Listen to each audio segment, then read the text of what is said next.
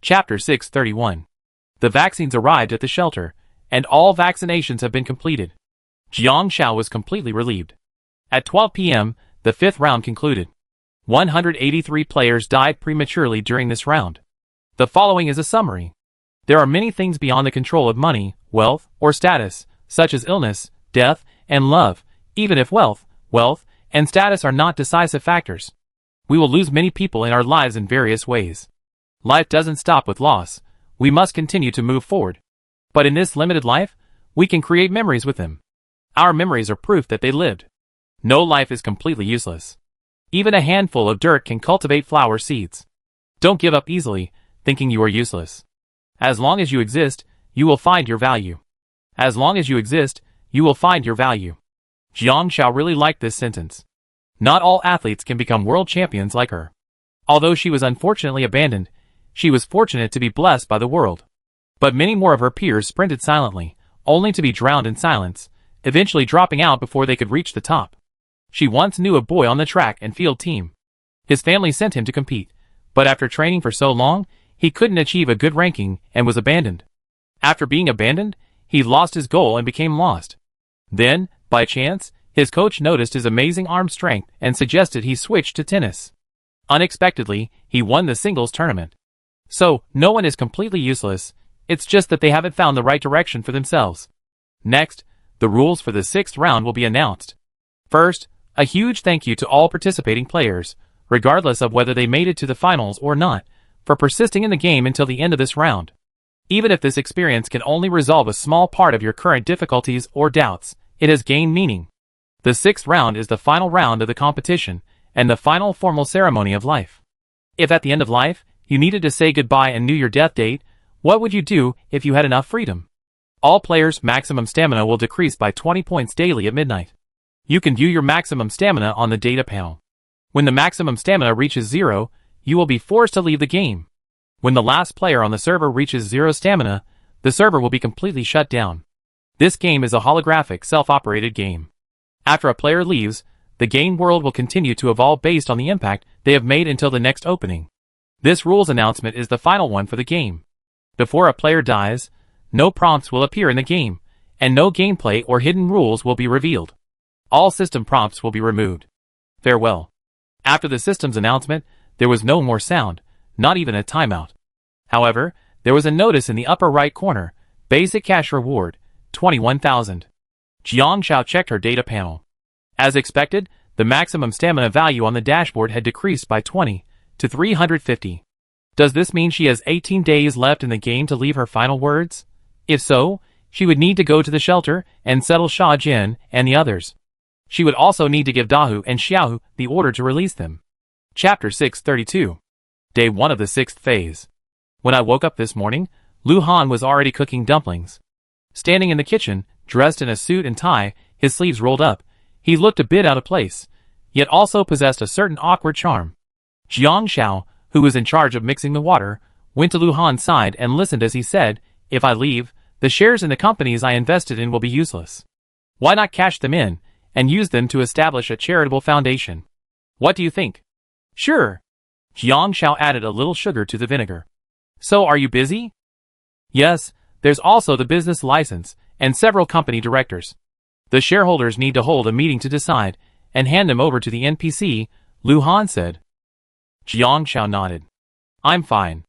I just need to hand over the shelter directorship to Mu Mian, along with a few staff members. The shelter has quite a few volunteers now. Would you like to have Sister Yun Junjun and Uncle Zhang out for dinner? And meet Lin Min, Chen Mingming and Zhu Xiao." Chen Mingming contracted the disease, but recovered. Zhu Xiao had been taking care of her all along.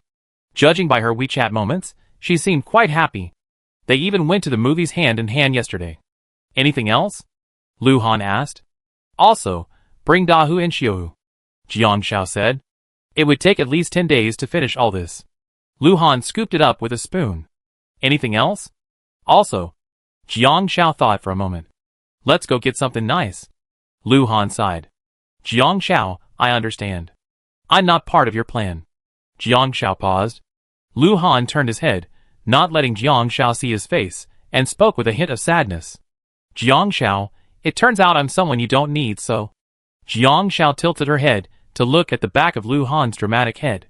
Then I take you with me? Lu Han immediately rubbed his chin. Not impossible, although I'm busy too, but... Jiang Shao sighed. Since you're busy, forget it. She was fooled last time because she didn't know the tricks. She was fooled twice because she wasn't familiar with him. She must be stupid to fall for it a third time.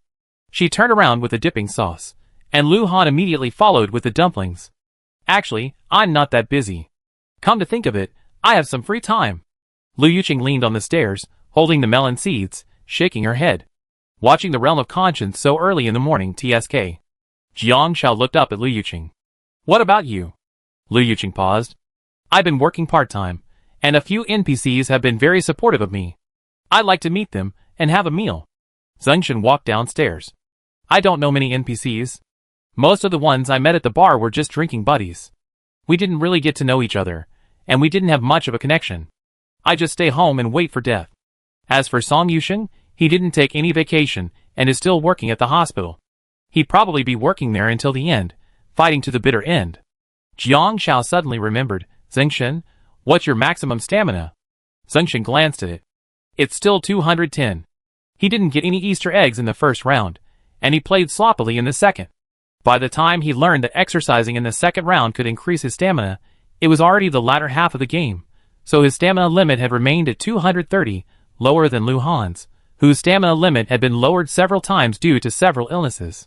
Oh, if nothing unexpected happened, Zengshan would be the first to leave.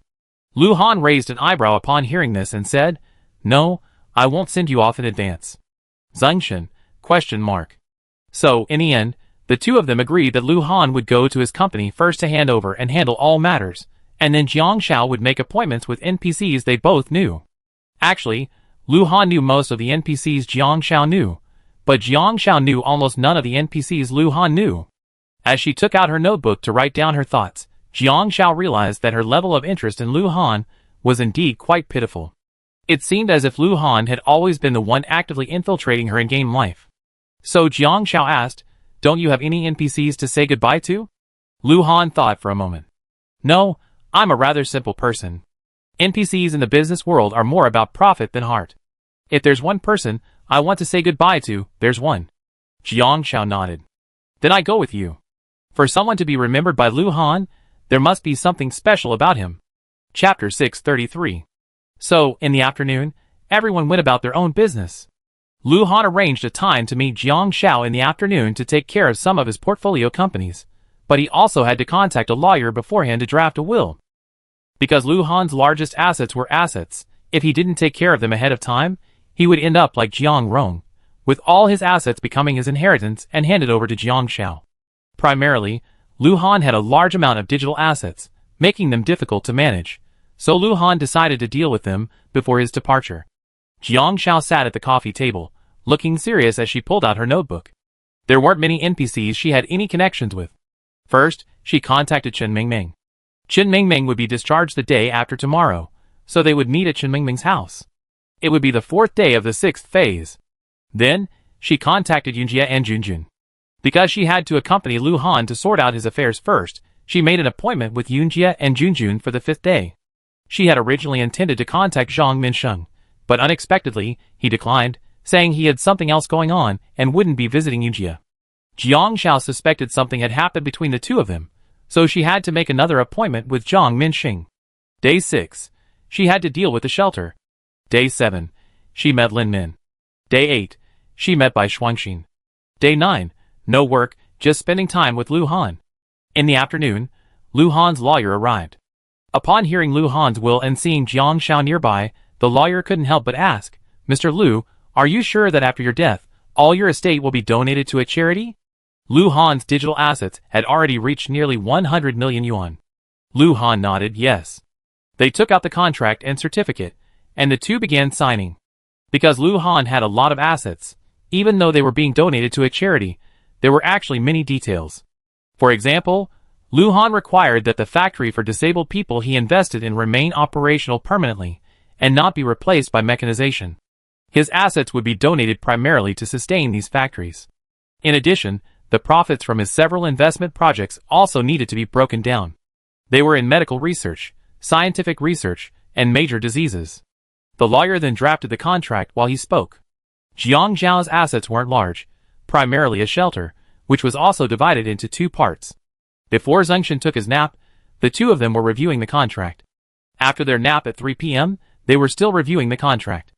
At 4 p.m., after playing games in his room, Lu Han was still reviewing the contract. At 5 p.m., Lu Han, hungry and looking for food, was still reviewing the contract. Zhengshan was exhausted from reading. At 8 p.m., Lu Yuqing returned from dinner with everyone, and Lu Han had finally signed. Lu Han checked the time. Tomorrow morning, there will be a shareholders meeting at 10 a.m. Then, at 1 p.m., 3 p.m., 5 p.m., and 7 p.m., a total of 5 meetings. A lawyer will be required. Turned his head to Jiang Zhao and said, "You accompany me." Jiang Zhao nodded. Okay. As expected, with great power comes great responsibility. Zhengshan shook his head and walked down the stairs. Like me, I'm free and unburdened. That was quite true.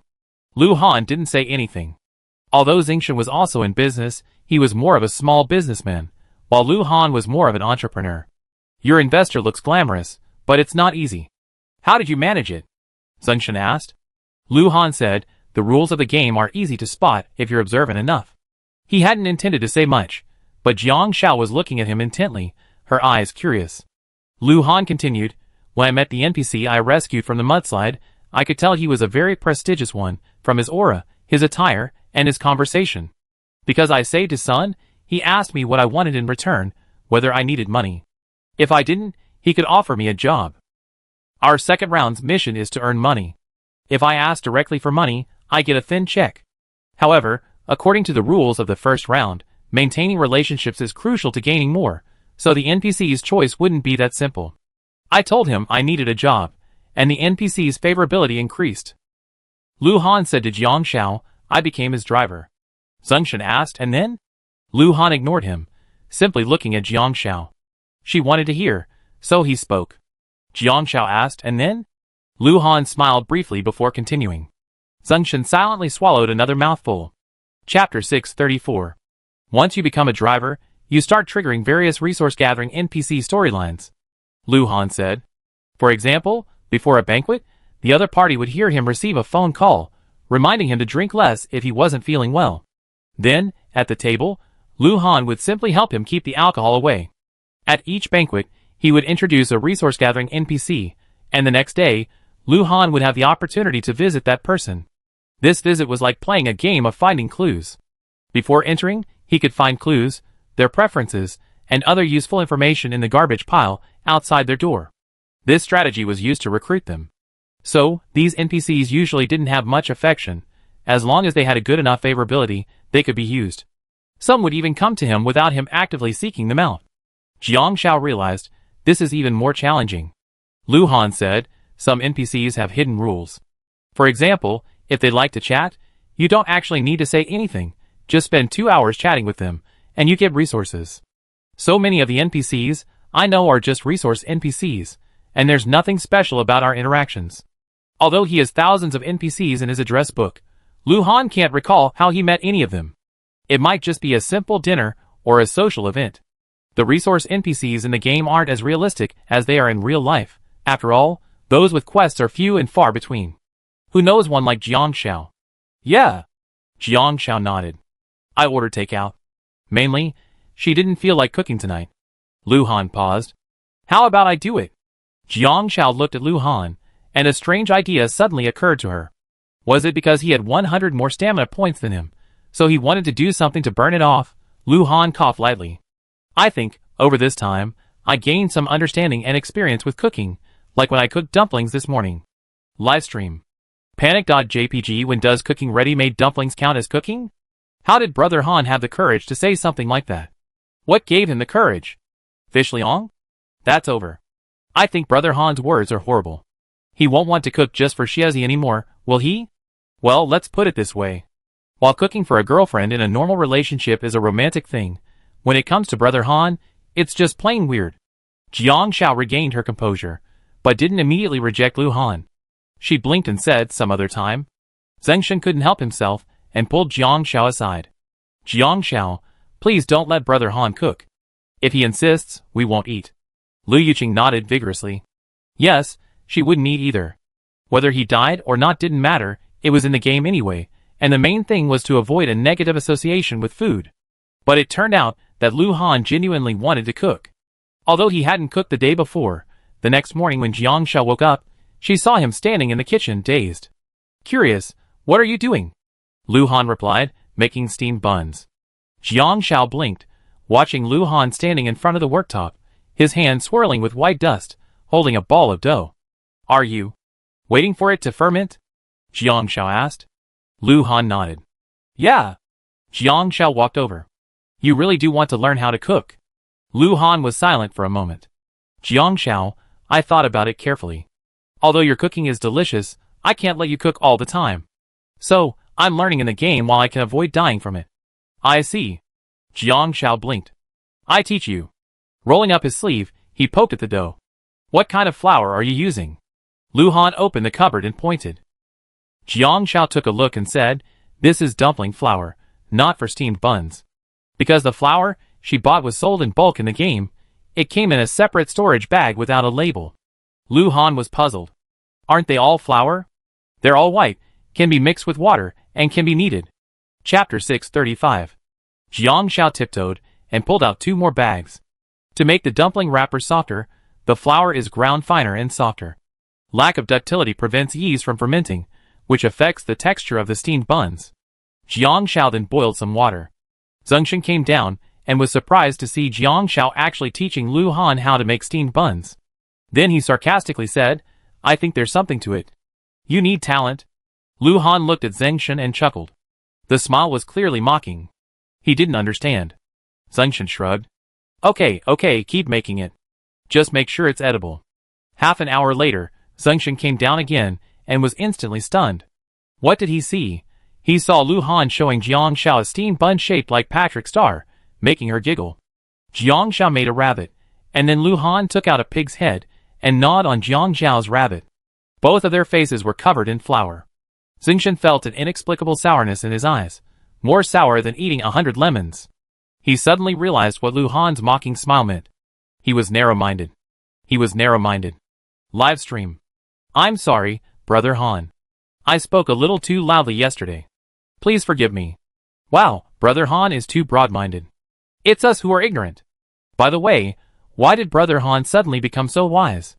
Has he decided to cultivate a relationship with Sister Han? Brother Han is afraid that Sister Han won't come looking for him after the game, so he's been increasing his importance. Brother Han is so insecure. He's a big streamer after all. I noticed too. Brother Han always seems a bit lacking in confidence. Although he's joking, I feel like he's just testing Sister Han. It's like how even a joke always has a few words that ring true. Your explanation makes Brother Han seem rather humble. Maybe it's the trauma of the day he fell ill, but Sister Han thought he was and celebrated with a seafood hot pot?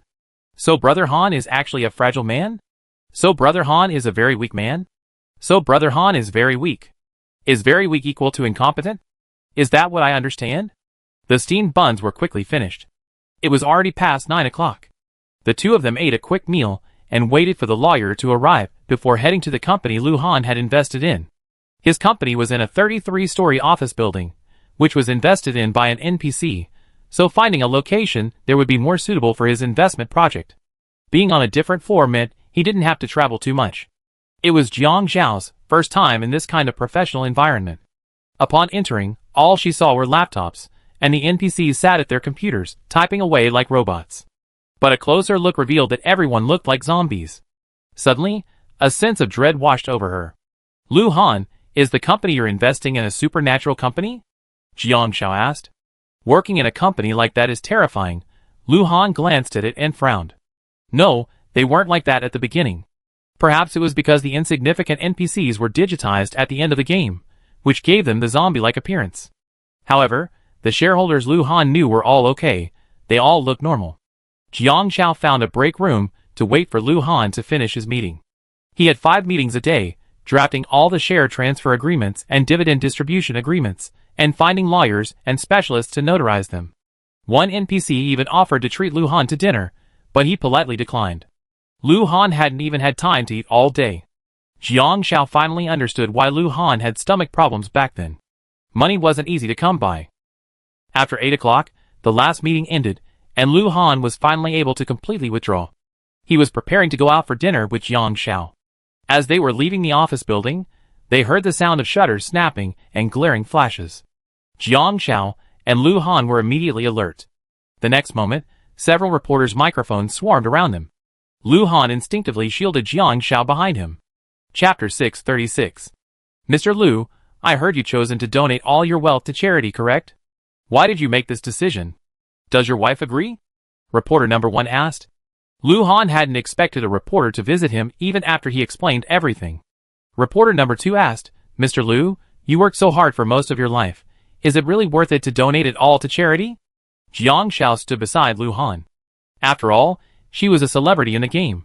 Lu Han cleared his throat and said, It's worth it. It's all because of my wife. My wife is a very kind person. Helping others is her passion.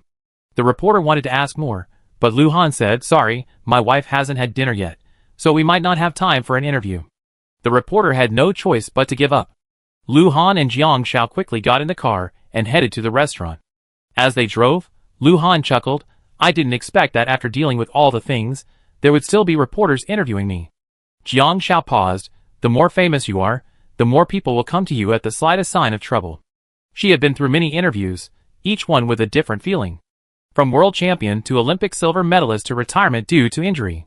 But looking back now, it was just like the sea, once convulsed by a storm, finally calming down. Lu Han thought about something and whispered, Mrs. Lu, let me ask you how your day was. Jiang Xiao thought for a moment, and was about to speak. Behind her, she realized that Lu Han's question wasn't about how she felt. It was about that Mrs. Lu. Through the rearview mirror, Jiang Xiao caught sight of his smug expression and changed the subject. When are we going to meet that NPC? Lu Han felt a little sorry. It didn't matter. As long as he brainwashed her enough, she would eventually admit it. Tomorrow morning at 11 a.m. Jiang Xiao asked, Will it take long? No, half an hour will be enough, Lu Han said. Jiang Xiao nodded. The two of them went out for a seafood feast together before returning home. Day 3 of Phase 6. Basic cash reward, 23,000. Jiang Xiao went with Lu Han in the morning. Jiang Xiao soon discovered why Lu Han only needed half an hour. Because the NPC he wanted to see was in prison, where visiting hours were only 30 minutes. It was the NPC of high social status whom Jiang Xiao had met at the banquet. He looked at Lu Han for a long time before he took out his microphone and turned on the phone. His voice was heavy with sorrow. I didn't expect you to be the first to see me. He had actually been waiting for Lu Han. Sorry, Lu Han said. When he got into trouble, he didn't help. To be fair, this boss treated him very well. He was essentially grooming him as his successor. Actually, Lu Han had done some rather illegal things while working with him, but when he was arrested, he took all the blame, so he wasn't implicated. And with Jiang Xiao around, his social status was stable. I don't blame you. When the wall falls, everyone pushes it down. You can't help. The other person smiled. It's better for you to play it safe. Watching Lu Han and the other person chatting, Jiang Xiao suddenly remembered Lu Han's mention of his time in juvenile detention. So was he visiting this NPC because he remembered his past self? Because, while in there, he had longed for someone to visit him. Although the visiting hours were 30 minutes, they actually lasted less than 10. Perhaps Lu Han wasn't the person the other person wanted to see most. Leaving the prison, he saw Jiang Xiao's look and felt a hint of curiosity, but he didn't want to ask. Lu Han understood. Softly he said, It's not what you think. Chapter 637. He was different from this NPC. The day he went in, he knew no one would come to see him. When the Lu family took him back from the orphanage, Lu Mingchen had already hatched a massive conspiracy. Lu Mingchen was only 16 at the time. Only when the incident unfolded did he realize that Lu Mingchen was just a demon in the guise of a so-called brother. So Lu Han said to Jiang Xiao, I didn't expect anything. I only came to see him because his lover had something to tell him. Without expectations, there would be no disappointment. Because she knew from the beginning that there was no hope. Jiang Xiao didn't care what the NPC had to say, but she heard Lu Han's words. I didn't expect anything.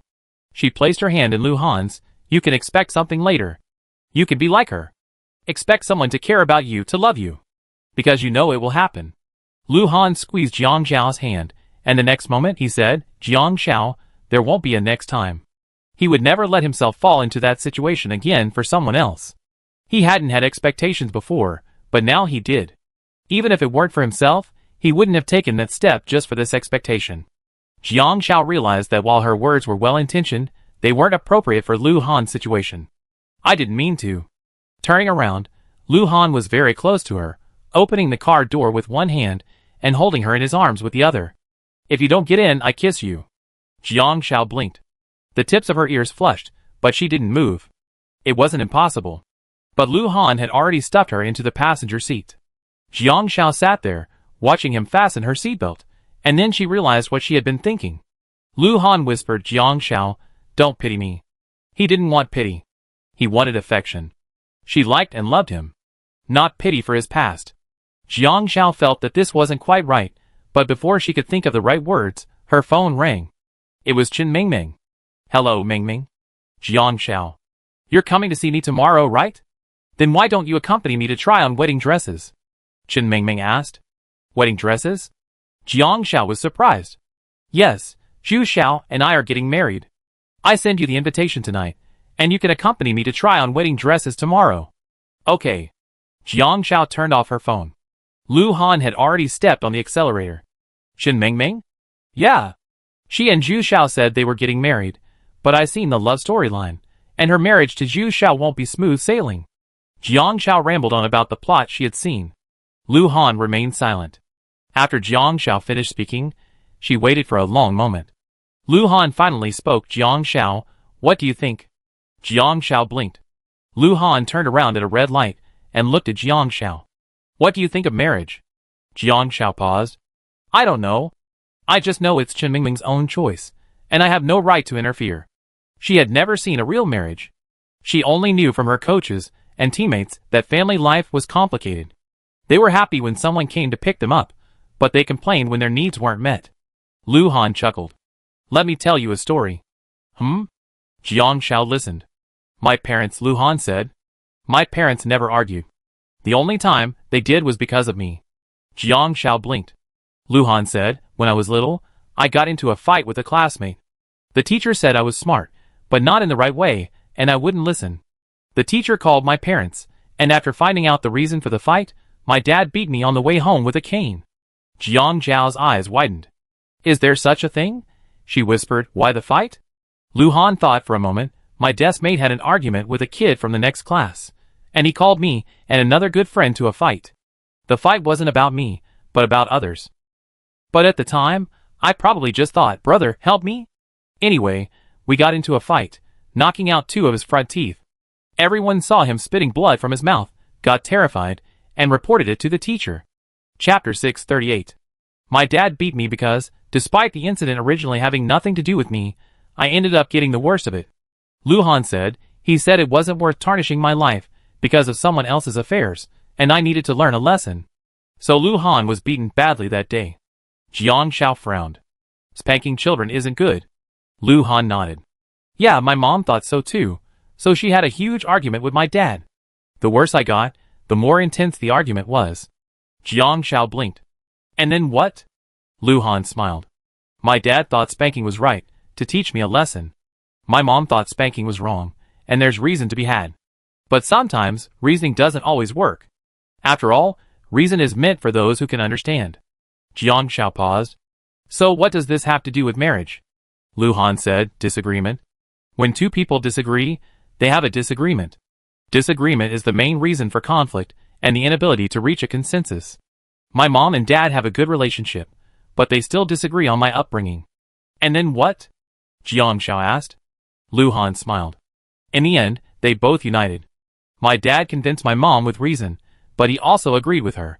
So they decided to play the good cop and the bad cop. If I made a mistake, my dad would beat me, and my mom would beat him. That way, I felt balanced. A strange triangle. But also strangely stable. Jiang Xiao laughed. Haha, that's one possible solution. What happened next? Lu Han was silent for a moment. Then they passed away. In a car accident. Jiang Xiao's smile faltered. Lu Han looked at her. Don't take it personally. The responsibility lies with them. My dad has a bad habit of running red lights at traffic lights, jumping them in the split seconds between green and red and yellow. That night, the light was dim. A pregnant woman suddenly appeared, having wandered out in a daze. Her father didn't have time to break. Not only did the woman die, but they also strayed off the road, crashed through the bridge, and fell into the river. So, a large part of the blame lies with his parents. Jiang Shao didn't say anything. Lu Han continued, the pregnant woman my dad accidentally killed was married for pregnancy. She had an argument with her husband that night, and was still out at midnight. She was a little distracted walking down the street, and didn't notice the traffic lights. After the woman died, her husband insisted that my family was fully responsible and demanded compensation. My parents only had a house and a small amount of cash, and the house wasn't worth much, so we still paid them. Jiang Shao frowned, not understanding what Lu Han was saying. Lu Han said, the pregnant woman died, and her husband only wanted compensation from our family. Not a single tear shed. Jiang Shao reacted instantly. There are many kinds of marriages in the world, but those without love are the most prone to problems, because love allows them to work through many problems together. Many people say that their partner treated them well before marriage, but changed afterward. But if someone were to ask them, do you love each other? Can you love each other wholeheartedly? Probably not many would answer with a definitive answer. Lu Han said softly. This lack of confidence isn't about oneself, but about the inability to confirm that the other person truly loves them. Of course, few people can love each other wholeheartedly. Because of a lack of love, when disagreements arise, they won't listen to reason, won't care about the other person's thoughts, and won't consider the other person's feelings. Jiang Shao paused. The kind of relationship you're describing is rare, isn't it? Lu Han looked at Jiang Shao meaningfully. Rare, but not non-existent. Love may be a lonely and courageous act, but maintaining a marriage requires more than just one person's unwavering love. Chapter 639. Just as Jiang Shao said, Chen Mingming and Zhu Xiao, at least Chen Mingming chose Zhu Xiao at this moment, and she was happy. As for the bumps that would come later, those were inevitable, but how to overcome disagreements together was a choice between the two of them, so Jiang Shao was right not to interfere. As they approached the villa, Jiang Shao was still lost in thought. She felt Lu Han was hinting at something, so she was analyzing it. Lu Han parked the car for several minutes, and Jiang Shao was distracted. He got out, walked to the passenger seat, opened the door, leaned against the door frame, and looked at Jiang Shao saying, Jiang Shao, I'm greedy. I can give you my all, but I also want your all. Thinking. But he also knew Jiang Shao had her own goals. This was why he wanted to kiss Jiang Shao several times, but held back. After all, if he kissed her, there might be no turning back. He didn't want to think of breaking up if it wasn't right, because Jiang Shao didn't see clearly that he wanted more than just a trial. He wanted a path to grow old together. Once he'd chosen someone, that was it.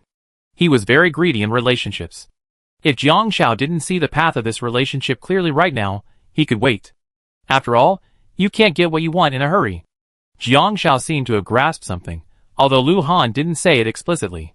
She looked up at Lu Han, seeing his well-defined jawline and beautifully shaped Adam's apple. His eyes were deep, revealing not only restrained emotions, but also undisguised ambition. Even so, Jiang Shao still felt the urge to kiss him. But she squeezed her hands, pushed Lu Han away, and got out of the car, naturally holding Lu Han's hand. Let's go back. It's certain that Lu Han meant what he called Mrs. Lu. Although he didn't mention himself, every word was sincere. But Jiang Shao isn't ready yet. Her heart is filled with so much. Just as Lu Han said. Can she love him completely now? No. She likes him very much, an impulsive liking, and wants to keep him in her future, but it's not a completely unconditional love, because her heart and goals are set higher. The live streamer expressed mixed feelings about the conversation between the two. Hey, what Han said, I envy you. Whether I love myself more, or whether the people I meet can love me completely. So most of the time, I don't believe in love, but I know it exists in the world, it just hasn't happened to me. There are so many scumbag men and women in the world. Once you give your all to the wrong person, you'd be afraid of the ropes for 10 years after being bitten. Because Han and Xiaozi are each other's first loves, their relationship is so pure, right? Is it really because of first love? Isn't it because they're both so rational? Why did I become so love-brained when I first fell in love? I always been a lover of mine. I had no money to eat, yet I still bought him a gift. But in the end, I got cheated on. There's nothing wrong with giving to someone you love. I can only say that these two people were rationally pursuing their first love. Very few people can do that. Most are just blinded by hormones. It's like walking through a maze. Without a map, It's hard to find the correct exit the first time. Some people might be lucky, but most will need many attempts, and many more may never find their way out. I reject the brainwashing above. I'm sticking with sweet romance. In the evening, Jiang Shao browsed Tieba as usual. The atmosphere was strange. I said goodbye to the old lady who had taken care of me for a while, and her granddaughter. I broke down in tears. I said goodbye to the NPC who cheated on me. I broke down in tears too. I had no one to say goodbye to. I asked Mr. Tony, the guy at the entrance of the community who had grown my waist-length hair for 3 years and cut it above my shoulders just because I said a parting, to have dinner with me. It was the same restaurant that gave me diarrhea and dehydration after I ate there when I first arrived in Nanshire. Chapter 640. Jiang Shao clicked on each one and read through them. The first one was quite bland, about saying goodbye to the NPC who cared for him. He originally thought he'd find an excuse to leave. After all, he might never see them again. To his surprise, the little girl, as if she knew he was leaving, said to him with a smile, "Brother, live well from now on." Although I couldn't empathize with him, after all, I hadn't experienced what the poster had gone through from his perspective. As for the second one, it was quite amusing. After searching for a long time for an NPC to say goodbye to, the player thought of his materialistic ex-spouse, who had divorced him, only to discover that the ex-spouse had used his money to support a gigolo, who happily treated him to hot pot. He spent the entire time feasting on the two NPCs' dog food, feeling completely unnecessary. The last one was simply a way to vent his anger, concluding that it was fortunately not real hair. After reading it, Jiang Shao sent a message to Lu Han, a mere 4 words, "Not pity." This was a response to Lu Han's remarks during the day. After careful consideration, she realized that if the same thing happened to someone else, she might feel pity. Even if the same thing happened to someone she disliked, she might not feel anything at all. But because it happened to Lu Han, she felt more heartache. Well, don't ask, it's all about the filter. Day 4 of Phase 6. Basic cash reward, 24,000. Jiang Shao woke up early to accompany Chen Mingming to try on wedding dresses. Lu Han walked Jiang Shao there. When they arrived at the apartment Chen Mingming and Zhu Shao rented, Zhu Shao poured Lu Han some tea. "It's a good thing you came, otherwise I'd be waiting all alone." Lu Han raised an eyebrow.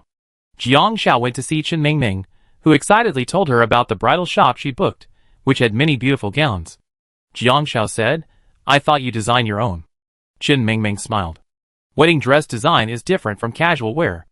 I'm going to design it specifically for the wedding photos with Zhu Shao, but I want the best dress for the ceremony." After packing up, the 4 of them headed to the largest bridal shop in Nanshire. Chen Mingming's family wasn't in Nanshire, but Zhu Zhao's was. While not as wealthy as Chen Mingming's, Zhu Zhao's father was a university professor, his mother was a dance teacher, and his eldest brother was a pianist. They had nurtured Zhu Shao, a literary photographer, so their family was considered a scholarly family. The two families had already met. When Chen Mingming was infected recently, Zhu Shao had been with her the entire time. Chen Mingming's mother regretted that she and Zhang Yuan couldn't be together, but she also accepted Zhu Shao. Chen Mingming put on her makeup and changed into 18 wedding dresses. She tried nearly every glittering, high-end gown in the bridal shop, but none of them satisfied her. Finally, the owner brought in a new, signature piece. Jiang Zhao's eyes lit up. Chen Mingming saw Jiang Zhao's reaction in the mirror and said, "This is it." Lu Han and Zhu Shao were waiting outside. To be honest, Chen Mingming didn't let Zhu Shao see her changing into her wedding dress at all. Lu Han, having nothing else to do, went to look at the wedding dress tags. The waiter explained, "Our wedding gowns are all custom made by master craftsmen, and each one costs over $1 million. Lu Han asked, "How's that calculated?" The waiter replied, "This one costs 50,000 per day. It's delivered the day before, charged on the wedding day, and returned the day after. These gowns are hand-sewn stitch by master wedding dress designers. They're cleaned after every use, which is quite expensive. If they get damaged, they're returned to the designer. A year's worth of maintenance is worth at least as much as their cost." Jiang Shao and Chen Mingming had just finished changing and were emerging. "Chen Mingming, I chosen." Zhu Shao stood up. "You won't show me?" Chen Mingming smiled. "Won't you see it on the wedding day?" The two of them were being affectionate, and it was clear that Zhu Shao had been silently accompanying them, waiting for the outcome. Jiang Shao saw Lu Han looking at the wedding gowns, and walked over curiously. Seeing her approach, Lu Han asked, "Is there anything you like?" Jiang Shao shook her head, "I prefer Chinese style." The salesperson immediately treated the two of them as potential customers. We have Chinese style too, with phoenix coronet and bridal veil embroidered with gold thread, stitch by stitch, and pure gold headdress. But that set is much more expensive than any wedding dress we have. If you want to see it, you need to make an appointment at least 2 weeks in advance. Are you interested? Jiang Shao tried to explain, but Lu Han chuckled, come back another time if you need one. The salesperson smiled broadly. Okay. Chapter 641. Qin Mingming spent a total of 5 hours from the time she entered the bridal shop to the time she left. The two of them treated Jiang Shao and Lu Han to dinner and handed them the invitations. The wedding was 10 days later, the day before Lu Han was leaving. After dinner, Jiang Shao and Lu Han returned home. I didn't expect you two to wait outside all afternoon. This was something Jiang Shao hadn't expected. After all, Qin Mingming was changing into her wedding dress, so she had to call Zhu Xiao to see him. Unexpectedly, Qin Mingming maintained a sense of mystery and insisted that Zhu Xiao and Lu Han wait outside. Lu Han agreed. I didn't expect Zhu Xiao to actually wait outside. Maybe it's because the NPC's attributes are relatively simple. Jiang Shao, huh? What do you mean by relatively simple attributes? Lu Han looked at Jiang Shao. If it were me, I wouldn't wait outside. Jiang Shao paused. There's no need to waste time like that. He could really get back to his own business. No. Lu Han's fingers tapped the steering wheel, his Adam's apple rolling. What I mean is, if it were you, I'd prefer to change it myself. Jiang Shao realized it belatedly, and a flush instantly spread from the tips of her ears to her base. Lu Han, you can't be so brazen. Lu Han's tongue touched his teeth, and after a moment, he perfunctorily replied, okay.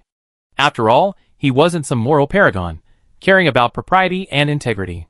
Day 5 of the 6th stage. Base cash reward, 25,000. Jiang Shao and Lu Han went to see Sister Yun and Junjun. It had been a while since they'd seen each other. Junjun had grown taller, and when Sister Yun asked, she realized he was almost a sophomore in high school. Because time progresses faster in the game than in real life, Sister Xiao Xiao, you haven't come to see me in a long time, Junjun said happily. Jiang Shao quickly handed Junjun a red envelope. Sister Yun said, Junjun is still young. Why are you giving him a red envelope? Yes, I can't take it, Junjun said, as he put the money in his pocket. Sister Yun was annoyed. Jiang Shao smiled, don't be polite with me, it's been ages. How could Junjun have grown up so quickly after just a few days apart? Since it was just Sister Yun and Junjun, Jiang Shao went to the kitchen to help Sister Yun wash rice and vegetables. Sister Yun wanted to refuse, but Jiang Shao insisted on helping. Junjun and Lu Han were in the living room. Brother Han, tell me how you managed to win over Sister Xiao Xiao. I remember she didn't really like you. Lu Han raised an eyebrow. What a naughty kid, just telling the truth. So Lu Han raised a finger. First, you have to be shameless. Junjun nodded. No wonder. But I'm usually shameless. Lu Han was puzzled. What do you mean by shameless? Junjun quickly handed over his phone. Lu Han glanced at his recent chats. Junjun, are the cookies good? The girl didn't reply. Junjun, is the milk good? The girl still didn't reply. Junjun, are you there? He also sent the other person a red envelope. Lu Han opened it. It was 5.2 yuan. The girl accepted it and transferred 5.2 yuan back to Junjun. Lu Han suddenly felt like he was having a heart attack. If Junjun was his son. I can't think like that. It's impossible. Stop, Junjun said. She also transferred 5.2 yuan to me. What does that mean? Lu Han evaded the question. Why do you like her? Junjun, she's beautiful. Lu Han glanced at the girl's message. The little girl's mind was completely focused on her feelings. Does she have a crush on someone? Junjun nodded. Yes, our school's most handsome guy. Lu Han asked seriously, compared to the school's most handsome guy, what are your shortcomings? Junjun paused. Not as handsome as him? Not as wealthy as him? His dad's the boss of a listed company. Lu Han asked, then what are your strengths? Junjun suddenly became confident. I'm thick-skinned. Perseverance is key. I perfectly inherited my father's virtues. Lu Han, He kept a secret, thinking, maybe your father passed away early, so he only passed on half of his knowledge. Chapter 642. Lu Han asked bluntly, are you the only one pursuing her? Are there others? Junjun blinked. No, there are a lot. Most of the boys in our class like her. Lu Han, are they shameless?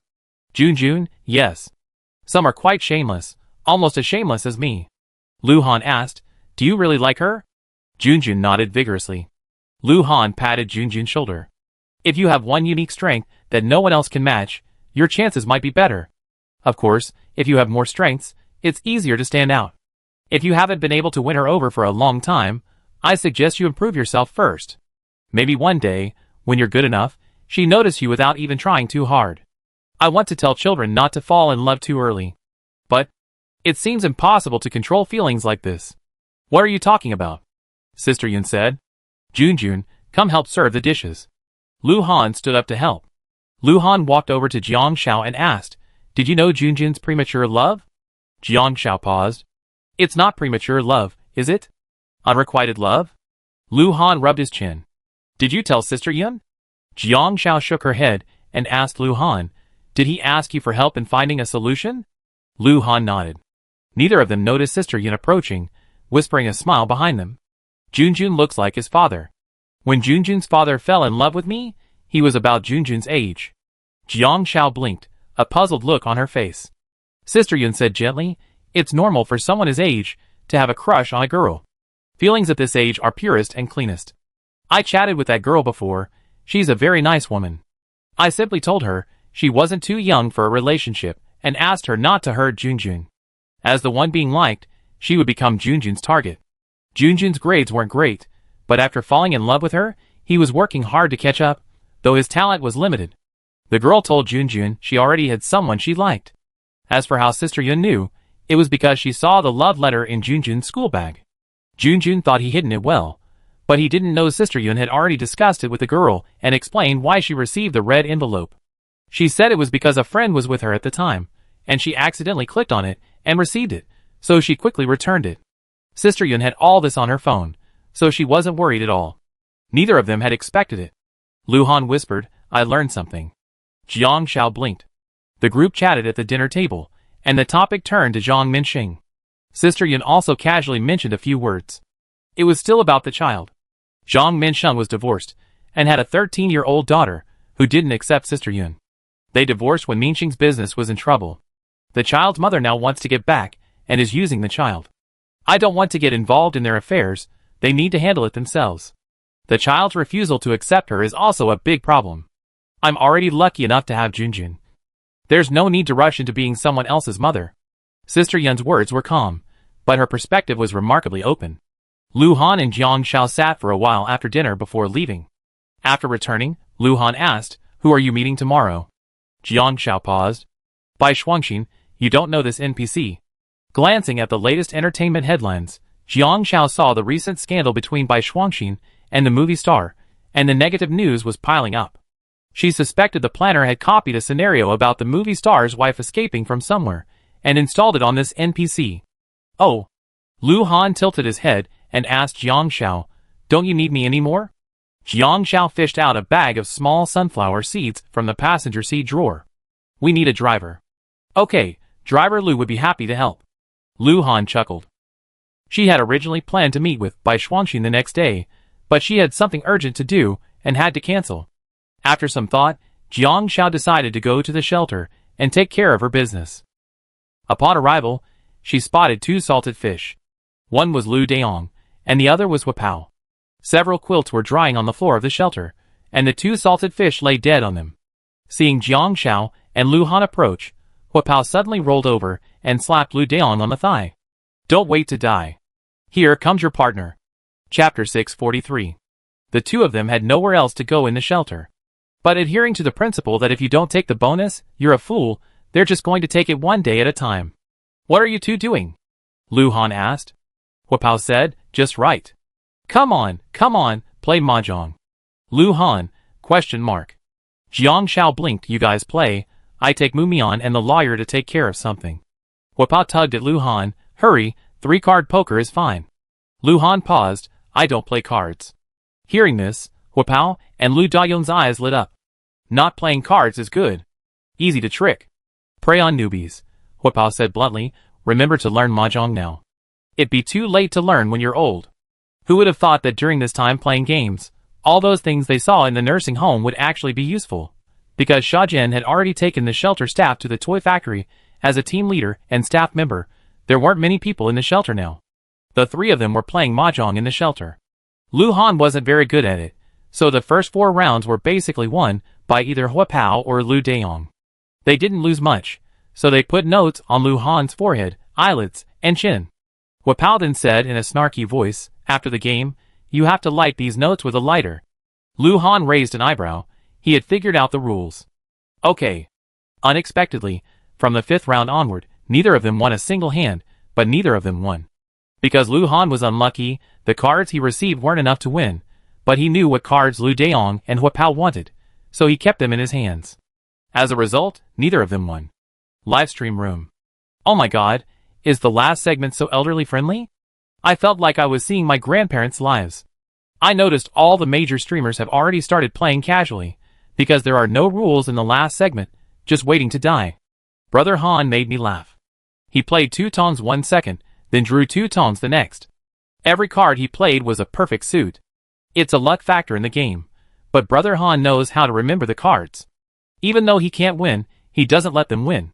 He sees the next card, which might be a self-draw for Hua Pao, and then plays one for Lu Daong to touch. He then draws it himself and keeps it in his hand. Laugh. Damn. I've been so angry for so many times. What the hell? Never play cards with someone who can count cards. Seriously? Every time I play, it's all luck. I'm completely clueless, looking only at my own cards, but everyone else always knows what I want, leaving me completely bewildered. Me too. I pay the price every time. If I can't play cards, I choose chess when I'm old. Is square dancing not enticing enough? Or is senior disco not trendy enough? You actually chose chess. Superficial. I wonder if I still be able to play King of Glory when I'm old. Jiang Xiao came over and watched the 3 people playing mahjong, a puzzled look on her face. Hua Pao excitedly said, "Jiang Xiao? Come on, come on. Playing mahjong with that Lu Han is so boring." Lu Han raised an eyebrow. "Are you sure you don't need me? Go away. You're boring." Hua Pao rolled his eyes, his tone full of disdain. "I don't know how to do it," Jiang Xiao said bluntly. Hua Pao was incredibly excited. "We teach you. I'm telling you. Mahjong is a skill, and it has benefits. One is to prevent Alzheimer's, and the other is to make your retirement life more enjoyable. Sit down, sit down, sit down." He then rudely dismissed Lu Han. "Go away. Get out of here." Lu Han stood behind Jiang Xiao, his hands pressed against the sides of her chair, and leaned over, saying, "You play, I watch you." "No. No help. You can't give hints?" Hua Pao sternly refused. Lu Han licked his lips, and whispered to Jiang Xiao, "Play with him." Lu Han was directly above Jiang Xiao, and it felt like she was surrounded by him. Jiang Xiao, who had never played this game before, was eager to try it herself. "How about playing for a while?" "Fun," Hua Pao praised. "By the way, what's the point of losing?" Jiang Xiao asked. Hua Pao thought carefully. "If you want us to play headbanging, how about that? 8 headbangs per round, how about that?" Lu Han chuckled. "Jiang Xiao isn't very strong, so how about I help her with the card game? Of course, if she loses, you guys can play me." Hua Pao was delighted. Jiang Xiao loses, Lu Han pays. "Sure. As long as you don't help her count the cards." Lu Han was a cunning fellow. As long as he didn't count the cards, anything was fine. Chapter 644. Half an hour later. Gang. After drawing 4 twos, Jiang Xiao drew another, and pushed the cards in her hand. "I won again." Hua Pao couldn't help but slam the mahjong table. "No. 10 hands. A full half hour. Just 10. Not even 3 minutes a hand. Lu Han, did you tamper with the cards?" Lu Han raised an eyebrow. "What does it have to do with me? Even if you did, it was only the first hand. I haven't touched any of them since." It can only be said that they had no idea of Jiang Xiao's luck. Lu Daong counted on his fingers. 38. "If you hit me 38 times, I have a brain blast." Hua Pao gritted his teeth. 64. "What did I say?" Several of them were his tactical moves. They had nothing to do with Lu Daong. Lu Han clenched his index finger. "Let me know when you're ready." Jiang Xiao blinked. Lu Han was really blunt. 64, that was 64, not one less. He even fired at the same spot, sending the cannon flying in both directions, leaving 2 lumps on his sides. Like Neza, Lu Daong looked like the disciple of the Southern Pole immortal. Lu Han! You knocked out my concussion. Cannon yelled. Players can't hurt other players, but it hurts. My head is buzzing. Lu Han uttered a few words lightly.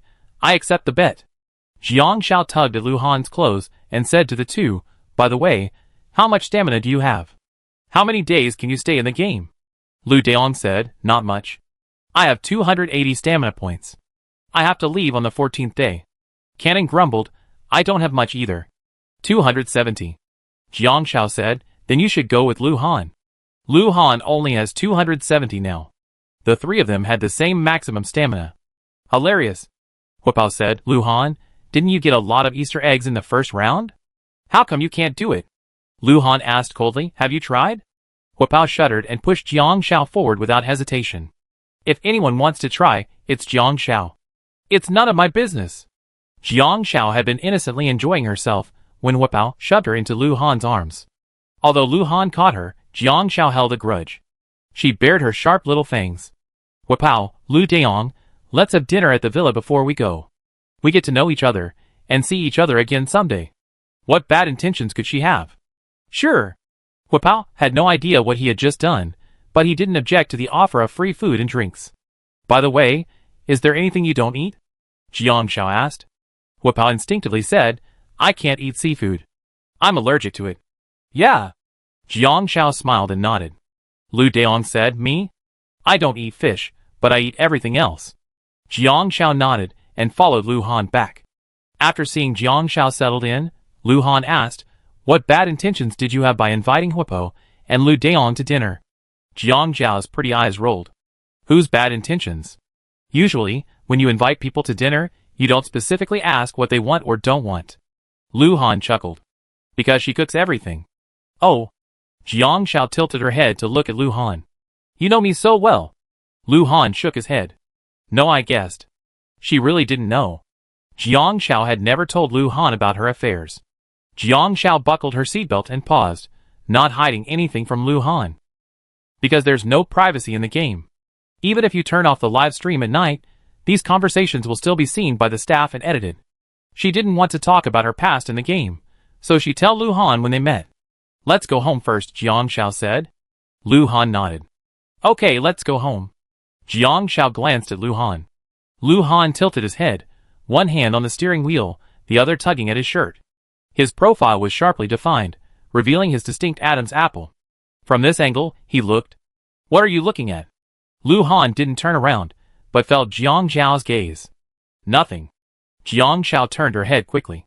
Is she saying she thinks Lu Han looks delicious? Chapter 645. Later, Jiang Shao and Lin Min met. Lin Min's life seemed good, not only progressing steadily at work, but also starting a new boyfriend.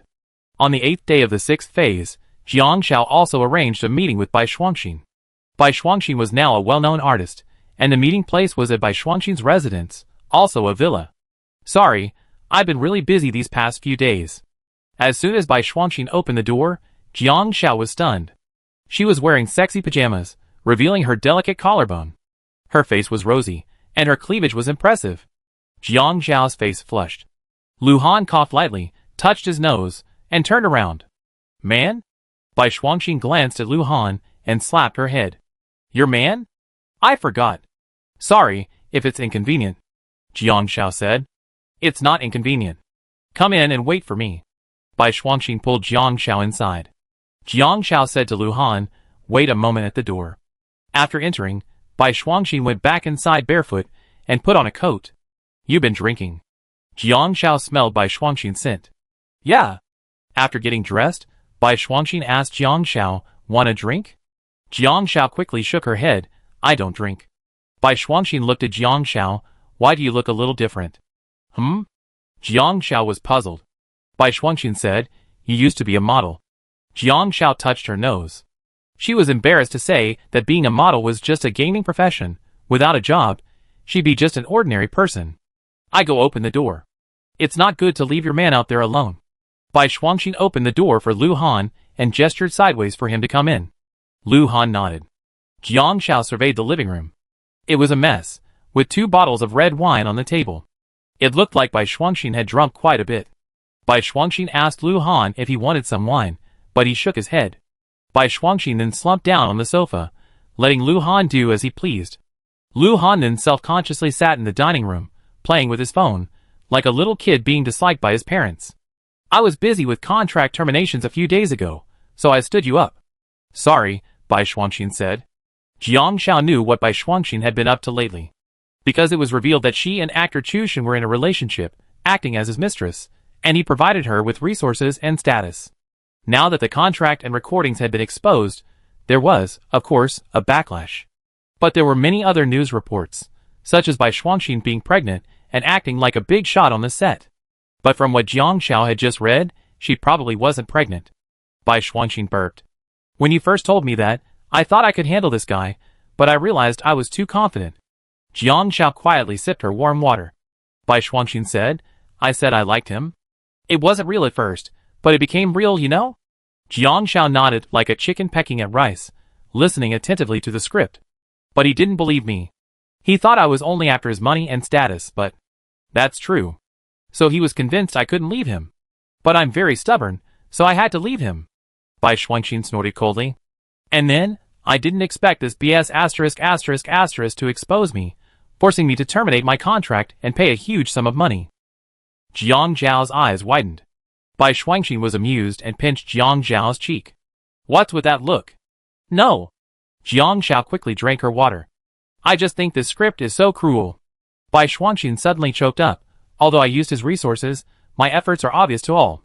I gave my all in every scene, but why do they see me as a woman who relied on a man to get ahead? Tears were about to fall.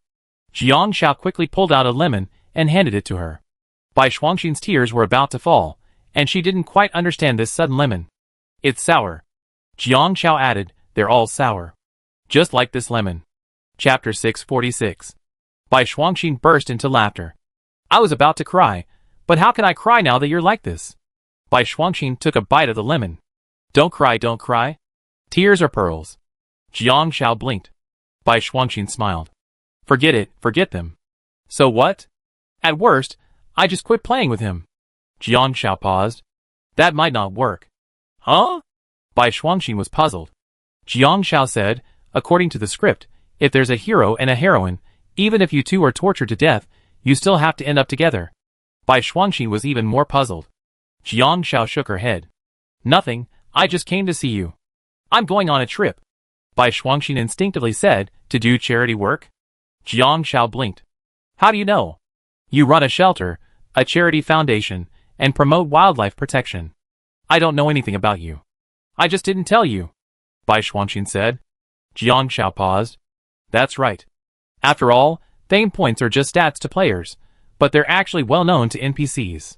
So we might not see each other for a long time, Jiang Xiao said. Bai Shuangxin looked at Jiang Xiao, holding up a red wine glass. Really not going to have a drink? Jiang Xiao thought for a moment, then clinked glasses with Bai Shuangxin. After all, you can't get drunk in the game, and most you get alcohol poisoning. All good things must come to an end. We meet again someday. Bai Shuangxin was very relaxed. Ding. Suddenly, the doorbell rang. Who's there? Bai Shuangxin called out. No one answered. Bai Shuangxin peered through the peephole and was instantly horrified. Why is this **** here? Who's there? Jiang Xiao asked. Bai Shuangxin, open the door. A deep male voice came from outside. Jiang Xiao realized instantly. Oh, the hero has come to her door. Bai Shuangxin gritted her teeth and said to Jiang Xiao, lend me your husband. Jiang Xiao, ? Then, Bai Shuangxin shoved her little head under the sofa. She then took off her newly wrapped coat, revealing her sexy pajamas. She glanced at Lu Han, who was sitting at the dining table scrolling through social media, and said, I do you a favor for a moment. Don't talk. Lu Han, ? Confused, Bai Shuangxin opened the door and taunted the man at the door. What are you doing here? Chushin glanced at Bai Shuangxin, his eyes darkening. He pushed her aside and strode in. Wow! Who let you in? Are you polite or not? Bai Shuangxin said angrily. Chushin's gaze swept over to Lu Han, who was sitting at the dining table. Lu Han realized what was going on and looked up, standing up and looking at Chushin. Chushin looked at Lu Han. Mr. Lu. Lu Han nodded. For a moment, the three of them stared at each other. Bai Shuangxin gave Lu Han a pleading look, then said to Chu Shen confidently, "What are you looking at? Haven't you seen a man before? You've seen it too. I don't need you right now." Lu Han quickly reacted and said to Chu Shen, "I'm not an adulterer." Bai Shuangxin's eyes widened.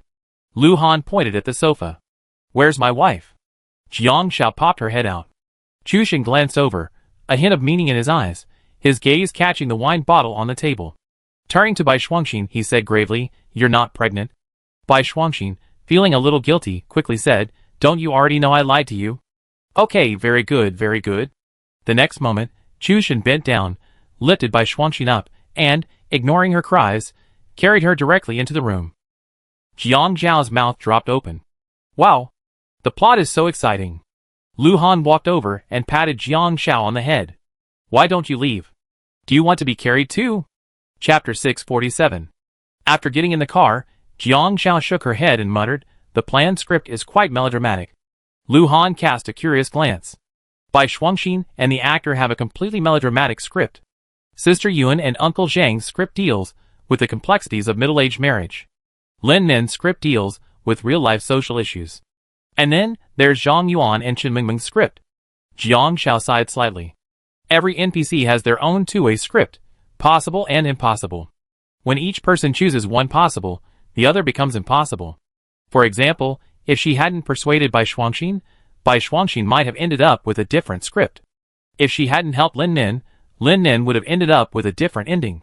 These possibilities and impossibilities, while seemingly melodramatic, are actually part of life. Different choices lead to different outcomes, and choices cannot be reversed or rewritten, just like in real life. Therefore, choices become crucial decisions. Lu Han nodded. Although he didn't understand what Jiang Zhao was trying to say, she was right.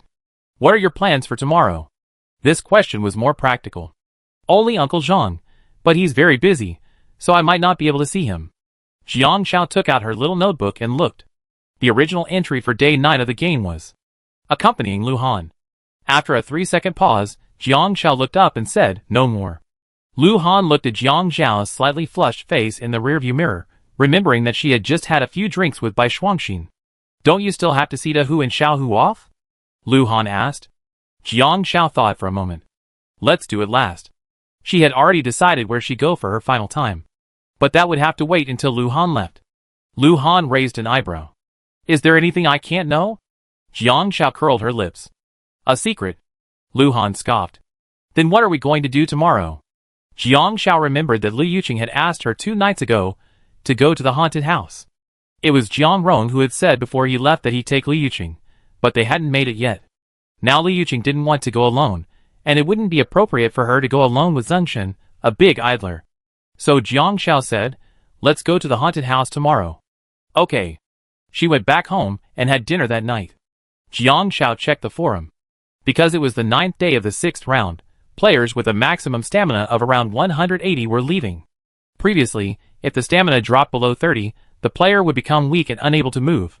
But the rules of this round removed this rule. After the stamina cap was lowered to 30, it would remain at 30. It wouldn't decrease based on the player's actions, nor would it restrict the player's movements. But that's true. If the player's stamina drops to 30, and they can't move, they'd be forced to experience starvation or paralysis, which isn't the purpose of this stage. Learning that several people were going to the haunted house together, Li Yuqing excitedly started making a strategy. Day 9 of Stage 6. Basic cash reward, 29,000. The temperature plummeted to 9 degrees Celsius. As the chill set in, Jiang Zhao donned a beige vest, a white sweater underneath, a coffee-colored plaid miniskirt, cream-colored socks, knee-high furry boots, a scarf, and a white woolen hat. Lu Han skipped a suit, donning an off-white sweatshirt, coffee-colored casual pants, and a pair of high-top Martin boots. He looked sunny. Zhengshen wore a DK sweater over his shirt and a windbreaker. Seeing Jiang Zhao coming down, he jeered, "Hey, little turtle, you think I don't recognize you just because you're wearing a vest?" Jiang Zhao? Question mark. He kicked her without hesitation. Lu Han left and looked at Jiang Zhao, raising an eyebrow. Zhengshen shook his head. "That's outrageous. They're wearing matching outfits in the game." Jiang Zhao wanted to say it was a coincidence, but she was too lazy to explain. Lu Han walked over and asked Jiang Zhao, "Hats?" "Women's woolen hats, after all, have to match to be considered a matching outfit," Jiang Xiao paused, then pulled out a matching bright red woolen hat from the storage compartment. Lu Han put it on without hesitation, and it was this bright red hat that instantly made Lu Han's demeanor look childish. Zhengshan smiled. Jiang Xiao, you should get a green one. Lu Han's gaze followed Zhengshan's face downward, and Zhengshan felt a pang of pain. He quickly corrected himself. Red is great. Red is festive. Red is handsome. Only true red is worthy of Brother Han's unshakable position as the first wife. Chapter 648. Lu Yuqing skipped down and took Jiang Xiao's hand. Let's go. The four of them went to the amusement park in Nanshi. The park was recently hosting a Halloween event, and the atmosphere was vibrant. Passing by was a bandaged figure covered in blood and bandages, dragging a large axe along the ground with a creepy sizzling sound. The four people passed by, their white pupils fixed on Lu Yuqing, frightening her so much that she quickly grabbed Jiang Xiao. That look is terrifying. Jiang Xiao said without hesitation. Those are cosmetic contact lenses. Lu Yuqing, ? After a moment, she asked, aren't you afraid? Jiang Xiao thought for a moment. Just think of them as cotton. In her mind, she automatically blurred out these monsters and demons into cotton clouds. Don't ask. If you do, you be an atheist fearless. Lu Han and Zhengshan followed the two. Lu Han said little throughout the entire process, though his red hat made him stand out. Zhengshan couldn't stand it any longer and stalked over to Lu Yuqing. Don't bother them on their date. Lu Yuqing rolled her eyes. If you don't hold her hand, I hold yours. Don't you know that girls hold hands even when they go to the bathroom? As for the date, if the two wanted to date without them, they wouldn't have included her. It was clear that Jiang Xiao didn't want to show off her two-person world in the game. The game had many attractions, and Lu Yuqing led them, looking at the map, straight to the haunted house. The four of them were all capitalists, so they could buy VIP fast-track passes and skip the lines. Amidst the envious gazes of the crowd, they arrived at the entrance to the haunted house.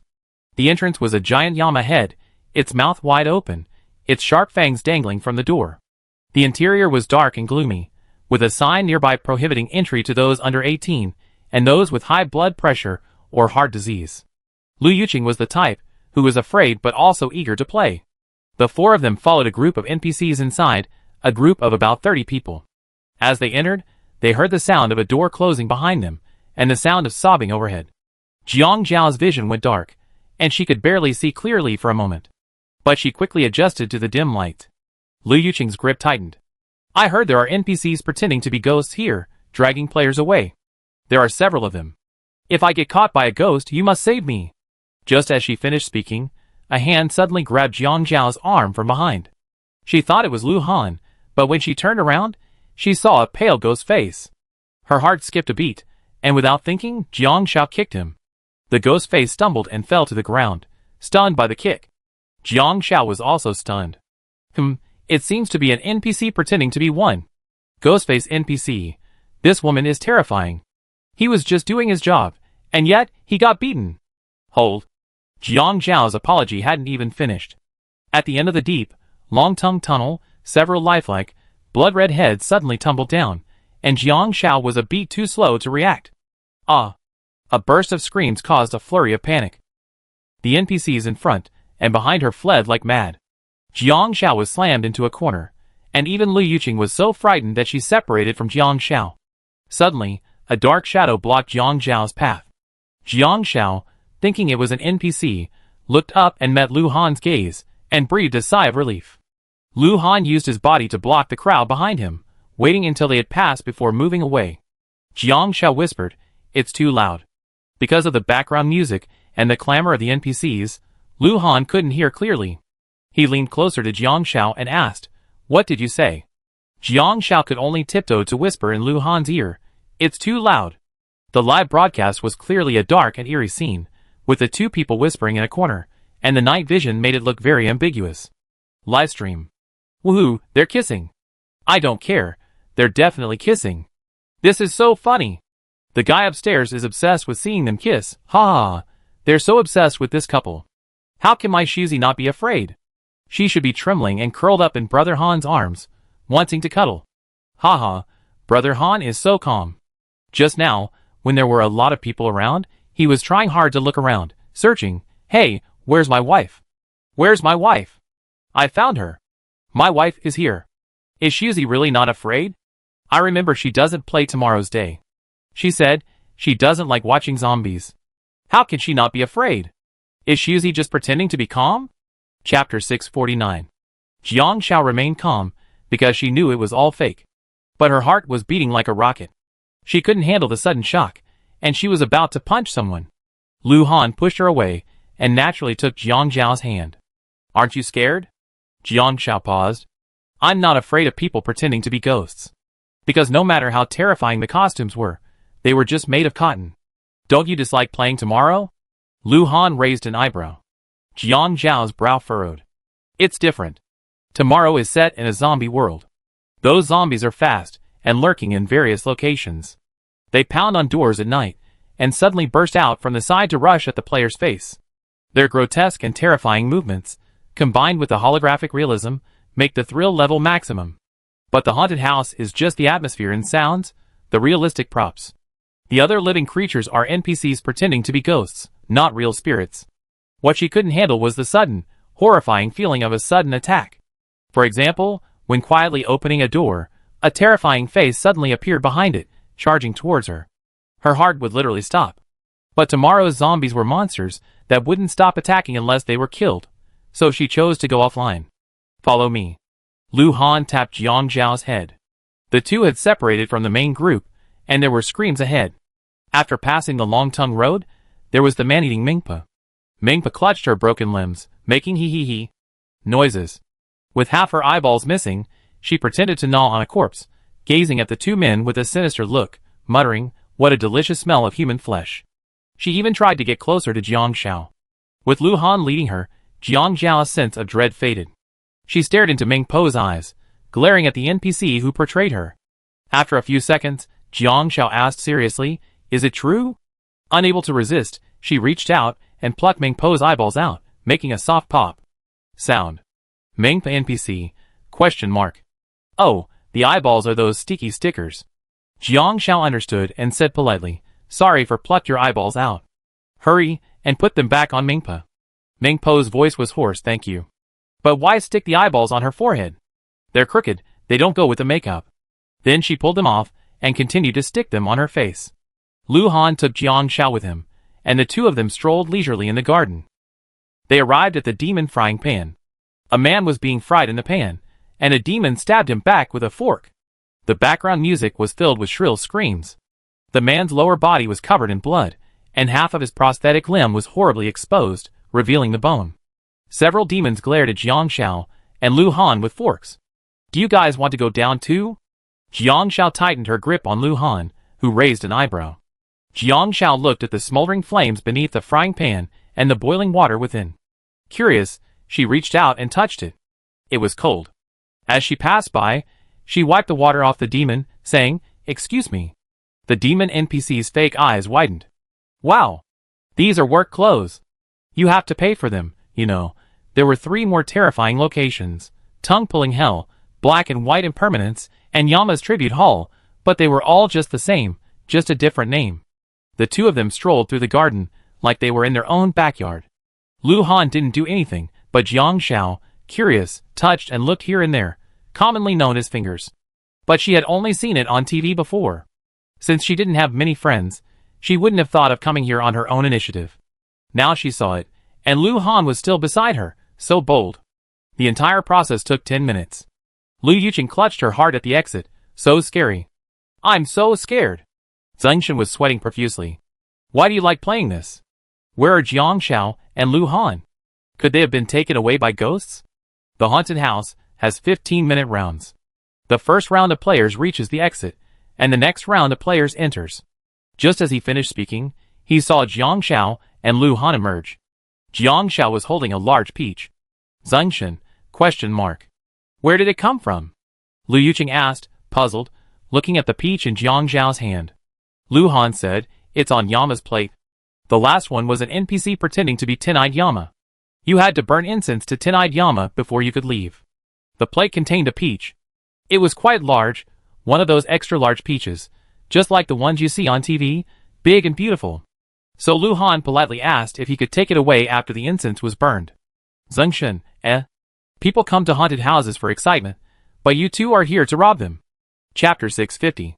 The four of them spent the entire day at the amusement park, buying some park snacks to fill their stomachs. There were more NPCs playing ghosts at night than during the day, mainly for the atmosphere. Finally, the four of them watched a zombie movie in the park's public cinema. Liu Yuqing was satisfied. I played this haunted house, and Jiang Rong can see it too, even though he didn't come with me. Zingshen, why don't you two go back to reality and play again? The game is different from reality, Liu Yuqing said. After watching the movie, the four of them went back. Zingshen suddenly said, let's play anything else together. I'm leaving tomorrow night. So soon? Liu Yuqing was puzzled.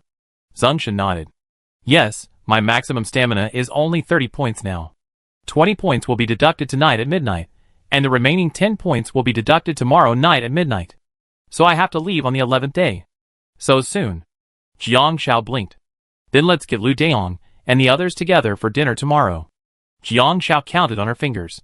She had calculated Lu Han's stamina to be 270, meaning he'd leave on the 14th day. Now, that means he'd be gone by the night of the 13th day. She miscalculated. Lu Han wouldn't be able to attend Chen Mingming and Zhu Zhao's wedding yet. They immediately got to work and began preparing. Day 10 of Phase 6. Basic cash reward, 30,000. Jiang Shao had a quick breakfast and, after lunch, called Lu Han to go grocery shopping. Lu Han followed without hesitation. What are you buying? Jiang Shao blinked. Boston lobster, crab, sea crab, mantis shrimp, tuna, turbot. Lu Han scoffed. You're leaving no room for the artillery. Jiang Shao tooted. This is a game, not reality. Huapao is allergic to seafood in real life, but not in the game. Because the holographic game involves a virtual consciousness, not the player's body, there are no allergens. It all depends on whether Huapao dares to eat it. Jiang Shao suddenly said, Hey, don't you want to learn how to cook? Lu Han raised an eyebrow. Let me do it. Jiang Shao said, I teach you how to make side dishes? Stir-fry some greens, broccoli and shredded potatoes, or something. It wasn't that she was deliberately trying to tease Huapao. Lu Han pondered for a moment. Okay. When the two returned from the market with their bags of groceries, Huapao and Lu Daong had already arrived, and Song Yusheng had also returned early. Huapao brought a set of mahjong to play with Zingshen and Song Yusheng. Now the four of them were truly competing with each other, and no one was much luckier than the other. Jiang Shao and Lu Han went into the kitchen. Liu Yuqing helped prepare the seafood. Jiang Shao prepared dishes like curry crab, raw marinated king crab, and fried Boston lobster balls.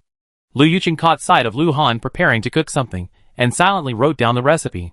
She took a break to remind the card players. Brother Han is making shredded green peppers and potatoes, a cucumber salad, and stir-fried corn for lunch today. Got it? Zingshen instantly realized and gave an okay sign. I get it. Huapao looked puzzled. What are you two talking about? Zingshen said, Be careful with Brother Han's cooking. Song Yusheng nodded in agreement. Huapao scoffed. Lu Han can cook? I'd love to try it. He had never seen Lu Han cook before. Zingshen warned, Your life is at stake. Don't try it. You might die. Really? Is it that exaggerated? Huapao raised an eyebrow. Zingshen waved his hand. After a few more rounds of cards, the meal was ready. Several people helped serve the dishes, and it had to be said that Lu Han had done a pretty good job this time. Huapao kept serving seafood, and then seafood again. He was instantly annoyed. All seafood. Lu Han, are you picking on me? Are you deliberately not letting Jiang Shao make my favorite dishes? Lu Han said calmly, Jiang Shao likes seafood. Huapao still remembered Liu Yuqing's reminder, and since he didn't dare touch seafood, he tried stir-fried shredded potatoes. Seeing Zingshen looking at him curiously, Huapao frowned, then after a moment said, It's okay. It was a little salty, but edible. He didn't think Lu Han was exaggerating, so he gave it a fair review. Lu Han glanced at Jiang Shao, who blinked. As expected. Lu Han wasn't stupid. As long as he didn't add anything else, it would be fine. Really? Zingshen was unconvinced. Liu Yuqing watched Huapao eat another serving of cold cucumber salad. It was still salty, but Huapao said, This goes well with rice. As for the fried corn, it was a little overcooked and a little chewy, but still edible. A few people saw Huapao had no problem with it, so Liu Yuqing tried it and said, It seems. It's actually good. Compared to before, it's a huge improvement. Gaining the approval of several people, Lu Han was delighted. It seemed like the day of Chef Lu's mastery wasn't far off, But after the others had tasted Jiang Zhao's dishes, no one cared about Lu Han's dishes. After all, with Jiang Zhao's cooking so good before them, everyone instinctively opted for the better dishes. Even Lu Han wasn't interested in his own cooking, leaving Hua Pao with no choice. Zhengshan poured the wine. Hua Pao was unhappy to see them eating seafood. Everyone else was eating meat, so why shouldn't he? So he asked Lu Daong, "Don't you eat fish?" Lu Daong swallowed. "I don't eat fish because it has bones, and they always get stuck in my throat. But it's not that I can't eat it. Besides, turbot doesn't have bones." Zhengshan was also curious. "Why don't you eat seafood?" "I'm allergic," Hua Pao replied. Song Yusheng paused. "Can holographic games cause allergies?" Hua Pao finally realized. "Yes. I can eat in this holographic game." After eating, Hua Pao's eyes lit up. "Delicious. This is so delicious. This raw marinated king crab is amazing. And these salt and pepper shrimp." While eating, Hua Pao suddenly choked up. Several people were stunned. "Why are you crying?" Lu Han raised an eyebrow. Hua Pao remembered something. "So seafood is so delicious. I'm done for. My life is over." He was allergic to seafood, so he never ate it. Back in the real world, he'd be screwed.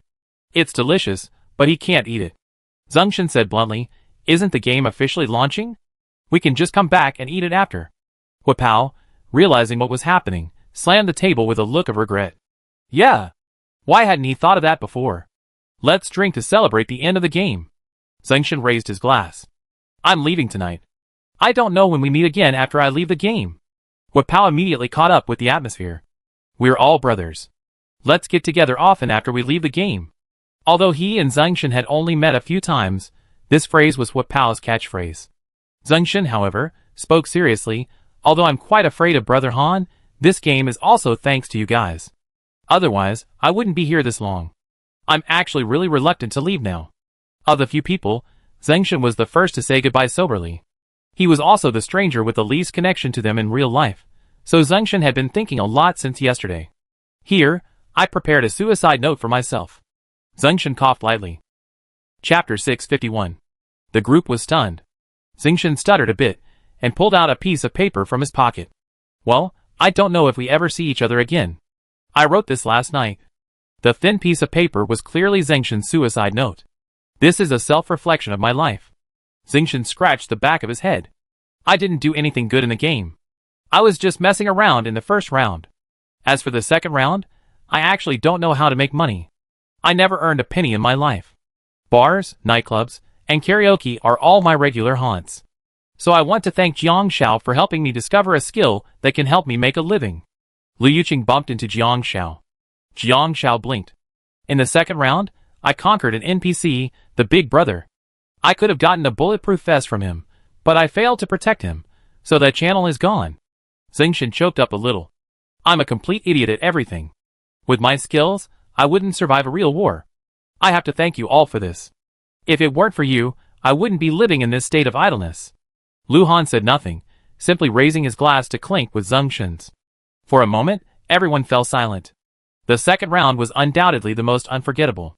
This was a scene they would likely replay every moment of the remaining rounds. The third round. Zhengshan turned the page, a little embarrassed.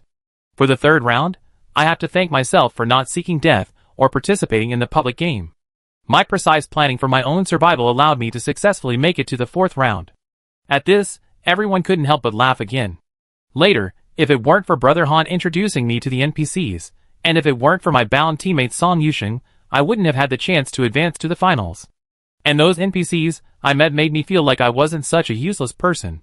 Zhengshan finished, putting the suicide note away. "Well, as for Jiang Zhao, I didn't formally apologize to you and Brother Han, and I almost caused you trouble." "I apologize." Hua Pao, not knowing what was going on, said naively, "Why are you even writing a suicide note? It's so unlucky. There aren't so many rules. It's just a game, a formality." Zhengshan didn't care. He checked the time. "It's 9:30. I have 3 hours left in this game. I said everything I wanted to say." The table was silent for a moment. Zhengshan said, "Don't be silent. This suicide note comes from the bottom of my heart. I didn't realize it 2 days ago, but last night, when I saw my stamina limit, I suddenly realized that I really had to leave this game. During the fifth round, if I hadn't met you, I would have either died of illness or been alone. But because you're here, I'm not alone. Whether we meet again or not, I will definitely remember this memory for a long time. Because when I think about it, whether it's good or bad, this is a period of youth. In less than 120 days in the game, he experienced a lifetime, which made him feel a lot. After saying this, Zhengshan drank a glass and sat down. Eat. Keep eating. Zhengshan rubbed his hands. After all, I'm going to die tonight. It's normal to have some last-minute regrets. Lu Yuqing said, your last words make us feel a little emo. After that, Lu Yuqing quickly said to Jiang Xiao, remember to contact me after the game. We can even go shopping together when we're free. Jiang Xiao nodded.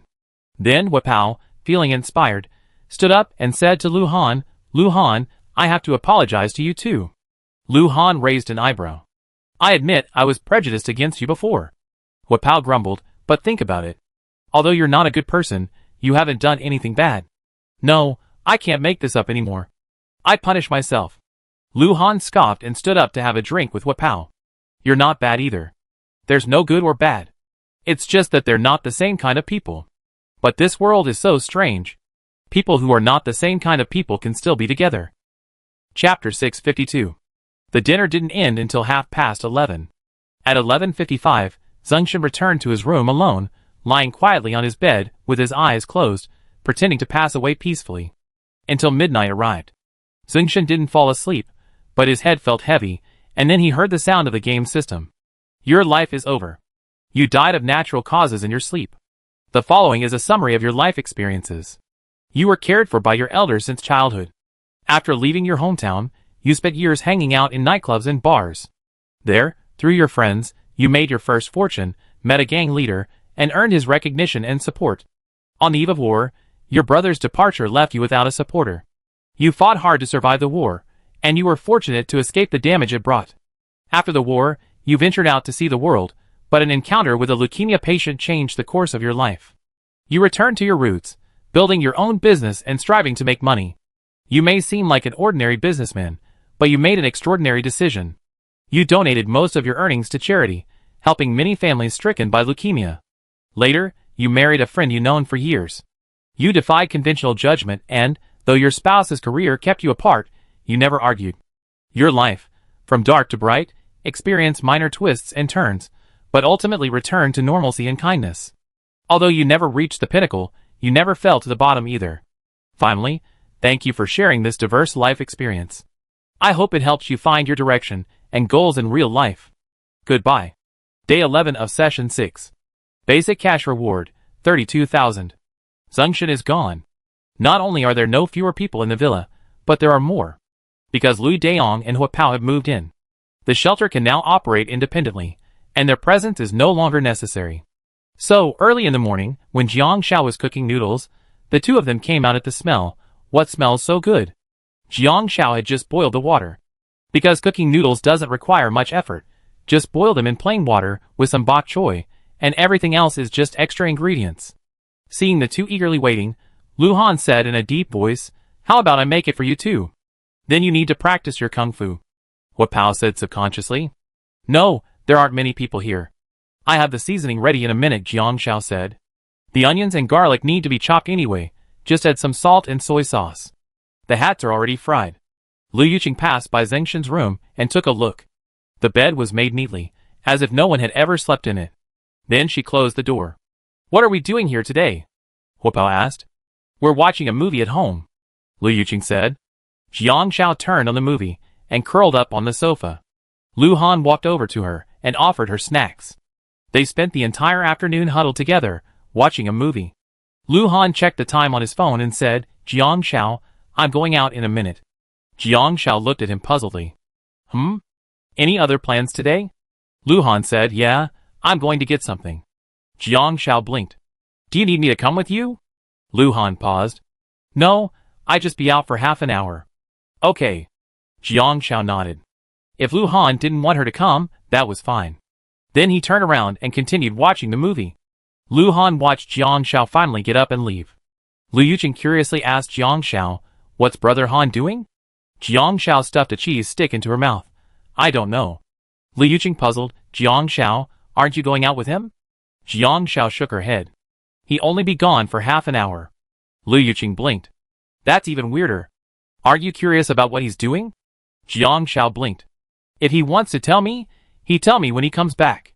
Lu Yuqing joked, what if Brother Han goes to see another girl behind your back? Jiang Xiao didn't even turn her head. No way. Chapter 653. Lu Yuqing immediately started gossiping with Jiang Xiao. Jiang Xiao, you and Brother Han, will you meet in real life? Jiang Xiao paused, her ears reddening as she nodded confidently. Yes. Are you two really going to meet in person? Lu Yuqing blinked. Are you and Brother Han close? Jiang Xiao crunched half of the chocolate in her mouth. I don't know. She hadn't asked. Because she felt like she didn't need to ask. She used to fly around frequently for competitions, so if they weren't in the same place, she could just go see him. No way. What if you two aren't in the same place? Wouldn't that mean you have to have an online relationship? Lu Yuqing frowned. Jiang Xiao blinked. Online relationship. Well, if she chose to go back to school, it seemed like Lu Han wouldn't be able to accompany her to school. They could make it clear after they met. If they were still determined to continue, online dating was inevitable. It's not really an online relationship, Jiang Xiao said. If we met in person and officially confirmed our relationship, it wouldn't be an online relationship. It's more like an online relationship now. I mean a long-distance relationship. Lu Yuqing said, Jiang Rong and I talked about it. We're not far apart. I'm in a small county town below Ningqing, about 40 kilometers away, and he's in Ningqing. Hey, Huapao, do you know where Brother Han is? Remembering that Huapao and Lu Han were from the same place. Huapao thought for a moment. That guy's in Jing City, right? His old live streaming company was in Jing City, so he probably bought a house there too. Jing City is north of the map, Ningqing is south of the map. To be more specific, Jing City is the capital, and Ningqing is a first-tier tourist city. The two cities are over 2,000 kilometers apart. Jing City's housing prices are very expensive. Lu Yuqing finished speaking, realizing that's right. Brother Han is a big streamer after all, so it's not surprising that he bought a house in Beijing. Jiang Xiao, if you two live in different places, it would be so difficult to see each other. Jiang Xiao blinked, thinking for a moment. It shouldn't be that difficult. If we really want to see each other, it's only a few hours by plane. Lu Yuqing rested her hand on her chin. So if you two are together, we be in different places, or are you planning to go find him? Jiang Xiao paused. We meet, but I still have to go back to school, so I might have to go abroad. Jiang Xiao was serious. A world champion is a recognized talent, so it would be easy for her to apply to study abroad. Lu Yuqing suddenly realized, Jiang Xiao, you haven't graduated yet. Jiang Xiao nodded. But I took 2 years off. That's it. A relationship between a student and a working person in different places is even more dangerous. Brother Han is a famous streamer, and he often attends various social events, meeting only beautiful women. Aren't you worried? Lu Yuqing asked. Jiang Xiao hadn't even considered that. She stuffed some potato chips into Lu Yuqing's hand. When you trust someone, don't doubt things that haven't happened yet. Live broadcast. This is hilarious. Shuzi truly trusts Brother Han unconditionally. Unconditional trust is so rare. Maybe Brother Han is just lucky. I never thought Sister Han would go back to school. So where is Sister Han studying? I used to go to Ningqing Sports Academy. I was admitted as a first-class athlete. I think she took a leave of absence because of an injury. There were reports in the news, but no one's paying attention anymore. You can still find it if you look for it. The hand injury was pretty serious at the time. Now Sister Han is preparing to go back to school. Studying in school? Long-distance relationships are incredibly tough, right? My girlfriend and I were in high school, and we were in different places during college, so we ended up breaking up. Being apart means you spend less and less time with each other, and it makes you get used to life without each other. In the end, we broke up peacefully. But there are also people who have been apart and ended up getting married. If your relationship isn't strong, it doesn't matter if you're in different places or not. Oh my god, go check on Brother Han. He's really meeting a girl behind his wife's back. Ah! I got my mace ready. If Brother Han dares to flirt with someone else in front of his 40 million fans, I'm going to quit following him and turn against him. Chapter 654. Lu Han looked at his phone as he arrived at the agreed-upon coffee shop. A girl looked up at Lu Han, her eyes lighting up. Hans Wei. Are you Hans Wei? I love you so much. I didn't expect her to be a fan of Lu Han. Thank you. Lu Han nodded politely. The real person was a bit cold, but the girl didn't seem unhappy at all. After all, she knew Lu Han somewhat. What would you like to drink, Hans Hui? I treat you in the game. The girl sat down happily. No, did you bring anything? Lu Han got straight to the point. The girl smiled. Yes. Hans Hui, I want to ask if the couple you're with in the game is real. I heard everyone say it's a girl. This is the first time I've seen Hans Hui play games with a girl. After leaving the game, it's like watching a replay of your game. It's your girlfriend, Lu Han said bluntly. The girl covered her mouth in surprise. Oh my god, I really want to see who Han Shui's girlfriend is.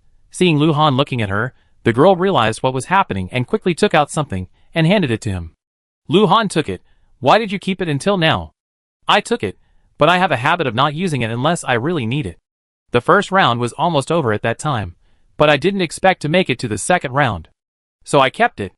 Later, when I got to Nan City, I didn't really need it, so I just put it away and forgot about it. My stamina limit is only 20 now, so I have to leave tonight. Actually, someone has been offering me a price, but a player contacted me a while ago, but I don't trust them. If it's Hans Hui, there's no problem. He wouldn't cheat me out of such a small amount of money, the girl said excitedly. And Han Shui's price was even higher, while everyone else's prices were very low. Lu Han nodded, 600 each. Do you have any more? I remember you said you had 2.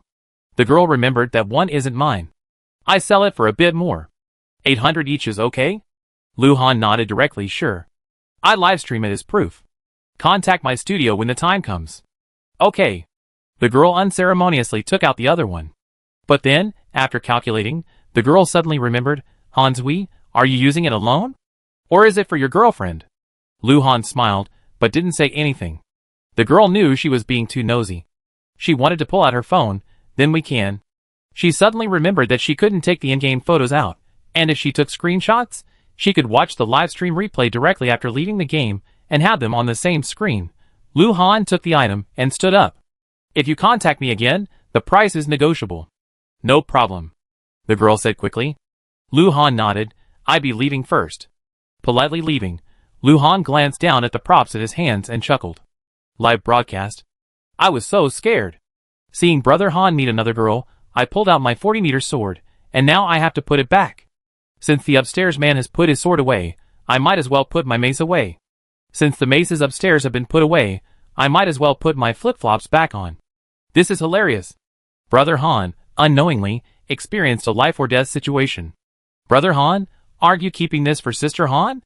He's probably keeping it for himself. Sister Han will live a long life. Lu Han checked the time. It was exactly half an hour before he was back. As soon as she pushed the door open and walked back inside, she heard Hua Pao casually say, Hey, it's not a problem if you two broke up. Jiang Xiao, come find me. I know a lot of handsome guys, I introduced them to you. Lu Han, question mark. The guy who was trying to poach her just left, and now there's another one waiting to introduce Jiang Xiao to a guy. Jiang Xiao blinked, not really. Lu Han's voice came from behind, politely asking Hua Pao, have you found a girlfriend yet? Hua Pao, who had been sprawled on the sofa like a sleeping beauty, jumped up with a start. Chapter 655. Why didn't you make any noise when you came back? Hua Pao patted his chest. I think you were just trying to eavesdrop on our conversation. And you're even making personal attacks? Lu Han closed the door. Shouldn't you have waited until I left to say something bad about me? Hey, I didn't say anything bad about you. Hua Pao thought for a moment, and said, we're Jiang Xiao's family.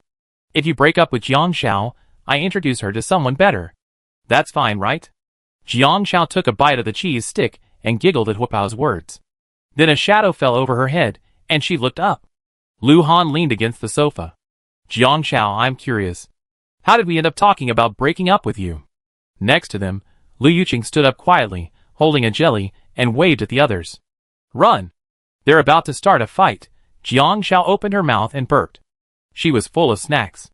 Seeing this, Lu Han snatched the cheese stick from her hand and stuffed it into his own mouth, swallowing it in 2 bites.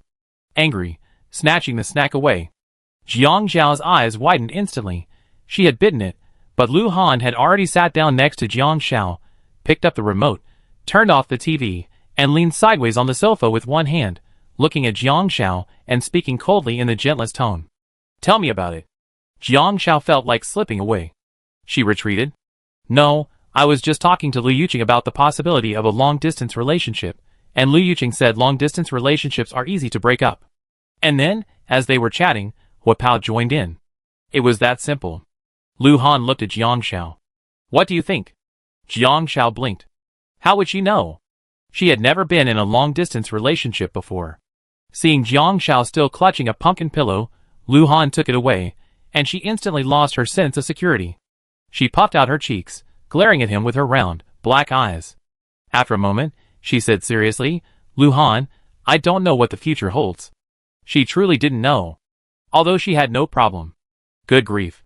Lu Han took out the items. I just went to get these 2 items. Jiang Shao was stunned for a moment, then fumbled with them.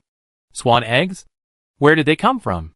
The Easter egg that appeared on the map in the first round, one that increased your maximum stamina by 10 points. Servers not discovered by players will be randomly taken to the market by NPCs in the second round, but not in the third round. I bought it from the forum, Lu Han whispered. Jiang Shao, do you know what I was thinking when I bought it? Jiang Shao shook her head. Lu Han's voice was deep. An additional 10 points to your maximum stamina. With 20 more points, I can spend 1 more day with you in the game. 20 more points, I can spend 1 more day with you in the game. Jiang Shao was stunned for a moment. The previously unbalanced scales in her heart seemed to suddenly shift, tilting towards Lu Han. Although no one knows what the future holds, I hope I can give you enough security to make you choose me firmly. He didn't like hearing Jiang Shao say she didn't know what the future held. It also made him feel as if Jiang Shao wouldn't appear even after leaving the game. Jiang Shao lowered her head, her nails forming a crescent-shaped pattern on her palms. Lu Han pinched his brow. Don't feel pressured. I'm only doing what I want to do. With that, Lu Han stood up and turned to go back to his room. Just as he entered the room, the hem of her clothes was tugged at from behind. Jiang Shao lowered her head, thinking back to what Lu Han had said. He was clearly unsure, yet he still told her not to feel pressured. After a few breaths, Jiang Shao mustered her courage. Lu Han, I want to go abroad. Lu Han paused. He had thought it wouldn't matter if Jiang Shao wanted to study, since all he needed for his job was a place to livestream. But he hadn't expected Jiang Shao to go abroad. Maybe 2 years, maybe 3, maybe 5. I don't know how long. Jiang Shao murmured, you're several years older than me. Maybe you want to get married sooner. Lu Han suddenly realized what was happening. He turned around, pinched Jiang Shao's face, and twisted it into a deformed glutinous rice ball. Jiang Shao, do you think I'm too old? Chapter 656. I didn't, I just felt. Jiang Shao paused, looking at Lu Han speechless. How could she put it? After learning some things about Lu Han and his parents, she could be certain. Lu Han had a certain yearning for a family. Perhaps meeting her had given him this urge to settle down sooner rather than later. Both the title of Mrs. Lu and the promise of family he made reflected Lu Han's inner longing. Jiang Shao wasn't actually 19 yet.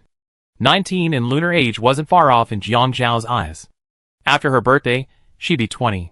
Lu Han was at least 22 or even 23. If she chose to go abroad, it would only take 2 years for further training, and she'd also have to take certification exams. Besides, the best way to be a coach wasn't theoretical knowledge, but practical analysis. She might start as an assistant coach, following the players, just as her coach had followed her, participating in every game and every practice. Once she accumulated enough experience, she'd have a solid foundation for whatever project she took on back home. So 4 or 5, 6 years, any of those were possible. By then, Lu Han wouldn't be young anymore. Lu Han, you have no obligation to wait this long for me. Although it was deeply moving, Jiang Shao had countless impulses to respond, even to the point of agreeing to Lu Han's request without considering the consequences. However, reason told her that this would be unfair to Lu Han. An endless wait, agreeing to Lu Han's request would simply give him hope. Waiting without time is hopeless, just like the coach who waited 24 years for the day his beloved sport would enter the Olympics. After finally making it to the Olympics, he began to wait for the day his teammate, whom he had trained, would win the gold medal. From the prime of his life, to now, with gray hair and even approaching retirement, no one could accurately tell him when he would see his dream realized. Although everyone has opportunities and seizes them, not every opportunity is successful. They are all like walking on a single plank bridge, spending most of their lives making a huge gamble with fate, the stakes being faith and dreams. Their eyes met, and Jiang Shao had her own thoughts. Lu Han slowly released his hand, lowered his head, and said to Jiang Shao, whether it's an obligation or not, I have the final say. Everyone is touched by the expectations they put in, and then disappointed when they don't receive a corresponding response for a long time. I have confidence in my patients. So what Jiang Xiao said is not true. He doesn't need Jiang Xiao to worry about whether his efforts are worthy of his efforts. A large hand slowly rested on Jiang Xiao's head. I'm Lu Han. The decisions I make are always ones I believe are worthwhile. But I'm a little disappointed. My girlfriend is actually worried about causing injustice and trouble, and is therefore skeptical about our future. I'm very upset, but I can't bear to be angry. After all, once a problem arises, it must be solved. Jiang Zhao's heart suddenly tightened. Was she wrong? Then Lu Han pressed Jiang Zhao's shoulders, forcing her to turn around. All right, I might not be able to get my current girlfriend from online dating. Go back to your room and get some rest. Let me think about how to solve this problem. He then gently pushed. When Jiang Xiao turned back, Lu Han had already closed the door. Jiang Xiao tilted her head. How to solve it? Should he figure it out alone? But seeing the closed door, it seemed she had been turned away. She called Lu Han for dinner that night, but he didn't come out. He just let them eat first. It seemed he was really thinking about himself like an autistic child. Jiang Xiao had no choice but to save some food for Lu Han and go to bed early. Before going to bed, she would read the post. Because more and more players are leaving and fewer posts are being posted, she hasn't been paying much attention lately. The most popular post on the forum right now is one by Lu Han 2 days ago. High-priced Easter egg items that increase stamina, some privately. Original poster ID 4444. I'm Lu Han. I'm looking for Easter egg items that increase stamina. Prices are privately listed, no bargaining. Chapter 657. Jiang Xiao read the replies.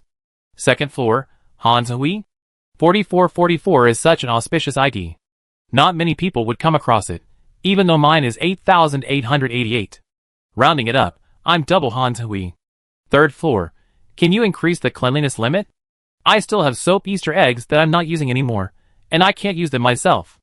Since there won't be much demand for supplies later, few people are willing to exchange them, so I put them in the bottom of the box. Fourth floor, who still has this thing? There are so few items that increase the stamina limit, and they're the last step. Only talented people can keep them. Fifth floor, why does Mr. Hans we need this? 1 extra day of life in the game only costs 1,000 yuan. Mr. Hansui, what's the point? You don't need this little money, do you? 6th floor, I see. Brother Han is trying to get some hidden ending achievement, like the immortal achievement. 7th floor, is Brother Han trying to challenge the game designer's authority? How long can one person survive? Then all the players die, leaving Brother Han the only one left to dominate the game. 8th floor, I have it. 10,000 each, would you take it?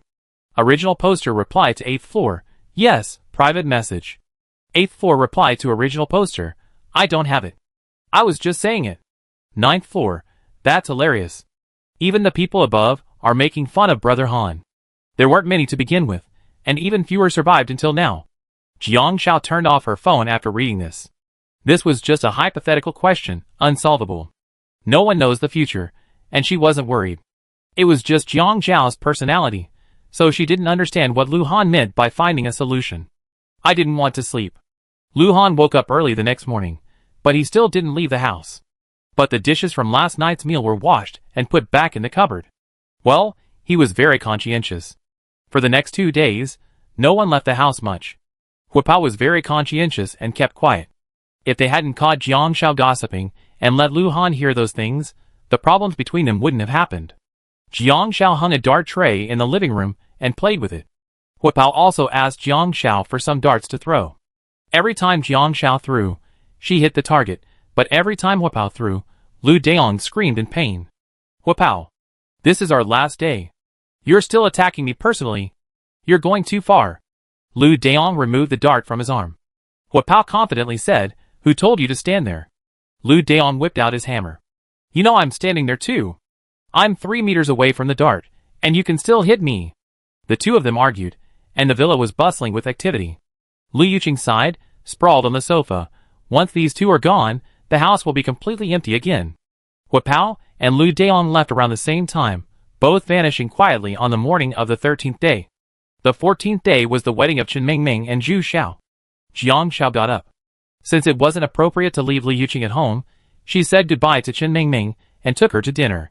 Going downstairs, she saw Lu Han coming out in a thick suit. Seeing Jiang Zhao's fleece jacket, she offered him his tie. Jiang Zhao paused, then stepped forward to help Lu Han tie his tie. Lu Han leaned forward. I thought you wouldn't come out today. Lu Han raised an eyebrow, saying nonchalantly, miss me? Today was his last day in the game. Jiang Zhao shook her head frankly. I know you're here. Lu Han smiled.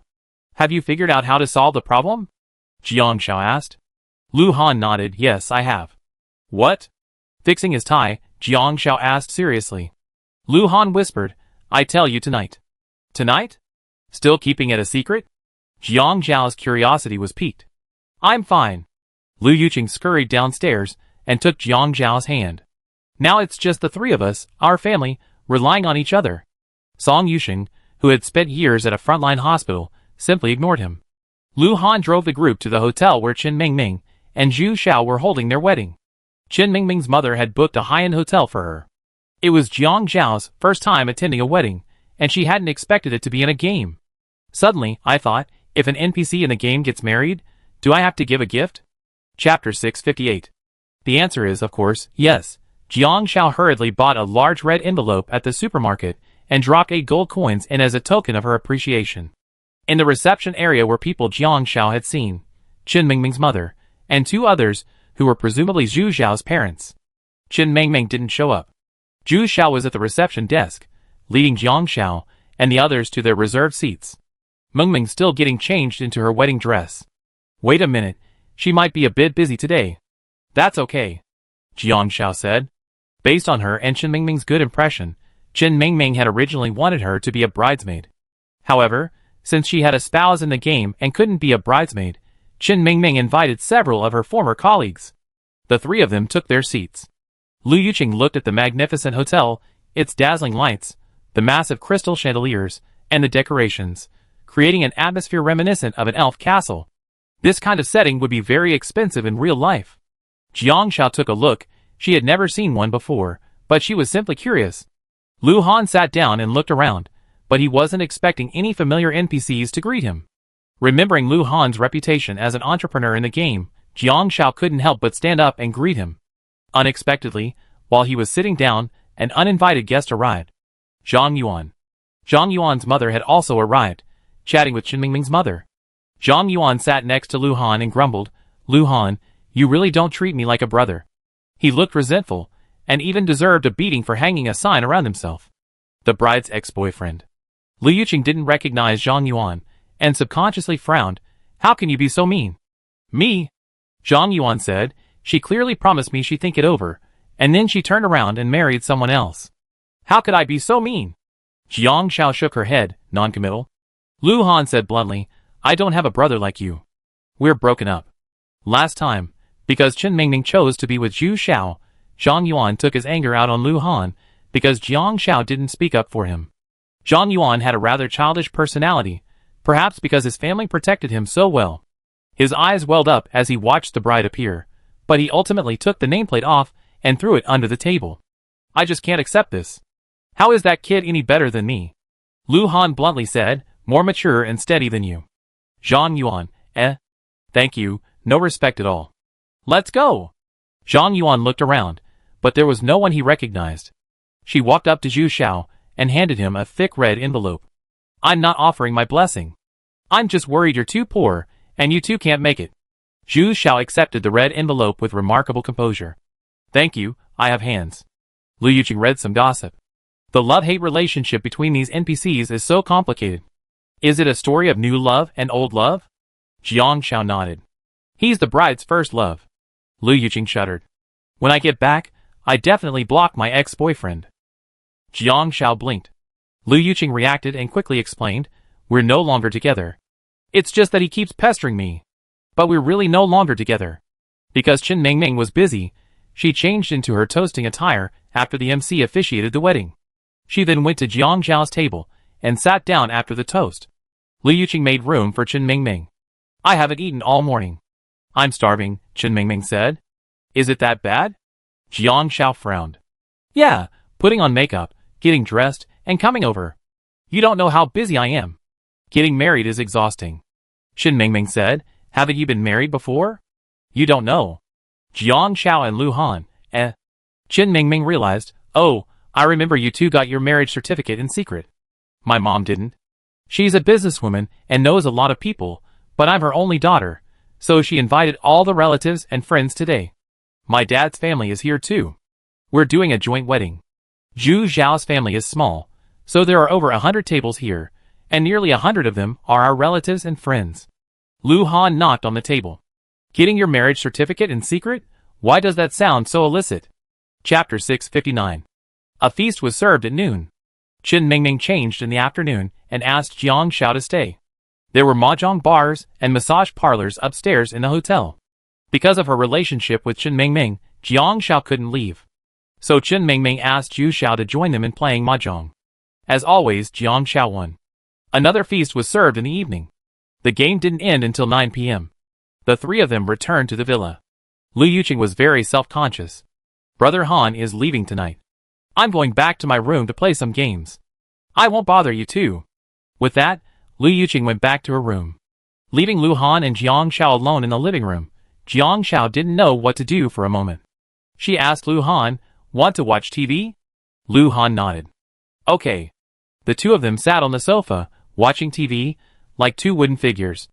Lu Han checked the time, 9:30. Live room. Ah, these two are about to part ways, yet they're growing more distant. They look like an old married couple celebrating their 50th wedding anniversary. That's how my grandparents watch TV in the living room. How about giving them 2 footbath tubs, so they can soak their feet together?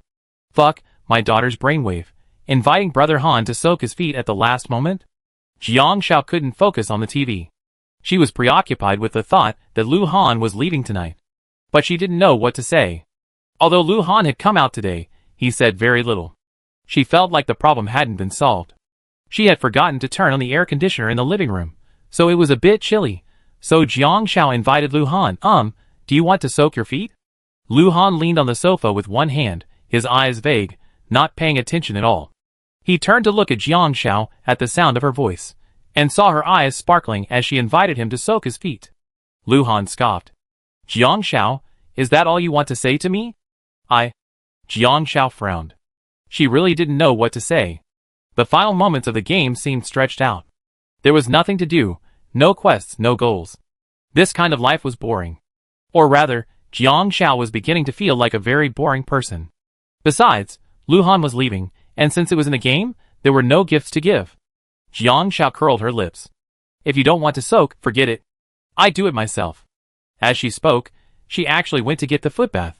Lu Han chuckled softly, leaning back on the sofa the entire time, his eyes fixed on Jiang Xiao intently, as if this was the last moment of his life.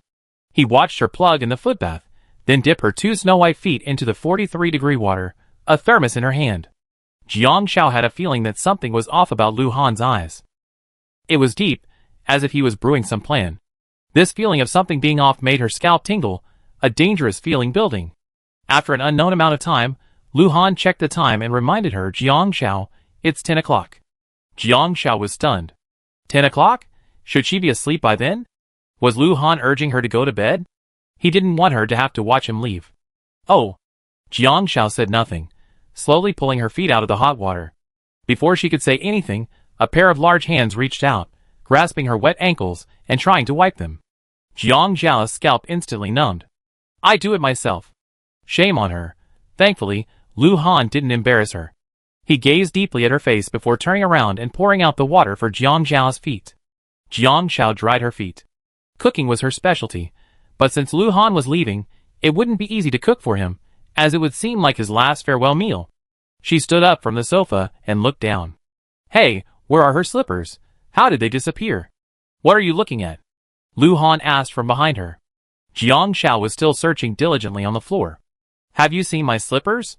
Before Jiang Xiao could react, she was suddenly lifted into Lu Han's arms. She instinctively hugged Lu Han's neck, her heart pounding.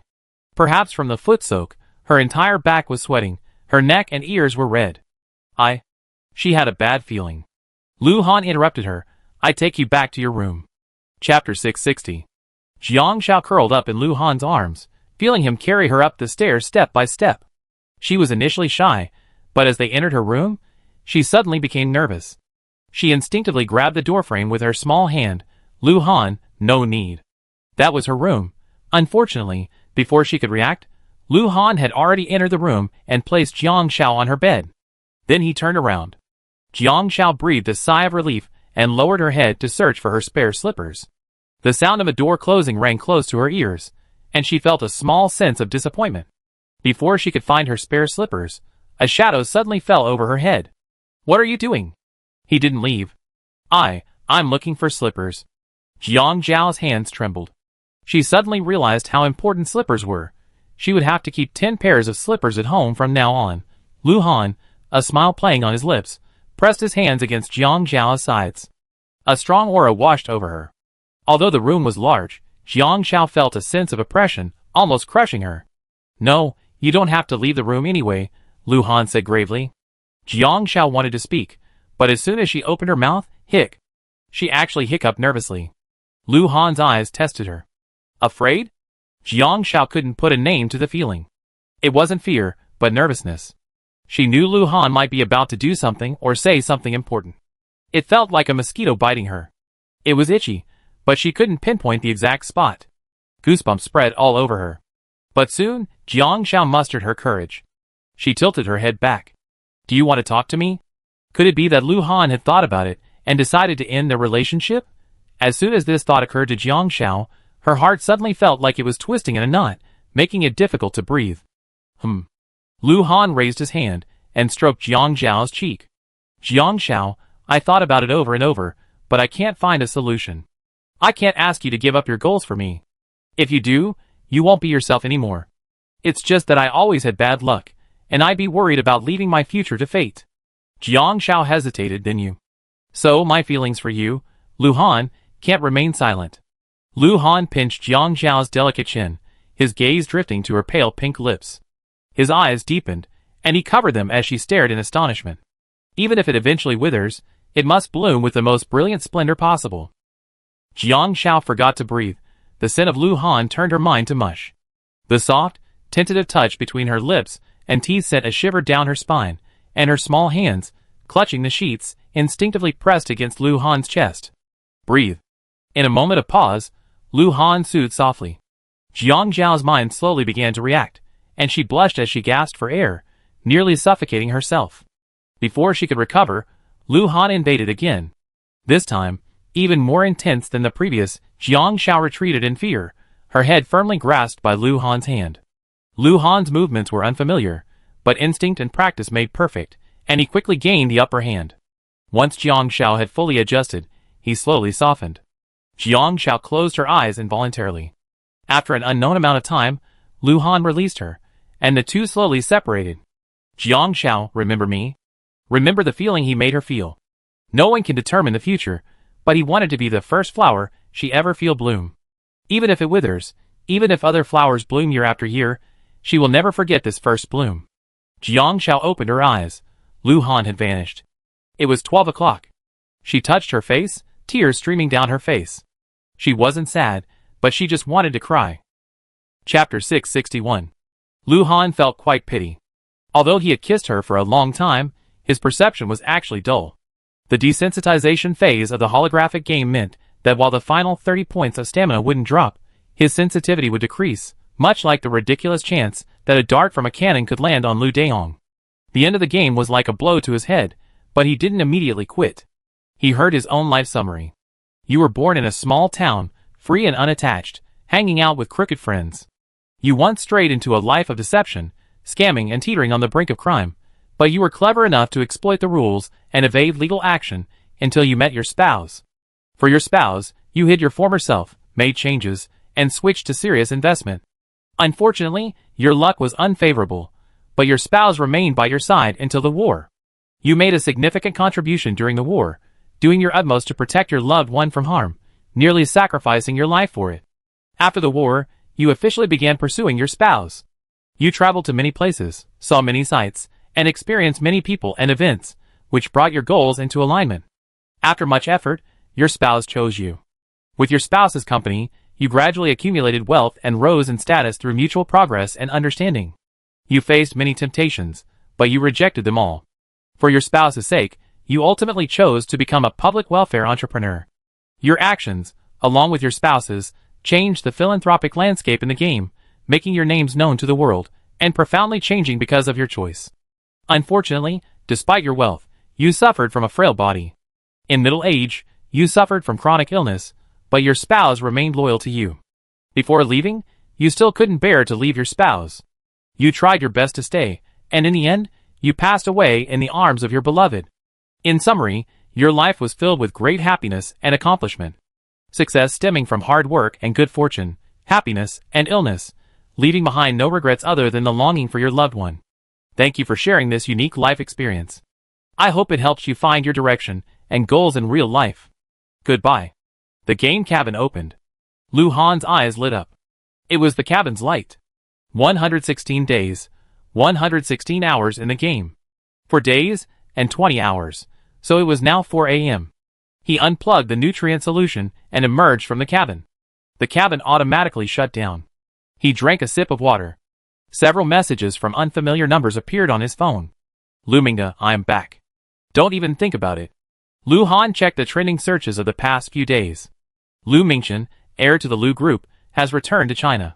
The popular anchor, Han Zhui, is actually the illegitimate son of the Lu Group and Lu Mingchen's younger brother. The Lu Group encountered financial difficulties abroad and returned to China to collect money. Lu Mingchen committed a crime abroad.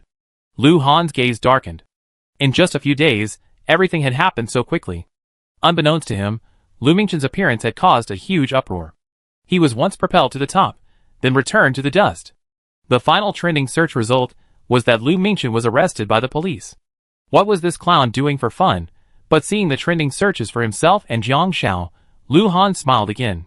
Just then, a message came to his phone. Su Mu, is it over? Come meet me when you have time. I hadn't expected Su Mu to have been following him. After all, Su Mu rarely missed his live broadcasts. Okay. After replying, Lu Han checked the time, then returned to the game cabin and lay down again. This time, he chose to enter the live broadcast plaza. The time in the live broadcast plaza was synchronized with the game. Although Jiang Xiao would only have to wait a few hours in real life for her to leave the game, he still wanted to see what she did in the remaining time. Chapter 662. The next morning, Lu Yuqing packed her luggage and saw Jiang Xiao. Jiang Xiao. What's wrong with you? You stayed up all night. Jiang Xiao had dark circles under her eyes. She couldn't sleep after Lu Han left. Suddenly, she felt quite naive. He wanted her to remember him, regardless of future possibilities. Remember her first love, her first kiss, and a kiss that lasted nearly 2 hours. Life is full of repetitive actions, but for many things, the first time is the most vivid. Lu Han couldn't help himself and gave her this blow as he was leaving. It's okay. Let's go. Jiang Xiao only had 3 days left. She and Lu Yuqing left at about the same time and decided to return to the scenic area behind Tianqi Mountain, where they had met De Hu and Xiao Hu. It feels a bit disloyal to abandon Song Yuqing like this. Lu Yuqing rubbed her chin. Jiang Xiao said, if Song Yuqing had gone with us, he'd still be alone in the end. Song Yuqing arrived 3 days later than them, and was the last of their group to leave. So Jiang Xiao didn't let Song Yuqing go with her and Lu Yuqing. They took a taxi back to the outskirts of Jiangnan town. Since they couldn't access the Jiangnan town's initial server, Jiang Xiao took the sightseeing bus directly to the jungle map. As soon as she entered the map, Lu Yuqing heard a terrifying tiger roar. She tilted her head to see 2 fat tigers, one large and one small, running towards her. Ah!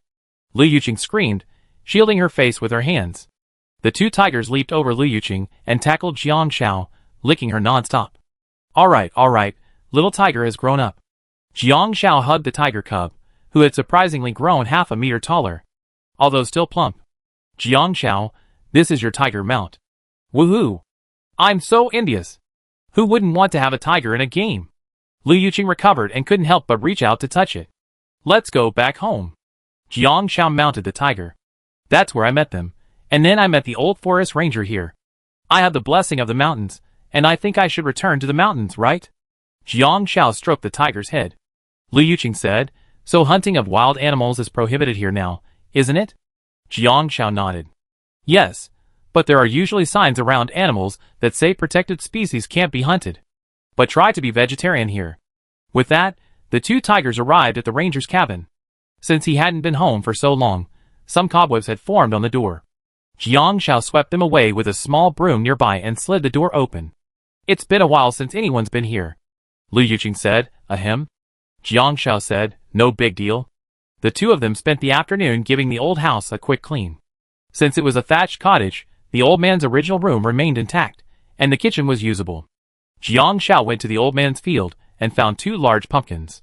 She took out the stems and placed them in the sun with a dustpan. She cooked pumpkin porridge with the remaining pumpkins. Lu Yuqing helped light the old stove. Unaccustomed to it, she got a face covered in black soot. The two of them perfectly captured the rural atmosphere.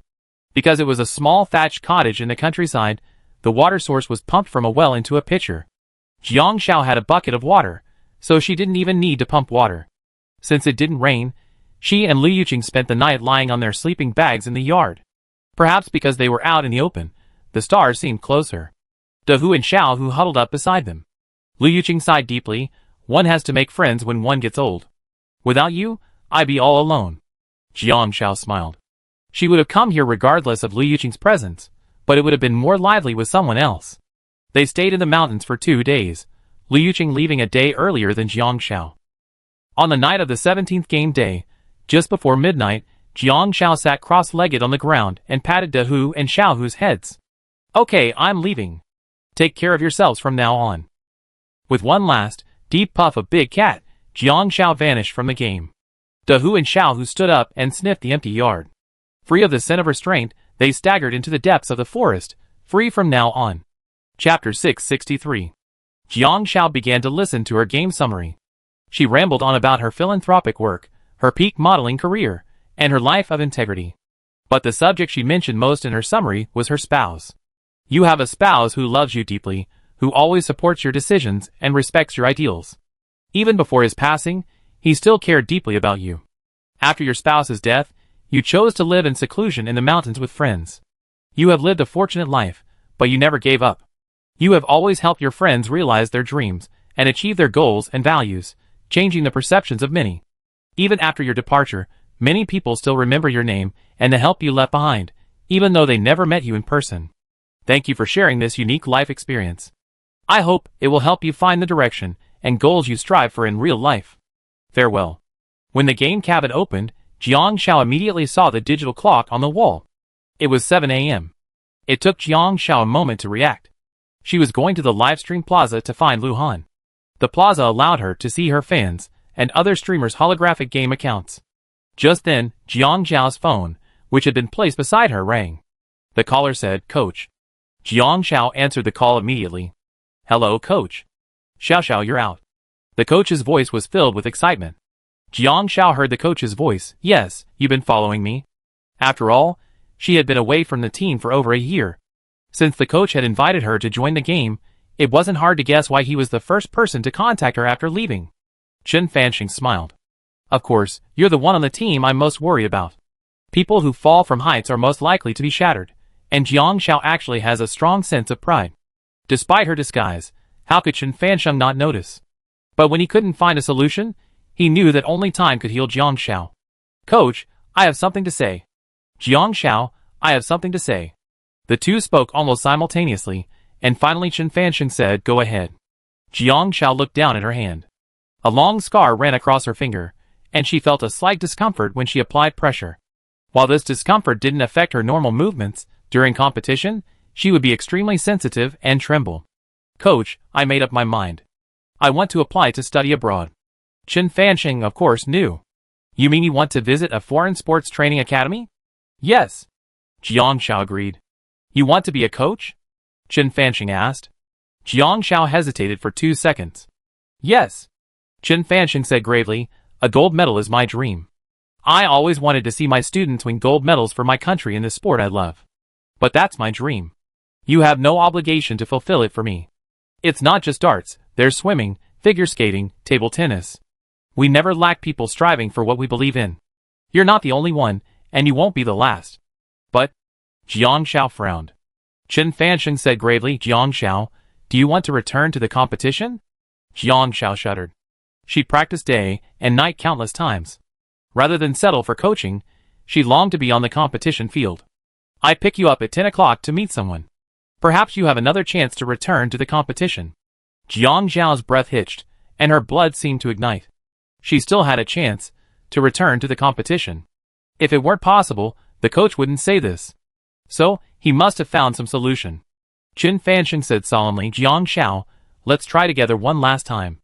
If we don't succeed, I won't be disappointed, and you shouldn't hold yourself back. We just need to give it our all.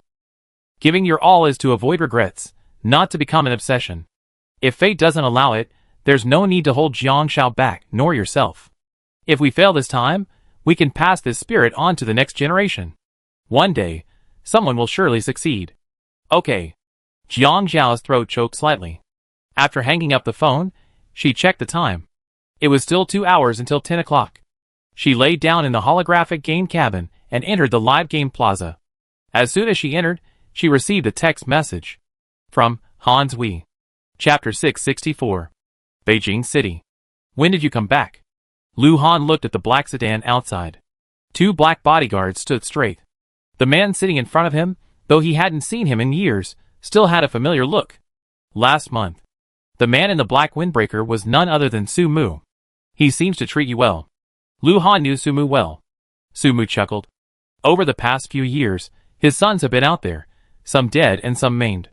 I'm the only one still alive, and well enough to do things for him. He had to find someone to protect me closely. A pleasant ringtone echoed through Lu Han's phone. He glanced. A message from an unfamiliar number. The number belonged to Ningxing. Lu Han was about to call when a call rang in, and his thumb subconsciously pressed the screen.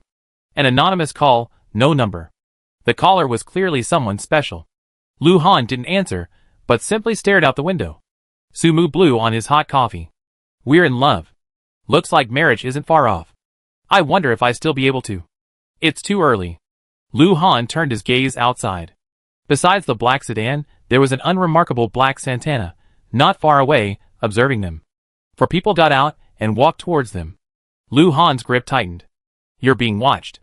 Su Mu remained unmoved, lowering his head calmly. Don't be nervous. This isn't the first time. He slowly looked up at Lu Han. Do you remember why I was in juvenile detention? Lu Han's eyes flickered. He had been in juvenile detention at the age of 13. Originally, domestic law did not hold minors under the age of 14 criminally responsible. Lu Mingchen had simply altered his age on his household registration, so on the day the incident occurred, his ID card showed him as 14. He was very weak when he entered the juvenile detention center. Su Mu was 2 years older than him, much taller than he was then, and had a place in the detention center. At the time, many people bullied him because he was so weak, until Su Mu approached him and asked, How did you get in? He remained silent. Murder. Su Mu, observing Lu Han's small frame at the time, smiled. A smile that made Lu Han let down his guard a little. He asked, What about you? Su Mu washed his hands and said, Drug trafficking. It was his nominal brother who had brought Lu Han in, but it was his father who had made Su Mu take the blame. Yes, I remember. Lu Han nodded. 2 bodyguards outside stopped the 4 men from approaching. Just as they were about to make a phone call, they were knocked unconscious by the 4 men and walked towards them. Su Mu calmly stuffed his mouth with cake. I saw the live broadcast. Actually, I think I can do it.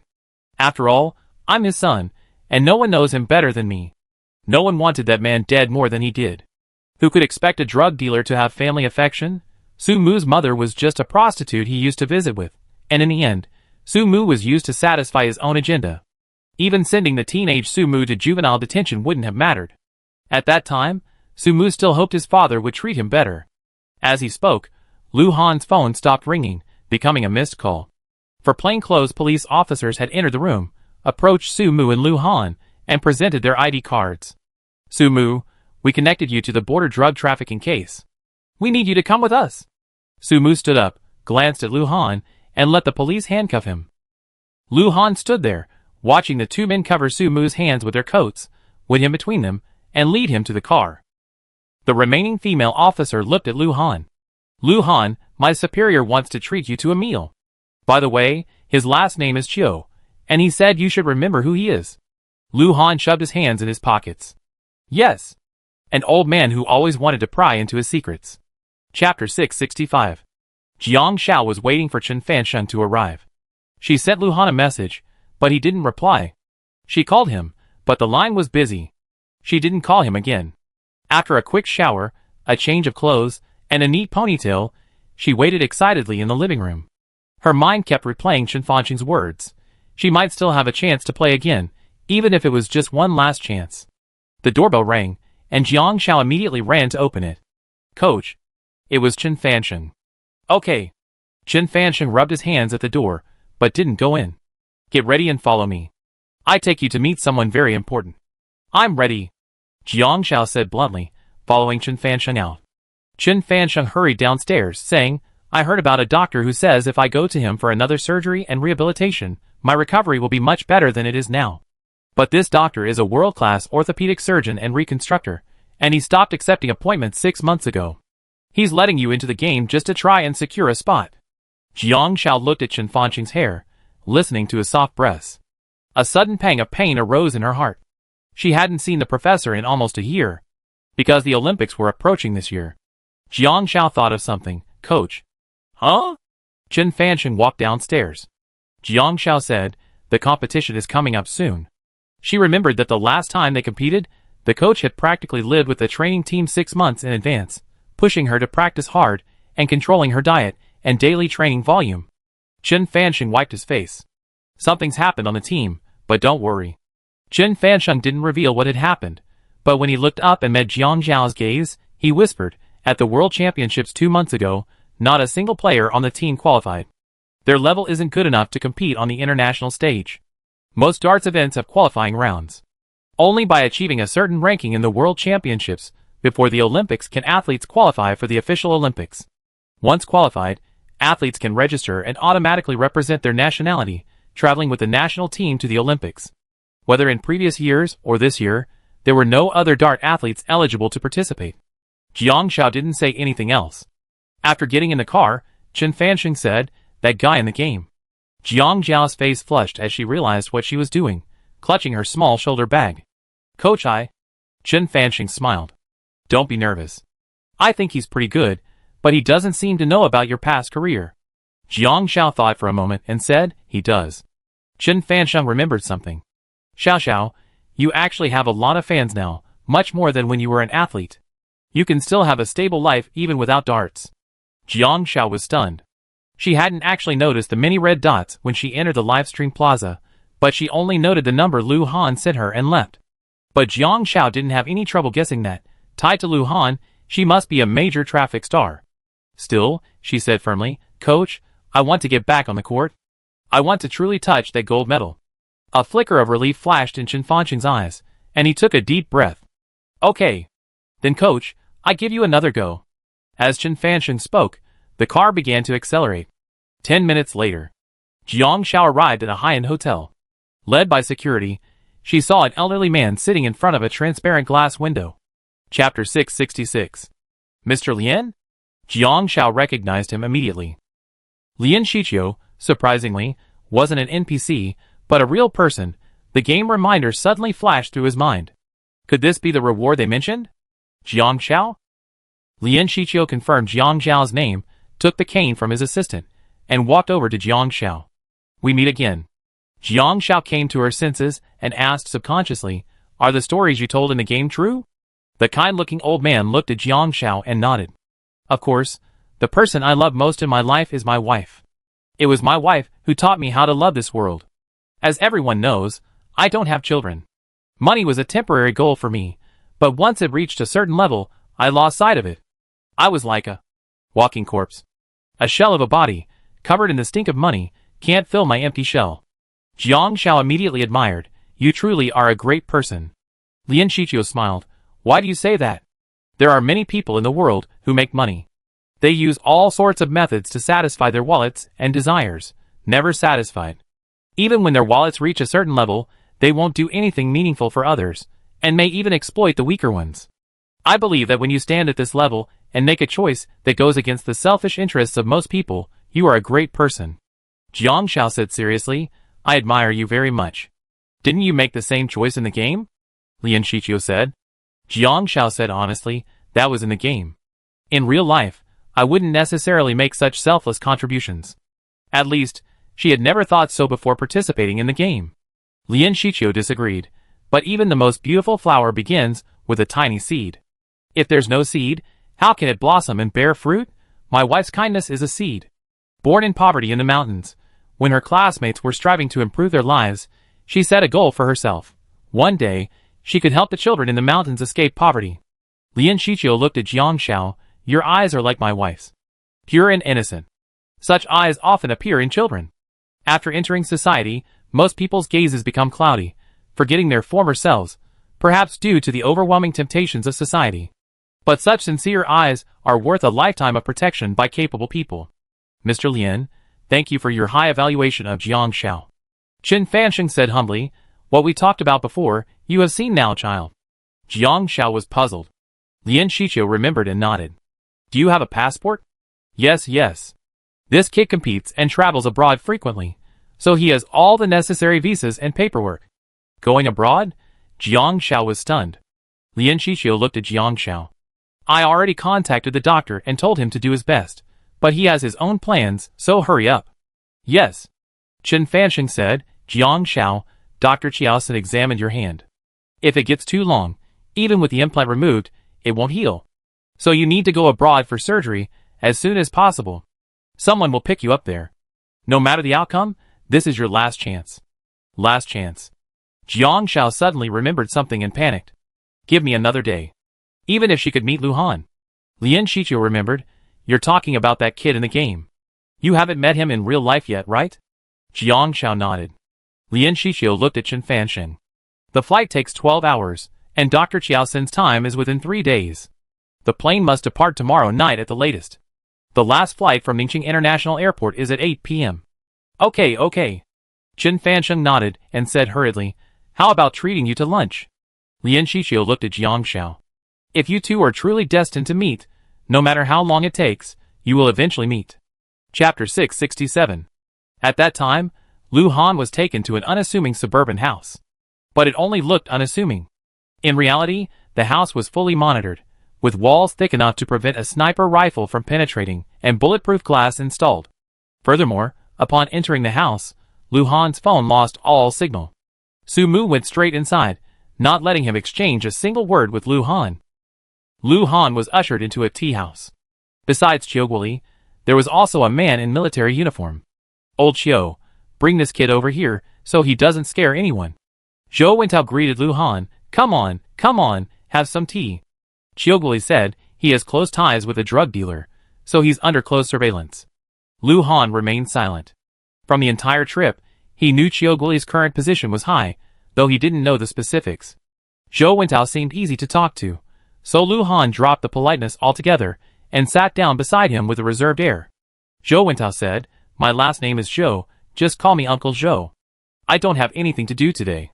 I just had some things to deal with here with old Qiu, so I came along to play. Uncle Zhou. Lu Han noticed the military rank on Zhou Wentao's shoulder and said something sweet. Qiu Guoli sat down in front of Lu Han. What about me? Lu Han immediately said politely, Officer Qiu. Qiu Guoli frowned.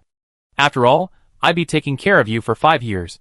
Back in the juvenile detention center, Lu Han and Su Mu were close friends. Lu Han was quiet and full of secrets.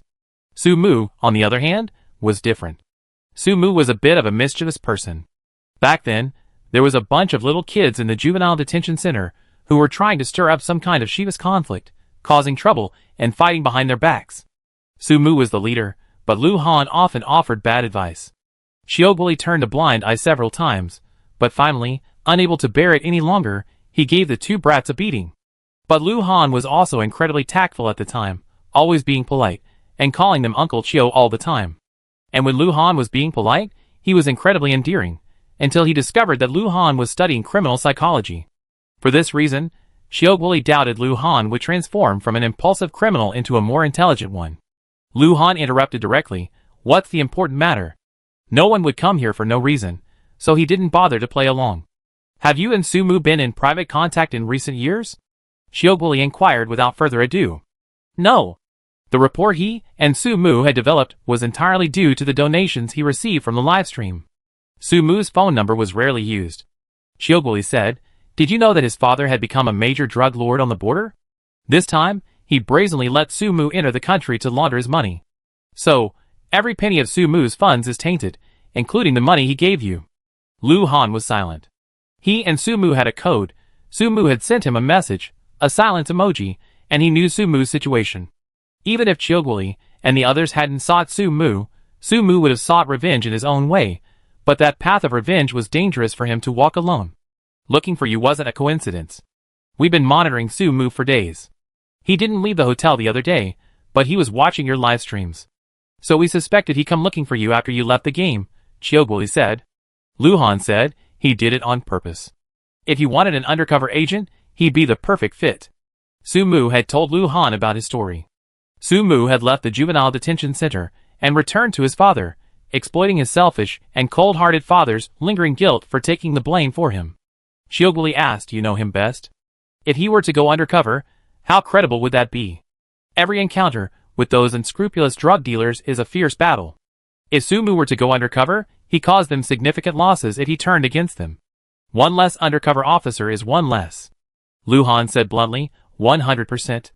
Chioguli said gravely, "Lu Han, people change. How can you be sure he won't be swayed by the temptation of huge profits?"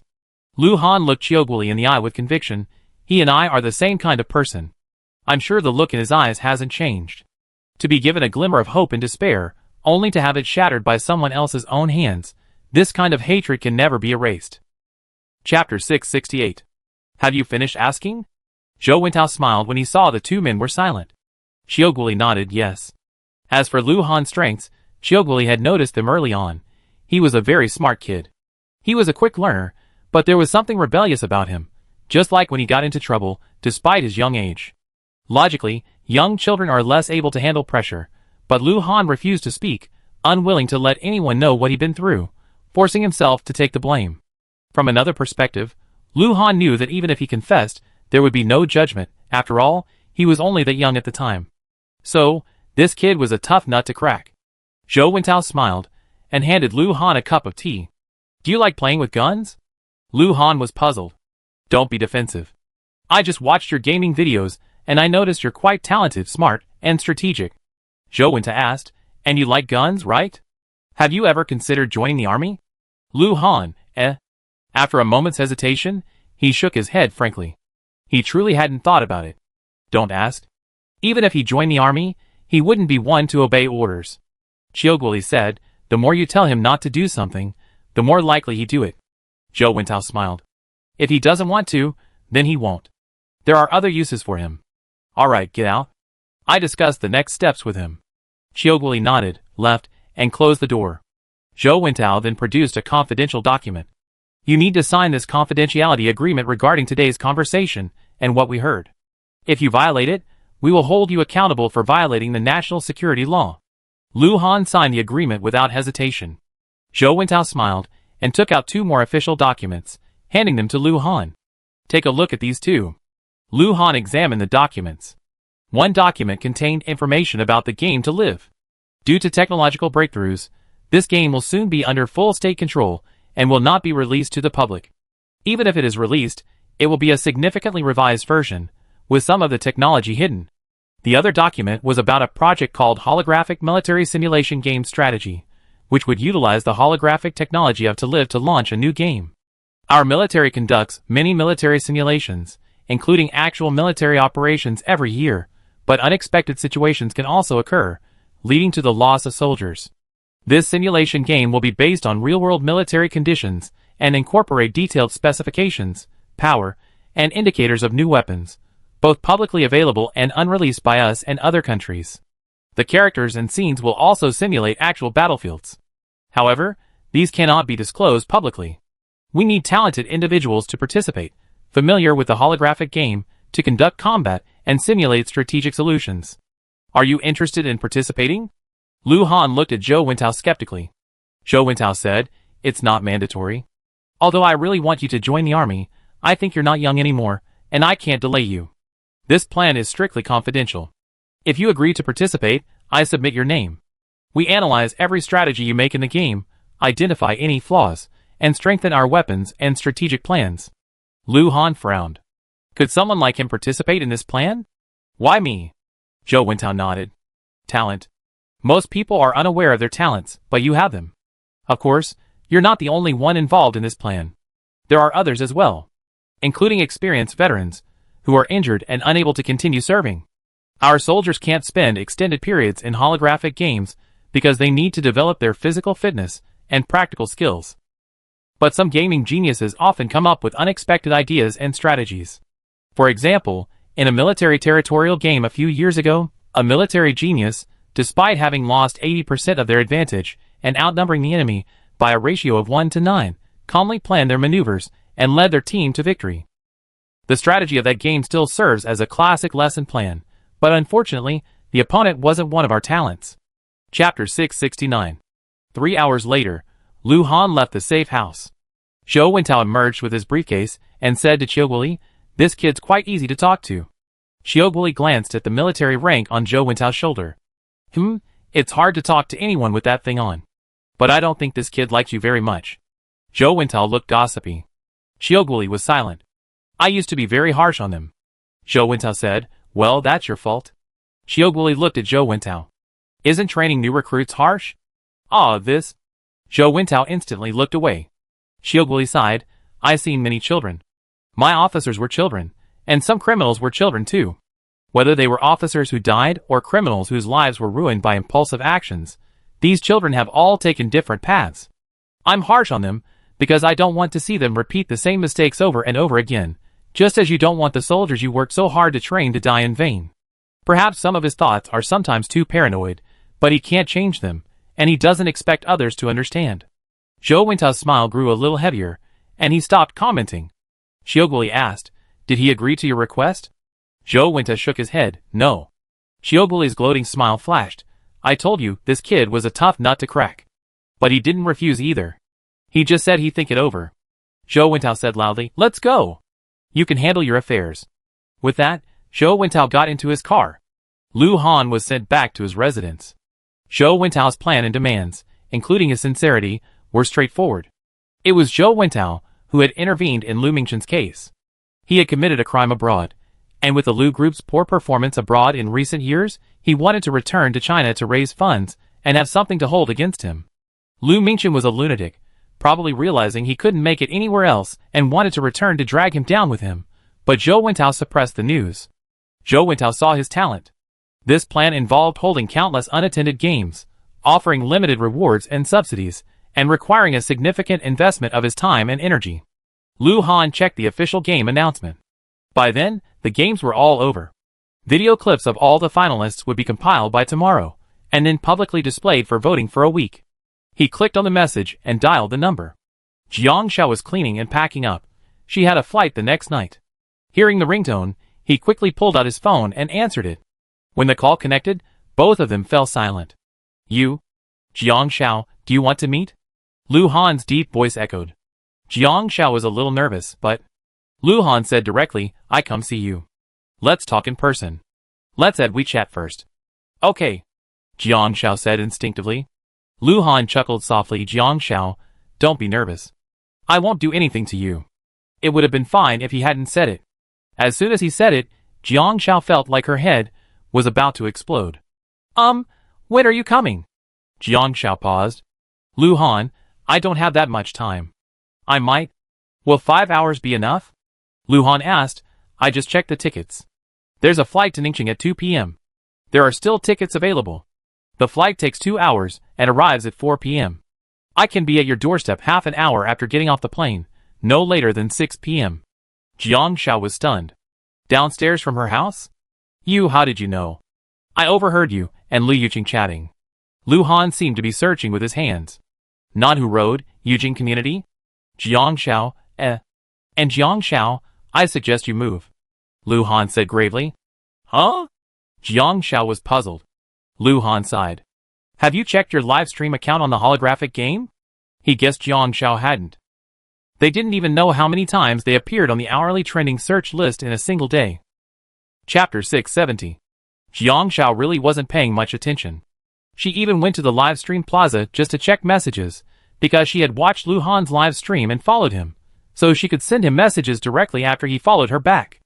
Now that Lu Han said he was about to arrive at the airport and go through security, Jiang Shao nervously hung up the phone. How could this be so fast? Jiang Shao couldn't help but mutter. She was still thinking that the meeting might have to be postponed, that they might not see each other for years. To think that Lu Han had already bought a plane ticket and flew over just like that. No way. Jiang Shao immediately turned back to the study, opened the game cabin, and entered the live stream plaza from there. The live stream plaza is a transit point for holographic games. It allows users to watch live streams and re-enter the game from the live stream plaza. However, players who have directly connected to the game can enter the game directly. For example, since the game to live has a server that hasn't been officially launched, there's no way to enter it directly from the live stream plaza. Players will provide their identity information and game cabin number in advance. If the cabin number and authentication are incorrect, connection will be lost. Many players who enjoy playing games and watching live streams prepare sufficient nutrient solution before entering the game. Because muscles begin to atrophy after 3 weeks of inactivity, the holographic game cabin time is calculated on a 7-day basis. Leaving the holographic game cabin will reset the time based on the time of departure.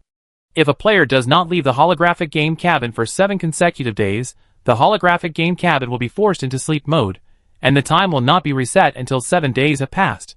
Furthermore, if the nutrient solution level drops below 5%, the player will be forced to exit. Therefore, holographic game streamers don't broadcast every day, they take long breaks after a while. Now Jiang Shao has entered the live stream plaza. Outside of the public plaza and special privileged channel rooms, players have their own private space. She checked her dashboard and opened it. Jiang Shao blinked. No! She quickly closed it. She must have seen it wrong. Opening it again, Jiang Shao saw a breathtaking number. 21.728 million followers. The last 10,000 was quite alluring. Could she be riding on Lu Han's popularity? Jiang Shao quickly realized otherwise. She entered her live stream channel, and a black screen displayed a message. This streamer is not currently live streaming. But the live stream channel still had 871 people online, more than her peak audience during her off-air hours. And she could still see the chat. I wonder if my Shiazi and Han Ge have met in person yet. Wait until Shiazi and Han Ge share the same screen. Sister Han probably isn't used to entering her own live stream to talk after a broadcast, right? Don't wait any longer. Fuck. Sister Han is here. After hours, Sister Han is actually here. Sister Han. Hurry up and meet Brother Han in person. He's waiting. Jiang Shao only just realized that when she entered her own live stream, a notification appeared. The streamer has entered the live stream. And the screen was still scrolling. Sister Han. I just want to know, wow, what happened between you guys the night Brother Han left? The game video was blurred, and then it was shown with Brother Han carrying you into the room. This editor isn't human. Ah, Sister Han, please tell me. Jiang Shao blushed. She hadn't even been to Lu Han's livestream yet. She wanted to leave, but since everyone was here, she couldn't remain silent. Jiang Shao could only send voice messages. Streamer Jiang Shao, thank you everyone, goodbye. I won't be live streaming for a long time. Then Jiang Shao slipped away. Chapter 671. Although her actions were a bit clumsy, Jiang Shao was genuinely nervous. After all, she hadn't expected to have so many fans. She clicked on Lu Han's homepage, and just as the fans had said, the game editing was terrible, leaving the scene where Lu Han carried her into the house, which was quite suggestive. But at least, they hadn't posted the video of her and Lu Han kissing. Jiang Shao slapped her face. She found Lu Yuqing on the live livestream. Lu Yuqing now had tens of thousands of fans. She clicked follow without hesitation, and immediately received a notification that they were friends and could chat. Jiang Shao sent Lu Yuqing her phone number and quickly left a message. Want to meet up tonight? Yes, she was nervous. Lu Han was coming over tonight, and it wouldn't be nice to watch it alone. As for the others, Jiang Shao didn't contact them any further. After exiting the live stream, she washed her face and looked at her closet. At a glance, tracksuits. She had a friend in the game named Chen Mingming, who would often change her clothes, so she didn't have to worry at all. The temperature was 23 degrees Celsius. Jiang Shao pulled out a pink sports skirt from her limited wardrobe. She then tied her hair into a bun, looked in the mirror, and finally took out a bottle of baby cream and rubbed it on her face. Very good. Healthy and energetic, mainly because Jiang Shao had good skin. Years of exercise, coupled with her naturally fair complexion, gave her a rosy complexion. Finally, Jiang Shao found her sneakers, hesitated for a moment, then found insoles in the storage box under her bed and stuffed them with the thickest pair she could find. After changing, Jiang Xiao danced in front of the mirror to make sure her feet weren't uncomfortable. She bought those height-enhancing insoles a while ago, but she rarely used them. Soon, her phone rang. It was a strange caller, and Jiang Xiao instinctively picked it up, assuming it was Lu Yuqing. "Hello, is this Ms. Jiang?" "Yes. We're Yumal live streaming company, remember?" The person on the other end said cheerfully, "You visited us before, and we sincerely drafted a new contract. We hope you join us. Of course, we also provide you with the best live streaming exposure and a generous base salary." "No, thank you." Jiang Xiao politely declined. This company had contacted her when she first wanted to become a game streamer. It was also at this company that she met Lu Lin. It was a large entertainment streaming company, seemingly looking to transition, and several of its female streamers had transitioned from singing and dancing to gaming, like Lu Lin. After all, holographic gaming isn't entirely about skill. She had a one-day trial broadcast with the company, but the company's requirements were very demanding, such as requiring beauty filters and lengthening her legs. Her legs weren't long enough, but the live stream had them stretched to 1.2 meters, almost deforming them. Then, they showed her the contract, which was a bit tricky. Although the base salary was double what she was earning from live streaming, it felt unfair, so she declined. Later, she created a name for herself as a solo game streamer. Without company-run streaming or platform support, her traffic was pitifully low. But now she didn't need it. Afterwards, Jiang Xiao received calls from 2 or 3 entertainment companies within 2 hours. In addition, she received a notification on the holographic platform. "As of the end of your last live stream, your tips for holographic game live streams have reached 827,000 yuan, which can be withdrawn at any time." Jiang Xiao was stunned. She had only been live streaming for less than 5 days, yet she had received 827,000 yuan in tips. Probably thanks to her over 20 million followers. Finally, at 5 p.m., Lu Yuqing called. "Jiang Xiao. I just saw your message on the live streaming platform. Where are you?" Lu Yuqing excitedly asked, "Want to meet up for dinner tonight?" Just as she imagined, Jiang Xiao breathed a sigh of relief. "Yes, Lu Han is coming over tonight. Shall we wait for him together?"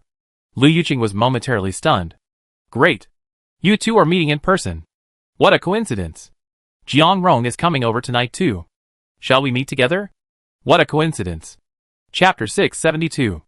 At 5:30, Jiang Xiao waited for Lu Yuqing at the gate of the residential complex. "Jiang Xiao." A familiar voice, exactly the same as in the game. Jiang Xiao looked over and saw a girl in a bright red sweatshirt, her brown curly hair cascading down her shoulders, rushing towards her. She grabbed her and hugged her. "Jiang Xiao. You're exactly like in the game." Lu Yuqing looked at Jiang Xiao. She wore light makeup, with tiny, subtle glitter on her eyes. It was Jiang Xiao's first time being intimate with someone. Unlike in the holographic game, she could smell Lu Yuqing's scent, like some kind of perfume, quite pleasant. "Wow, Jiang Xiao, why are you even smaller than in the game?" Lu Yuqing hugged Jiang Xiao, confirming her presence. "That's right, Jiang Xiao is actually smaller than she is in the game. Jiang Xiao, No, she's already wearing those high insoles. How could she really feel it? Okay, Jiang Xiao's actual height is 1.61 meters, but her height in the holographic game is 1.63 meters. Because Jiang Xiao thinks she's 1.63 meters tall. Even when she's wearing them, she's 1.63 meters tall. Nothing she says will work. So Jiang Xiao's height in the holographic game becomes 1.63 meters out of sheer self-confidence. "But you're so cute. And so thin." Lu Yuqing couldn't help but rub Jiang Xiao's face. "I feel like I could pick you up by myself." After saying this, Lu Yuqing really wanted to pick Jiang Xiao up to see if she could, but she realized she wasn't as light as she looked. She looked less than 80 pounds, but why did she seem so heavy when she was picked up? Jiang Xiao couldn't help but exclaim, "I'm skinny, but I have muscles." She bared her small arm and squeezed it hard. A small, firm muscle bulged out on her arm. Thanks to regular training, her body was mostly muscle, and her body fat was very low. But she stretched well, so the bulge wasn't as noticeable as it would be for a power athlete. After all, while darts is a sport, it's more about technique. If she threw the shot put or did weightlifting, she might have a giant arm. Lu Yuqing was stunned. She bared her own, not-so-thin arm and, imitating Jiang Xiao's, squeezed it hard. Great. Although it bulged, it wasn't muscle at all, it was just fat. bulging fat. Jiang Rong said his flight was at 2 p.m., and he arrived around 6 p.m. Let's find a place to wait for them, Lu Yuqing said. Jiang Xiao was puzzled. Isn't Jiang Rong in Ningxing? He's from Ningxing, but he didn't study there. He's interning in Jing City, but it's not a big deal. I heard his job will be assigned to Ningxing. Lu Yuqing said, I haven't asked specifically. So that's how it is. Let's see where to go tonight. Lu Yuqing said, since you're in our area, of course we have to make the arrangements. I know of a really delicious hot pot restaurant. What do you think? Jiang Xiao paused. Can we try something else? Hot pot is very oily, and it's on the athlete's forbidden list. Only in the holographic game would she tolerate certain foods, but in real life, there were many things she wouldn't eat. Although retired, she still maintained some of her athlete habits. She rarely consumed foods high in hormones and high in fat, including stimulating and spicy foods. If there was one thing she could eat regularly, it would be seafood. At the same time, the plane from Jing City to Ningxing landed. Brother Han, we arrived. Song Yusheng patted Lu Han. Lu Han woke up, pinched his brow, and put on his mask. As people began to disembark, someone suddenly called out, Brother Han? The two turned around, and Song Yusheng was surprised to see someone familiar. Jiang Rong? You're coming to Ningxing too? Yes, I'm going home to visit and see Yuqing. Jiang Rong realized, then let's go together tonight. Yuqing just happened to message me and book a table. Lu Han, ? He pulled out his phone and said Jiang Xiao a friend request, but Jiang Xiao seemed to have forgotten to accept. Chapter 673. Finally, Jiang Xiao and Lu Yuqing booked a hot pot restaurant. The broth was a tomato, mushroom, spicy beef oil, and water base. The menu had everything, so they could use it for hot pot or boiled water, which was quite convenient. Considering Lu Han was in Beijing, he seemed to eat everything in the game, but I didn't know his taste in real life. They be here soon. Jiang Rong and Han met on the plane, so they're coming together. Lu Yuqing looked at the message. They're on their way now. Did Han tell you? Jiang Xiao was stunned. Said? She seemed to have forgotten something. Suddenly, she realized that Lu Han had asked her to add him on WeChat, but she had been so excited all afternoon that she had forgotten. She quickly opened her phone and saw someone had added her, LH. Jiang Xiao quickly acknowledged the message and sent Lu Han a message. Are they arriving? Lu Han read the message and licked his teeth. Just part. Jiang Xiao glanced up nervously. They're almost there. Where? Lu Yuqing instinctively pulled out a small mirror. Check my makeup. I'm putting on some powder. Because the restaurant was on the first floor, neither girl left. She looked at the waiter at the door. Up ahead. 3 boys approached. Jiang Xiao looked over.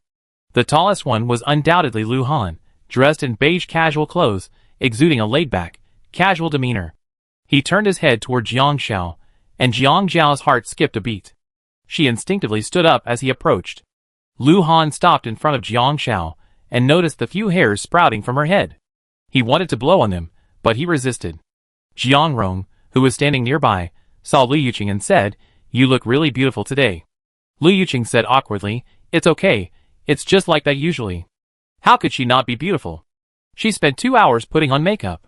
And she was using her most expensive, most reluctant makeup. But, you have some powder on your eyes. Let me take it off for you. Jiang Rong reached out to wipe it off for Lu Yuqing. That's not powder. Lu Yuqing couldn't help but quickly slapped Jiang Rong's hand away. The two of them were just like they always were. Lu Han's eyes were smiling, and Jiang Xiao clutched her shoulder bag. Lu Han was about to speak when Jiang Xiao spoke first, looking up at him confidently. We're all over 5 feet tall. Don't look down on anyone. Even Lu Yuqing was 5 feet 7 inches. Even with her insoles, she was only 5 feet 6 inches. Surprised, Lu Han reached up and touched Jiang Xiao's head. Not bad. Please sit down. We finally get to meet.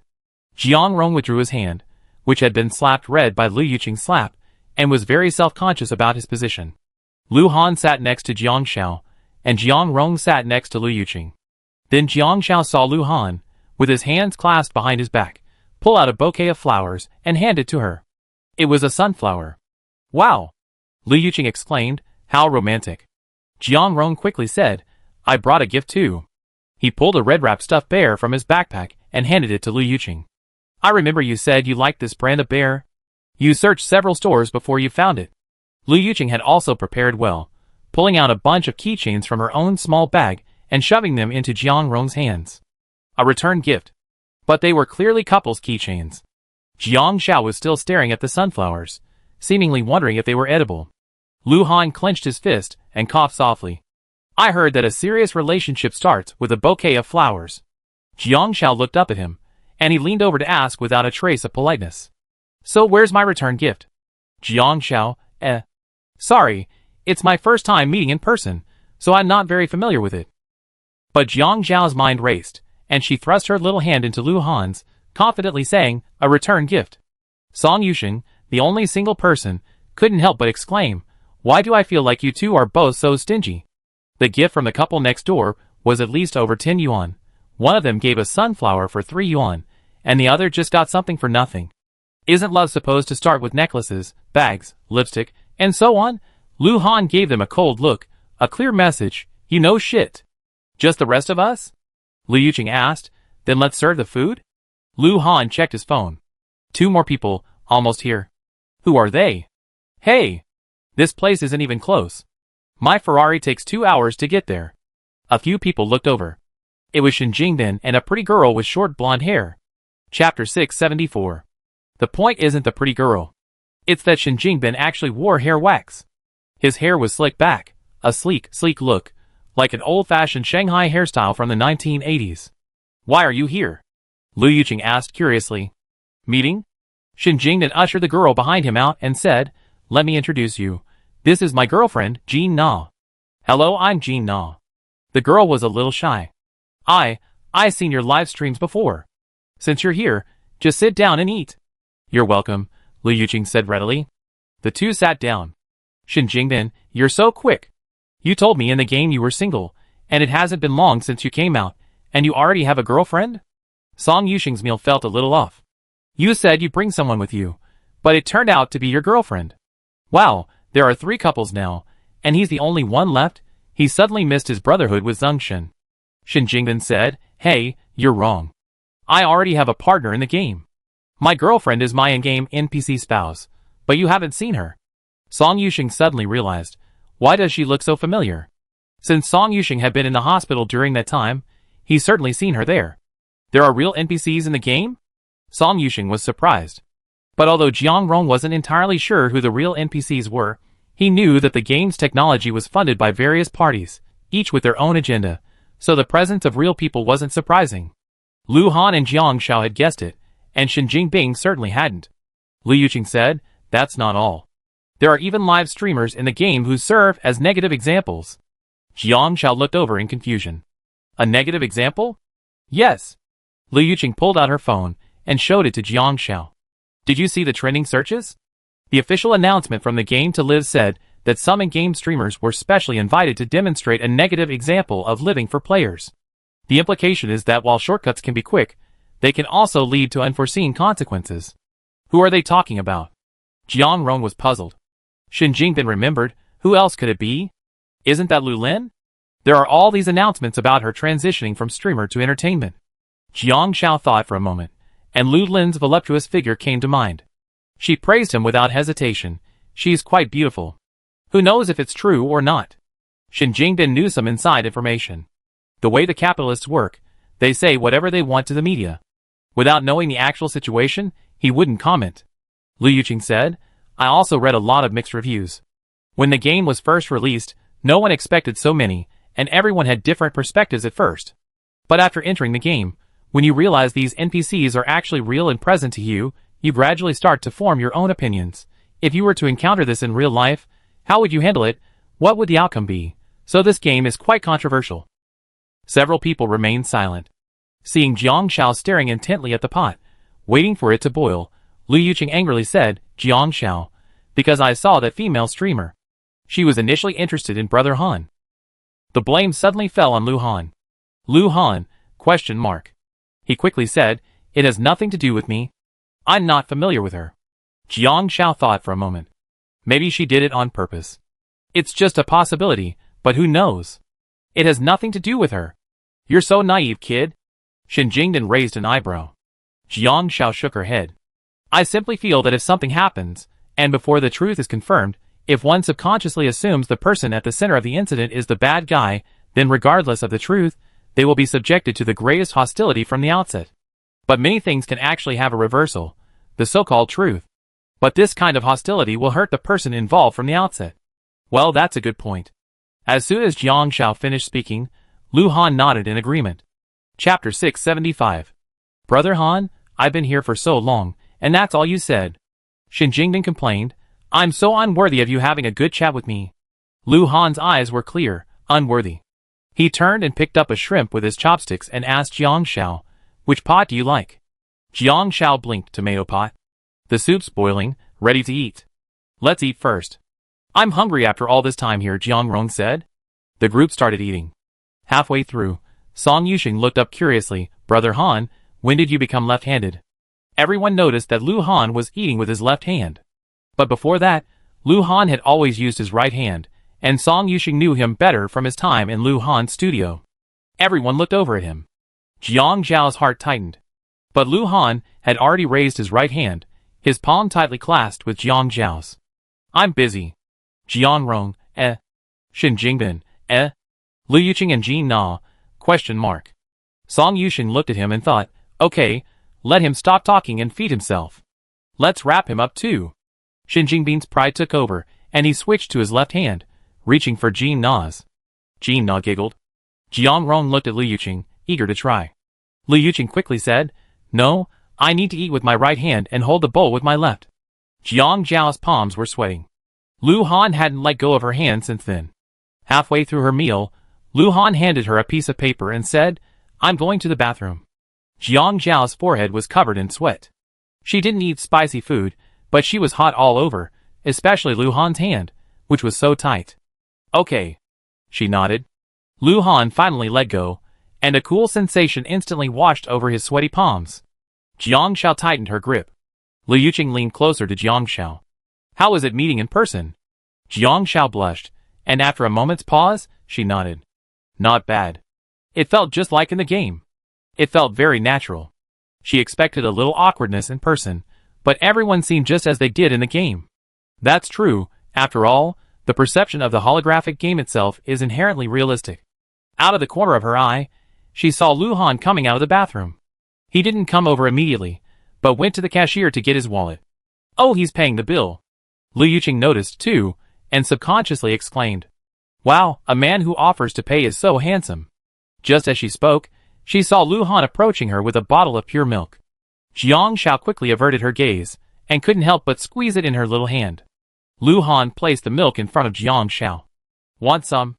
Lu Han was holding pure milk, and Jiang Shao nodded. But in a game, Jiang Shao didn't just drink pure milk, she drank everything from soda to yogurt. She curiously asked Lu Han, why don't you get something else? Lu Han whispered, Jiang Shao, I checked all your information before coming here. As a former national-level athlete, even after retirement, bits and pieces of her still exist online, including information about her family and other details. While not entirely detailed, they still allow for a glimpse.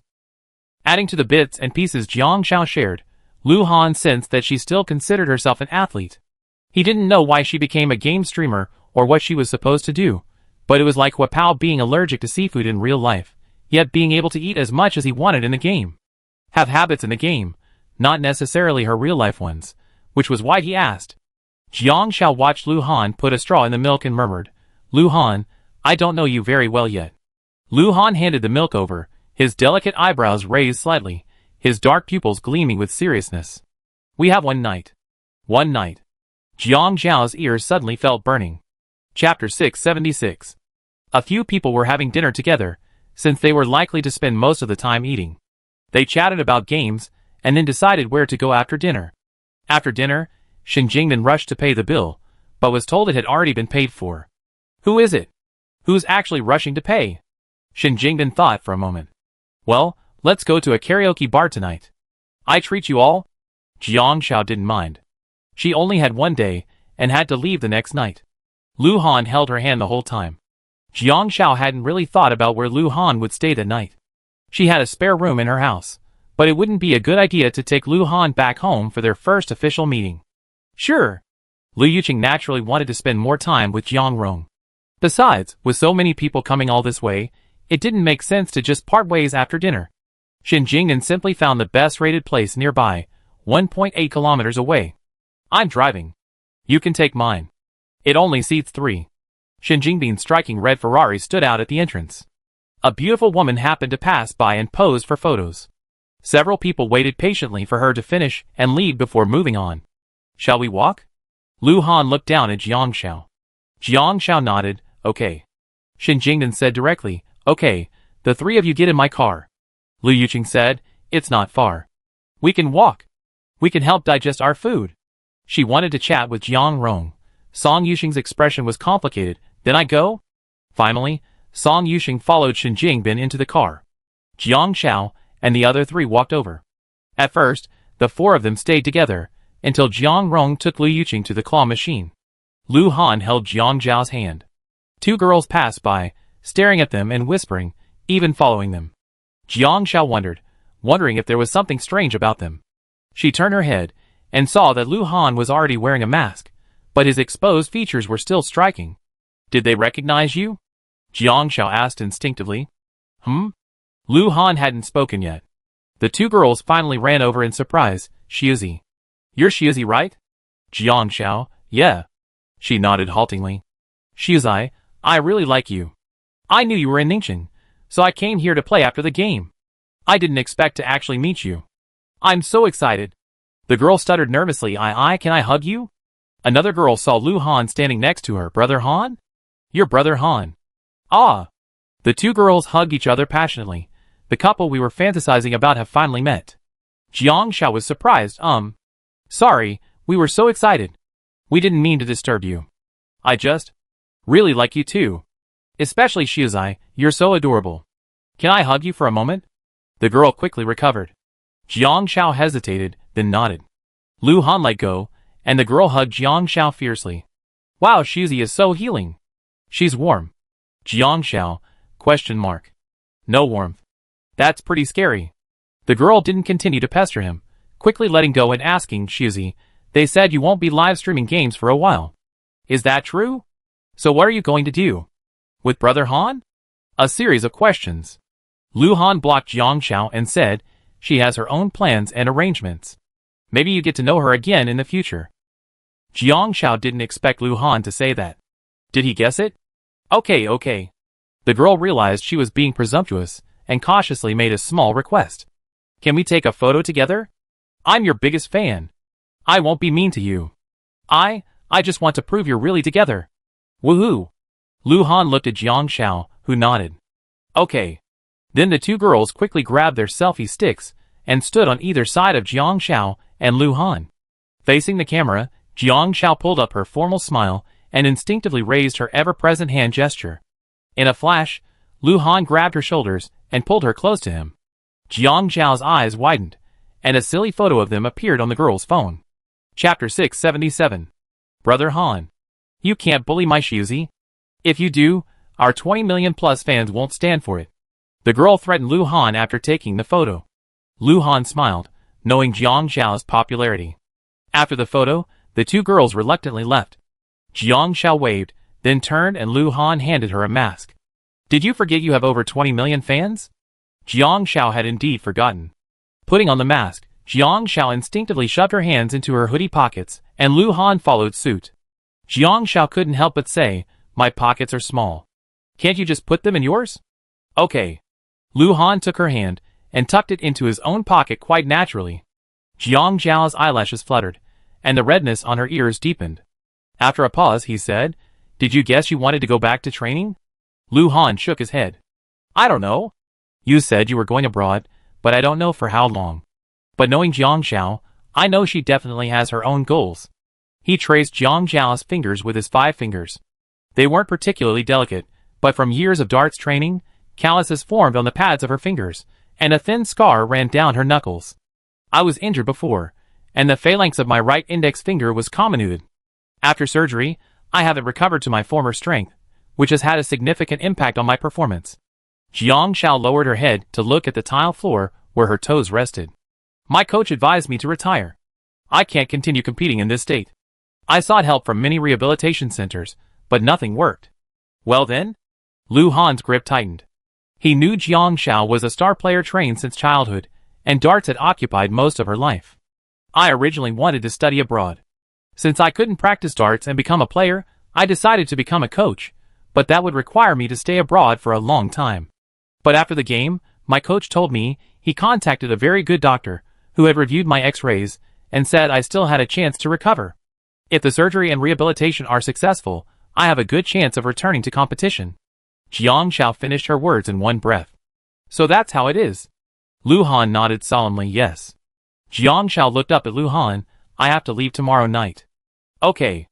Lu Han's tone was flat. You won't ask how long I'll be gone? Jiang Xiao asked. Lu Han looked at the newly planted green plants by the roadside, the saplings, still immature and needing main branches to support them. He rubbed Jiang Xiao's head. When it's time to come back, you come back. Time is meaningless. Like a seed, you don't know when it will sprout, because the seed could rot in the soil. Even if it sprouts, we don't know when it will bloom. It might bloom this year, it might bloom next year, or it might not bloom for several years. Jiang Xiao paused. What about you? Lu Han thought for a moment. Wait until I finish. I guess I can't hang out with them tonight. I tell you tonight. With that, he dragged Jiang Xiao into the KTV. Jiang Xiao pouted. It's night again.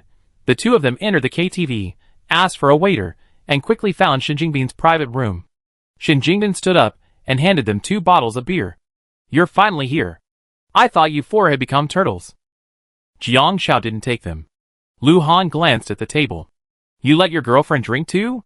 Well, my girlfriend doesn't drink, so I drink. Shin Jingbin looked at Lu Han. Jiang Xiao doesn't drink, so you drink. Is it okay for me to open 2 bottles?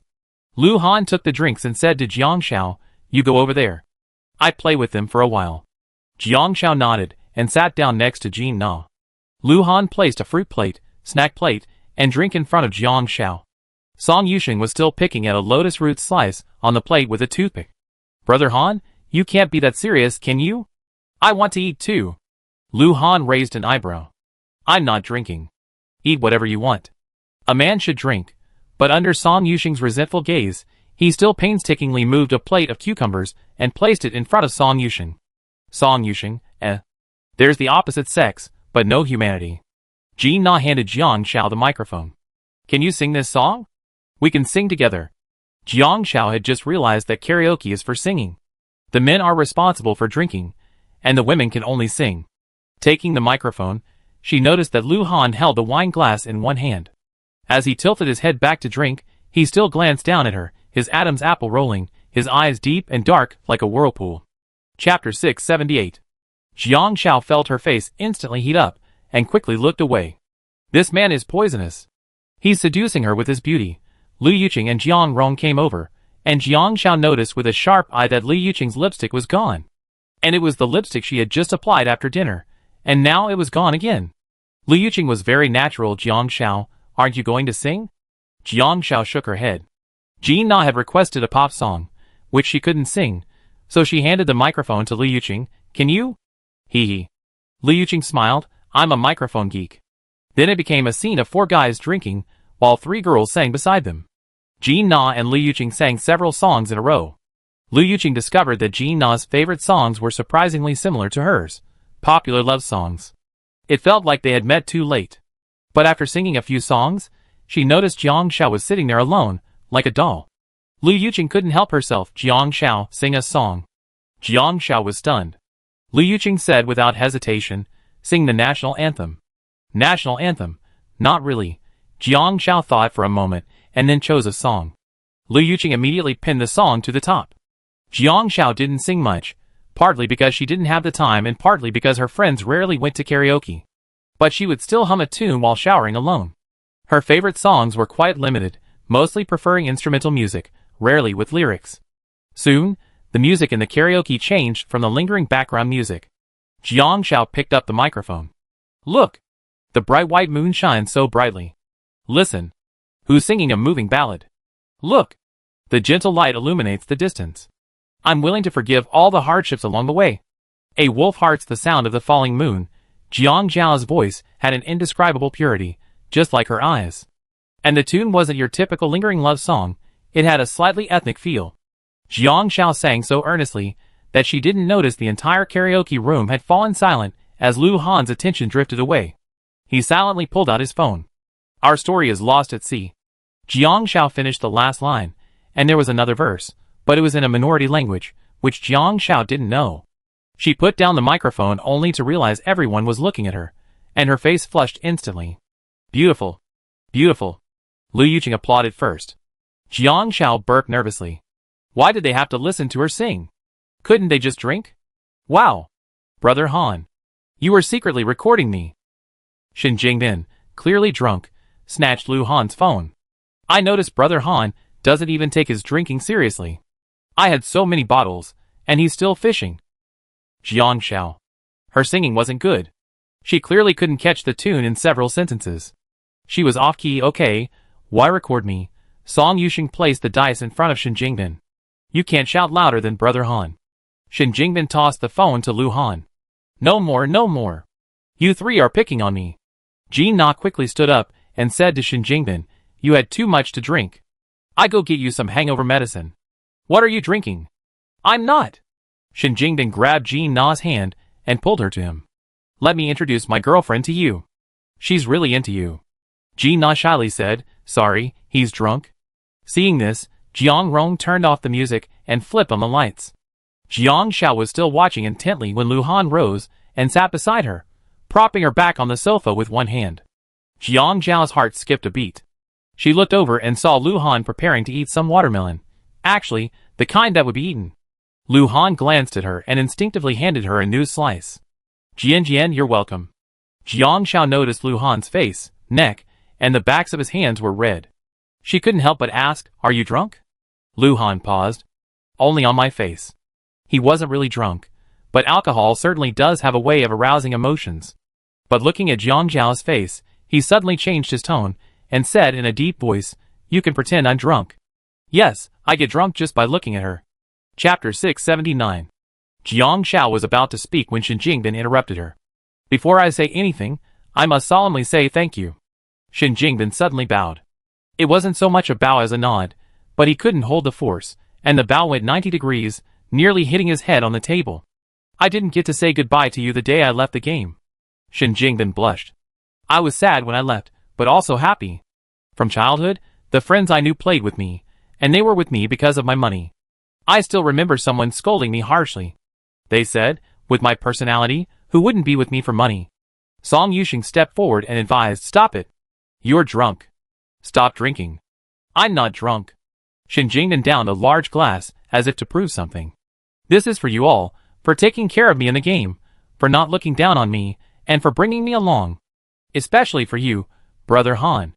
Lu Han paused, then raised his hand, and toasted Shen Jingbin from a distance. Shen Jingbin smiled foolishly. You guys treat me like a friend, right? Although he was smiling, Jiang Shao inexplicably felt a bitterness in his words. Shen Jingbin turned and looked at Jin Na seriously. Because I used to think money was a bad thing, because it made many people ignore me. But after meeting you, I think money is truly a good thing. I'm so happy to have met you. Jin Na's eyes welled up. The next moment, Shen Jingbin collapsed onto the sofa, unconscious. Jin Na took a deep breath. Sorry, he's drunk. It's okay, it's okay. In reality, they weren't targeting Shen Jingbin. It was Lu Han who was playing the game with Shen Jingbin, and since they felt embarrassed to leave the hole to Lu Han, they rolled the dice themselves, which is why they drank so much. Jiang Rong wasn't a big drinker either. 2 bottles were enough to make him feel dizzy. Song Yusheng checked the time. Well, stop drinking, it's already 11. There was no need to drink too much. Everyone just wanted to get together. Lu Han nodded and stood up. Seeing that Jin Na couldn't carry Shen Jingbin alone, he went over to help. Jin Na said, thank you, I drive. Jiang Shao asked, have you booked a place to stay tonight? Jin Na remembered, wait, I'd book it right away. He said he'd take me home after playing for a while. Jiang Shao saw Jin Na's panic and figured she couldn't handle it alone tonight. She looked at the other people and said, let's go to my place. A hotel would be fine, but Shen Jingbin was drunk. Besides, she had her own family, so she couldn't possibly book a hotel room. She wanted to get to know Lu Han, but she might not have as much time tomorrow. She had to pack and go have dinner with Mr. Lian early.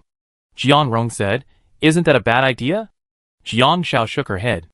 I'm alone at home, and we have a lot of rooms, probably about the same as in the game. Although it didn't have 3 floors, the 180 square meter house still had 5 rooms. A master bedroom, 2 guest rooms, a study, and a gym. And the tatami in the living room was wide enough for sleeping. Liu Yuqing immediately said, "I am not going home tonight either. I want to sleep with you." Since they were going to Jiang Zhao's house, they might as well go together. After all, they all lived together before, so it wasn't too strange. In the game, everyone was together. Jiang Zhao nodded. The 3 boys dragged Shen Jingbin into the car. Ji Na drove, and Jiang Zhao sat in the passenger seat, using the navigation system. Lu Han, Song Yuxing, and Shen Jingbin, the 3 grown men, squeezed into the back seat. Liu Yuqing and Jiang Rong took a taxi to Jiang Zhao's neighborhood. Chapter 680. Arriving at the complex, Jiang Zhao gave Liu Yuqing the address. Liu Yuqing and Jiang Rong went to buy toothbrushes and disposable face towels. The others took Shen Jingbin upstairs first. Jiang Zhao's apartment was on the 7th floor of Unit 1, so they arrived quickly. Lu Han entered and surveyed Jiang Zhao's room. It was simply decorated and spacious. A blue violent bear sat in the corner, and there was a hanging swing in the living room. The balcony window was open, and the breeze blew in, causing the white curtains to flutter. "No need to change shoes," Jiang Zhao said. "Help him onto the sofa first." I checked the room. Jiang Zhao went in to take a look. The guest room had a bed, but it had never been occupied. However, Jiang Zhao made it up anyway, and had the maid come and clean it regularly. Some things were now on the bed, which Jiang Zhao cleaned. Ji Na helped to remake it. The master bedroom can accommodate 3 girls, and you 4 boys can sleep in the 2 guest rooms. If you feel too crowded, the tatami in the living room will also work. After making the bed, Jiang Zhao came out. First, Shen Jingbin was ushered into the guest room. As soon as he laid down, he turned over and felt like vomiting. Ji Na took care of him. Jiang Zhao thought for a moment, and went to the kitchen to make some hangover soup. Everyone had drunk some alcohol, so she might as well make some. Lu Han stepped in. "Need some help?" Jiang Zhao saw Lu Han's blushing face, and couldn't help but ask, "I never seen you blush in the game." Lu Han had fair skin. Although he worked out, he didn't get much sun exposure because he was often in the game cabin as a holographic game streamer. His skin was now as red as shrimp skin.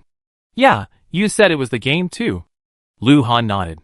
Jiang Zhao blinked. "No need for your help. Go to the living room. It's just some hangover soup." Jiang Zhao had just dropped the ginger slices in when she heard a voice from behind her. "Look!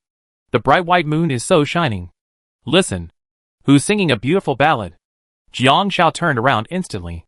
Lu Han was leaning against the refrigerator, his phone in hand, tapping on a recording. The recording was filled with a cacophony of voices, echoing from the KTV, their voices muffled and electric. Lu Han looked at her with a half-smile. "It's quite nice." He deliberately paused the song, then resumed it. "Lu Han!" Jiang Zhao rushed over, trying to grab the phone. "Delete? You're out of tune, okay?" Lu Han raised his hands high, but his arms were so long that Jiang Zhao couldn't reach them even if she jumped. Jiang Zhao jumped several times, but couldn't reach them. Just as she was about to step on his foot, Lu Han grabbed her and pulled her into a hug. Jiang Zhao finally realized what was happening. "Yeah, she jumped into my arms on her own." Lu Han lowered his head and raised an eyebrow at her. Jiang Zhao grabbed Lu Han's shirt. "Then can you delete it?" "Why?" Lu Han's grin stretched almost to his ears, his laughter unbridled and unbridled. "Jiang Zhao, you're leaving. It's a shame not to leave something behind to remind me of you." Jiang Zhao pouted. That was true, but she wouldn't listen. That song was awful. "You won't give it to me?" Lu Han's eyes darkened. "If you won't give it to me, then take it yourself." Jiang Zhao's spine tingled. Before she could react, Lu Han had already closed the kitchen door and pressed her against it, kissing her. Jiang Zhao's hands instinctively pushed back, but in return, Lu Han pressed her even harder. This feeling was more real than in the game. Not only was the warmth of his body, but the scent of alcohol from Lu Han's mouth stimulated Jiang Zhao's heart. Lu Han held her lower back tightly. The strong, overpowering scent left Jiang Zhao unable to muster the slightest desire to resist. Instead, her heart beat rapidly and fiercely, as if stimulated. The kiss was intense, almost suffocating. Lu Han pressed the back of her head and kissed her to his heart's content. After a moment, Lu Han finally released Jiang Zhao, leaving her lips feeling chafed. Lu Han stared at Jiang Zhao's flushed face, his eyes tinged with wildness. He licked his teeth, admiring her deeply. When I saw you, I wanted to hold you down and kiss you, but you held your ground. The streets were crowded, and wearing a mask wouldn't be a good time to kiss. After the karaoke session, he waited for Jiang Xiao to go to the restroom, so he could sneak in. And, surprisingly, Jiang Xiao sat there like a little bear for over 2 hours, not once using the restroom. Chapter 681. Jiang Xiao came to her senses, took a deep breath, and glared back at Lu Han with a straight face. You didn't tell me. Lu Han, ? Do I need to tell you this in advance? The next moment, he couldn't help but snarl. I want to go into the woods with you. And if I tell you, you go with me? In return, Jiang Xiao stomped on him. Jiang Xiao, I'm sure you want to murder your husband. Lu Han let go in pain. Blushing, Jiang Xiao pulled out a nearby kitchen knife and waved it at Lu Han. That's murdering your husband. Hearing this, Lu Han immediately backed down. Fine, it wouldn't be bad to be called Jiang Zhao's husband before I die. Jiang Xiao realized she had been tricked again. Her cheeks puffed with anger, and before she could say anything, Lu Yuqing knocked on the door. Is the hangover soup ready? Yes. Jiang Xiao quickly turned around and turned off the stove. She opened the door and brought the hangover soup to Lu Yuqing, giving Jiang Rong and Song Yuqing some to drink. After Jin Na fed Shen Jingben drowsily held her hand and said, I asleep for a while. You go play with him. Jin Na didn't leave.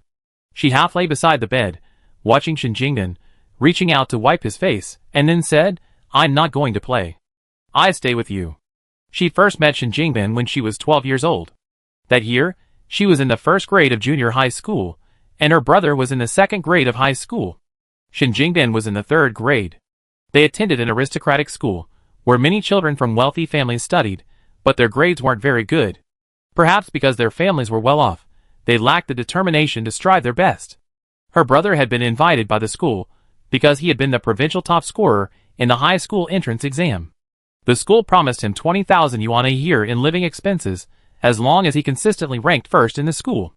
This promise would last until his brother achieved the highest score in the entire school, and passed the college entrance examination.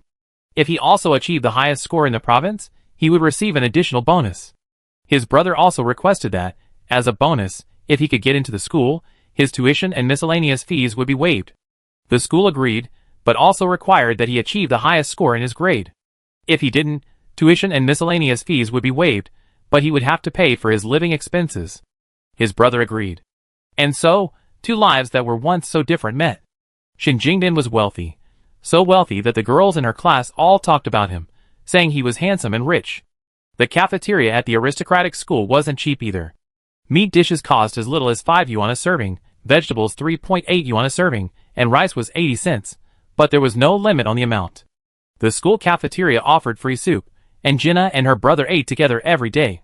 Jinna's brother received a 600 yuan monthly living allowance from the school, which cost 20 yuan a day, and they shared 2 meals. 1 meat dish, 1 vegetable dish. Back then, Shen Jingben was in the cafeteria, and Jin Na would often run into him. He'd order 3 or 4 meat dishes in a row, eat 2 bites, and then throw them away if they were unpalatable. At that time, Jin Na disliked Shen Jingben. She wondered how someone could waste food like that, and not appreciate it. The school was full of children from wealthy families, and there weren't many like her and her brother, so they didn't have many friends and were often ostracized. But the teacher constantly told them that children like them, who had a lower starting point, shouldn't compare themselves or care about others, but just be themselves. Compared to her, her brother was under even greater pressure, but he never slacked off. When Shen Jingben ate 2 bites of food but didn't want to, it was still clean, and her brother would get up and serve her more meat. At that time, she absolutely hated Shen Jingben. She felt ashamed. But she was also incredibly greedy because she didn't have any pocket money, so she couldn't buy what she wanted. Her brother said, "It's clean, don't waste it." She hated herself too. She had self-respect, but it was useless. But Shen Jingben was always the center of attention. How could he know someone hated him so much? Even if he knew, so what? They were from different worlds. Her dislike was a secret to herself. She could only distance herself further, and write her dislike for Shen Jingben in her diary. Chapter 682. I hated Shen Jingben because he was rich, but I also changed my opinion of him because he was rich. In the second semester of junior high, my father became seriously ill. Uremia costs a lot of money. My brother told the teacher about this. The school couldn't always support my brother unconditionally. Besides, dialysis for uremia costs a lot of money. It wasn't just tuition waivers or extra food, it was a lot of real money. The teacher came up with a plan and asked my brother if he was afraid of embarrassment. He wasn't, and neither was she. That day, the brother and sister, carrying cardboard boxes, went to every classroom in the school during evening study time. The school had junior high and high school, a total of 58 classes. The teacher led them one by one. They had to bow to all the students and ask for donations. Everyone's face had a different expression: impatience, discomfort, unhappiness. Most of them were thinking, why should I donate money? And if everyone else is donating, wouldn't it be bad if I didn't? Only a few were inexplicably excited. But most of them didn't understand what uremia was, what it meant to be broke, or what it meant to be completely destitute. Some called them beggars, and they certainly looked like them back then. Everyone's desk had a different amount of banknotes. Some gave 10 yuan, some 50. Some even deliberately gave 10 cents. And she, carrying her suitcase with her brother, always said thank you, no matter how much. That day, she shouted thank you until her voice was hoarse. At the time, Shin Jingdan sat in the back of the classroom, slouching. Several boys beside him pointed at him and his brother, gossiping and laughing, their faces filled with mockery. Shin Jingdan said impatiently, "Are you annoying? How can you be richer than me?" He tossed out a card, no cash, pin number 6 zeros. Others threw money, he threw a card. My brother wanted to refuse, but Shin Jingdan said, "Take it, I don't need it." She glanced at Shin Jingdan. She wondered why this man was so annoying even when donating money. But he really wanted to donate, not the kind who would begrudgingly give up after the teacher told him to. That day, she bowed many times and earned 140,000 yuan in donations. Of that, only a little over 20,000 yuan was raised through fundraising, and the school teachers donated a little over 10,000 yuan. So, Shin Jingbin's card alone had nearly 100,000 yuan. The teacher even went to Shin Jingbin to ask if his family would tell him about the large donation. Shin Jingbin said the money wasn't a big deal, his family wouldn't tell anyone, and that since he had donated it, there was no reason to ask for it back. The 140,000 yuan would give his father time to survive, until he found a suitable kidney donor.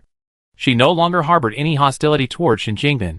It was simply that money truly was a good thing. In a corner of the school, another person who disliked Shin Jingbin quietly vanished. Later, her brother successfully passed the provincial entrance exam, and was admitted to Tsinghua University. She was in her 3rd year of junior high, but her grades were average. That night, she had a snack in the cafeteria, where they had a 2 yuan cake. It was the first time she had eaten it in 3 years at school. Because her brother had received a scholarship, he told her she could eat better. He said he would work hard to earn money after attending university, so she could live a good life. Her father had recovered somewhat, and started learning to type on a computer, writing for others. However, due to his poor health, he still couldn't work regularly, just to reduce the burden on the family. That same night, as she was leaving the cafeteria with her cake, she unexpectedly saw Shin Jingbin, and the most beautiful girl in school. It was just a shadow, but she knew who they were at first glance. He was in love too soon. They were walking along the wooded path behind the cafeteria. She slowed her pace, pretending not to notice, but she was actually nervous. The cake in her mouth didn't taste good anymore, it had an indescribable bitterness. It was like she was craving candy, but suddenly one day she found someone else's candy on her desk. Before she could even touch it, someone else picked it up. Unconsciously, her attention to Shin Jingbin had surpassed that of an ordinary person. And this bitter feeling is called secret love. Chapter 683. Rumors of Shin Jingbin's premature love affair were everywhere around the school. The teachers turned a blind eye. Until one day, Ji Na accidentally overheard Shin Jingbin's best friend saying behind his back, with his temper, who would want to hang out with him if he wasn't rich. "You don't know. I slept with his girlfriend, and she's got a great figure." She was furious. She couldn't understand why his best friend would treat him like that behind his back. Just then, she saw Shin Jingbin standing behind them.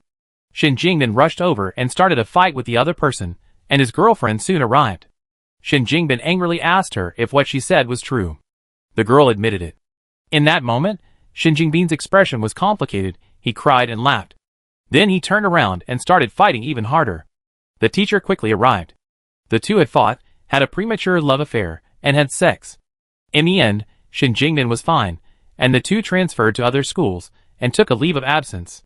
After that, Jinna would occasionally see Shin Jingbin again. He seemed to have more and more friends and girlfriends, but never for more than a month. She was so insignificant and ordinary, and he and she wouldn't have any contact with anyone. The gap between them was huge. In the blink of an eye, she was in her first year of high school, Shin Jingden was in his third, and he was about to graduate. She never saw him again at school. That year, she was impulsive. She knew she had fallen in love with Shin Jingden without knowing when, but she thought that even if she was rejected outright, she would give up. She didn't know when the secret crush had started, and she had to muster up the courage to end it herself. It would be too tragic to end it silently. So she confessed her love, not because she had to be with Shin Jingden. She just wanted him to know that she had loved him. So she wrote a very long letter, and quietly found Shin Jingden the day before the holiday. It was noon, and he didn't like the school lunches, so he waited at the back door for someone to run errands for him. She lowered her head, holding the love letter, and walked over to Shin Jingden to confess her love. Shin Jingden didn't take the letter, but scoffed, "What do you like about me? Because I'm rich or because I'm handsome?" She was stunned. Shin Jingden accepted both approaches and approached, trying to put his arm around her shoulders. "Tell me, do you want me to buy you a bag or some clothes?" His hand gestures allowed her to approach, but his words pushed her away. In an instant, she felt as if her little feelings had been trampled upon by him. Since it was a secret love, she might as well die in his arms. So, she angrily pushed Shin Jingden away and ran away, crying. Sometimes, love is just one-sided wishful thinking. It doesn't necessarily have to blossom or bear fruit. She thought, let it go. The gap between them was too great. Perhaps Shin Jingden didn't even remember her face, or see the contents of the letter, but that didn't matter anymore. His brother had studied computer science and electronic optics in college, excelling in grades. Later, he joined the game development team for To Live. She went to college. Her grades were average, but coincidentally, she ended up at the same school as Shin Jingden. He remained the same, until one day, leaning against his sports car, he watched two people kissing not far away. One was his girlfriend, the other his best friend. He remained remarkably calm, raising a soda toward them, and saying, "I wish you happiness." The girl angrily rushed over, and yelled at Shin Jingden, "You're a jerk. You never care about what I truly want." Shin Jingden replied nonchalantly, "Ah yes, I am a jerk. Congratulations on finding a good partner." With that, he gracefully departed, his back a forlorn sight. At that moment, Jinna's heart ached. Fate had its twists and turns. The person she was destined to meet and fall in love with would eventually meet and fall in love. But the person she loved, no one had ever taught him how to love. Chapter 684. At this moment, Jin Na looked at Shin Jingden's drunkenly red face and murmured, "You're actually quite adorable." Shin Jingden was sound asleep and didn't hear anything. "Jin Na, come out and play." Liu Yuqing looked in from the room. "Let him sleep." "Okay." Jin Na got up and covered Shin Jingden with a blanket, then went out to play with Jiang Xiao and the others. Seeing the bottles on the table, she said, "You're drinking again?" 2 boxes of pink, pale blue, and yellow-green frosted glass bottles, a certain fruit wine. "This fruit wine isn't intoxicating." Liu Yuqing asked Jiang Xiao, "Would you like some?" Jiang Xiao nodded. "Sure, a small glass." She didn't like drinking. As an athlete, she used to drink sparingly, especially before competitions. But now that she wasn't competing, she didn't drink simply because the beer at the KTV wasn't good. A few people were sitting on the sofa, playing a game called Poker Drinking Game. Liu Yuqing had suggested the game, likely wanting to play a little longer. Everyone else agreed, and Jiang Xiao wasn't in a hurry. She sat cross-legged on the carpet, waiting for Song Yusheng to deal the cards. Curiously, she asked Lu Han, "Didn't you just get back from drinking at KTV? Why are you drinking again?" "Hangover soup." Lu Han said gravely, "How can we play the confession game tonight without drinking?" "Confession game." Jiang Xiao blinked. "Oh!" He must be nervous. Recovering from his senses, Song Yusheng began dealing the cards. A deck of playing cards, without jokers, is dealt clockwise from ace to king. Each card has a different game. For example, ace is called a point kill. The holder of this card can make anyone at the table drink, and the other party cannot refuse. 2 is called the drinking companion card. The person who receives this card must give themselves a name, which they can only say twice. Everyone playing the game must remember that when anyone calls this person's name while drinking, they must drink with them until the second 2 appears, at which point the drinking companionship passes to the next person. Number 3 is the game card called Visit 3 Gardens, which includes the vegetable garden, the orchard, and the zoo. Song Yuxing explained the rules. We have mineral water. Girls who don't drink alcohol can drink water. But remember, anyone who hasn't received the number 8 can't go to the restroom. However, you can get the number 8 with anyone, by any means. During the second shuffle, and used 8s don't enter the shuffle pool. Lu Yuqing said to Jiang Rong, we played the king game before, but it turns out there's a luck factor in the game, so Xingchen and Brother Han always lose. It's boring. Jiang Rong was dealt the first card. He received an ace and, with a chuckle, threw it directly in front of Lu Han. Brother Han, drink. Lu Han drank it immediately. Jiang Xiao tilted her head, and just happened to see Lu Han's rolling Adam's apple. She quickly lowered her head. It was Lu Yuqing's turn. She was dealt a queen. A jack on the left, a queen on the right. The person to their right who drew the queen had to drink. It was Jiang Rong again. No! I realized I can't sit with Jiang Rong in this game. Lu Yuqing realized she was losing. Song Yuxing said, you can't switch seats now. Lu Han's turn was soon over. He was dealt a king and said 2 drinks. The first king counts, whoever draws the fourth king gets to drink the same number of drinks. Lu Han was being kind by calling for 2 drinks. But it wasn't really that strict. A couple of girls could have a couple of sips. When it came to Jiang Xiao, she was actually dealt a 2. Wow! The first drinker has arrived. Jiang Xiao, this isn't a game anymore. Your luck attribute from the game is useless. Lu Yuqing gloated, leaning on Jiang Rong's legs and drawing circles on them. Jiang Xiao subconsciously glanced at Lu Han, who mouthed a few words to her. Jiang Xiao understood instantly, then said, my name is. 2 rows out of the barracks, head straight to the vegetable garden due north. Row 1 waters the spinach, row 2 cuts the cabbage. She memorized a full 200-word tongue twister. This tongue twister was something she memorized when she was bored some time ago. It's pretty unpopular. Jiang Xiao. Lu Yuqing listened, no, your name is too long, and it's so long, how could anyone remember it? The main thing is that Jiang Xiao could memorize it. Not only was it unpopular, it was also weird. Jiang Xiao said seriously, no one said you can't choose a 200-character name. Oh my god, that's a bug in a real game. Jiang Xiao recited it again, but the others were already stumped. So starting with the next round, they had to limit names to 5 characters. The game stopped when Shen Jingnan called out from inside the room. Jin Na hurried in, and didn't come out again, and the game stopped. Lu Han got up, and went to the balcony to get some fresh air, and Jiang Xiao followed him. Chapter 685. The balcony was windy, and a bit chilly. As soon as Jiang Xiao reached Lu Han, he embraced her from behind, his chin resting on the top of her head. What do you want to know about me? Tell me. He was still drunk, so he was quite bold. Jiang Xiao thought for a moment. Everything? Lu Han nodded. That's a long story. It starts with my parents. Have I ever told you about them? They have a great relationship. Jiang Xiao nodded. My parents met in high school. My dad pursued my mom, but she's just an ordinary kid. A playmate from the same compound, as my dad had a crush on him since they were little. Although he clearly refused, my grandfather still arranged the marriage for him because of a business marriage. Lu Han said, my grandfather lied to my dad about his poor health and told him to go back. He only then realized he'd been tricked into marrying me. Guess what happened? Jiang Xiao shook her head. Lu Han smiled and hugged Jiang Xiao tightly. My dad eloped with my mom the next day. Jiang Xiao was surprised. Elope? What an archaic term. Lu Han lowered his head and smiled.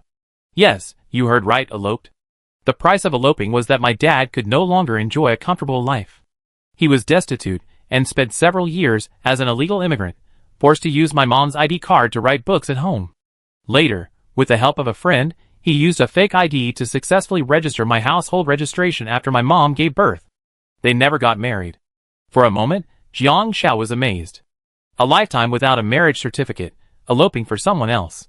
This was a love she could never imagine. In this fast-paced world, many people's passions come and go quickly. They're calculating gains and losses, themselves, who loves and who doesn't, and who loves more and who loves less. Self-perceived unfairness can easily drive a wedge between two people. Have they really never argued? Jiang Xiao was puzzled. Except because of you. Lu Han said softly, no, according to my dad, he willingly gave up everything for my mom. If he ended up losing her because of a minor friction in life, it would be too much of a loss, so he has to find a way to work harder.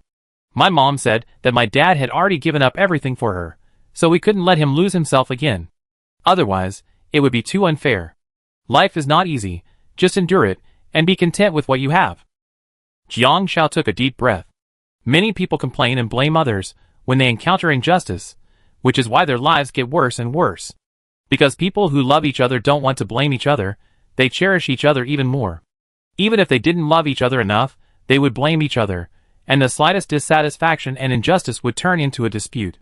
Yes. Lu Han nodded. Jiang Shao, I hope you can be the one in my life. Someone who can love him wholeheartedly, someone who walks forward with him. Jiang Shao blinked. So what happened next? You want to know about the juvenile detention center? Lu Han paused, then said, Jiang Shao, I'm afraid I haven't had enough alcohol yet.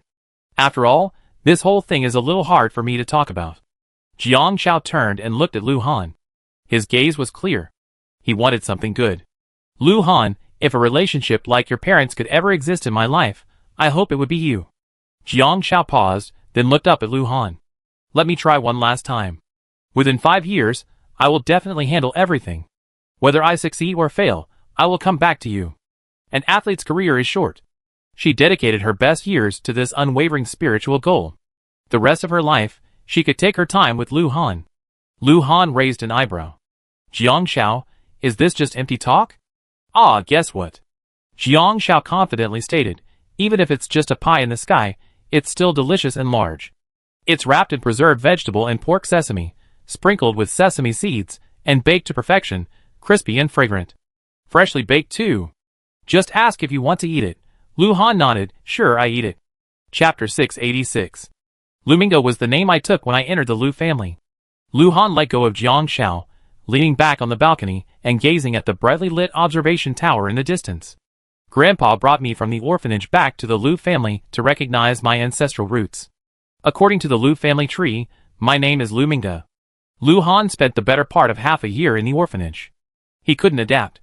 The sudden loss didn't make him strong enough to grow up quickly. He had always been raised in his parents' carefree environment.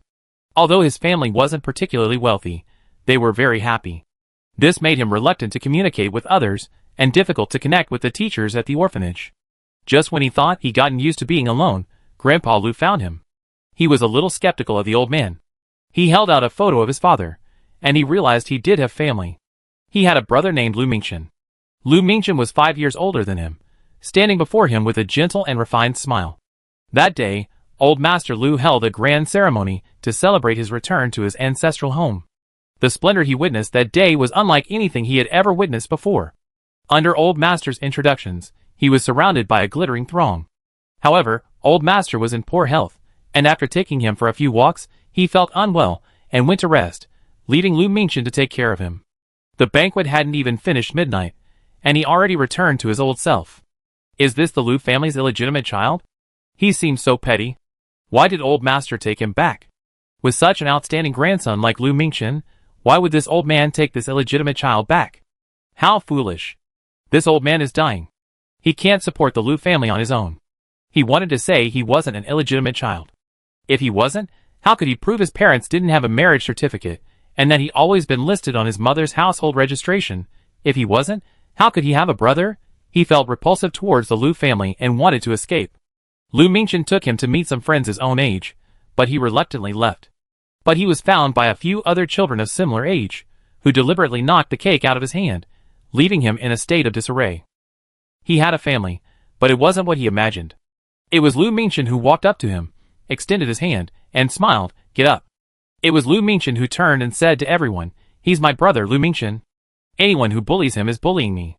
At that moment, Lu Mingchen stood before him. For the first time, he felt what it was like to have a brother.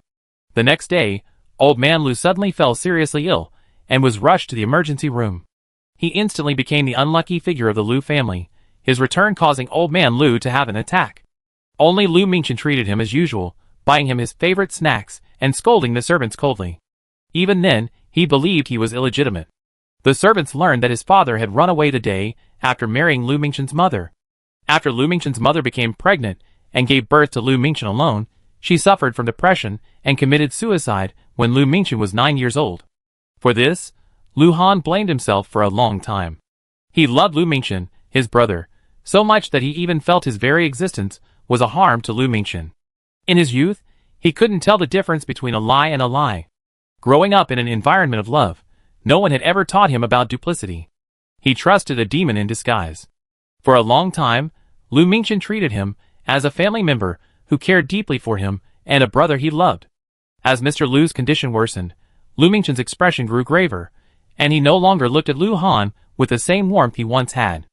The feeling of warmth drifted further and further away from him. At that moment, Lu Han thought of his parents, who would never return. He didn't want to lose that feeling, so he asked Lu Mingchen if he hated him.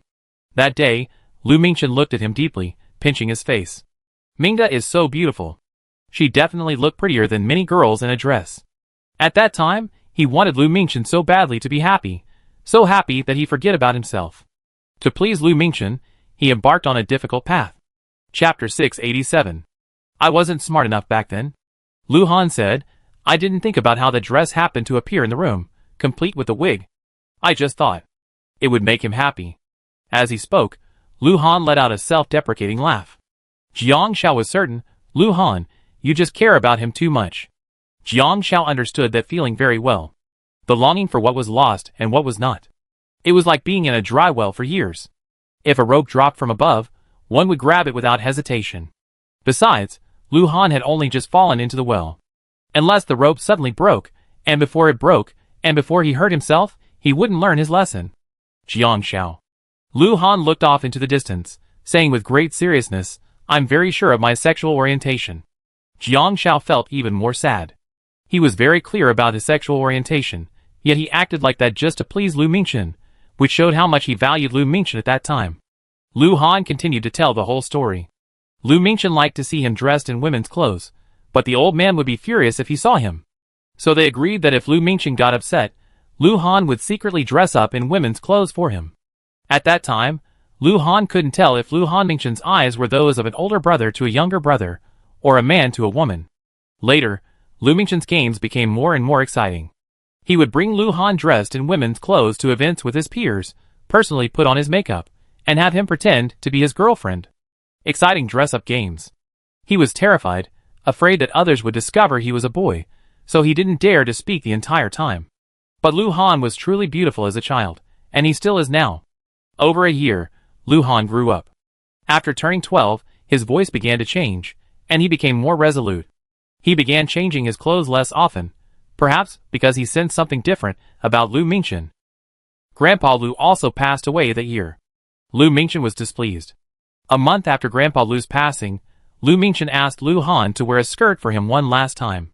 Lu Han agreed. The day of the accident was Lu Mingchen's 18th birthday, and Lu Han was 13. Lu Mingchen had a friend who liked Lu Han, who dressed like a woman, and had made advances on him several times. It was because of this friend that Lu Han developed a resistance to wearing skirts.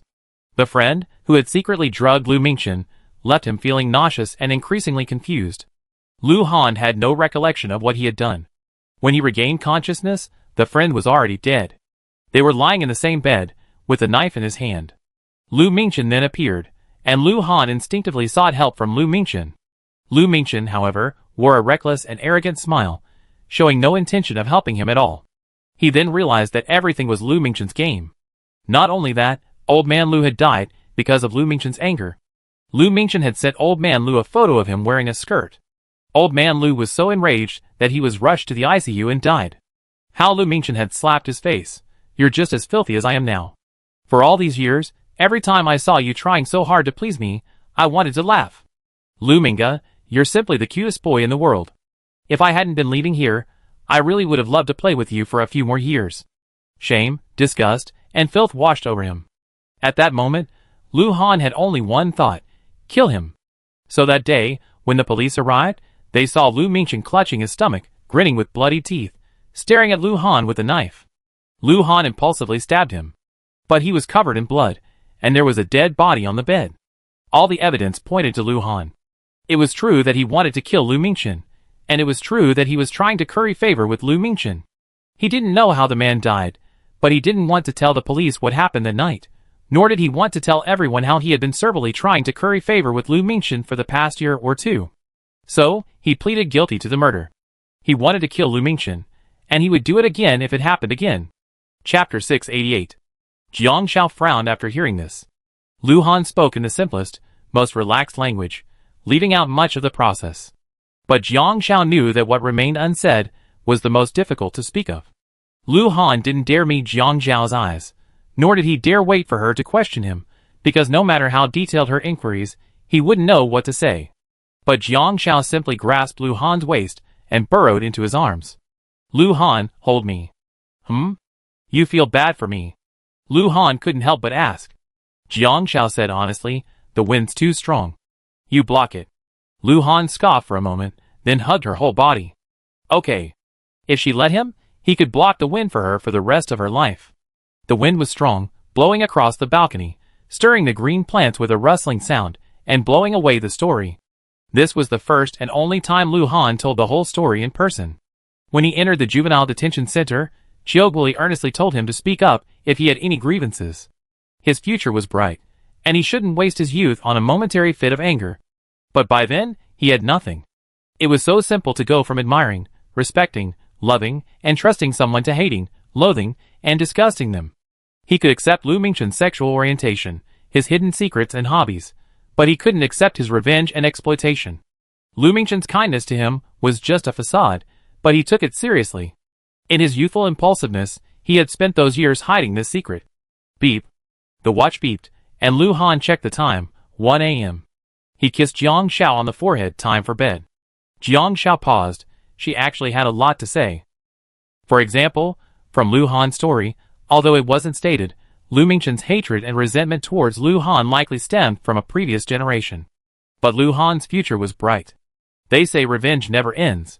This isn't about magnanimously forgiving others, but about forgiving yourself. You eventually meet the right person to walk with Lu Han. The entanglement of hatred will only clash and prolong, producing even more severe consequences. But on closer inspection, Lu Han now has a good background. He understands the logic. It's just that he wanted to do that back then, and of course he did it, and he's tasted the price. She tilted her head back, and couldn't help but kiss Lu Han's Adam's apple. I'll be there for you from now on. Lu Han's throat suddenly felt dry. He lowered his head and asked Jiang Xiao, what kind of person do you want me to be in the future? Jiang Xiao said seriously, no matter what kind of person you become, I just hope you be true to yourself. Don't let your life go to waste. Don't let your journey be in vain. Such beautiful mountains and rivers shouldn't be ruined by those filthy people. Okay, I got it. Go to bed. Lu Han let go of Jiang Xiao. Jiang Xiao said, I'm leaving tomorrow. Going abroad doesn't mean confinement. I keep in touch with you and let you know how I'm doing. There's a time difference, but don't worry. You can do what you want.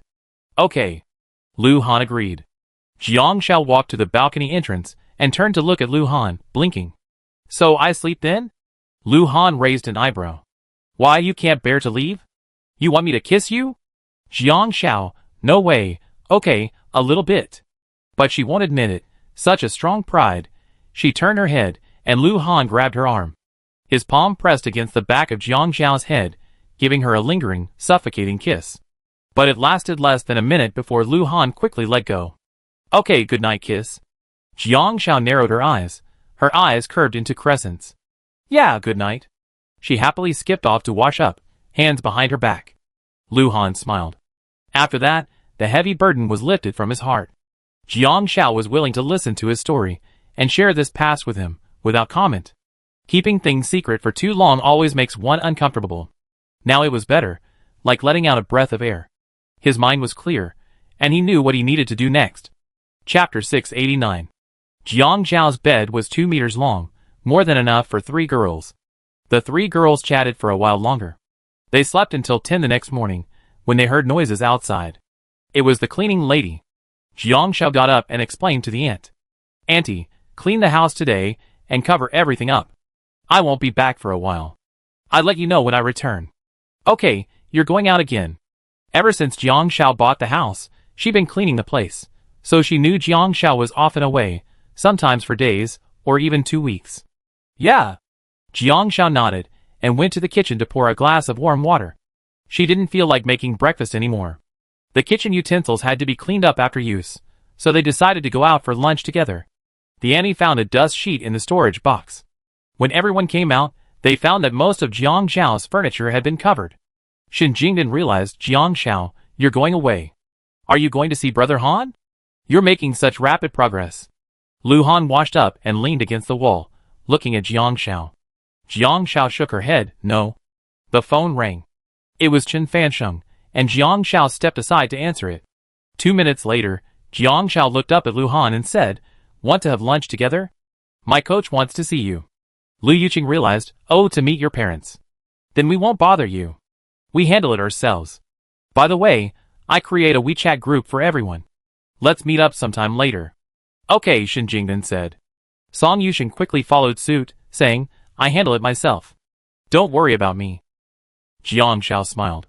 He and Lu Han had come together, so how could they possibly solve the problem on their own? "Come with us, coach is very easy to talk to." What if Lu Han got nervous going alone? After all, Song Yusheng was still considered Lu Han's family. The group parted ways at 11 o'clock. The separation was fleeting, a wave, a goodbye gesture, and in the blink of an eye, they were gone. Jiang Xiao and the other two took a taxi to the restaurant the coach had booked. It was an old restaurant where Jiang Xiao and Chen Fansheng had often dined together. The owner was a sports fan. Chen Fansheng had been waiting at the restaurant for a while. "Just in time, waiter, bring the food." Chen Fansheng looked at Lu Han, who straightened his back. Chen Fansheng smiled. "Don't be nervous, I'm not a cannibal." Lu Han nodded cautiously. It wasn't that Chen Fansheng didn't understand Lu Han. It was just that he understood Jiang Xiao better, and understood her choices and her persistence. Chen Fansheng turned to Jiang Xiao and asked, "Have you packed?" Jiang Xiao nodded. "Yes, I made an appointment with Uncle Lian tonight for dinner, and then we go to the airport together." Chen Fansheng said, "I won't be going with you this time. I can take a break this year, and spend some time with Chen Ling." "Okay," Jiang Xiao replied. Chen Fansheng turned to Lu Han and exchanged pleasantries. You never guess how Jiang Xiao's talent was discovered. Lu Han listened intently. Jiang Xiao was also puzzled. She herself didn't know, as she was too young to remember. Chen Fansheng said, "Back then, my friend and I formed the first darts team in China, and my friend told me about a promising young girl. It turned out that this girl was being bullied at my friend's place. Unable to defeat them, she started throwing stones at their heads. Every time she threw, she hit them accurately. The other kids were afraid of her and isolated her." Lu Han imagined a miniature version of Jiang Xiao, hurling stones at people, looking fierce and menacing. He couldn't help but burst out laughing. My friend noticed. This girl has a knack for darts. Chen Fansheng was talking as the sports channel commentary began on the hotel TV. He looked over. The host said, "The Olympics are about to begin. A total of 731 athletes will represent my country. Even so, there are still 5 sports we haven't participated in: surfing, handball, baseball, skateboarding, and darts. Why? Because we haven't qualified for them. These unpopular sports have only been around in China for a short time, and the training conditions are limited." Chen Fansheng's eyes suddenly welled up. He raised his glass to Jiang Xiao. "Girl, you worked hard." For over a decade, he had been with Jiang Xiao, but it was also Jiang Xiao who had been with him, giving him hope in this unpopular sports competition. Chapter 690. The restaurant was near Jiang Dao's former training ground. This year, the sponsor decided to withdraw their funding, and the team members were facing disbandment. So Chen Fansheng was free now, and he wanted to visit his old training ground. Jiang Xiao had wanted to accompany Chen Fansheng, but Chen Fansheng looked at Lu Han and said, "You're leaving tonight. Let's have a good talk with this guy this afternoon." Chen Fansheng's back looked desolate as he walked away, his hands behind his back. Jiang Xiao clenched her fists. No one knew the hard work of a coach better than her. In the same position, some people muddle through, while others give it their all. It wasn't the position that was to blame, but the person. Lu Han raised his hand and touched Jiang Xiao's head. Lu Han's flight was at 8 p.m., so Jiang Xiao went back to get her luggage and double-checked what she needed. After confirming, Jiang Xiao thought of Lu Han's live stream and asked, "By the way, do you want to go back to the studio? You can use my gaming pod." Lu Han took out his phone. "Not really. The gaming world is very lively." Jiang Xiao was puzzled. Lu Han showed it to her. It turned out that today, the official to live releases all the finalists' gameplay videos and even opens a fan page. Her and Lu Han's videos are ranked high. Jiang Xiao clicks on them, and there's a large group photo pinned at the top. Woo, let me tell you, Brother Han and his wife are together. I saw it with my own eyes, and there are photos, ha ha ha. Fast forward, I'm rooting for them. I watched the entire editing of the game's CP, and Brother Han's final life summary. I'm so amused by his lifelong connection to his wife. I already voted, not just because of the CP, but I also yearn for this kind of life. Strive to be a capable person, give back to society to the best of your ability, and have your own boundaries and kindness. I just got into it. Is it too late to start now? Jiang Shao couldn't help but laugh and handed Lu Han her phone. Then how are you going to explain it to them after I'm gone? As a couple, it would be hard to explain not appearing together on the live stream. And once she's gone, she'd be gone for years. Lu Han thought for a moment and opened the app linked to the game cabin on his phone, where he could modify his holographic information. Lu Han's original name was Han Zhui, but he's now changed it to the first day waiting for my wife to come home. He looked at Jiang Shao and said, I change it every day from now on. Yes, until Jiang Shao comes back. Jiang Shao, Song Yusheng held his forehead, feeling overwhelmed. Just then, Jiang Shao received a call from Lian Shichio's assistant. Hello, Miss Jiang, Mr. Lian sent a message. He has an urgent matter and needs to rebook his flight. I was wondering if you finished your work here. Rebook? Jiang Shao asked. To what time? The 3:45 p.m. flight, the assistant said. Jiang Shao looked at Lu Han and hesitated for 2 seconds. Lu Han mouthed to her, go ahead. Jiang Shao replied to her assistant, okay. This time, Lian Shichio was the main helper, and he had already given her plenty of time. It had been over an hour since they arrived at the airport.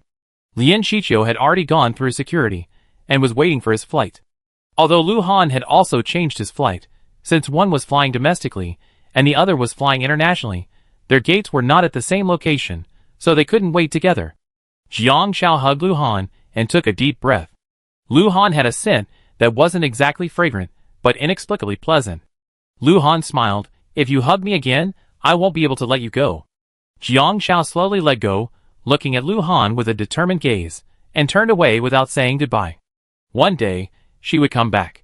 When she did, she would throw herself completely into Lu Han's arms. An hour later, Lu Han gazed at the sky above the airport.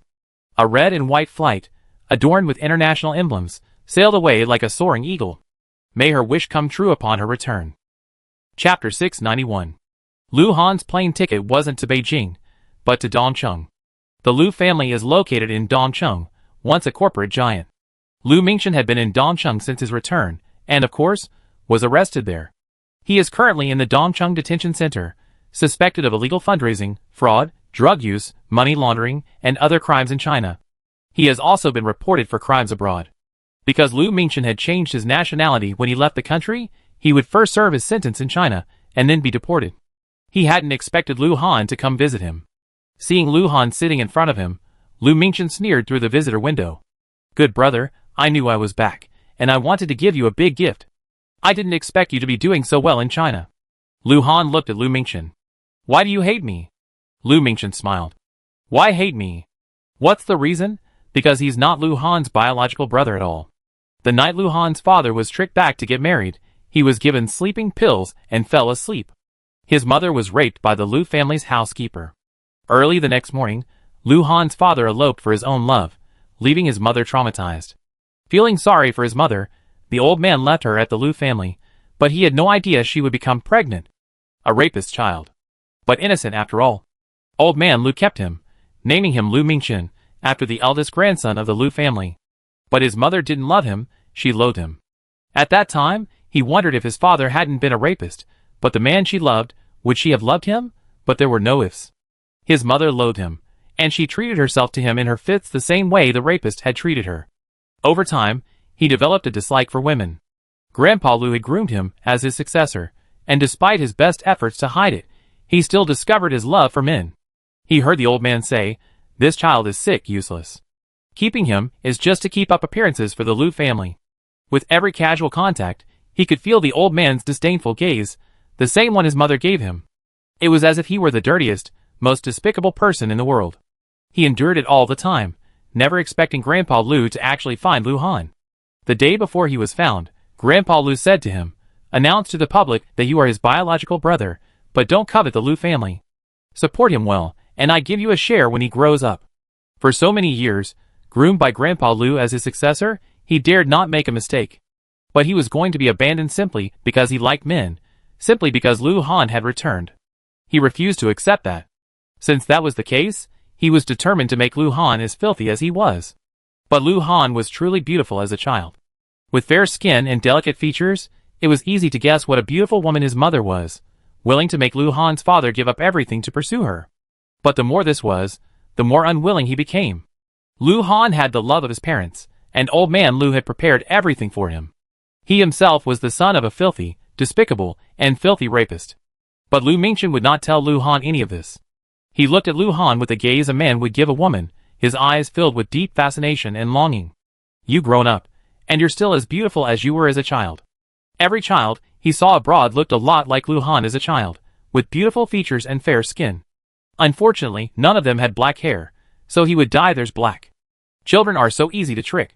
Just give them a piece of candy, and they willingly follow him. But when they grow up, they're harder to coax. Chapter 692. Lu Han suppressed his disgust. "Why are you being so nice to me?" If I hated him, there were many ways to get revenge. But it had to be this disgusting behavior. When he was little, he truly thought of him as his brother. The older he got, the more disgusting Lu Mingchen's gaze grew, and it made his blood boil. Lu Mingchen couldn't possibly tell the truth. He simply looked at Lu Han with a wistful gaze, and said, "I still remember the first time I saw you. You were like a puppy abandoned on the street, your eyes full of longing for someone to come and take you home. I love you so much. I loved him so much that I wanted him to be like me." Unfortunately, he later disobeyed and began to resist. The veins on the back of Lu Han's hands clenched as he stared at Lu Mingchen intently. If it weren't for the glass between them, he would have wanted to punch him. At this moment, someone approached from behind. It was a police officer from the detention center. "Mr. Lu, this is something a police officer left here," the officer said. "If you come to see him, we give you this information." Lu Han took the document. The single page on the file contained the results of the blood relationship test between him and Lu Mingchen. After the verdict, Lu Mingchen left the country soon after, which made Qiuguoli suspicious. As an older brother, not only did he not help his younger brother after his accident, but he actually fueled the situation, and left the country immediately after his younger brother's conviction. This is extremely suspicious, but there is no actual evidence. Lu Han's unwillingness to reveal the secret has always intrigued Qiuguoli. After learning that the police had arrested Lu Mingchen, Qiuguoli came to take a look.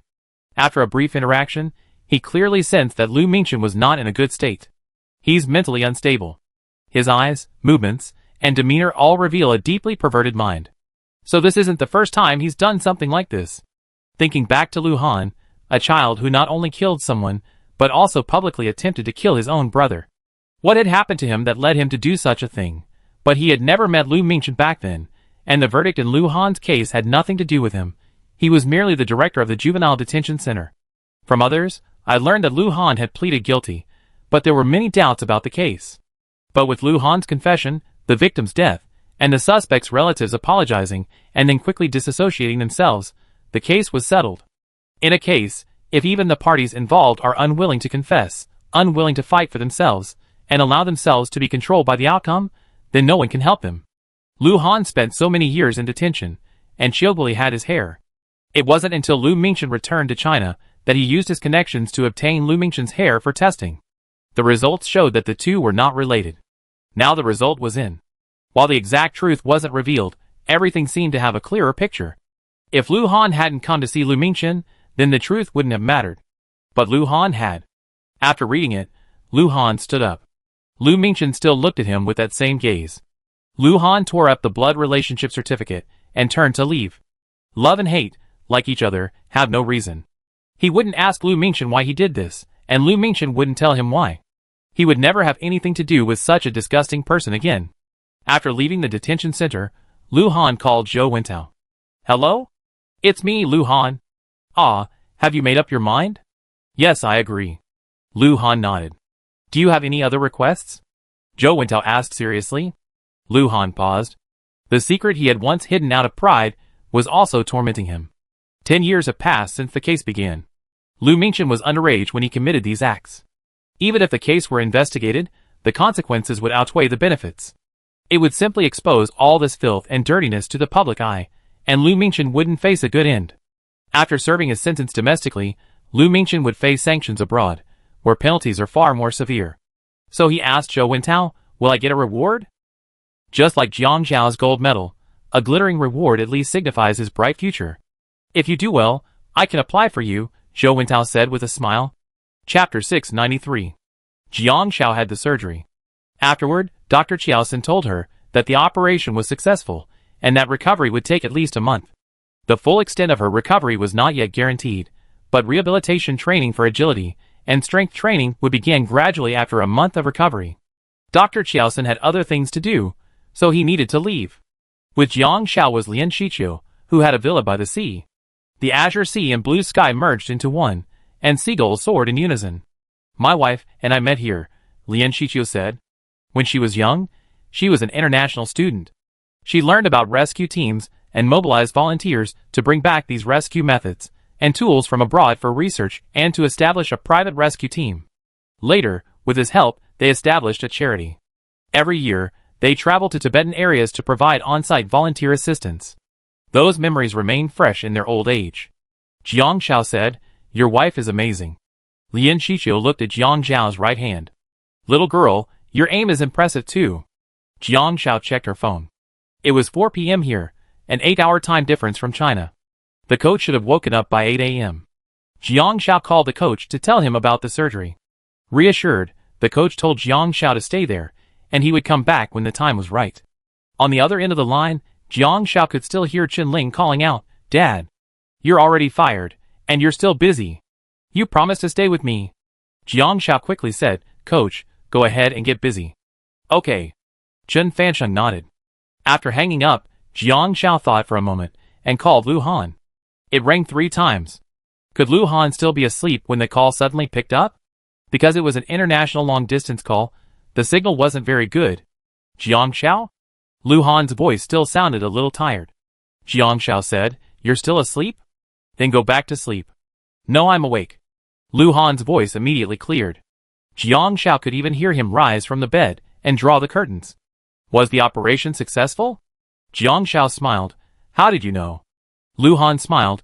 "It will definitely be successful." Mainly, the excitement in Jiang Zhao's voice was irrepressible. Jiang Zhao asked, "Are you busy?"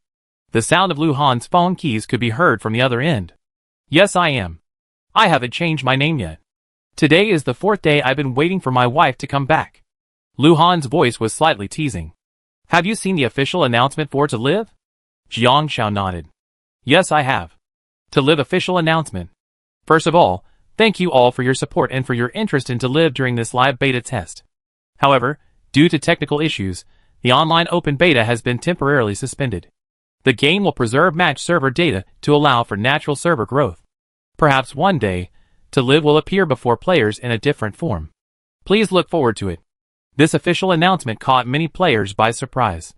Because the impact of this unique game showcase was so strong, many were eager to try it out.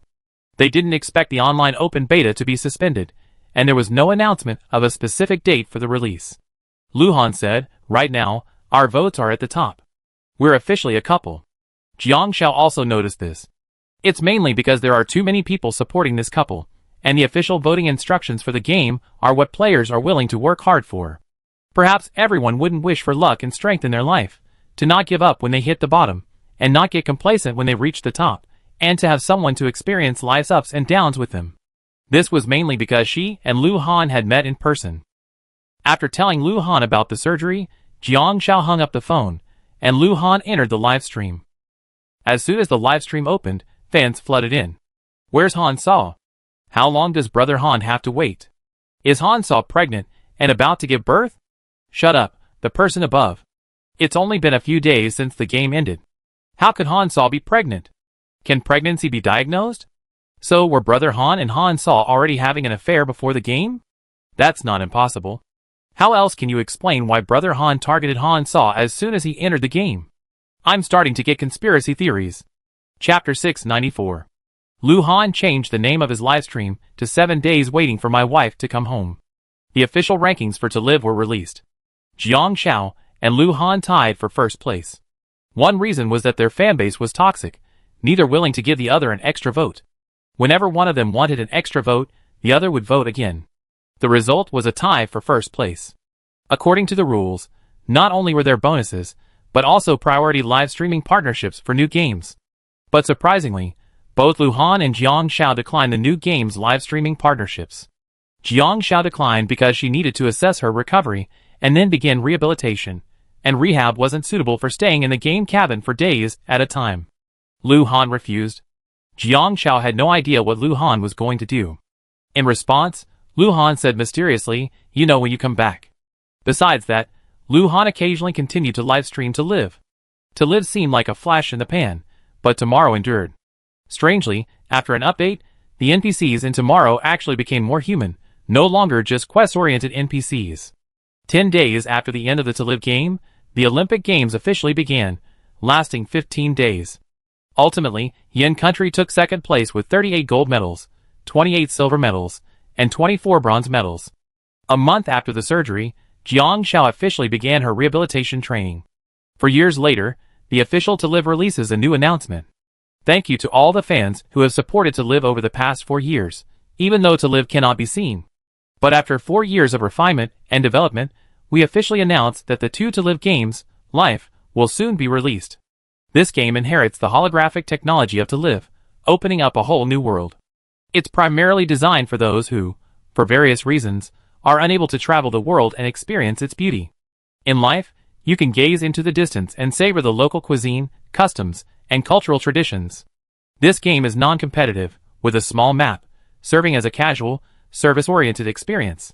Players can earn points a game to unlock various world map sections and immerse themselves in real-life experiences. At this moment, an office building in Ningxing is bustling with activity. People are constantly entering and leaving the arrayed game pods. Song Yuxing called out, "Brother Han, the two games for To Live are online. Should we arrange for someone to livestream the games?" Lu Han, after examining the official website announcement, analyzed, "No, it's a casual game with a small map section and no competitive elements. This game is like some kind of small lifestyle game. A game without competitive elements has no rankings. Even if it gains a brief surge in popularity, it will quickly fade. Brother Han, it's time for your live stream today." A girl came over, clutching Lu Han's schedule, and glanced at Song Yuxing. The man in the office chair turned on his tablet and live-streamed. Announcement: no live streams for this period. He pulled out his phone and renamed his in-game holographic message, "Wife is coming back." Lu Han's name change sent his fans into a frenzy. Oh my god, today isn't a number anymore. Is Sister Han coming back? Is this true? Brother Han has been waiting for 1,486 days. Ah, the long-lost CP fans are finally coming back. I'm so happy I'm pushing the lid off the coffin. Where's Sister Han? Where's Sister Han? Seriously, I married my husband through the CP community, and my baby. It's already 2 years old, and the couple I'm obsessed with still hasn't gotten married. My husband is even more excited now that Han Saw is back than when she married me. Oh my god, did you see the list of athletes entering this year's Olympics? 627 athletes, and I saw Xiuzi's name. This year's darts competition list, Jiang Xiao. Ah! Xiuzi is back? Is her injury healed? Last year's World Darts Championship Adult Champion, didn't you see it? You're out. Sure enough, I'm not just a fan of the couple, I'm a die-hard Xiuzi fan. Chapter 695. Day 15 of the Olympic Games. The darts competition took place on the final day after the opening of the Olympics. Jiang Xiao, wearing a red and white tracksuit, stood before Chen Fanxing. Chen Fanxing gripped Jiang Xiao's shoulders. This time, we're using a 501 scoring system, for a total of 20 rounds. Can you hold on? He looked at Jiang Xiao's hand, still worried. Darts competitions are divided into 301 and 501 scoring systems. 301 means 10 rounds, 501 means 20 rounds. The points earned for each dart are deducted from the total score. If no one's points are reduced to 0, the player with the lowest score wins. In the past, Chen Fanxing wouldn't have asked Jiang Xiao this question. 3 years ago, after Jiang Xiao recovered and returned to training, her hand started to show signs of strain again, caused by muscle strain from long-term training. In fact, most athletes experience this condition, with varying degrees of severity, and it also means that an athlete's career is about to end.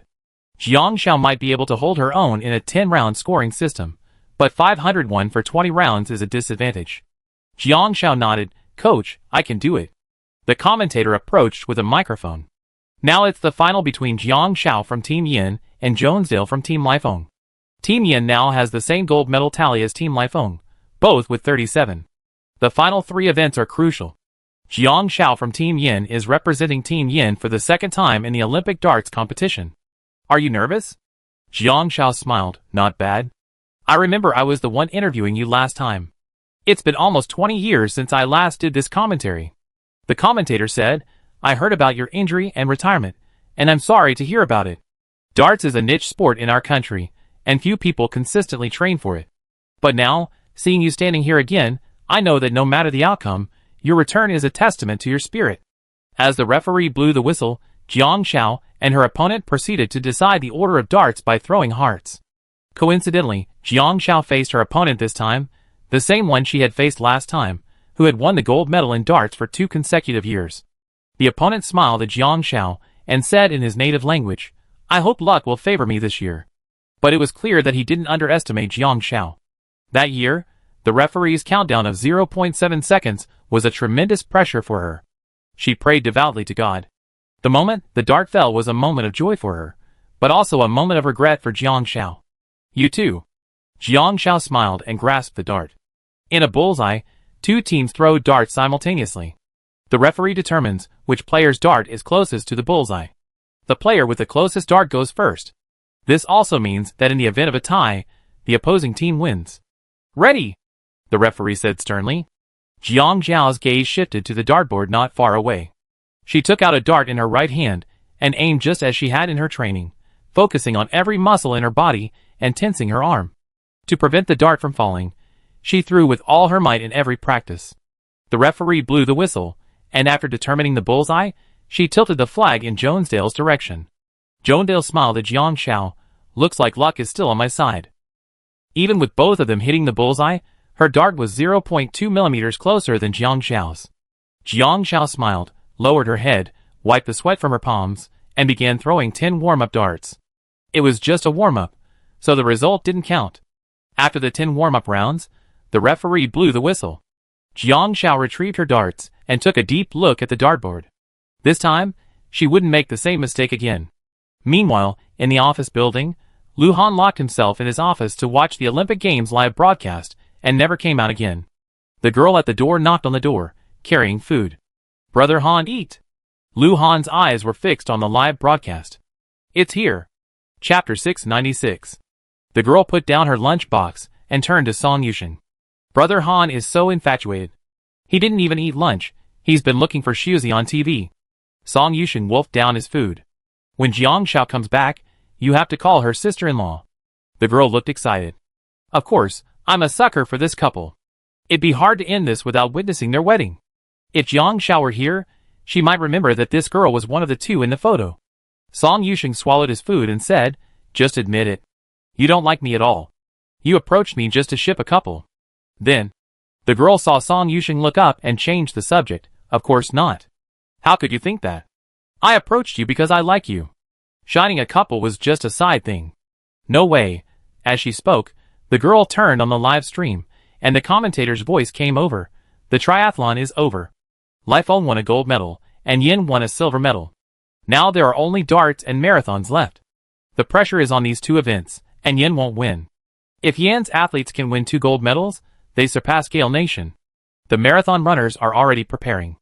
Let's see how the darts competition goes. We're now in the 13th round. In the first 10 rounds, Yin's Jiang Xiao performed well, with a low of 17 and a high of 19. Gale Nation's athletes had a low of 15 and a high of 18. However, starting in the 11th round, the Yan's athletes seemed to struggle. In the 13th round, they rolled an 11, while Jonesdale rolled an 18. Things aren't looking good, and the score is closing. On TV, Jiang Zhao's hands seemed to tremble. A dull ache tingled through her muscles. Whether Olympic supporters or supporters of her partner, the obscure sport of darts reached unprecedented levels of popularity. Keep going, Shuzi. The boys in front of the TV couldn't help but cheer her on. A flurry of buzzwords quickly appeared on the search results. Jiang Xiao returns to the competition. A crucial factor in determining rankings in the unconventional sport of darts. Injured and retired athlete Jiang Xiao returns to the game, fighting for her dream. Despite this, Jiang Zhao's score was gradually caught up. Jonesdale completed her final throw. The score between Gale Nation and Flame Nation is now 161 to 180. This means that even if Jiang Xiao scores 19 points with her final dart, it will only tie the score. Unless she pulls off a miracle, can her hand still hold up? The commentator's voice boomed, unbidden. Jiang Xiao, you're amazing. You're even here. Jiang Xiao looked down at her right hand, her muscles twitching from the prolonged exertion. Holding on until now is impressive. Everyone held their breath, and the referee blew the whistle. The commentator watched Jiang Xiao as she slowly shifted the dart from her right hand to her left, stepping back with her right foot. Oh my god! She switched hands. She actually switched hands. You know, she's always used her right hand. And now she's switched. Jonesdale was also shocked, unable to believe Jiang Xiao's sudden switch. On the glorious stage, the young woman became the center of attention. She gripped the final dart tightly, bringing it to her lips and kissing it. Goddess of luck, favor her. Then, with a determined gaze, she threw the dart with all her might. Snap. The coach was stunned, and the entire audience fell silent. Jiang Xiao silently counted, 5, 4, 3, 2. The dart remained firmly lodged in the dartboard, and the Yanhua audience erupted in screams and thunderous applause. 20 points, the narrowest area on the dartboard, but also the most challenging. Jiang Xiao's hands were trembling, tears blurring her vision. She had always been right-handed, and when she began training with her left, she realized that while her left hand could be trained, it lacked the stamina of her right hand because she had started late, resulting in more severe strain. The first person to hug her was her opponent. Congratulations, Jiang Xiao. You triumphed over luck with your strength. It took great courage to use your less powerful hand at this final moment. At least, she wouldn't have dared. The path of athletic competition requires not only strength and perseverance, but also the desire to challenge oneself and break through. Because the real opponent is never others but yourself. Chapter 697. Jiang Xiao stood on the podium, the national anthem playing in the background. She gazed up at the rising national flag, and after stepping down, she placed the gold medal around Chen Fansheng's neck. Chen Fansheng looked down at the gold medal, tears of joy streaming down his face. With this gold medal, more people will recognize this unpopular sport and appreciate its charm, imbuing all that perseverance with a broader meaning. Meanwhile, at Chen Fansheng's home, Chen Ling witnessed this scene.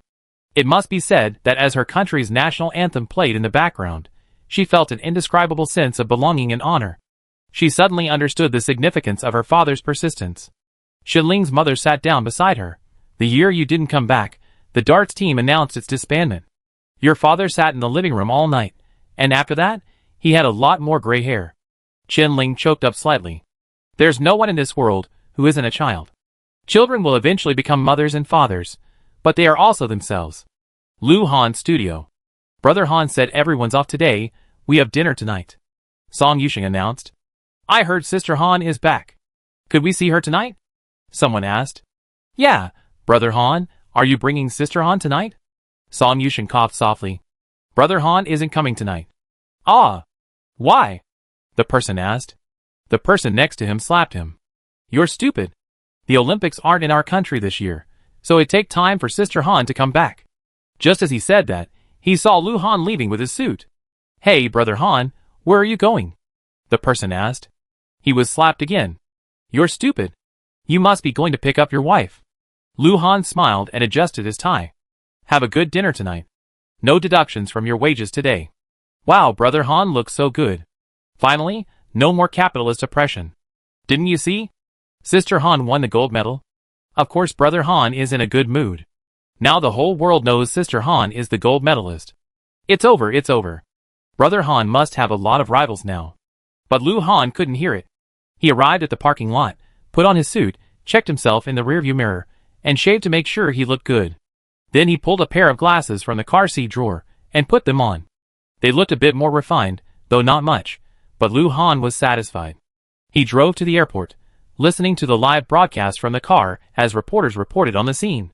So far, Jiang Xiao from Yen Country has won a crucial gold medal in darts, closing the gap with Life Own Country. Tomorrow morning at 6 a.m., the final marathon will begin promptly. Let's review today's performances and interview the athletes. Oh, our athletes have already left. Now let's interview their coaches. The athletes' achievements today are also inseparable from their coaches. Chen Fansheng, with his gold medal around his neck, happily accepted the interview, a childlike smile on his face. Lu Han smiled. Meanwhile, Jiang Shao clutched the trophy, for champions received not only a gold medal, but also a trophy. After a 6-hour flight, she finally returned to her home country. At 2 a.m., the plane finally landed. Jiang Shao waited anxiously. She hadn't taken her luggage. Her coach would help her retrieve it after the Olympics. As the cabin door opened, Jiang Shao stood up. She quickened her pace, her casual coat covering her tracksuit, making it less conspicuous. Pushing through the throng, she just wanted to hurry. She already kept Lu Han waiting for too long. At the exit of the international airport, a figure in a suit appeared in her sight, his back to her, looking around. Even though they hadn't met formally in 4 years, she still spotted him instantly. Jiang Shao quickened her pace, holding her breath, ready to leap onto Lu Han's back. As if sensing her approach, Lu Han turned and caught her securely. Lu Han, I'm back. Lu Han chuckled and hugged her tightly. Welcome back. Welcome back, His Glory. Chapter 698. Jiang Shao buried herself in Lu Han's embrace and took a deep breath. No, there was a hint of perfume. You're wearing perfume. Jiang Shao looked up at Lu Han, blinking. You're nearsighted? The same sharp features, deep eyes, and high nose bridge, topped by black framed glasses. He looked more refined and mature, but there was something missing, something not quite like him. Lu Han smiled silently.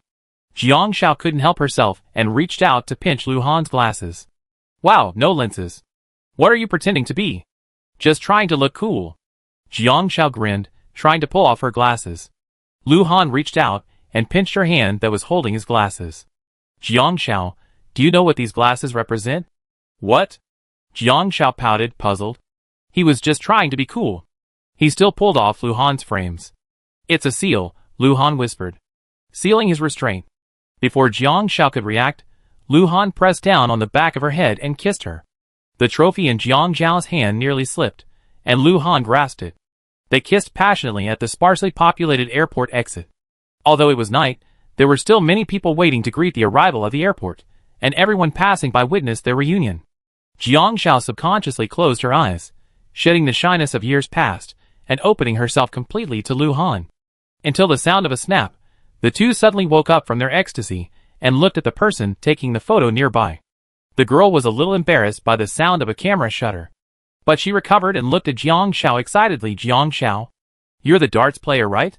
There was even a sports uniform inside. Jiang Shao blushed, and Lu Han quickly let go, wiping the water stains from her lips. Her lips were vibrant, but not at the right time. Lu Han looked at the girl next to him, who quickly handed him her business card. I'm an Olympic reporter.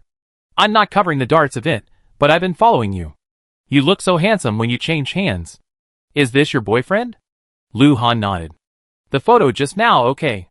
Ah, I just couldn't help myself. I delete that later. Posting a photo of someone kissing wasn't a good idea. Lu Han said, no, I mean, can you send it to me? Jiang Shao glared at him. Sure, sure. The girl said shyly, Jiang Shao, you rushed back home right after your tournament because... She rushed back to submit a manuscript. Glancing at Lu Han, Jiang Shao nodded and smiled. The girl took a deep breath. She didn't play games, so she didn't know Jiang Shao and Lu Han's story. Okay, I won't disturb your reunion. Here are the photos. Lu Han nodded. Thank you. After that, he took Jiang Zhao's hand and drove to the parking lot. Lu Han was driving a low-key black business car, but the license plate was from Beijing. Jiang Shao opened the passenger seat and saw a pot of sunflowers and a red box on the passenger seat. A gift? Jiang Shao was puzzled. Lu Han nodded. Yes, open it and take a look. He planted the sunflowers. Oh, and although several died, that didn't matter. This one was the most alive at the moment. Luckily, sunflowers don't die during their blooming period. They can be planted year-round. Jiang Shao picked up the sunflowers and got into the car, fastening her seatbelt. Lu Han helped her put the trophy away and handed her the box. Mysterious. Jiang Shao opened the box, revealing a golden medal. The institution that issued it belonged to a national military organization, but Jiang Shao had never imagined Lu Han had military connections. In recent years, Lu Han had simply moved his studio to Beijing. He was currently training gaming streamers, primarily providing game guides. However, Lu Han couldn't livestream forever. New talent would always replace the old. Where did this come from? Jiang Zhao's eyes widened. I asked for it secretly, Without telling you. Lu Han smiled. Chapter 699. About last year, he encountered a difficult-to-attack location in a military simulation game. The traps were ingenious, and the manpower was limited. He spent half a month devising a quick attack strategy, providing them with a new approach and solving the problem. Zhou Wintao happily asked him what reward he wanted, and he took this medal. Although it looked gold, it was plated, so it wasn't a big deal, it just looked good. Did you do something behind my back? Jiang Shao blinked. Yes. Lu Han smiled. I tell you later. He had signed a confidentiality agreement and couldn't tell Jiang Shao yet. I know even if you don't tell me. It must be related to not seeing me, Jiang Shao muttered. Over the past 4 years, she had hesitated to return to see Lu Han. His presence made her less lonely, but also made her worried. Lu Han said, if you come back, I might be reluctant to let you go. This sentence dispelled Jiang Shao's thoughts of returning. After returning, she had to leave. Accustomed to separation, this kind of return was like scratching an itch, treating the symptoms but not the root cause. Might as well save it for Jiang Shao's return. The longing had accumulated, but Jiang Shao had noticed that sometimes, even when Lu Han wasn't live streaming, he still didn't reply, perhaps because he was busy with his own things. The phone beeped. It was Lu Han's. Jiang Shao's phone hadn't even had any notifications except for calls. But Lu Han was driving, so he said to Jiang Shao, help me check. Lu Han's phone didn't have a password set, so Jiang Shao could open it directly. It was a message from Li Yuqing in the old group chat, with several pictures. Ah, Jiang Shao is so handsome. Why did she suddenly switch to her left hand? I've seen so few people who can do that on the spot. Is she secretly practicing? At Luhan Xinjingden, Jiang Shao is still at the Olympics. How could she have time to reply? Now Luhan doesn't have to stay alone anymore, which is really the best. At Luhan Li Yuqing, Luhan never mentioned it, but I guess Jiang Shao was training. Has Jiang Shao never returned to China in the past few years? Jiang Shao paused. In fact, she returned to China 3 years ago. With the sponsorship of Lian Shiqiu, the dart team was reformed. She not only needed to train, but also to train new players, but the venue was not in Ningxing. However, she often traveled abroad. One reason was to go to foreign training camps to gain experience in foreign training venues and methods, and the other was to train for competitions. Because she had retired due to injury, the Olympic Committee needed to reevaluate her eligibility after her return to service, so accept. Besides training, she was also very busy. When she was busy, she might not speak to Lu Han for half a month. Sometimes, it was because of illness. People say athletes have good physical fitness, but that's not true. The body's immune cells are derived from white blood cells, which are very fragile and easily ruptured during high-intensity training. Therefore, it's easy for one person to become ill and infect other team members during training. She didn't want to tell Lu Han, so she simply stopped contacting him to prevent him from finding out. However, Jiang Shao didn't explain much to Li Yuqing. She simply sent a message from Lu Han's phone at Li Yuqing, I'm back. Li Yuqing was instantly excited and replied immediately, if you don't come back, my baby will be born. Jiang Shao, ? She looked up and asked Lu Han, Lu Yuqing is pregnant? Lu Han chuckled. Not only is Lu Yuqing pregnant, but Xinjingbin's child is already 1 year old. Song Yusheng and his girlfriend's parents have met, and brother Biao's child graduated from high school and joined the army. Huapao also got his marriage certificate last month, and the wedding is next month. He even invited me to attend. Jiang Shao muttered, so soon? Lu Yuqing wasn't much older than her. Lu Han smiled. Not really. We can still take our time. Jiang Shao looked at Lu Han. If she remembered correctly, Lu Han would be 28 this year, and she was only 23. Lu Han met Jiang Shao's gaze. Are you complaining about my age again? There was a hint of danger in his tone. No. Jiang Shao turned quickly. It's too late. Lu Han tugged at his tie. Jiang Shao couldn't help but stare at his movements a few more times. For years had passed, and he hadn't aged at all. In fact, he looked much more handsome. Chapter 700. Jiang Shao opened the car window. The view behind her was Ningxing, a city she hadn't been back to in 4 years. It had changed a lot, yet it still vaguely resembled the past. For years was enough time to change a lot, but Jiang Shao had been training constantly. Time seemed to have stagnated for her, closed and boring, so she hadn't felt much. Now it seemed she could finally take a good look. Lu Han tilted his head and asked Jiang Shao, is your hand feeling better? No one knew Jiang Zhao's life better than him. 3 years ago, After rehabilitating and training, Jiang Xiao developed symptoms of chronic strain in her wrist. At first, the pain wasn't noticeable, but Jiang Xiao persevered. After about 2 weeks, she realized that prolonged training, coupled with increased muscle fatigue, would affect her throwing, and the effect became more pronounced the longer she threw. One day, Jiang Xiao called Lu Han. Jiang Xiao rarely forgot the time difference and called Lu Han, but that day, she forgot. The faint sound of Jiang Xiao's sobbing could be heard on the other end of the line. Though she didn't say anything, Lu Han knew something must have happened to her. Jiang Xiao asked Lu Han if he should continue if he realized it was pointless. Muscle strain is a lifelong condition for athletes. While it might be insignificant for ordinary people, it can be fatal for athletes. Lu Han said to Jiang Xiao, "You once thought you'd give up, but things took a turn for the better. If giving up is so agonizing, think carefully. Perhaps there are other options." As for other options, Lu Han didn't know. Perhaps he could reduce his training time, or try some other approach.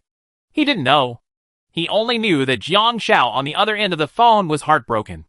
Giving up was the worst option for her. At that time, Jiang Xiao seriously considered other options. She had only herself to offer. What else could she offer besides this one hand? Suddenly, she remembered the day she met Lu Han. Lu Han held her hand with his right hand while he ate with his left.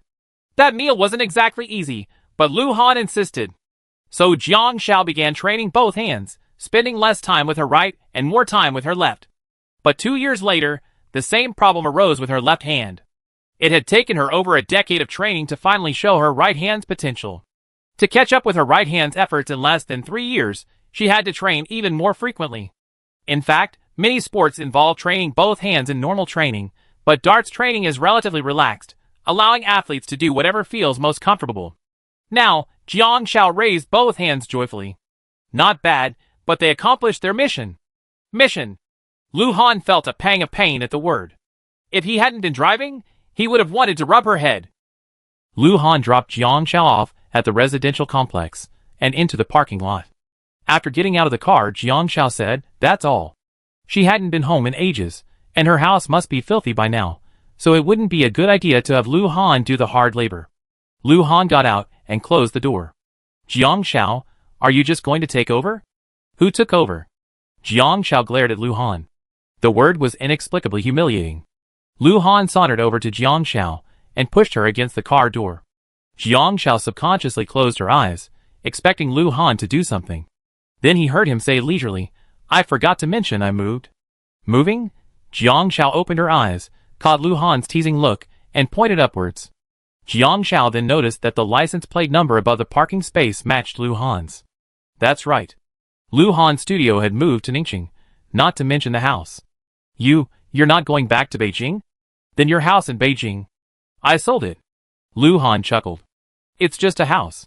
For a lonely man like him, home is where she is. Chapter 701. Jiang Xiao held the sunflower and trophy until she entered the elevator and walked to her door, ready to unlock it with her fingerprint. Seeing Lu Han still following her, she couldn't help but say, "The house hasn't been cleaned yet. It must be a mess." "Yeah, so I'm going back home." She watched Lu Han leisurely walk to the opposite side of her house, unlock the door with his fingerprint, and click. Wow. Not only did he move into the same neighborhood, but he also moved right across from her. Jiang Xiao looked at Lu Han, who tilted his head and invited, "How about coming in and sitting down?" "No." Jiang Xiao quickly turned her head away and entered her home, clutching her heart nervously. She looked at the sunflower in her hand, placed it on the shoe cabinet, and pulled out her slippers, covered in a dust bag. She hadn't been home in a long time. She had asked a housekeeper to clean a week ago, and now, a week later, while it wasn't particularly dirty, there was still some dust. More importantly, there was no smell of everyday life. Now that she was back, she had to take some blankets and other things to the dry cleaners. She was actually a little hungry, but thinking it would be a long time before she returned, she had her aunt take away some of the perishable items in the kitchen and not leave them behind. She returned to her room and simply made the bed, but the air still stank of dust from a long absence, making her nose itch. Jiang Xiao didn't really want to move. She was a little tired. Besides, she hadn't brought her suitcase back, so she had no toiletries. There was a knock on the door, and Jiang Xiao went to open it. Lu Han stood at the door and asked nervously, "I made dumplings. Do you want to come over for some?" Jiang Xiao nodded. How did you know I was hungry? I guessed. Lu Han smiled. By the time she finished her competition, she had rushed to the airport. The 6-hour flight, plus security and other things, brought the total to almost 8 hours. The food on the plane wasn't much. What was available was just a few cookies. It took over an hour to get back home, and it was almost 4 a.m. It would be breakfast time if they waited any longer. Jiang Xiao looked at Lu Han's door. Behind it lay Lu Han's home, which held an inexplicable allure. Do you have a toothbrush and toothpaste? Jiang Xiao looked up at Lu Han. Yes. Lu Han chuckled. A bed too. Jiang Xiao paused. Can I sleep at your house tonight? My house smells really bad. It wasn't that she had any other thoughts. It was just that the dust smelled really bad. Lu Han lowered his head. Okay. Jiang Xiao, wearing her slippers again, turned off the lights in her own house and went across the street. Lu Han's home was also simply decorated, with blank walls and simple, basic furnishings. Since it was across from Jiang Xiao's house, the layout was slightly different, but not much. Lu Han looked down at Jiang Xiao's feet. Would you like to change into a new pair of slippers? Jiang Xiao was puzzled. Lu Han pulled a pair of pink bunny slippers from the shoe cabinet. He was wearing gray, large-tailed wolf slippers, clearly prepared. Lu Han went straight to the kitchen. These are the dumplings I made myself. They're pretty good? Yeah. Jiang Xiao put on the bunny slippers and sat at the dining table, waiting for Lu Han to finish cooking the dumplings. She was a guest today. Lu Han's dumplings looked like steamed buns, but that wasn't a problem. Jiang Xiao took a bite. The leeks and pork filling were a bit salty. But Lu Han looked at her expectantly, his face full of praise. Delicious. Jiang Xiao agreed without hesitation, then asked, Do you have vinegar? Dip in vinegar, and it won't be so salty. Chapter 702. Yes. Lu Han happily went to pour the vinegar. Jiang Xiao quickly spat out a fingernail-long piece of pig skin, still holding 2 glistening hairs, and decisively wrapped it in a tissue. Lu Han poured the vinegar over, and leaned over the dining table to watch him. Jiang Xiao inexplicably thought of Lian Shichio's sturdy Alaskan Malamute, which would lie there drooling every time they ate. Jiang Xiao asked, Aren't you eating? Lu Han thought for a moment, then picked up his chopsticks and joined Jiang Xiao in eating, enjoying the meal. It wasn't because it was delicious, but because he had tasted far worse, and compared to that, these dumplings were truly excellent. Lu Han had painted the guest room pink, and even had a giant caterpillar doll. It was obvious who it was for. He was treating Jiang Xiao like a child, but Jiang Xiao was still quite happy. After all, no one had ever done anything like this before. For her birthday, her coach would give her new sneakers, a wristband, and a massager, but he also overlooked the fact that besides being an athlete, she was also a young girl. Jiang Xiao went to the bathroom to wash up. Sure enough, everything was already prepared. Not only that, there were 2 toothbrush cups on the sink, the kind with a small red heart on them, a couple's cups. It was so tacky and vulgar. Lu Han was also being odd. He didn't go into the master bathroom, but instead squeezed in with her to brush his teeth. In the mirror, the 2 of them, one tall and one short, made Jiang Xiao clearly see the height difference between herself and Lu Han. One was only halfway up in the mirror, while the other practically burst out of the frame. The contrast was stark. After washing up, Jiang Xiao remembered that she had rushed back and didn't bring pajamas with her, so she thought about going back to get them. Turning around, she saw Lu Han laying out 2 sets of pajamas, raising an eyebrow and asking which ones.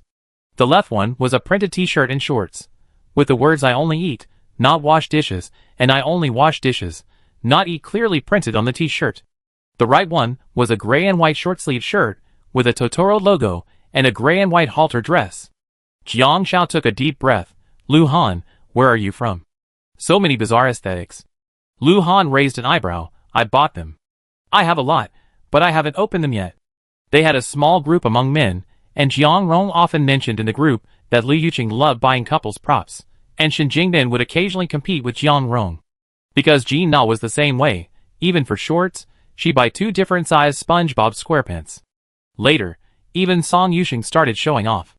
Although Lu Han was in a relationship, he said he had never experienced this. Every time he saw it, the word envy was written all over his face. So he unceremoniously selected a large number of items online according to his own taste. Jiang Zhao's eyes widened. As Lu Han wagged his tail, seemingly about to open a package, Jiang Xiao quickly grabbed a set, the Totoro outfit. Okay. I wear this. Lu Han noticed the fatigue in Jiang Xiao's eyes, and realized he'd been too excited. You should get some rest. Jiang Xiao nodded and closed the door. Lu Han looked down at the couple's outfit Jiang Xiao had chosen, raised an eyebrow, and changed right in the living room. Lu. Jiang Xiao remembered something. As she opened the door, she saw Lu Han's bare back. His narrow waist and broad shoulders, each part slender and powerful, his lines flowing smoothly, creating an inexplicable visual impact. She quickly closed the door with her hands. Scared to death. Naked man. Lu Han belatedly turned and looked at Jiang Xiao's closed door. Had he heard wrongly? Chapter 703. Frustrated by a day of competition and travel, Jiang Xiao fell asleep quickly. She slept until 2 p.m. the next day, when the phone rang, waking her. She reached for her phone and answered it. Jiang Xiao, have you rested well? Jiang Xiao quickly sat up. Coach, are you back? Yes. Chen Fanxing's voice was still tinged with excitement and joy. Your suitcases are back. The TV station wants to schedule an interview with you. I thought it would be important to officially announce your retirement after this competition. Jiang Xiao said bluntly, okay, please schedule a time. After hanging up, Jiang Xiao checked her phone. The notifications were all about the Olympics. The Olympics officially concluded this morning. A Yin country athlete won the final, decisive gold medal in the marathon. This athlete seemed to have made a late surge, and now that the rankings are in, Yin country is in first place this year. Several events were trending, including track and field, diving, swimming, and table tennis, though these had already been quite popular. Jiang Xiao rarely saw an unpopular sport or profession trending on the internet, and Chen Fanxing himself was the one who brought up the term. The reporter asked Chen Fanxing, I heard Coach Chen has dedicated over 30 years to darts, painstakingly nurturing a gold medalist. What do you think? Chen Fanxing said, darts is an unpopular sport. I'm thrilled to see him stand on the podium, and I'm proud to have won this gold medal for our country. But the journey to this gold medal was a difficult one, especially for my players. We encountered many obstacles in training, but it's not so much darts as any unpopular industry. Pioneering and persevering is not easy. It's just that in sports, it offers the opportunity to be the center of attention. Reporter, what are the unpopular industries you're talking about? Chen Fanxing nodded. I've been invited to train in popular sports like track and field, marathons, and volleyball. These sports have no shortage of athletes, venues, or investors. To me, this theory is like going wherever the crowds are. Darts is ordinary, not particularly beautiful or exciting. It's a one-on-one competition.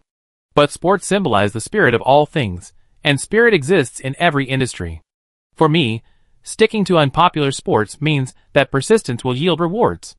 It's a spirit of perseverance in overcoming difficulties. We do what others won't. This is my original motivation for sticking with unpopular sports. And the comments below. The discussion even sparked a wave of discussion among students majoring in unpopular subjects. I remember thinking, when I was filling out my application form, my parents bothered me to choose a popular major, but I still chose paleontology. I was the only one in my school studying this major, and I always felt lonely. But now I believe that perseverance pays off, and I've been inspired. My major is pretty unpopular too. I study oracle bone inscriptions, ha ha ha, but I'm so happy. Unpopular? You heard of funeral services? My funeral services major, not only is it unpopular, but it's also pretty unpopular after I get a job. Traditional Chinese music, playing the suona, you could team up with the upstairs guy. Jiang Xiao couldn't help but laugh at the comments. She heard a knock on the door, and almost instinctively hid her phone under the covers. Because phones aren't allowed during training. Jiang Xiao, are you awake? Jiang Xiao finally realized. Yes, it wasn't training. She confidently pulled her phone out from under the covers, and went to open the door. Chapter 704. Lu Han stood at the door wearing a baggy Totoro t-shirt. A 28-year-old adult, he still looked like an 18-year-old.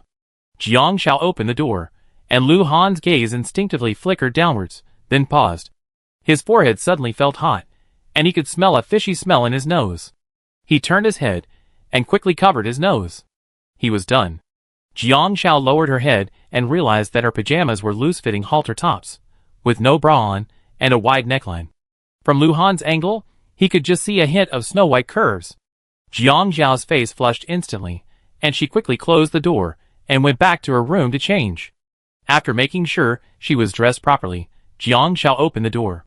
Lu Han repeatedly splashed cold water on his face, and neck in the sink to stop the nosebleed. Hearing movement behind him, he hesitated to turn around, his hand covering his forehead. It's over. Some things, once seen, can't be forgotten. Jiang Xiao came out and saw Lu Han with his back to her. She paused. Lu Han? Yes. Lu Han's voice was muffled, still not turning around. Well, I go back first. Jiang Xiao was too embarrassed to say anything. The milk and bread are on the table. Lu Han paused. Or maybe we can go out for dinner later. Jiang Xiao glanced at him. She preferred a proper meal to bread and milk. Okay, then we go out for dinner later. Only when he heard the door close did Lu Han straighten up. This kind of nosebleed is simply caused by sudden excitement, which increases blood pressure and ruptures the capillaries in the nasal cavity. Logically, it shouldn't happen. After all, he's not an ignorant person. In the previous live broadcast company, the female anchors of that company all wore very revealing clothes. Although he was young, he had a good look. Many female anchors deliberately wore very little when passing in front of Lu Han, so Lu Han was relatively numb to these things, and he felt disgusted after seeing them too much. How did it end up on Jiang Xiao's side? Lu Han took a deep breath. It couldn't be him. To verify this, Lu Han sent a message to Shen Jingden. After making sure the nosebleed had stopped, Lu Han left the door open. Jiang Xiao didn't close it completely, but left it ajar. As soon as he entered, Lu Han saw Jiang Xiao dragging a large bag, struggling to pull it, reminiscent of a donkey pulling a millstone. What are you doing? Jiang Xiao blinked, her face flushing. I'm taking things to the dry cleaner at the entrance of the community. The auntie, while capable of cleaning, couldn't help with laundry. I do it. Lu Han, possessing much more strength, lifted the bag directly. Jiang Xiao blinked. Wait, I get some more. With Lu Han, she wouldn't have to make 2 trips. Okay. Lu Han nodded. He then picked up 2 more small bags, containing Jiang Xiao's clothes and shoes. Lu Han asked her to give him one of them. Jiang Xiao only had to carry a small bag. As they reached the elevator, they heard the doors open and a mother and daughter approached. Lu Han, where are you moving your things? The middle-aged woman immediately said warmly, Let Xiao Ai help you, Xiao Ai. Jiang Xiao looked at the girl standing next to the middle-aged woman. She was of medium height and quite pretty. Lu Han politely said, No need, my girlfriend will help me. The mother and daughter then noticed Jiang Xiao behind Lu Han. The woman exclaimed, You actually have a girlfriend. The girl next to them stared at Lu Han and Jiang Xiao with disbelief. Chapter 705. Yeah. Lu Han nodded. He and Jiang Xiao carried the things inside. Jiang Xiao looked at the mother and daughter in confusion. The girl also looked back and forth at Jiang Xiao. Hey Lu Han, when did your girlfriend get here? How long have you two been dating? The woman asked repeatedly. Lu Han said in a deep voice, Auntie Zhang, the elevator door is about to close. The girl finally realized and pulled the woman aside. Mom. Let's go. The girl pulled the woman out of the elevator. She still looked incredulous. How can you say you have a girlfriend when you're already here? I haven't seen her in so long since we moved here. Really? Do you think he doesn't like you, so he's making up excuses? Mom, if he doesn't like me, then he doesn't like me. The girl didn't play games, so she didn't understand the rest of the story. The main thing was that Lu Han had been interested at first, but after giving her gifts a few times, the rejection was clearly written on his face. He says he has a girlfriend, but he hasn't seen her. He's either gay or he doesn't like her. No matter who it was, she didn't need to bother herself. But today, she saw his girlfriend. She's so petite and adorable, I want to rub her. You too, you're already so old, I'd rather marry sooner. The woman turned and muttered, By the way, your aunt is introducing you to someone. Remember to go see them tomorrow. Dressed nicely. I heard they're pretty good. I know. The girl said impatiently. Lu Han and Jiang Xiao didn't hear the mother-daughter conversation. After reaching the first floor, the two left. Jiang Xiao looked at Lu Han and said, That Annie from earlier. Lu Han saw Jiang Xiao's unfamiliar look, and probably didn't remember her. He said, They were already here when I moved in, but this is a school district house. Often, families sell their houses after their children finish high school and move to other cities. The house I found was the same one. The child who lived there applied to go abroad, so his mother, grandmother, and grandfather all went abroad with him. Jiang Xiao was stunned for a moment. You mean Tian Tian? Lu Han nodded. I think so. Jiang Xiao remembered. Because Tian Tian was about the same age as her, and although she was a student at an ordinary university, she had always had excellent grades. Tian came from a single-parent family, her parents divorced, and she lived with her mother. The school district apartment was left to her and her mother when her father left the house empty-handed. It was said that Tian's father remarried soon after the divorce and had a younger brother soon after, so Tian's mother had particularly high expectations for Tian. The few times they met were because Tian would occasionally get angry with her mother and then stay at her place for half an hour. Based on her age, Tian should have been successful in her application to study abroad 2 years ago. Tian's mother relied on Tian for her success. Tian also said that she might sell the school district apartment when she went to college and buy a smaller one, so it made sense what Lu Han had said. Jiang Xiao walked beside Lu Han, carrying a bag of shoes. Lu Han placed the large bag to his right. "That Annie just now?" Jiang Xiao probed. Lu Han raised an eyebrow. "She doesn't live here. She bought the house a while ago and moved in after her daughter became a teacher at the school across the street. She comes over occasionally. We met before, so she's been trying to match me up with her daughter." Jiang Xiao said bluntly, "I mean, they seem really curious about you having a girlfriend." The two of them had just arrived at the dry cleaners. Lu Han put his things on the floor and couldn't help but pinch Jiang Xiao's face. Yeah. There are a lot of elderly people in this neighborhood, and people try to introduce me to someone even when I'm out and about. I tell them I have a girlfriend, but no one has seen her, so they think I'm lying." Jiang Xiao's face was distorted by the pinch. Looking at Lu Han's overflowing smile, although it was a joke, Jiang Xiao knew that Lu Han must be living a lonely life. She blinked, unable to resist grabbing Lu Han's arm. "Then you can officially tell them your girlfriend's back," the clerk said. "Do you two need dry cleaning?" Jiang Xiao came to her senses and quickly gathered the blankets and coats she needed to wash. There were over 30 pieces in total, quite a lot. Jiang Xiao had washed them all, and the total cost would have been close to 1,000 yuan. Jiang Xiao charged her card directly. As she was about to pay, a phone call came in. Jiang Xiao instinctively pressed the answer button and had to step aside to answer the call. "Hello, Ms. Jiang. I'm an official staff member of To Live. Thank you for your patience. We're very proud to hear your good news.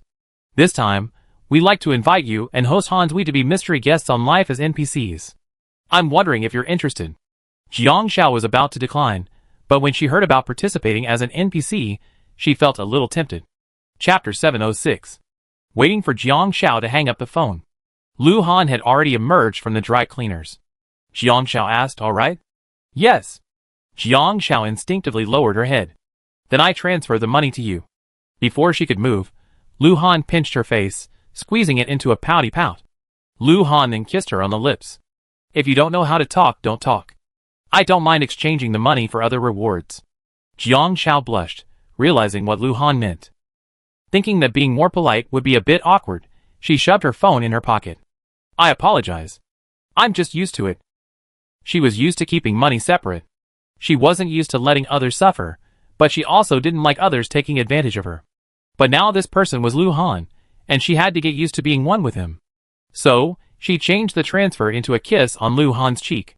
Just as Lu Han's gaze darkened, and he was about to press Jiang Xiao's head down for a deep kiss, he quickly backed away, running off with his legs spread wide. "I remember there's a beef and pork chop noodle place around here. It's really delicious." Lu Han scoffed. Despite his short legs, he's actually quite fast, isn't he? While eating noodles, Jiang Xiao recounted the call from the To Live officials. "Entering the game as an NPC is actually quite fun. But I still have an interview. After the interview, I officially announce my retirement, and then I can play the game. But I'm curious, why did the To Live officials mention you when they called me?" Lu Han looked at Jiang Xiao and said, "They invited me before, but I declined using the excuse that you weren't participating. I said I'd join when you do. Besides, the story of 1,486 days is the best promotional material for the official To Live. Plus, you won a gold medal at the Olympics, so they want to use it to project a more positive image. Life is a casual game, focusing on food and map unlocking. As a player, it's relatively boring, but being an NPC might offer some novelty, perhaps assigning players quests." Jiang Xiao nodded. She understood the focus on food and map unlocking. "So do you want to join?" Lu Han asked Jiang Xiao. Jiang Xiao blinked. "Sure. After retiring, I live with Lu Han and play games together." Lu Han nodded. "Huapao's getting married next month. Want to go?" Probably before life launches. Also, Shinjingan said he wanted to get together, but our schedules don't align. Jiang Rong isn't very free, he's on patrol all the time, so he can't travel far. But we can get together in Ningxing. While Jiang Xiao was considering it, she received a message from Chen Fansheng. The interview was scheduled for tomorrow at 3 p.m. Okay, I'm fine with that. We meet at 3 p.m. tomorrow. She felt quite busy. After eating a bowl of noodles, the two drove to the supermarket. Lu Han took the cart and pushed it in front. Jiang Xiao was in charge of carrying things. She mainly wanted to buy fruit and some things for her family. There were quite a few people in the supermarket. Shopping is usually for shopping, and many people come with family and friends, with only a few traveling alone. Just then, the two of them happened to pass a mother who had placed her child in a cart. As she was moving rice, the cart slipped and nearly hit Jiang Xiao. Lu Han quickly grabbed the cart. The mother turned around and saw her child was gone. She nervously ran over. Thank you. I was busy carrying things. The baby in the cart giggled, its dark eyes staring at Jiang Xiao and Lu Han, not at all shy. Thank you. The mother nodded. Jiang Xiao looked at the mother's back as she pushed the child, lost in thought. Lu Han lowered his head. What's wrong? Jiang Xiao shook his head. She simply remembered going to the supermarket several times in the game, but back then she hadn't noticed what was happening around her. Now that she thought about it, it seemed like similar scenes had happened around her. People always seem to ignore their surroundings because they're so focused on the goal in front of them. Lu Han raised an eyebrow, thinking of something else. I won't let you go to the supermarket alone with the child unless...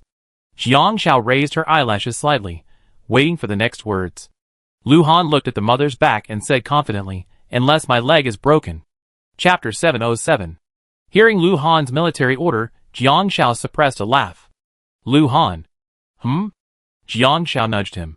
Perhaps shopping alone with a child isn't what you think. Lu Han looked up. He saw the mother pushing the cart forward. A man approached.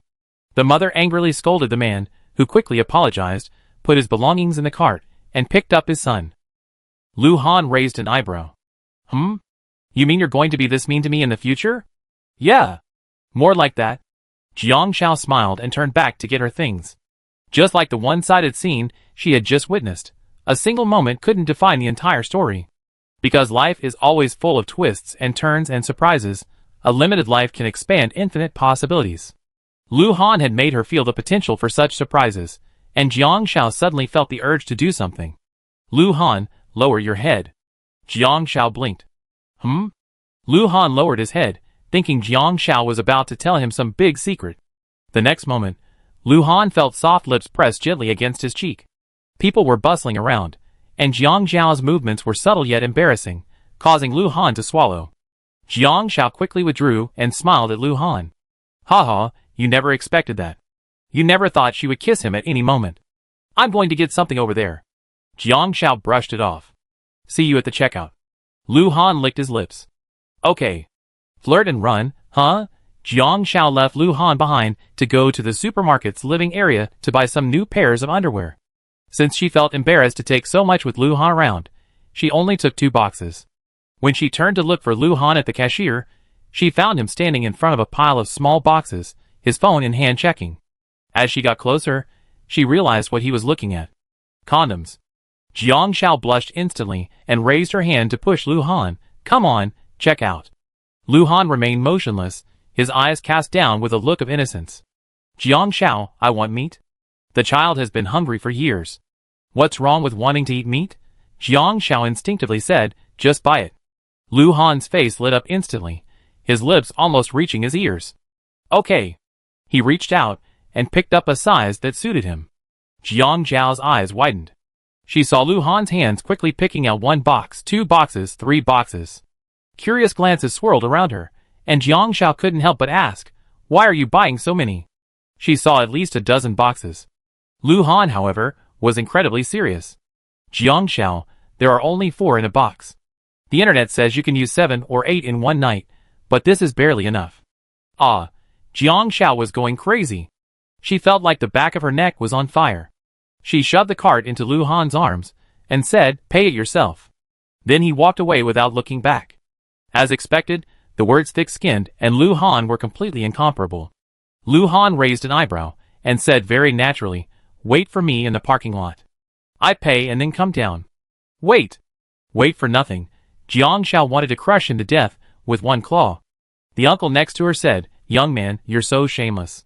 You scared the little girl. Why don't you go after her?" Scare? Lu Han didn't think Jiang Shao was that brave, and she had agreed to it herself. After a pause, Lu Han suddenly realized something. This meat is not that meat. Jiang Shao had never driven a car before, so she didn't understand. But in a small group of boys, even those who never eaten pork can still drive a rickety tractor onto the highway. Realizing the situation, Lu Han quickly paid the bill and went after Jiang Shao. Jiang Shao was shy. Lu Han's action had set her running, but she wasn't truly angry. She realized that she had misunderstood what kind of meat Lu Han wanted. She went to the underground parking lot to wait for Lu Han, but Jiang Shao felt the emotional pull of someone else. After winning the gold medal, she felt, without even realizing it, like a weight had been lifted off her shoulders. It wasn't a bad feeling, actually. Suddenly, her phone rang. Jiang Shao opened it, and saw a private message from Liu Yuqing. Liu Yuqing, is Jiang Shao here? I'm so pissed off right now, I'm going crazy. No one's listening to me. Ugh, can you even listen to me? Jiang Shao and Liu Yuqing mostly chat in the group chat, rarely in private. Plus, Jiang Shao wasn't allowed to bring her phone to training, so Liu Yuqing understood and stopped bothering her. Now Jiang Shao replied, "What's wrong? Liu Yuqing, are you home? I'm coming to see you." Chapter 708. Liu Yuqing was already in Ningxing, and knew where Jiang Shao lived. "Are you angry?" Before Jiang Shao could recover, she heard Lu Han's voice behind her. She came to her senses, and saw Lu Han, carrying his belongings, looking at her. Jiang Shao blushed as she realized what was happening. "Open the car door. I want to go back." Lu Han placed his belongings in the back seat, and watched Jiang Shao get in, and fasten her seatbelt before saying, "You get used to it." Jiang Shao stared at Lu Han for a few more seconds, not wanting to argue. "Liu Yuqing, come find me later." Oh! Back at the neighborhood, they happened to see Liu Yuqing riding an electric scooter. Jiang Shao didn't recognize her at first, but Liu Yuqing spotted her immediately. Jiang Shao. Lu Han and Jiang Shao turned to look. Liu Yuqing had clearly gained weight. Liu Yuqing walked quickly toward Jiang Shao. Jiang Shao's eyes drifted to her bulging belly. Suddenly, feeling somewhat at a loss, she reached out and poked it with a finger. Liu Yuqing giggled, 5 months. Jiang Shao quickly retracted her hand, frightened, afraid of poking Liu Yuqing's belly. "Let's go up first." Jiang Shao held Liu Yuqing's arm, treating her like she was special. "Why don't you take a car? Those electric scooters were so dangerous." Liu Yuqing didn't care, patting her belly. "It's okay, it's stable. Besides, I can't drive." "Hurry up and get up." Jiang Shao didn't relax. Reflecting on her own lack of space, she went to Lu Han's place. Jiang Shao poured Liu Yuqing a cup of hot water, and she sat on the sofa. "I'm finally relieved to be here with you. You have no idea how sour my mother-in-law can be." Lu Han consciously returned to his study. After Jiang Shao returned, he immediately went to sleep, and didn't even go to the studio. Liu Yuqing leaned on Jiang Shao's shoulder. "Seeing you reminds me of how relaxed I was back then." Jiang Shao listened to Liu Yuqing's chatter, feeling none of the awkwardness that came from not seeing her for 4 years. Although Liu Yuqing was complaining, her face was generally filled with happiness. "I envy you and Lu Han's world of two." Liu Yuqing curled her lips. "If I had known, I wouldn't have had a baby so soon." Jiang Shao smiled. "But I see you're quite happy." Liu Yuqing sighed. "It's great, but there are a lot of problems too. A year ago, Jiang Rong was transferred back, and is working at the Ningxing Public Security Bureau. Then my mother-in-law started pushing for a baby. Jiang Rong and I couldn't handle the pressure and agreed. After I got pregnant, my mother-in-law moved in with us. It drives me crazy." Jiang Shao was puzzled. "Wouldn't it be nice to have a mother-in-law take care of you?" Liu Yuqing rolled her eyes. "There's a generation gap. The biggest generation gap is money." Liu Yuqing used to work part-time, having connections to many high-paying jobs. After marrying Jiang Rong, she stopped working part-time. But Liu Yuqing didn't like asking for money. Even though Jiang Rong had given her his paycheck, she still felt uneasy because Jiang Rong's salary wasn't much. Liu Yuqing wasn't particularly wealthy before, but she was also quite lavish. After all, she earned her own money, so she had no control. After she stopped working part-time, Liu Yuqing set up a small team to handle part-time job recruitment, distributing it to students at school and taking a cut. Her earnings had shrunk significantly, But at least, she didn't have to work too hard, and she could still make a few hundred yuan a day. Liu Yuqing, with nothing else to do, loved shopping. Even though she was spending her own money, her mother-in-law couldn't stand it. Jiang Rong went to work, and her mother-in-law, who was at home taking care of her, accused her of spending money recklessly. Plus, the pregnancy restrictions made Liu Yuqing feel overwhelmed. Now there was another problem. Liu Yuqing didn't want her mother-in-law to take care of her. She wanted to hire a confinement nanny, especially after she gave birth. Originally, Liu Yuqing's mother had offered to come over, but Liu Yuqing didn't want to bother her. Liu Yuqing's parents were divorced, and after the divorce, Liu Yuqing lived with her grandmother. She had a close relationship with her mother, but her mother had found another woman. Even though they had their own child, Liu Yuqing didn't want her mother to come over, so hiring a confinement nanny was the only option. A confinement nanny here costs at least 8,000 yuan a month. She said to Jiang Xiao, "I'm thinking right now. If I need a confinement nanny, it'd take at least a year. I haven't told Jiang Rong about this yet, but my mother-in-law will definitely be upset when she hears about it. So I'm really troubled right now. What do you think I should do? I know my mother-in-law is taking care of me out of kindness, but there's a real generation gap between us. For example, when I tell her that dishes can be washed in the dishwasher and there are robot vacuums, she insists she can't clean them properly and has to use them herself. And then she starts nagging me about it." "What?" Jiang Xiao was puzzled. She said she cleaned the house herself when she was pregnant. She doesn't understand high-tech, but she still tidies up her own house. So she's saying I don't like to clean. I used to work as a purchasing agent. Although I didn't buy the goods myself, I had the headquarters to ship them to me. The goods were just stored in one room, and I don't like to clean, so she thinks it's messy. Liu Yuqing muttered, "I don't know if it's because I'm pregnant, but after listening to my mother-in-law for too long, I get really angry." We actually had several arguments. Liu Yuqing had other friends, but most of them would tell her that her mother-in-law was doing it for her own good, and that she should just bear with it. Liu Yuqing could only bear it, but it wasn't the answer she wanted. Now that Jiang Xiao was back, Liu Yuqing had a feeling she'd find a different perspective. Jiang Xiao hit the nail on the head. "You mean, she doesn't respect your opinion?" Yes. Liu Yuqing nodded. "Well, I know the house needs cleaning, but I just don't want to. You know? Sometimes I just want to relax a little. I'd rather spend 100 yuan and hire someone to clean every week. But when my mother-in-law comes, she thinks I'm wasting money and can just do it herself in a few hours. She does it alone, and I feel bad about leaving her alone, so I just lend a hand. But I'm doing this reluctantly, you know. Have you told Jiang Rong?" Jiang Xiao was puzzled. Liu Yuqing paused and shook her head. "Not yet, that's just my opinion. But she's Jiang Rong's mother, after all. If I tell her to stop taking care of me, she'd think I don't like her, and that create new conflicts." Jiang Xiao said bluntly, "But I think you should discuss this with Jiang Rong and see how he reacts and what he wants to do. He's your husband, and you're his wife. Whatever you think or decide, you should discuss it together. You two are husband and wife, and you should live your own lives as a family." Just as she finished speaking, Liu Yuqing's phone rang. "Jiang Rong called me. It must be my mother-in-law complaining about me again." Chapter 709. Liu Yuqing went to the balcony to answer the phone. Liu Yuqing's tone was still a little irritated. "I didn't wash the cup of milk I drank this morning, and she kept nagging me for half an hour, you know. Besides, I also texted you saying I was coming to Jiang Xiao's place." On the balcony, it was unclear what Jiang Rong and Liu Yuqing said before Liu Yuqing nodded vaguely. "Okay, I'll wait here for you then. Come over early." After that, Liu Yuqing returned and said to Jiang Xiao, "Hey, Jiang Rong is coming to pick me up tonight. Can we have dinner here?" "How shameless." Jiang Xiao nodded, "Of course. We have food at home." "Ha ha ha, it's been ages since I had Jiang Xiao's cooking. I'm so happy." After that, Liu Yuqing asked Jiang Xiao, "So when are you and Lu Han getting married?" Jiang Xiao was stunned by the question. She hadn't really thought about when to get married. She touched her nose. Let's wait a little longer. They had just reunited, so there was no rush to get married. Liu Yuqing curled her lips. "You two better get married soon, or your love will have no place to rest." What a description. Then Liu Yuqing rambled on about a long list of bizarre things she encountered over the years, leaving Jiang Xiao in awe.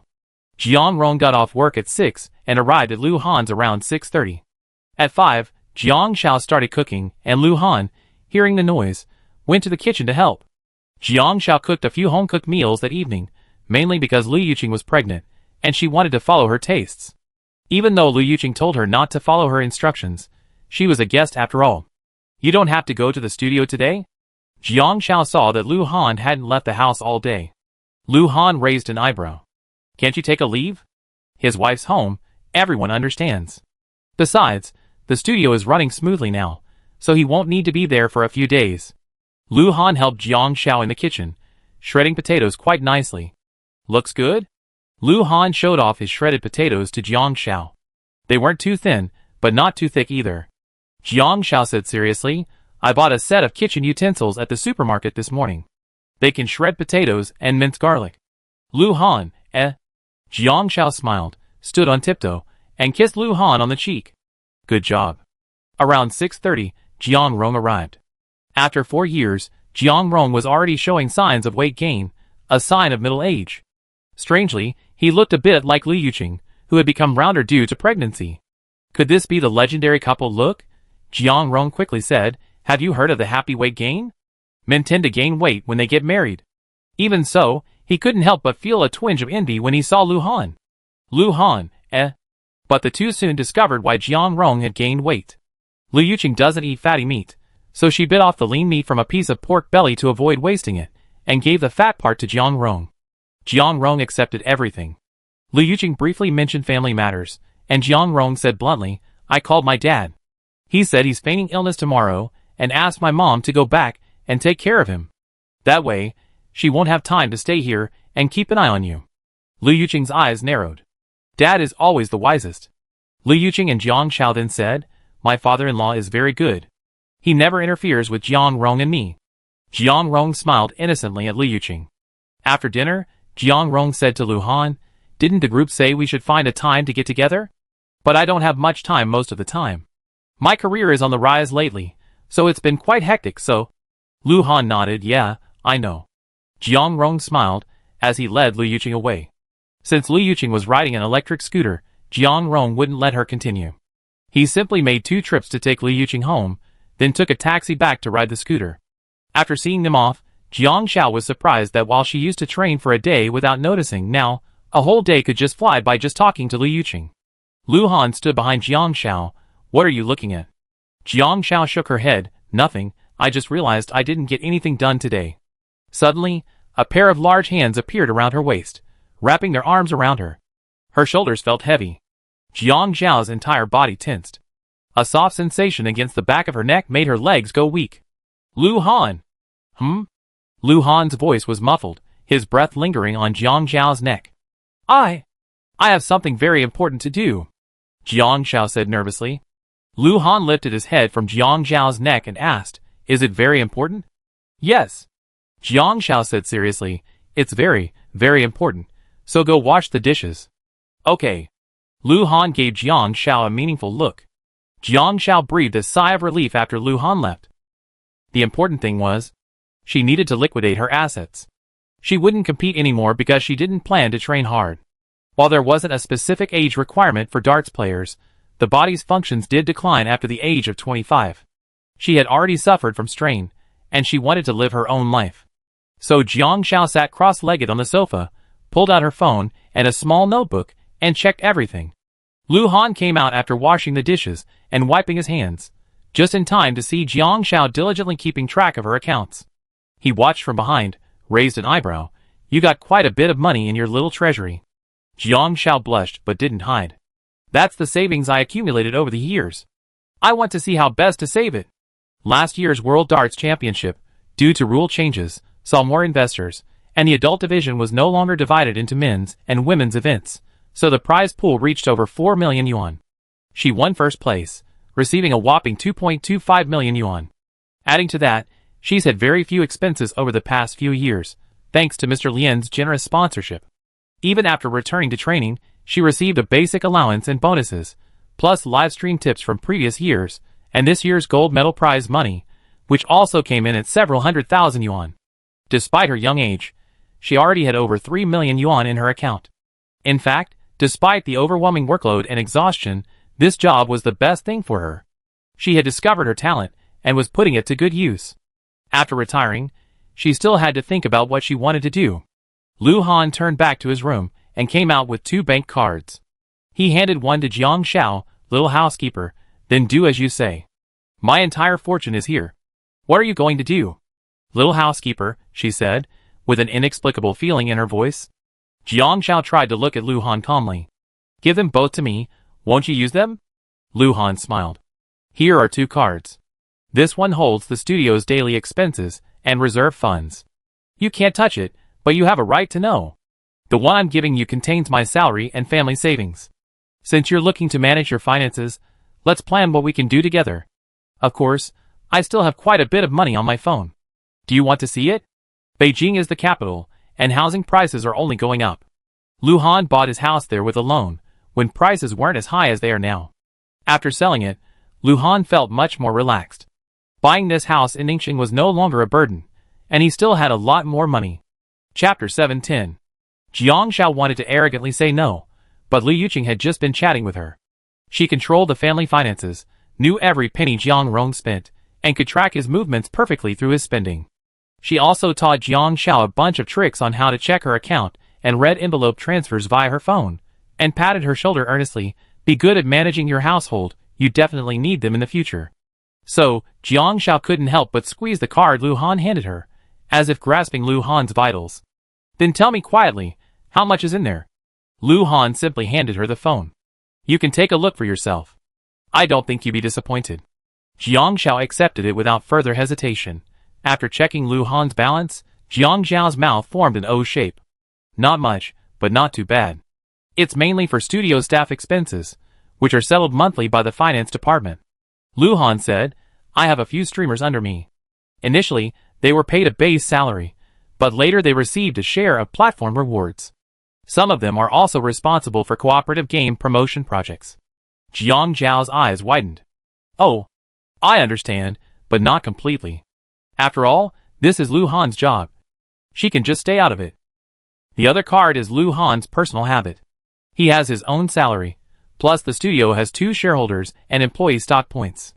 So any extra income he has is deposited on this card. Lu Han's expenses aren't particularly high, so the amount accumulates over time. Under normal circumstances, unless one has any particularly expensive hobbies or bad habits, this amount is enough for an average person to live on for a long time. Jiang Xiao calculated and found their combined balances were still a bit short of 8 figures, but not much. So she said to Lu Han, I want to deposit it in the bank. Lu Han raised an eyebrow. Reality isn't a game. I don't understand stocks, and there's no way to predict my luck. Besides, I don't really like risky investments. For me, putting it in the bank and earning interest is the safest bet. Jiang Xiao pushed her small notebook over. The current bank fixed deposit rate is 1.5% for 1 year, 2.1% for 2 years, and 2.75% for 3 years. If I deposit 1 million, the interest after 3 years will be 27,500. I originally planned to have over 3 million in cash. I plan to divide it into 3 installments. The first 1 million would be a 1-year fixed deposit, the second 1 million would be a 2-year fixed deposit, and the third 1 million would be a 3-year fixed deposit. After a year, I would draw the first installment and then deposit it for 3 more years. That way, I could make deposits and withdrawals every year. But if Lu Han's money was included, she could have 3 installments of 2 million. Lu Han nodded, yeah, not bad. Jiang Xiao asked Lu Han, will you come with me? Lu Han raised an eyebrow at Jiang Xiao, why not? Jiang Xiao happily put Lu Han's money in.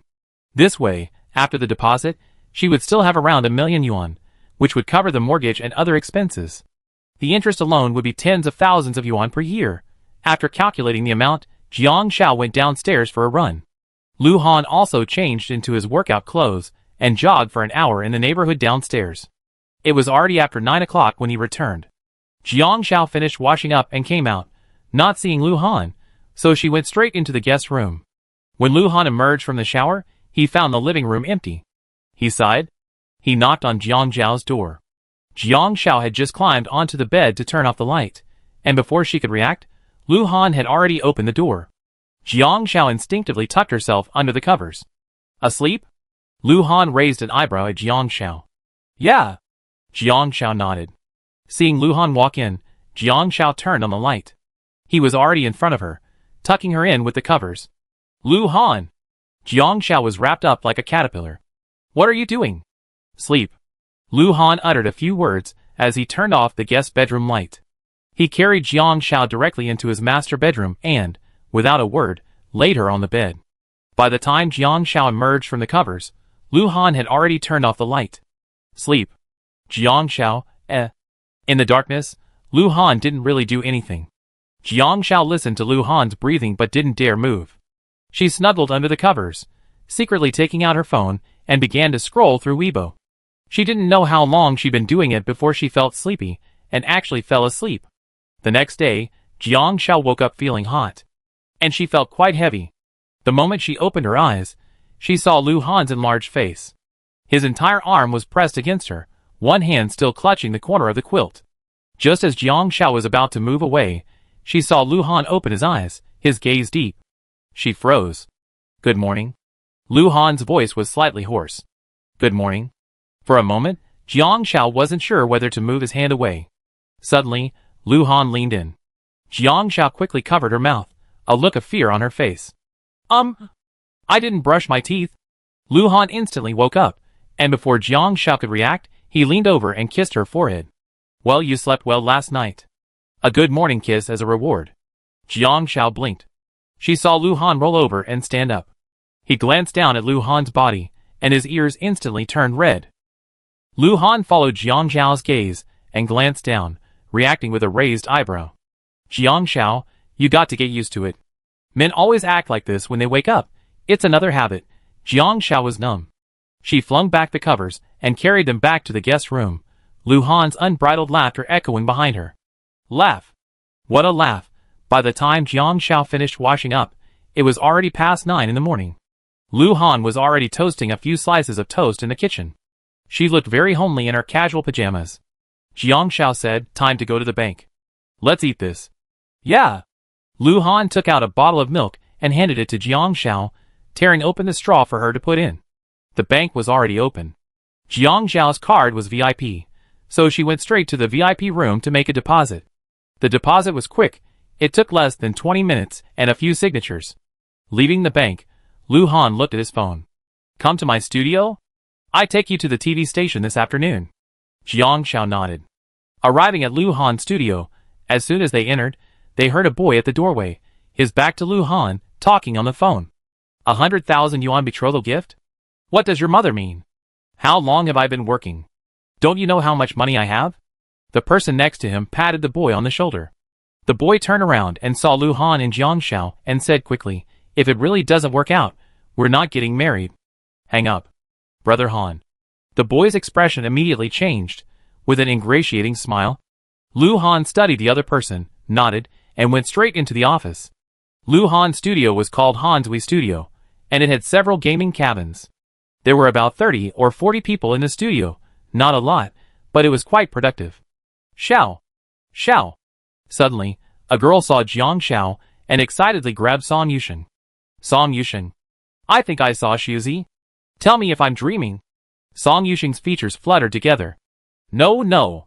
Can you please let go? It's understandable to get excited about your idol. But how can you strangle your boyfriend to death? Oh. Sorry. The girl quickly let go. Chapter 711. Song Yusheng's girlfriend is Mu Qiqi. She was recruited to Lu Han's livestream studio 3 years ago through Lu Han's fan club. She is now responsible for PR copywriting and helping Song Yusheng with announcements about Lu Han's livestream schedule. Jiang Xiao originally had over 20 million followers, but because Jiang Xiao stopped live streaming, her followers have now dropped to just over 10 million. Lu Han's livestream studio primarily focuses on cultivating streamers, with himself as the biggest drawcard. Since he began working behind the scenes and his live streaming frequency decreased, fans have begun to turn to his other streamers. As a result, there aren't many patrons left, and Jiang Xiao found a ready-made match. How is it? Lu Han raised an eyebrow. Jiang Xiao nodded. Yeah, very impressive. When I was in Jing City, the studio didn't have many people because the salaries there weren't very high back then. After coming to Ningxing, it's gotten much better. Lu Han asked Jiang Xiao, would you like to live stream together? Live stream? Jiang Xiao was puzzled. Yeah. Lu Han said, we're going to be on live together next month, so we can warm up by live streaming now. What game? Jiang Xiao thought for a moment. There didn't seem to be many games available right now. Tomorrow, Lu Han said. Jiang Xiao, Could she refuse? Don't dare? Then, Lu Han said bluntly. Who said I don't dare? Jiang Xiao couldn't help herself. If she remembered correctly, the last time she went offline was because zombies had invaded the camp, and she had escaped. Normally, after the 3-day novice protection period, the camp would be attacked by zombies. During this 3-day novice protection period, one needed to quickly improve their apocalypse survival skills, collect materials, and improve the camp's defenses. Unfortunately, she didn't. She was just planting flowers and plants in her yard. The campsite is probably already trampled to pieces. Okay, give me the coordinates. I find you at your campsite, Lu Han said directly. Okay. Jiang Xiao nodded. Mu Chichi soon arrived and took Jiang Xiao to an empty game pod. Jiang Xiao entered the livestream plaza first, then chose the top-ranked game, Tomorrow. She didn't notice that the streamer's online status lighted up as soon as she logged in. Jiang Xiao took a deep breath and entered the game. At this moment, the livestream room began to flood in from 0 people. Am I seeing things? Shuzi is online? Back to livestream? I wiped my eyes. What is Shuzi going to broadcast? Brother Han seems to be online too. So what are they going to broadcast? Is it the latest new game? A couple? After 4 years, I finally see my favorite couple back. Ugh. It shouldn't be the same game. Brother Han is still playing Tomorrow, and Shuzi isn't playing Tomorrow. Oh my god, Shuzi is playing Tomorrow? Just as she finished speaking, Jiang Xiao entered the in-game camp. It was shabby and leaky, and all her potted plants had been trampled to pieces. Jiang Xiao had a bad feeling. And this game even added hard sound effects, meaning the zombies were very close. Bang, bang. Closer and closer. Stiff, Jiang Xiao turned around and met eyes that had been whitening. Her heartbeat accelerated to a breaking point. Bang, bang, bang.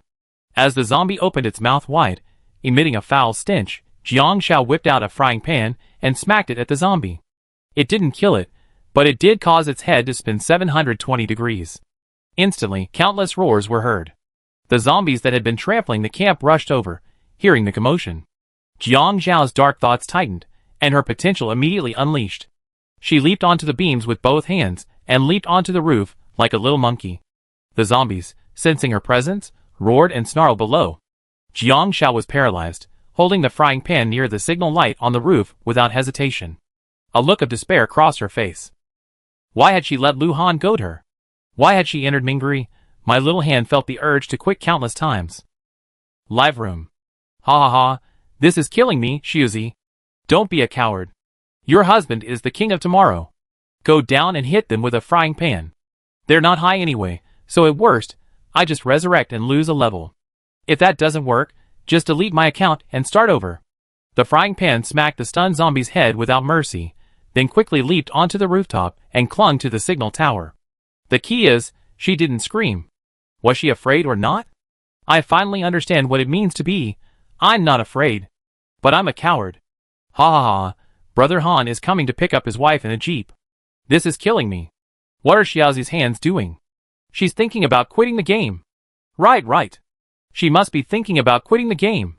Maybe. Sister Han's love for Brother Han means she's willing to enter Tomorrow for him? After waiting for who knows how long, Jiang Xiao finally heard a horn. The 20 or 30 zombies surrounding her dilapidated camp swerved and sprinted towards the oncoming jeep. They were slammed down and crushed by the jeep, their brains spilling all over the floor. Lu Han got out of the car and fired rapidly with 2 machine guns in his hands, shooting directly in the heads. In just a few shots, he cleared out 30 or 40 zombies. Then he walked over to Jiang Xiao's camp and looked at her with a raised eyebrow. Jiang Xiao, ? What are you looking at? Haven't you seen a beautiful woman hugging a signal tower? Lu Han extended his hand towards her. Come down. Jiang Xiao paused, or, let's quit the game. Lu Han raised an eyebrow. Since you're here, why not visit my house?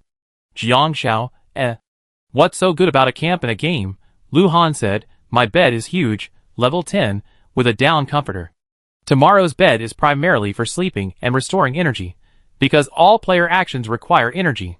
Only with energy can you grind, and with more zombies, you can level up, increasing your attack and defense, and obtaining more supplies. Finally, Jiang Xiao jumped towards Lu Han, but was caught steadily by him. Lu Han carried Jiang Xiao back to the car and fastened her seatbelt. We'll be back to my camp soon. Don't get scared and quit the game if you see anything on the way. Jiang Xiao? Question mark. Lu Han pulled out 5 grenades and stuffed them into Jiang Xiao's hands. Jiang Xiao was puzzled. Lu Han said seriously, if you're really scared, throw the grenades? Jiang Xiao looked at Lu Han's jeep. It was modified and bulletproof, making it very stable. She couldn't help but ask, if I pull the grenade in the car, will your car be blown away? Lu Han, After a moment, Lu Han sighed, if you want to, we can just be a pair of desperate lovers. I have no problem with that. The worst that can happen is that if you get blown back to your spawn point, you lose 2 levels. The thing about this game is that if you die, you lose a level. The higher your level, the worse it is to die. And after a new player passes the protection period, they must seek asylum, otherwise, it's hard to survive alone in the wild. Chapter 712. Lu Han led Jiang Xiao back to their camp. On the way, Jiang Xiao saw flying zombie bats and zombie monsters twice as tall as humans. These were all monster zombies updated according to the current progress of tomorrow. Jiang Xiao looked numb. She really didn't like this kind of sinister game. Currently, the largest shelter in tomorrow was Lu Han's, and Hua Pao was also in Lu Han's shelter. Hua Pao was squatting in front of the campfire, chatting with someone. That new liquor in the game is really tough to beat. Its health is as thick as a blood cow. I can take on 2 of them alone, but any more would be enough to finish me off. Just as he finished speaking, he was kicked in the butt. Hua Pao said angrily, just by the force, I knew it was Lu Han. He even got kicked for experience. Turning around, his expression instantly brightened. Hey! Jiang Xiao. You really brought Jiang Xiao here. Brother Pao. You look wrong. Does my sister-in-law know? Someone nearby immediately joked. Hey, she's the one who asked me to come. Hua Pao stood up. Jiang Xiao.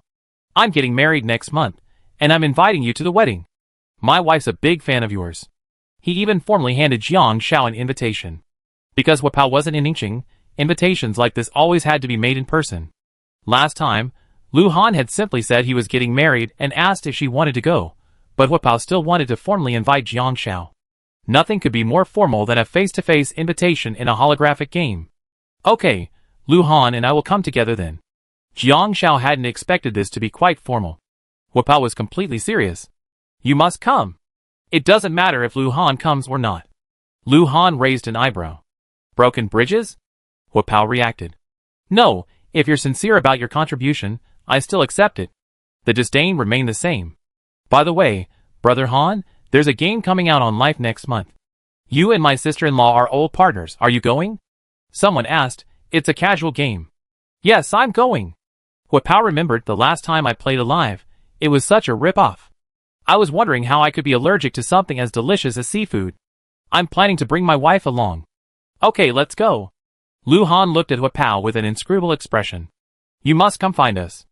I make special meals for you. Hua Pao shuddered. Come on, I'd rather find Jiang Xiao than you. After playing with the players in Lu Han's camp for a while, Lu Han showed her tomorrow's campsite, which was in the shelter. Just as he said, the level 10 beds were huge. And it was underground, just like an ant's burrow.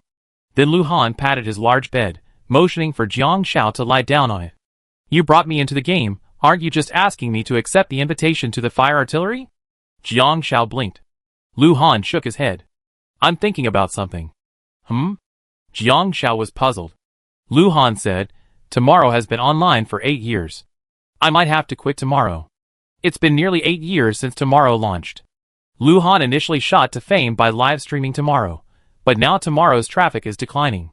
Besides the incredibly popular To Live 4 years ago, other games have emerged one after another. A decline in tomorrow's traffic is inevitable.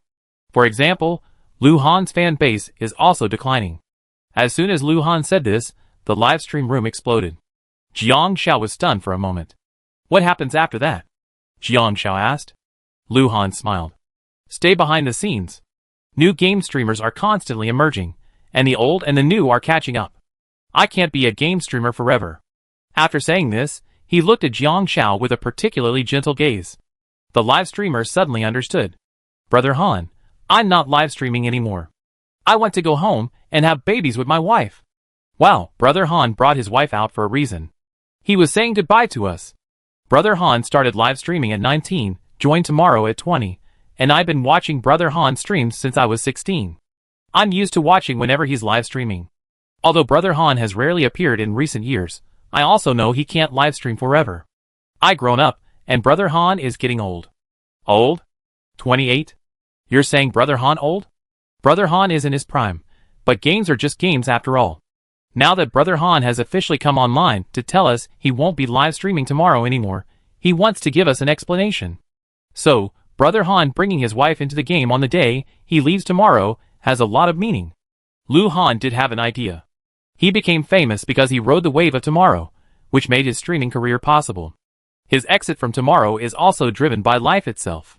During tomorrow's final live stream, he and Jiang Xiao lay together, symbolizing that he had found his own tomorrow. At the same time, Lu Han's official team also announced a message. The real tomorrow isn't about games, but about life. Attached are various screenshots of Jiang Xiao and Lu Han in aim. It's as if they had planned it all. Who was so eccentric as to capture Lu Han entering tomorrow, overcoming all obstacles, becoming the king of tomorrow, and then meeting Jiang Xiao while still alive. At the same time, the official announcement was made that Lu Han would officially retire from live streaming, and would participate in life with Jiang Xiao as his final livestream. For the legendary Han Shui in the live streaming world, Lu Han's participation in 3 major live streams, whether tomorrow, to live, or life, was incredibly significant.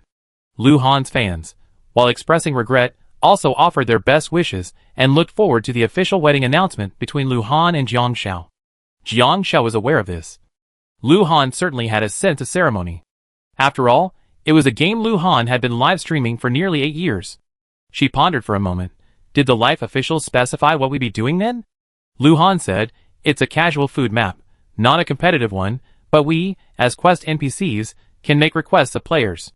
We'd be given a food stall within the game map. Players who complete quests will receive additional star points. Players who accumulate enough star points can then open portals to other maps. We'd be mobile NPCs, so we won't necessarily be there every day. Jiang Xiao nodded. At noon, they ate at Lu Han's studio. Lu Han's studio hired an aunt, and everyone brought their own lunchbox. She would bring the food at mealtime. When the food arrived, everyone rushed to grab the meat with their lunch boxes. Jiang Xiao didn't have her own, so Lu Han used his own to fill a large portion for her. Jiang Xiao asked, what about you? Lu Han said, you eat first. I eat after you're done. As soon as he finished, Mu Chichi brought over a disposable lunch box. Hey, Brother Han, Shiozai. I have a disposable lunch box. Lu Han didn't hesitate. The aunt's food wasn't particularly delicious, but it was homely, and Jiang Xiao wasn't picky. Chapter 713. By noon, Lu Han had to deal with studio work, and Jiang Xiao consciously didn't bother him. Lu Han's office had a break room, and she happened to be feeling a bit high on carbs after lunch, so she took a nap. At 2 a.m., Lu Han woke Jiang Xiao and took her to the TV station for an interview. Chen Fansheng had also arrived at the TV station, and a reporter, seeing Jiang Xiao's smile, quickly ushered her over. Lu Han went to the break room. Because it was a live interview, Jiang Xiao needed to do some basic preparation. The staff brought the bill of lading to Jiang Xiao, and Jiang Xiao reviewed it to confirm it was correct. Chen Fansheng smiled, and handed the box to Jiang Xiao. Keep this gold medal. Jiang Xiao looked at Chen Fansheng in confusion. Coach. Chen Fansheng smiled and said, this gold medal belongs to you. You don't have to give it to me. The moment you stood on the podium, I received my gift. By the way, your aunt said she'd like to invite you to her house to cook tonight. Jiang Xiao clutched the box tightly. Okay. Soon, the two of them took the stage, and the camera focused on Jiang Xiao and Chen Fansheng.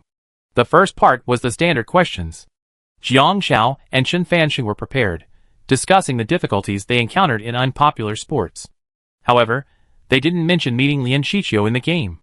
They tacitly avoided the unexpected opportunity they had gained in the game.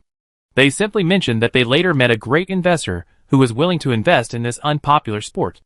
Most of the time, Chen Fansheng would talk more. But there would be an impromptu segment, and during that moment, the host suddenly asked Jiang Xiao a question. Jiang Xiao, I actually have a very personal question for you. Please go ahead. Jiang Xiao said. The host said, this is a social issue. I previously learned that you're an orphan. At the mention of this topic, Chen Fansheng's face changed. Jiang Xiao paused, then nodded, yes. There's nothing to be embarrassed about, it's true. The host smiled, actually, I saw you in the game to live, And you seemed very positive and passionate about life. But after learning about your real life, I'm curious. With such hard work and perseverance, have you ever fallen into confusion or resentment because of past events or circumstances? Jiang Xiao nodded calmly. I have. The host was somewhat surprised by Jiang Xiao's calmness. She expected Jiang Xiao to talk about herself as someone who is positive and never gives up. But Jiang Xiao didn't. Jiang Xiao said bluntly, everyone has positive and negative emotions, and I'm no different. I always project a positive and optimistic outlook. But I also had my share of lows, whether due to an accident or my birth. But then, I realized that life is my own, and no matter what happens, I can only move forward. Just like in sports, your opponent is often yourself, not others. The host smiled at Jiang Xiao. That's right. Don't judge others by their current brilliance. Perhaps they experienced a low point you can't imagine. Most people have their own struggles, but we can only find ways to overcome them. Actually, I want to know. Are you really retiring? Jiang Xiao nodded. Yes, I really am. The host smiled helplessly. No chance of coming back? Jiang Xiao shook her head. Winning a gold medal is a dream, but I'm not the only one who can. I believe there are many others who see their profession as a faith, and many more who will strive for it. I've seen the landscape here, and opportunities should be left to other hardworking young people. The host was surprised that Jiang Xiao could say such words at such a young age. I hope you have no regrets about leaving this time. After leaving sports, live a good life and shine in your own life. That's all for today's interview. Thank you for participating. The host stood up. This interview lasted nearly 2 hours. Afterward, Chen Fansheng prepared to take Jiang Xiao back for dinner. Seeing Lu Han still waiting in the lounge, he said, Then come along, Xiao Han. Lu Han nodded modestly and joined them for a meal. Jiang Xiao rarely visited Chen Fansheng's home. Chen Ling sat on the sofa, having just finished watching a live interview. Her mother greeted her warmly. Jiang Xiao, you're here. This is Xiao Han, right? Come in, sit on the sofa, and have some fruit. Chen Ling, please serve. Chen Ling hummed. Jiang Xiao pulled Lu Han to sit down. The table was filled with fruit, most of it newly bought. Want some? Lu Han asked Jiang Xiao, holding a pear. Jiang Xiao nodded, sure. Lu Han began to peel the fruit with a knife. Chen Ling grumbled, You really don't treat us like we're in someone else's house. You're so rude. Lu Han's hand didn't move, and neither did it. Jiang Xiao insisted, Eat. Lu Han smiled and continued. Chen Ling changed the channel. Still as annoying as ever. Jiang Xiao said nothing. She hated it, so what? Chen Ling just happened to switch channels, and saw a replay of the Olympics. The Olympics had just ended, and the excitement hadn't died down yet. It was just the moment Jiang Xiao kissed the dart and scored 20 points. Chen Ling whispered, Don't think I don't hate you just because you won the gold medal. Jiang Xiao replied without hesitation, I didn't expect you to like it. Jiang Xiao. Could you please be nicer? Chen Ling glared at Jiang Xiao. Jiang Xiao said bluntly, You're not nice either. Chen Ling rolled up her sleeves and said, Come on. Let's fight. Jiang Xiao hit the nail on the head. You can't beat both of us alone. Wait until you get a boyfriend. On the way here, Chen Fansheng had been rambling on about how Chen Ling had been home 6 months after leaving her previous job and didn't have a boyfriend. Chen Ling's eyes widened. Having a boyfriend is so great. Yeah. It's really great. Jiang Xiao nodded proudly. TSK. What's the point of being stuck with a man at such a young age? Unlike me, I have a group of 10 young men playing games with me. Chen Ling rolled her eyes. Jiang Xiao retorted, One of my boyfriends is worth 10 of yours playing games. Lu Han couldn't help but laugh. You two seem to have a pretty good relationship. It was mainly because it was the first time he's seen Jiang Xiao so emotionally bicker with someone. Yeah, like 2 7-year-olds bickering. A little childish, but also a little cute. Who's close to her? Who's close to her? The two of them glared at Lu Han simultaneously. Rivals. They have a past life feud, okay? Chen Ling's mother came over and brought 2 glasses of lemonade to Jiang Xiao and Lu Han. She smiled and said, Jiang Xiao, don't listen to her. She was praising you just the other day. Chen Ling immediately said, Mom? Was I praising her? My dad has worked so hard to train her for so many years. How could she not show some results? She had clearly said in a sarcastic tone, Although she's really good, I still hate her. Chen Ling's mother glared at her. You're just being stubborn. Chapter 714. Even during dinner, Chen Ling was arguing with Jiang Xiao. Chen Fansheng picked up a chicken leg for Jiang Xiao, Come on, eat more. Chen-Ling unceremoniously extended her bowl. Dad, I want some too. Chen Fansheng smiled and handed another chicken leg to Chen-Ling. Chen-Ling raised an eyebrow at Jiang Xiao. You two loved to fight when you were little, and you haven't stopped now that you've grown up. Chen-Ling's mother smiled at Jiang Xiao, wanting to say something, but stopped herself. Chen Fansheng, oblivious, asked about Lu Han and Jiang Xiao's marriage as if it were a casual conversation. Jiang Xiao didn't say anything. Lu Han said, It's almost time. We're arranging it. Jiang Xiao was puzzled. How could it be soon? Chen Fansheng nodded with satisfaction. That's good. After finishing their home-cooked meal, Jiang Xiao and Lu Han prepared to leave, and Chen-Ling went downstairs to see them off. Seeing Jiang Xiao looking at him, he said angrily, Why are you looking at me? Don't look at me. Do you think I want to see you off? It's my mom who told me to come down. Jiang Xiao smiled. Thanks. By the way, my mom asked me to ask you a question, Chen-Ling said. What? Jiang Xiao was puzzled. Chen-Ling looked at Jiang Xiao. My mom wants me to ask you, if your biological parents came looking for you, would you still recognize them? Jiang Xiao was stunned. Chen-Ling said, I'm just asking casually. If your biological parents felt guilty for abandoning you, would you recognize them? Jiang Xiao's grip tightened. She met Chen-Ling's eyes. Chen-Ling said nervously, I don't know anything. My mom asked me to ask. Jiang Xiao thought for a moment and then asked Chen-Ling, if I continued to train darts and still had your coach's attention, would you still be willing? Don't even think about it. Chen-Ling said bluntly. Jiang Xiao thought for a moment. Because you think your current life is good, it makes up for what you wanted in the past, so you don't want to change. Me too, I think things are pretty good now. Lu Han looked at Jiang Xiao. She spoke naturally, but her grip on his hand was tight. Chen-Ling seemed lost in thought. Jiang Xiao took a deep breath. I won't bother you again. Chen-Ling was a little unaccustomed to Jiang Xiao's sudden silence. She said awkwardly, You're allowed to come visit during the holidays, but you can't stay too long. He's my dad's student, after all. He'd be sad if you didn't care about him. Jiang Xiao smiled. Okay. She took Lu Han's hand and walked away. Seeing Jiang Xiao lower her head, Lu Han asked, Unhappy? No. Jiang Xiao blinked. Just a little sentimental. Regarding what? Lu Han asked. Chen-Ling and I used to get along. She was angry that I stole the coach's attention with darts, so she always wanted to fight me, Jiang Xiao said. Lu Han raised an eyebrow. You don't like her? Jiang Xiao shook her head. It's not about like or dislike. We had some disagreements when we were young, but they faded away, and as we grew up, we understood. Many things I remember from childhood suddenly seem unimportant as we grow up. Looking at Lu Han holding her hand. In fact, it was because of that loss. Now that I have Lu Han, I don't care so much anymore. The future life is bright. What else? Lu Han looked at Jiang Xiao. Her problem. About her biological parents coming to see her. After all these years, she wouldn't ask such a strange question.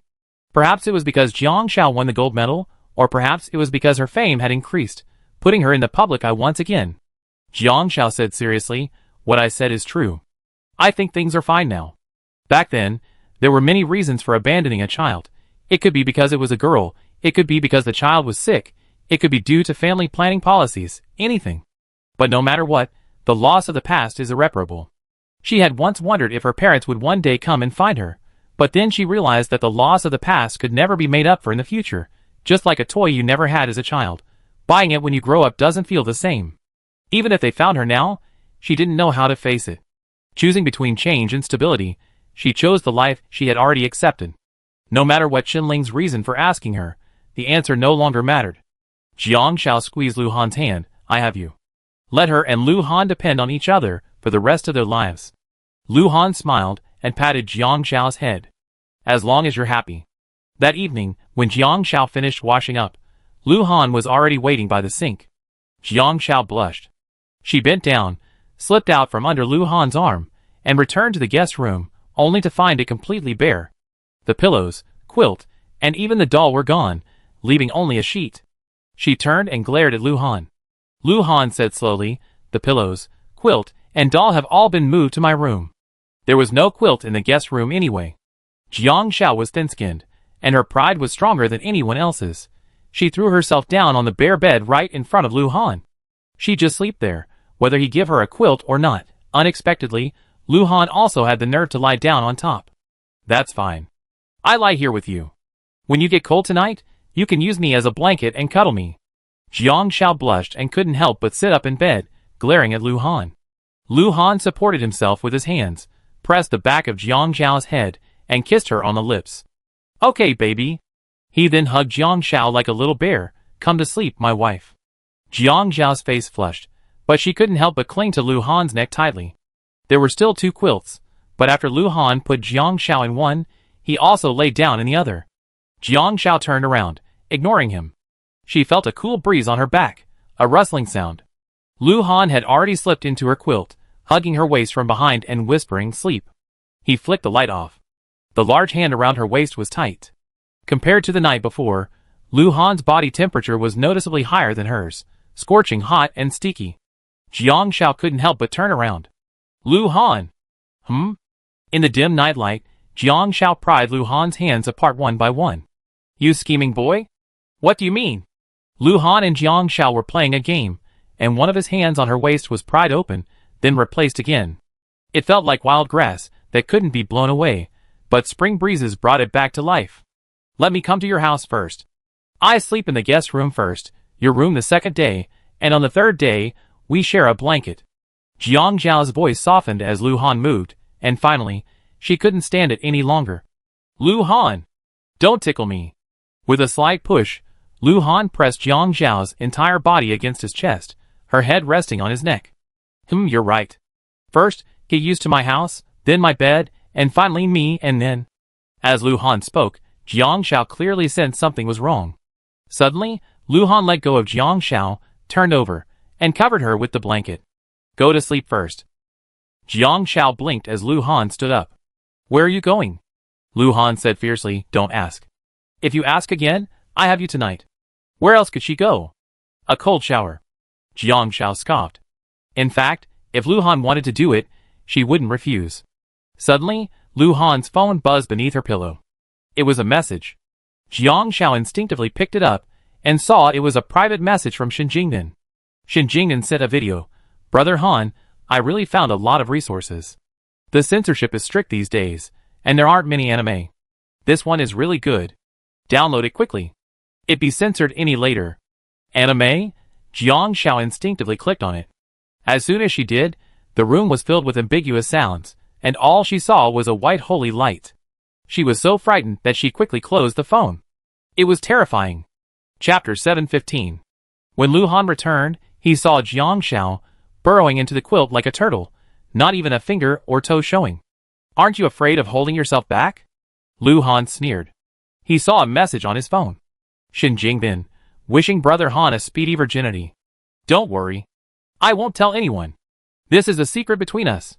Lu Han noticed there was only one message notification, but clearly no other messages. Looking at Jiang Shao, curled up like a turtle, Lu Han smiled, lay down on the bed, and wrapped her like a dumpling in his cold, now washed arms. Good night. After that, he fell silent.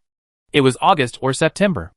Lu Han had covered himself with the quilt the day before because he had the air conditioner on, and the temperature was very low. But in the middle of the night, Lu Han turned off the air conditioner. This caused Jiang Shao to subconsciously burrow out of the quilt like a silkworm.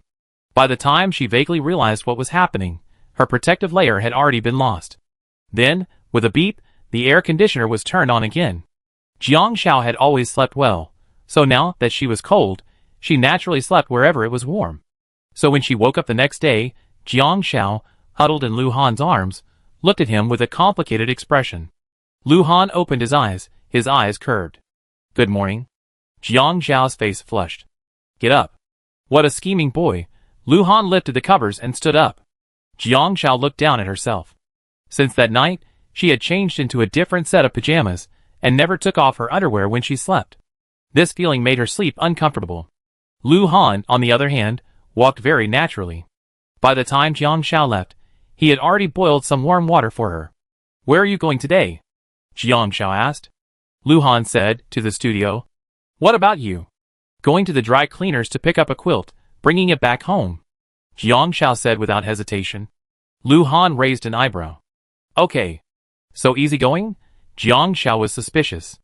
After breakfast, Lu Han helped Jiang Shao pick up the items from the dry cleaners.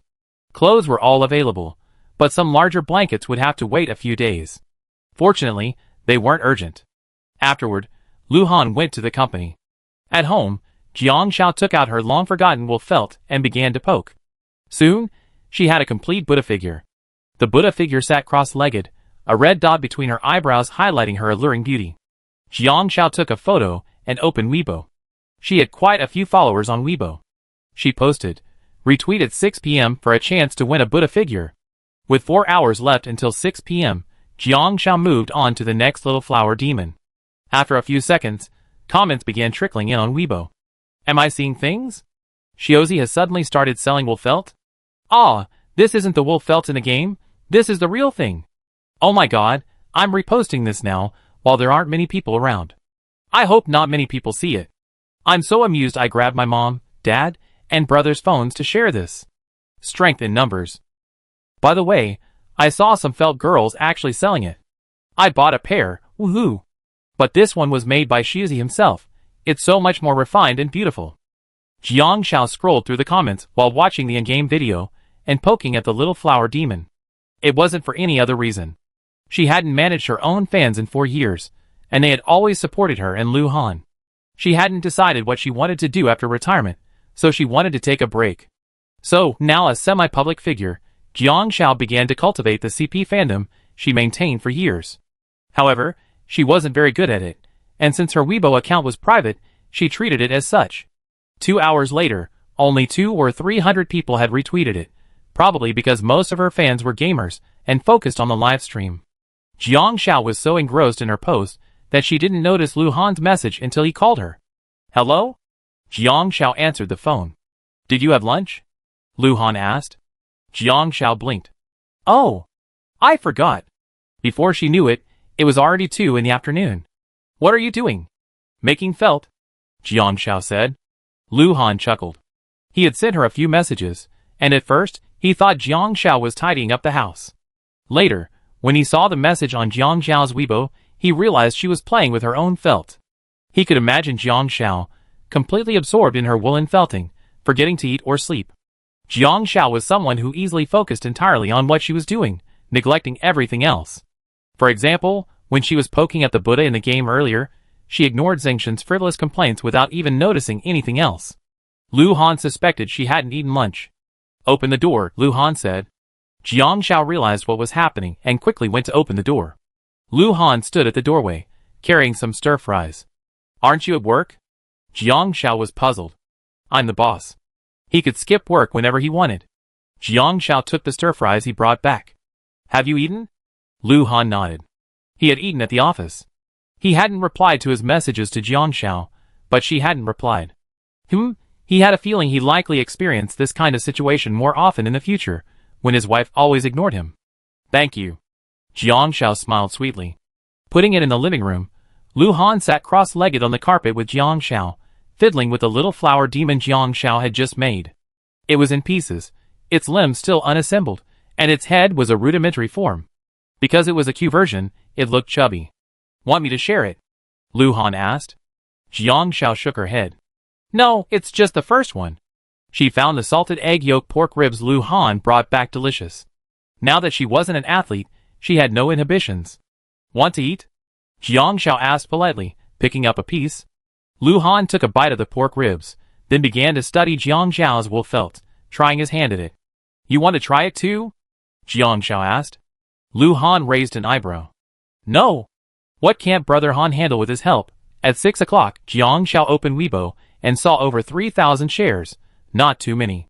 She immediately used the lottery app to randomly draw a winner among the shares, and contacted the person for a private chat.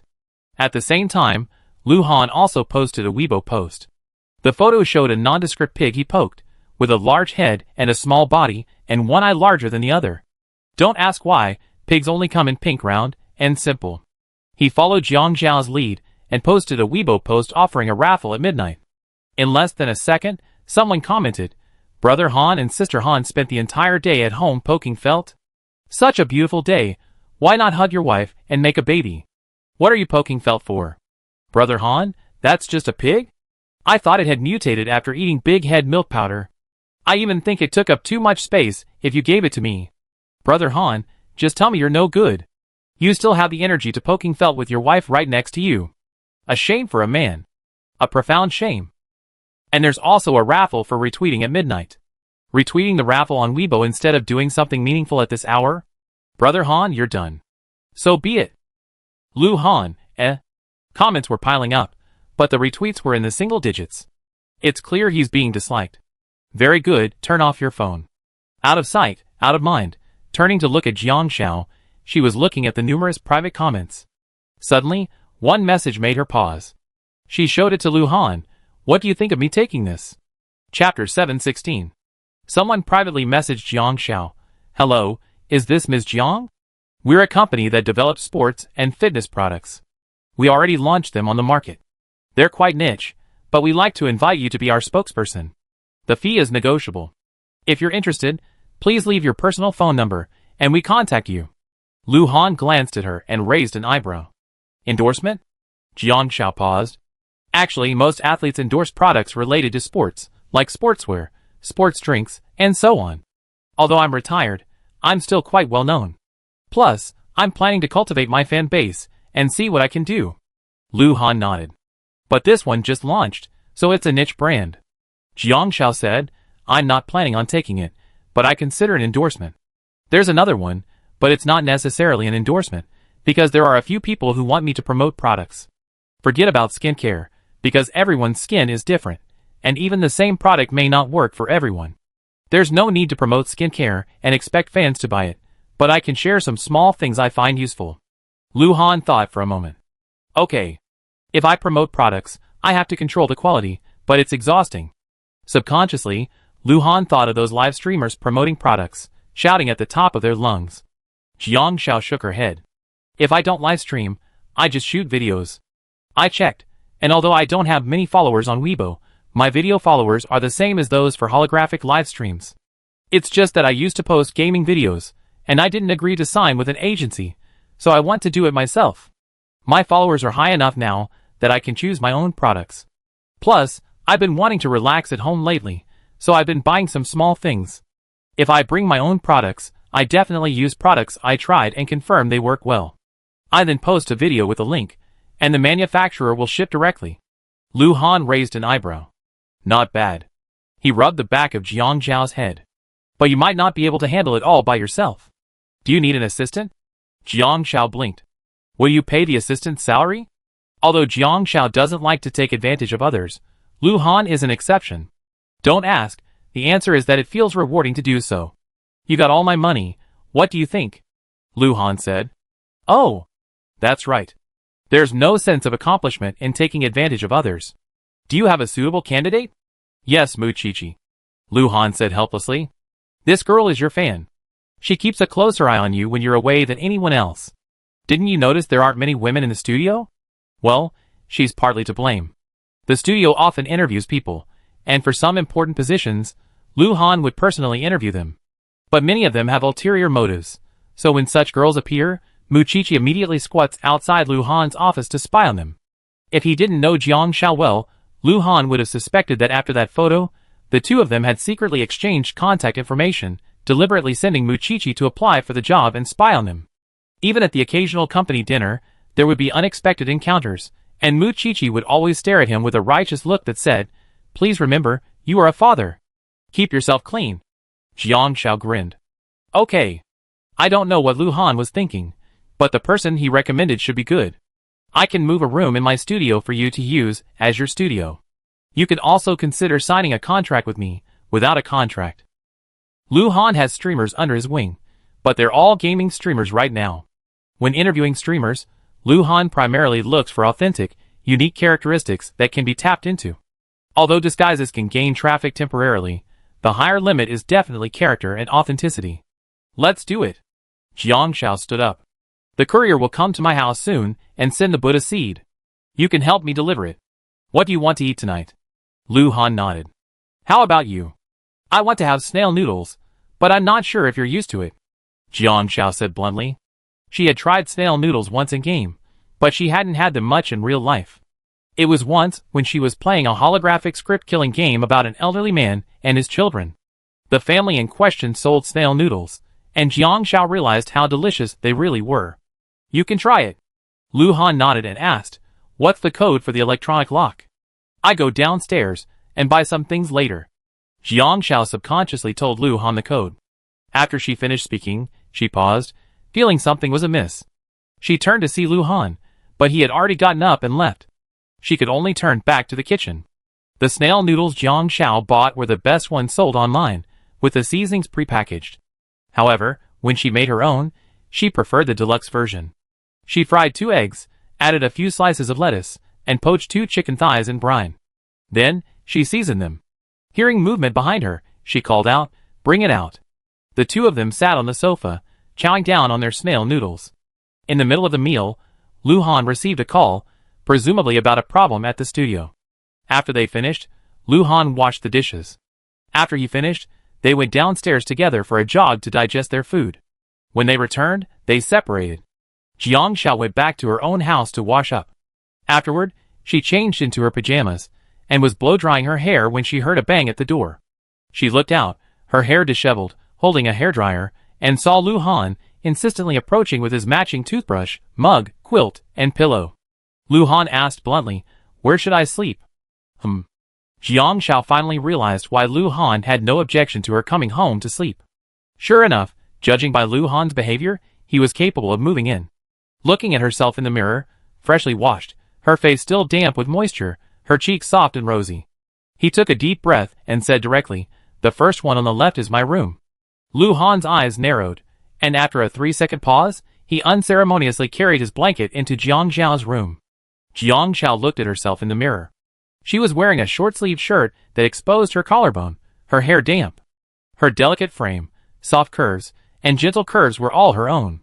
She wasn't actually refusing, but she couldn't just force herself into something like this. With Lu Han's assertiveness, she agreed.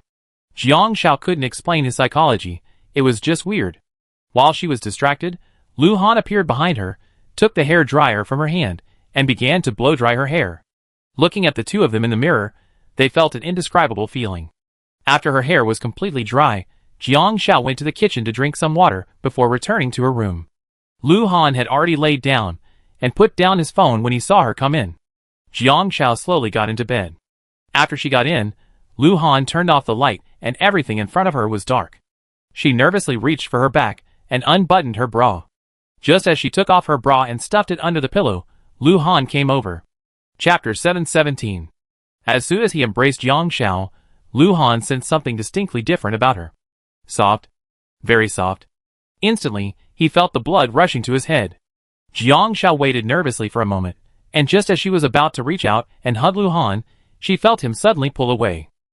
Go to sleep first. Jiang Shao, ? I already taken off my underwear, and you're telling me this? She touched her nose and put on the pajamas under her pillow. Lu Han left the room, touching his nose. Fortunately, there was no nosebleed, and his resistance was getting better.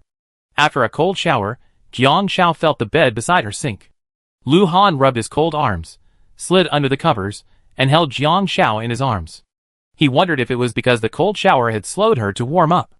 Go to sleep, Lu Han said crisply. Instantly, Jiang Shao's mind raced with doubts, and she subconsciously recalled the popular online comment, Brother Han, are you incompetent? Oh! Jiang Shao couldn't help but ask, Lu Han, are you not able to? Lu Han held his breath for 3 seconds. Jiang Shao thought she hurt Lu Han's pride, and just as she was about to comfort him, he suddenly grabbed her hand and pulled it against his chest. This frightened Jiang Shao to the core. She tried to pull her hand away. Jiang Shao, what do you think? Lu Han's voice became slightly hoarse.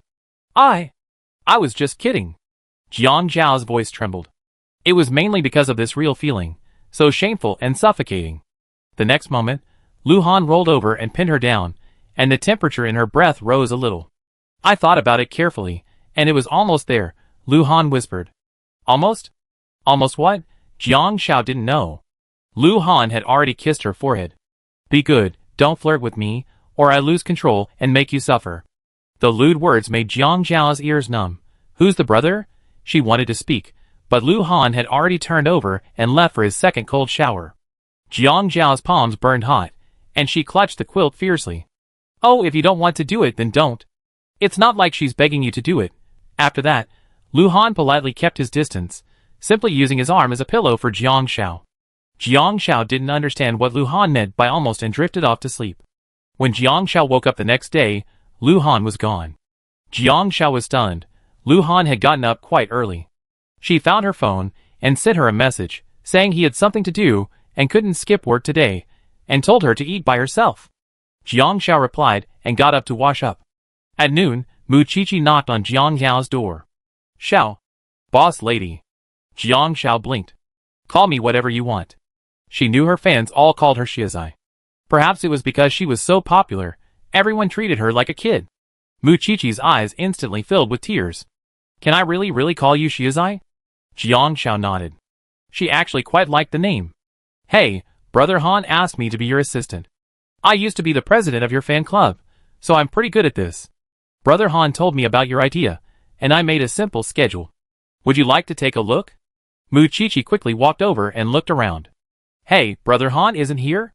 Jiang Xiao shook her head. He's not in the studio? Mu Qiqi shook her head. I didn't see him before I got here. He must have been out handing over something. Jiang Xiao nodded and looked over Mu Qiqi's schedule. Mu Qiqi was indeed well suited for this. She simply shared her idea, and she offered 3 options, one for the long term and one for the short term. Mu Qiqi also suggested Jiang Xiao create short videos featuring her cooking, considering her cooking skills were a skill. With the current surge in short video traffic, Jiang Xiao's food would definitely attract fans. Jiang Xiao thought this was a great idea. The two of them discussed it for the entire afternoon, and later that afternoon, Jiang Xiao finally received a call. It was an endorsement offer. But it was a well-known mineral water. What was different was that this mineral water was used in competitions, a national brand with a high profile and practically a household name. And their company rarely hired viral stars. Instead, they featured inspiring gold medal athletes or talented veteran actors, real actors. Mu Qiqi agreed immediately. Yes, that's fine. Although their spokesperson changes every 3 years, and they might have 7 or 8 spokespersons at any one time, you've never been involved in any negative news. Being chosen by them speaks volumes about your positive image. It's nothing like that Lu Lin before. She tried to transform herself, but then became popular and then disappeared every 2 years. Lu Lin? Jiang Xiao thought the name sounded familiar. Yes. That's the actress you met while playing games. I don't know how she got official approval, but then she switched careers and became a popular actress. 2 years ago, she made a terrible movie, and last year, it was revealed she was having an affair with a married producer, and she was completely wiped out. Suddenly, Mu Qiqi remembered and slammed the table. I want that one. The actress you helped. Jiang Xiao blinked. You Qingqing? Mu Qiqi smiled. For years ago, after the game ended, she had plastic surgery. Her facial scars are gone, and she was signed to an agency. She starred in several sweet dramas. She'd been outshined by Lu Lin before, but her acting was killer. After Lu Lin's passing last year, she landed the female lead in a few dramas. One of them was incredibly sad, but her acting is truly amazing. She even mentioned you before. She said she'd definitely like to meet you in person if she had the chance. Jiang Xiao remembered who Yu Qingqing was. Mu Qiqi covered her lips as she spoke. I still have that scene where Xiaozi acted coquettishly with Brother Han to help Yu Qingqing raise funds. And the words Brother Han read. Coquettishly. Jiang Xiao was instantly socially frustrated and changed the subject. These two people were people she met by chance in the game. They had no connection. Even if the other person was now a big star, it had nothing to do with her. Since she'd chosen to help, she shouldn't take credit. After all, they weren't asking for help, so there was no reason to rush in. With Mu Qiqi's help, Jiang Xiao finally decided on her path. Sharing daily food and lifestyle videos isn't limited to any particular genre. If there's nothing particularly interesting, just share food. Felt poking is also fine. It's easy for the two of them to shoot and edit together. For several days, Lu Han went to work first in the morning, steamed breakfast for Jiang Xiao, checked in on her daily routine at noon, and came back for dinner in the evening. Occasionally, when Jiang Xiao didn't feel like cooking, they go out to eat. He then asked about Jiang Xiao and Mu Qiqi's relationship, and learned that Jiang Xiao had accepted a sponsorship for a relatively safe drinking water brand, and was learning video editing with Mu Qiqi. Lu Han nodded, and in the evening, the two of them would go for a walk or run around the neighborhood. Jiang Xiao sensed Lu Han's restraint. She understood what he meant by taking a cold shower in the evening, but she didn't know what he was waiting for. A month later, life officially launched. There was no closed beta test, the map was small, so they went straight to the public beta. Lu Han invited Jiang Xiao to his studio early in the morning, and used the studio's game pod to access life. Jiang Xiao didn't know what Lu Han was waiting for, but the fans knew what Lu Han wanted to do before Jiang Xiao. Chapter 718. Hua Pao entered the game as a player. Not only Hua Pao, but several new and veteran streamers from Lu Han's studio also entered life at the same time. Hua Pao heard the system prompt. Dear player, you have entered the first map section of life, Xingfu Town. Many NPCs are hidden within Xingfu Town. Accepting quests to help NPCs find their happiness will earn you star points to unlock these sections and a chance to obtain a section pass. Some of these NPCs are mystery guests, holding much richer rewards than regular NPCs. However, their in-game presence is limited, so please be diligent in discovering them. Hua Pao wandered around and passed by an NPC who handed him a flyer.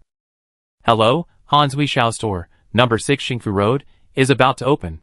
Welcome to try it. The NPC handed him the flyer with a smile. Fuck that name. Hua Pao rubbed his head. Why do I feel like it's somehow connected to that Lu Han? Issues I hear too? Let's go!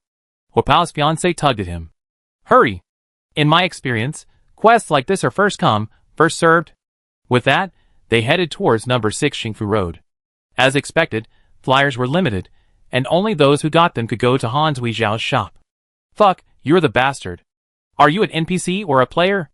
Hua Pao couldn't help himself, staring at Lu Han, who looked like a chef in the shop. The most important thing was that he was actually cooking. What do you think? Lu Han raised an eyebrow. Hua Pao was stunned. Why? Why is he the NPC and I'm the player? Hello, boss. I'm here for a quest. Hua Pao's fiancé placed the flyer on the table. Lu Han received the flyer and assigned a quest to the other party. The owner of Hans Wishiadian wants to propose to his fiancée. Please help him complete this quest before she finds out. The owner is currently short 999 sunflowers, and hopes players can help him complete the quest. Completing the quest will not only earn you star points, but also a portion of the owner's exclusive secret recipe. The livestream room erupted in an uproar. Oh my god! This quest. Ah! Is it too late for me to join now? Why am I live streaming? I should be playing the game.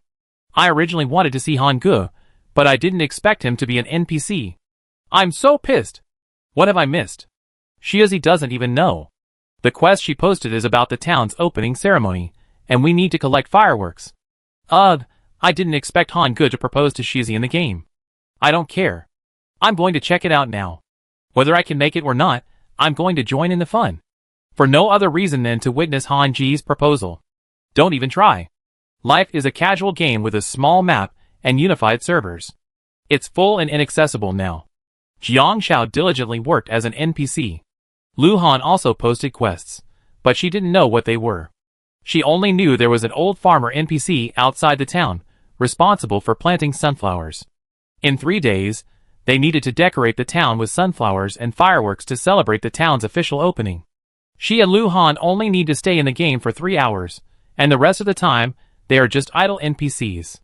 If they don't want to do it anymore, they can transfer the shop to other NPCs, and quit their NPC identity. Their rewards were all blind food boxes. Most of these blind food boxes were prepared by Jiang Xiao, consisting of simple snacks like an ice cream, a serving of stinky tofu, and a serving of grilled squid. Despite this, most people ate them with relish, but they weren't expecting a full meal. After all, Jiang Xiao and Lu Han were only guests, not permanent residents, so there was no need to prepare a feast every day. Hua Pao followed his fiancée and saw the old man tending the sunflowers. The old man who was growing sunflowers was cutting off the flower heads and exposing them to the sun to extract the raw seeds. Within 3 days, all the sunflowers would be roasted by the old man. Please persuade him to get fresh sunflowers. Then, the old man looked at the two of them and said contemptuously, "You want sunflowers? Fine, go over there and help me carry the manure." Even when Hua Pao's fiancée told him she wanted fresh sunflowers to propose, the old man remained non-committal. Propose? These fresh sunflowers are for you to mess around with. If you don't want them, leave. If you do, help me work. Hua Pao's fiancée could only look at Hua Pao pitifully. Hua Pao had no choice but to juggle carrying manure and helping plant radishes, cursing. Why is Lu Han proposing to me to carry manure? Did he even help me when I proposed? The old man sighed. Food is for eating, not for fancy things. Who knew that every grain of rice on the table is the product of hard work? Luckily, Wapao had helped out a lot back in Jiangnan town. Meanwhile, many more people joined the old man's vegetable garden to help plant vegetables. Although everyone was working for the task of planting a single sunflower, the long day of helping out really made them feel the hard work of the field. Jiang Shao only had 99 quests, which wasn't a lot, but fireworks were harder to obtain than sunflowers. Lu Han received over 10 sunflowers, while she only had 1 firework. But Jiang Shao found it odd, especially when the player who had just received the food blind box made a heart shape with them and smiled mysteriously. Brother Han, Sister Han, be happy. Lu Han nodded yes. He then handed over his special delicacy. Hee hee. One of the players took a bite and spat it out. Ah! Brother Han. What did you put in that? It's so bitter. Jiang Shao blinked. Isn't that the lotus root powder she just served? She walked over to Lu Han. Did you add anything? Lu Han hesitated. Yeah, I added some fresh chopped lotus seeds. Lotus seeds are good for cooling down, so they're very nutritious. He said this with a look of begging for praise. Player, no, this is too much. Brother Han, why are you doing this to me? I worked so hard for you, collecting sunflowers, carrying manure, and planting vegetables. Jiang Shao said, didn't you go to Lianqing? Lu Han, question mark. Does this matter? It doesn't matter. Lu Han said, sorry, since my food gave you a bad experience, this is a small compensation. Please accept it. The player looked at it and was stunned. Oh shit, a pass. A pass to the African plate. That's right. There are 7 map plates, representing the continents. These also represent miniature maps of each continent, allowing you to visit them and see the scenery, but mainly the food of each continent. In Xingfu town, there's only Yin country food, and the pass in Lu Han's hand is a pass to Africa. Jiang Shao blinked. You have a pass too? The pass was given by the system after she entered the game as an NPC. It can be given to players as a quest reward, but there are limited quantities. Whoever can find gold coins in the food blind box she gives will receive a European pass. Lu Han nodded. Yes, I have one. An African pass. Jiang Shao couldn't help but say, well, the planners have figured this out. Pretty much following the trend. How many do you have? Lu Han asked. 10. Jiang Shao said, how about you? 999, Lu Han said. After a moment, Jiang Shao understood. As expected, Africa's population far exceeds Europe's. Chapter 719. Live broadcast. Ha ha, I get it. Brother Han's giving out African passes is an apology. Whoever eats his dark cuisine will be compensated with a pass. Brother Han's face is full of I really want you to taste my cooking. Oh my god. Do you want this pass? Woohoo, I just want the European pass. Eating gold coins is at least auspicious, but eating poisonous food. Ha ha, thank goodness this is a casual game with no death and no stat settings. Otherwise, I think players with African passes would question their lives. Using living technology for a casual game, woohoo, feels a bit wasteful. The popularity of life right now is just because it's new. Casual games are going to be very popular. As Lu Han suspected, the first day of the game was packed. Everyone was used to entering the game in a crowded way, quickly completing tasks, quickly acquiring star points and passes, and quickly acquiring resources. It turns out this is completely useless in life. Because no matter how fast you move, the progress of life remains the same. Quests can be completed today or tomorrow, and most of them are just for the sake of obsessive-compulsive grind. 3 days later, Jiang Shao and Lu Han finally completed their quests. Jiang Shao also heard 999 well wishes from other players. We're leaving the game tonight, aren't we? Jiang Shao asked. Lu Han nodded, watching the sky darken. Jiang Shao gave the fireworks to the mayor and asked Lu Han, have you given out all the passes? Lu Han shook his head. No, but I don't think we've given out all the passes. At 8 p.m., it was completely dark. Lu Han took Jiang Shao to the center of Xingfu town, where there was a small lake bordered by sunflowers. Look at the fireworks. Such beautiful fireworks are rarely seen in real life. Lu Han led Jiang Shao to the location.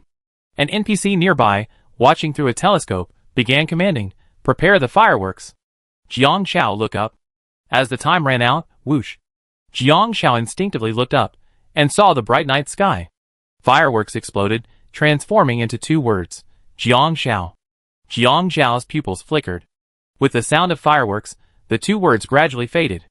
Jiang Xiao. Lu Han nervously searched the wrong pocket. See? I prepared this for you. For a full 10 seconds, the fireworks didn't make any further movement. Jiang Xiao frowned. Lu Han, are you trying to fly me into the sky and blow me up? Lu Han, ? Shit, how can these fireworks be delayed? The more nervous he got, the harder it was to get the ring out. His 30 million fans watched as Lu Han stuffed his hand into his bulging pocket, repeatedly pulling it out, and his movements looked strange. The NPC, flustered, quickly commanded, Where are the fireworks? Where are the fireworks? How can there be an unexpected game? Swoosh. A second firework rose, crackling and exploding, revealing the remaining three words in the sky, Marry me. Jiang Xiao's attention was focused on Lu Han reaching into his pockets, and she completely missed the fireworks exploding in the sky. By the time she realized what was happening, the sky was already filled with falling stars, a breathtaking sight. Jiang Xiao.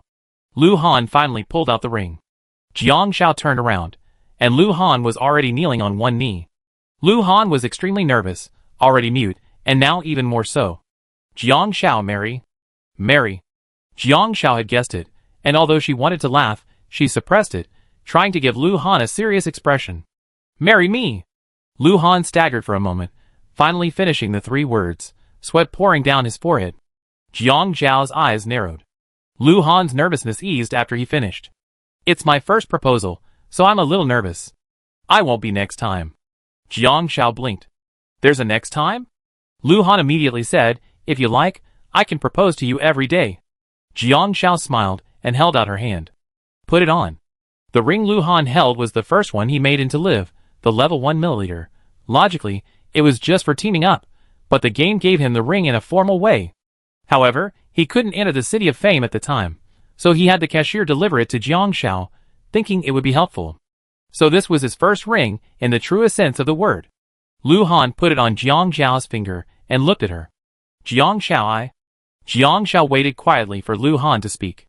Finally, Lu Han said in a deep voice, Jiang Xiao, I'm not good at saying sweet words, but... I know. He couldn't say sweet words, but he knew how to make love to her. Jiang Xiao closed her eyes, leaned in, and kissed him. She tried to pull back, but Lu Han didn't hesitate, pressing down on the back of Jiang Xiao's head and taking the initiative. This proposal took place in front of tens of millions of fans. The live stream finally erupted in excitement over this kiss. Although the beginning was romantic and the process was tortuous, the ending was beautiful. I want to screenshot this kiss. Ah! Keep it forever. When Xiaozi asked Brother Han if he wanted to blow her up into the sky, I wanted to laugh. Brother Han can't speak, and Xiaozi's brain isn't quite right, but they're a perfect match. It's not that they're a perfect match, it's that they have such chemistry, okay? It's hard to find someone who loves you and understands you. Most love isn't mutually exclusive, it's just you loving yours and me loving mine. As the above person said, they're definitely not in love. They're in love with different people. If they're in love, they definitely connect. Thank you, stop talking. I'm waiting for them to give birth to my baby right here. Thank you. Damn. Stop being so shy. Lu Han didn't keep kissing. He quickly let go of Jiang Xiao and whispered, Go home. Jiang Xiao nodded. The two of them immediately closed the live stream. The next day, when players visited Han Zhang's shop, they only saw a message, Newlyweds, out on vacation, returning sporadically. This shop NPC is a special NPC with no fixed opening hours. When Jiang Xiao emerged from the game cabin, Lu Han was already standing at the door, holding a real ring. Do you want me to kneel again? Jiang Xiao slipped her finger through the ring, and then put her arms around Lu Han's neck. Instantly, the studio erupted in shouts, followed by salutes. Bang! Everyone seemed to know Lu Han was proposing today, and they had prepared various salutes from the morning. Did you bring your household registration? Lu Han asked. Jiang Xiao blinked and shook her head. She hadn't even known Lu Han was going to propose today. Go home and get it. Lu Han kissed her cheek, hugged Jiang Xiao, and went back to the studio, saying, Take care of your work today. You have the day off tomorrow. Remember to clean the office. Instantly, the studio erupted in cheers again. The boss is so kind. Ever since his wife came back, he's been taking days off every now and then for team building, so he doesn't have to keep an eye on us working all the time. Cherish it. From what I heard, a man who's been a vegetarian for years will eat meat once, and then go back to being a vegetarian again. When he starts supporting a family, he'd be even more aggressive and exploit us. Song Yusheng slammed the table. What are you talking about? Each of you gets shares. You're responsible for your own livestream account, and you get paid based on how much work you put in. Brother Han is so generous. He glanced at the studio's surveillance cameras. Their surveillance. How dare you speak ill of the boss? Chapter 720. We agreed to go home to get our household registration book. But as soon as Jiang Xiao opened the door and entered, Lu Han pushed her against it and kissed her. The two of them kissed all the way from the entrance to the bedroom, and Jiang Xiao could truly appreciate Lu Han's remarkable patience. It took 4 hours of the entire afternoon, and after much stumbling, they finally accomplished this great feat of their lives together. Everything went smoothly up front, and although there were many unexpected situations along the way, thankfully, it was a success in the end. Lu Han ended with a kiss on Jiang Xiao's tired face. When Jiang Xiao woke up, she heard Lu Han humming a song. It was already dark outside, and she felt exhausted. It wasn't a physical exhaustion, but a kind of exhaustion that drained her from body to soul. Luckily, she'd been training constantly, so she recovered quickly. Aside from some muscle soreness, she didn't feel any major discomfort. She searched for her clothes, but couldn't find them. They must have been thrown in the living room when she got home, with only Lu Han's large t-shirt lying beside them. Jiang Xiao pulled on a t-shirt and left the room. She could clearly hear a recent pop song. Even Lu Han's slurred voice was out of tune. As expected, when God opens a window for you, he welds the door shut. He was trying to cook in the kitchen. Jiang Xiao watched him fry glutinous rice balls from the refrigerator. His upper body was a beautifully defined muscular body, and he was wearing only boxer shorts. Jiang Xiao couldn't help but pull out her phone to record the video. Lu Han turned around at the sound and saw Jiang Xiao wearing a baggy t-shirt that almost reached her knees, her bare, white legs. Jiang Xiao, feeling guilty about filming, quickly put her hands behind her back. Then she saw Lu Han approaching and picking her up. You woke up and you didn't wake me? Yeah. Jiang Xiao nodded and nudged Lu Han. Are you cooking? Yeah, fried glutinous rice balls. Lu Han kissed Jiang Xiao's neck. What do you want to eat? Anything's fine. I'm not very hungry. Jiang Xiao said, just make some dumplings. Cook a little less. We go get the marriage certificate tomorrow. She suspected Lu Han was just too excited and had nowhere to vent. Do you want to take a shower? Seeing her bare feet, Lu Han put her down and gave her his slippers. The floor's cold. Jiang Xiao's eyes curved, and she couldn't help but want to jump up and kiss him. She felt a little sore and stiffened slightly. Lu Han pinched her waist. Okay, go ahead. Jiang Xiao nodded. In the bathroom, she took off her t-shirt and looked at the red marks on her body, unable to help but laugh. Well, she and Lu Han had finally given themselves to each other. Although Jiang Xiao had little experience, she felt a sense of intimacy between them. At least her previous restraint and reserve had been thrown out of the window. After a quick shower, Jiang Xiao went out to finish her dumplings.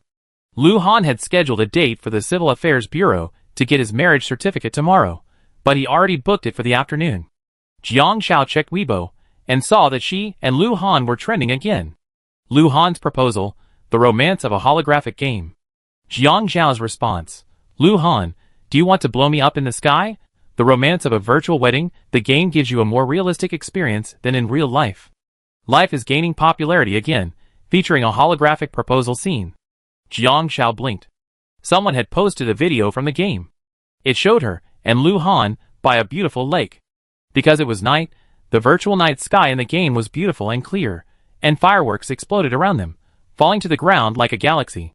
A fan asked the official Life team, Life is just a casual game, but it continues the holographic technology of life. Are you considering doing something else? For example, a holographic wedding scene? The official response, the meaning of a wedding comes from beauty and blessings. After all, games are just games, while weddings are real. However, we will consider creating a proposal scene. This proposal has given us new inspiration. Perhaps we can use this holographic technology to explore scenes that don't exist in reality, such as space, galaxies, and the deep sea, to meet players' similar pursuit of happiness. Wow, Jiang Xiao thought this was very interesting. Compared to real-life experiences, holographic experiences that are not real are obviously more appealing. After watching, Jiang Shao talked to Lu Han. Because her legs were sore, Jiang Shao didn't want to go for a run, so Lu Han asked Jiang Shao to lie down and massage her legs. Although the massage became more serious, Lu Han was about to carry Jiang Shao back to the room when Chen Fansheng called at the critical moment. Jiang Shao, that guy proposed to you. Yeah. Jiang Shao nodded. We decided to get the marriage certificate tomorrow. Congratulations. Proposing in front of so many people. That guy won't dare bully you anymore. Chen Fansheng smiled. He won't bully me. Jiang Shao had just finished speaking when she felt an itch on her skin. Lu Han scratched it mischievously. By the way, Chen Fansheng paused, hesitant to speak, but finally said, then your wedding should be on the agenda. Jiang Shao blinked. In fact, now that she had the marriage certificate, it didn't matter whether she had the wedding or not. Besides, she didn't know many people and had no idea who to invite. Coach Chen, don't worry. Jiang Shao and I will discuss this and send you an invitation as soon as possible. Lu Han noticed Jiang Shao's hesitation and spoke first. Jiang Shao gave Lu Han a resentful look. After hanging up the phone, Jiang Shao said, actually, we can just not have a wedding. It's a huge expense, and I don't know who to invite. It's not that she hadn't thought about it, but a wedding is a meeting of relatives, the parents of both sides. Who would she and Lu Han be meeting? There's Coach Chen, Liu Yuqing, the staff at my studio, Shin Jingbian and the others, and maybe some people you can't imagine. I don't think there will be no witnesses. We can also consider a live stream and a raffle for fans to enter. Lu Han looked at Jiang Shao softly. Although we don't have any other family members now, we will have some in the future. I go through every step of the normal family process and give you a complete life. He understood why Jiang Shao didn't want a wedding. Most weddings are hosted by relatives, but they had no relatives. But Lu Han didn't want her to think that. Jiang Zhao's nose felt a pang, but she finally nodded reluctantly. Do you want to ask someone to calculate an auspicious date? Lu Han said, it's not that I wouldn't consider it. Elsewhere, Chen Fansheng hung up the phone, sighed, and looked up at his wife. Jiang Shao was so eager for her parents to come visit. Why didn't you tell her this news? Chen Fansheng's wife smiled. You got the words on your lips. Why don't you say it? I just feel a little uneasy. Isn't this a bit sudden for Jiang Shao? Chen Fansheng hesitated for 3 seconds. Should I tell her? Preparing to call again. Chen Ling snatched Chen Fansheng's phone away. Dad, stop calling. Jiang Shao might not want to know. Chapter 721. You kid. Chen Fansheng looked at Chen Ling and suddenly shouted, You've been at odds with Jiang Shao since childhood. How can you possibly understand her better than I do? Do you know how important this is to her? He didn't pay attention to his tone, but it was stern. In that moment, Chen Ling felt vaguely like she was back in her childhood. This was the Chen Fansheng she knew. Can you please stop worrying about Daddy? Jiang Shao doesn't have parents. You should be more generous. Why are you so disobedient? All the things Daddy taught you before were in vain? Chen Ling, believe it or not, I never care about you again. Chen Ling, I'm doing this for your own good, comparing her to Jiang Shao to other children. Whenever something goes wrong, the first thing he does is deny her. It feels like she always disappoints him. In the past, she would cry and argue with him, but not now. Chen Ling took a deep breath, turned his phone back to his side, and looked at Chen Fansheng. Dad, maybe you've been a father for so long that you've forgotten what it was like to be a child. The conflict between Jiang Shao and me is all because of you. Now that I've grown up, I understand you, but that doesn't mean your actions back then were right. Chen Fansheng's face darkened instantly. Chen Ling's mother hurriedly said, Xiaoling, go back to your room and don't make your dad angry. Chen Ling said seriously, back then, you were too obsessed with darts. You had high hopes for Jiang Shao, and you felt she was pitiful and sympathetic. You also felt I was bullying her. But it was because you focused on Jiang Shao first that I felt like I had no father. That's why I hate Jiang Shao. It's because of your choice. Because she couldn't hate her father, she could only choose to hate Jiang Shao. I don't understand the similarities between you and Jiang Shao, nor do I understand your pursuit of dreams and aspirations. I can't help you with your career either. But Jiang Shao and I are both children, and what I want is what she wants. Chen Ling couldn't help but choke up as she spoke. I never said these words before. Mom always told me to understand you, but understanding doesn't mean your original choice was the right one. If I were in Jiang Zhao's shoes, I wouldn't want to know the reason for abandonment, nor would I want someone who had given up on me to disrupt my life again. Dad, I understand you because I don't want to give up on you. As an observer, Understanding only means expressing sympathy, but for the person involved, understanding doesn't mean forgiveness, nor does it mean support. Both forgiveness and support are choices made out of a reluctance to part with this blood relationship. Understanding simply comforts oneself, allowing one to understand what one wants more, so that one won't lose what one holds dear again due to misunderstanding in this limited life. His desire for understanding was simply a way to alleviate his inner guilt. What do you mean? Chen Fansheng clutched his chest. Chen-Ling looked at him firmly. You're a good coach, but you're not a good father. Jiang Xiao didn't want to know about her biological parents. Just like I thought back then, since you don't want me as your daughter, I don't want you as your father either. Even after Chen Fansheng retired, it remained the same. Guilt didn't change his attitude towards her, though it improved somewhat. However, if she expressed a point of view that contradicted his, Chen Fansheng would harshly disagree with her. She was different from Jiang Xiao. Jiang Xiao only experienced the good side of Chen Fansheng. But most families often endure a person's bad side, his temper, his anger, and his lowest points. Everyone says that this is parental love, family love, requiring understanding and tolerance. But understanding and tolerance are the largest and most beautiful outer layer of love. There are thousands of kinds of love, and everyone wants to be treated gently. However, the love most people talk about is a bright and beautiful facade, facing strangers and polite passers-by, while piercing their closest relatives with sharp thorns. After hearing this, Chen Fansheng clutched his heart, closed his eyes, and fainted. Dad! Dad! Chen-Ling panicked. She quickly called the emergency number. It was 2 hours later when Jiang Xiao received the call. She and Lu Han had just washed up and settled into bed, their legs still sore, when Chen-Ling's mother called. After receiving the call, she and Lu Han hurried to the hospital. Chen Fansheng had suffered a cerebral hemorrhage due to emotional distress. Chen Fansheng, a coach and former athlete, had always had high blood pressure and was taking medication. Chen-Ling's words had now ignited his emotions. When Lu Han arrived, Chen-Ling's mother looked at Chen-Ling, unsure what to say. Jiang Xiao, you're just in time. Chen-Ling said something about you that angered her father. And this kid too. All these years later, why is he still holding a grudge against his father? Chen-Ling's mother was perplexed. If she had been able to mediate the conflict between Chen-Ling and Chen Fansheng, such a problem wouldn't have arisen in the first place. She was completely baffled. Things had seemed fine between Chen-Ling and Chen Fansheng for years, so why had they suddenly flared up today? Thinking about Chen-Ling's situation tonight because of Jiang Xiao, and how she was actually speaking up for Jiang Xiao, she felt compelled to tell Jiang Xiao and ask her to mediate between Chen-Ling and Chen Fansheng. Chen Fansheng was still critically ill.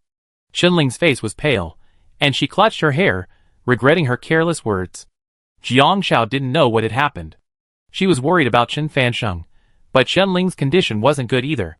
This was a question Jiang Xiao didn't dare face. Lu Han released her hand and said, "Go." It had to be faced. She had caused trouble and rift between Chen Fansheng and Chen-Ling. "Chen-Ling, blame me." She walked over to Chen-Ling. Chen-Ling sat dejectedly in a chair, her eyes wandering. Chen Fansheng was still critically ill. She clutched her head and sobbed, "Jiang Xiao, if it wasn't you, there would be someone else." She was clearly worried about losing him, but she couldn't help but vent her frustration. When she was little, she didn't understand and felt that Jiang Xiao had stolen her father away. Today, it wasn't Jiang Xiao, but Chen Fansheng's moment, which reminded her of his treatment of her childhood. Back then, she truly thought that having a father like him would be worse than not having one. Her resentment and grievances had never been alleviated by understanding. Understanding simply comforted her and allowed her to let go of the past pretense. But even now, even though Jiang Xiao no longer disturbed them, Chen Fansheng remained the same. So the cause wasn't Jiang Xiao. Even without Jiang Xiao, another child would have emerged as the trigger. It just so happened that this child was Jiang Xiao. She used this as an excuse to launch a child's justified accusation against her father. Chapter 722. Jiang Xiao squatted down. Chen-Ling looked remorseful. She feared that her momentary outburst would lead to her losing Chen Fansheng. Rather than relieving her anger, losing Chen Fansheng would leave her with a lifelong regret. As a child, she dared not speak out. No matter how harsh Chen Fansheng was, she dared not contradict him. She could only vent her anger and resentment on Jiang Xiao. As she grew older, she dared to challenge Chen Fansheng and point out his mistakes, but Chen Fansheng had also grown old. Time passed, and she grew up unwillingly, gaining confidence, but also losing something she could never regain. When your father gave you a birthday cake when you were little, you made a wish for your own parents, so that when anyone bullied you, your family would protect you, and you wouldn't be wronged. Qinling whispered, my father loved you dearly, but for me, he was the one who wronged me the most. He loved other people's children, but not his own. Jiang Xiao was stunned. She remembered what Qinling had said. That day, Qin Fansheng patted her head and said, Jiang Xiao is so obedient. If mom and dad come back, we definitely not have anyone take care of her. Then, the next day, he forced Qinling to apologize. Qinling's mother responded bluntly, nonsense. Your dad doesn't love you, but he could lend you money to send you to an aristocratic school. Do you know how much tuition is at that school? It costs most of your dad's salary. To send you to school, your dad hasn't bought you new clothes in 5 years. He's always worn the coaching uniform issued by the team. He even went running in the freezing winter. But your dad never told you about it, because he didn't want to burden you. That year, your grades weren't good, and your teacher told your dad to stop attending that school, saying it was a waste of money. But when you came back, you had no choice but to go to high school in your hometown, which was even farther away from your dad, and he couldn't see you. Your dad had to beg the principal to agree to give you another year. Qinling's mother's eyes were red. But he never told you that as soon as you got into trouble, he went to apologize to every family. When you were 6, you wanted to eat roasted sweet potatoes. Our family wasn't well off that year, and your dad, wearing only thin clothes, walked 3 miles to buy you your favorite roasted sweet potatoes. He came back with frostbite on his feet. There are many more stories. At least before Qin Fansheng's career resumed, he truly devoted all his energy to his family. However, he never achieved impressive results, and was constantly ostracized. Qin Fansheng was a man who never gave up. Later, he resolutely turned to darts. As a coach and educator, his career certainly distracted him. He loves me, so why did he treat me like that when we were little? Qinling knew her mother was right. As her mother spoke, she gradually remembered these subtle details. Although she now knew that no one could make Qin Fansheng beg the teacher repeatedly, or that no one could make him live frugally, she couldn't understand why loving her own child made her feel unloved. Qinling's mother didn't know what to say, but finally said, your dad. That's just how your dad is. The pressure he endured during that time was intense, making him eager to achieve results. Jiang Zhao's appearance gave Qin Fansheng hope, and he began to neglect Qinling. Qinling's eyes suddenly reddened. Jiang Zhao whispered, because there's no standard answer. Qinling was stunned. Jiang Zhao stared at the red light at the operating room. Everyone wants love, but no one can describe what love is like. It's not a math problem, there's no standard answer. It's just that what you want is different from what the instructor gives you. He can talk to me properly. Qinling sniffed. Jiang Zhao blinked. If I talk to you properly, will you stop hating me? Qinling frowned. Actually, she couldn't quite recall it now. But back then, she truly hated Jiang Zhao. She would get upset if Qin Fansheng spoke to her for more than a few words, and would deliberately push her. Once, when Jiang Zhao's hand was injured by her push, Qin Fansheng yelled at her. Back then, she didn't quite understand how much her hand meant to Jiang Zhao. She simply assumed Qin Fansheng cared only about her. After taking a deep breath, Qinling said, at that time, I just wanted to grow up quickly, leave this family, and never see him again. But later, when she was wronged at work, she couldn't help but call her mother to complain. Qin Fansheng sighed from the other end of the line, then come back. It's not like the family can't support her. At that moment, she felt like her home was truly home. Jiang Zhao didn't feel that way. Because no one would ever tell her that. Her only fear was that she was worthless. Without value, she had no reason to stay in the team and accept Qin Fansheng's kindness. Seeing Qinling crying, she asked, so what now? Qinling shook her head. No, she just hoped nothing happened to Qin Fansheng. She wouldn't be so angry with him again. It seemed like the past could be put behind her, no need to harbor it. In fact, she didn't need to say those words, because the matter was already in the past. If she hadn't said it, Qin Fansheng wouldn't have been so angry he ended up in the hospital. But she couldn't help herself. Jiang Zhao changed the subject. By the way, I heard from Auntie that you guys argued about me. What's my business? Qinling looked at Jiang Zhao, hesitant. Qinling's mother said, whether to meet her or not is Jiang Zhao's decision. At least Jiang Zhao has the right to know. Jiang Zhao, your biological mother is here to see you. She wants to meet you and asks if you agree. Jiang Zhao's pupil shrank, but she wasn't surprised. It was expected. After Qinling's question that day, many possibilities flooded her mind. Even the possibility that her family suddenly wanted to recognize her because she won the gold medal. Jiang Xiao, you have to face these things yourself. You have to listen to what she has to say. Qinling's mother said, I don't think she has ulterior motives. Jiang Xiao was silent. Lu Han squeezed her hand. Seeing Lu Han, she suddenly decided, let's make an appointment. Just as she finished, she heard the green light for surgery, and the doctor came out. The operation was a success. Be careful not to upset the patient, and keep her composure. The patient's blood pressure is high, so remember to take your antihypertensive medication regularly. Okay. Thank you, doctor. Watching Chen Fansheng being wheeled out, Qinling rushed over and saw Chen Fansheng, his complexion returning, crying out in frustration. It wasn't until the doctor said the medication hadn't worn off yet, and he wouldn't wake up for several hours, that Qinling breathed a sigh of relief. Excuse me, but I think Qinling is fine now. We stay with him.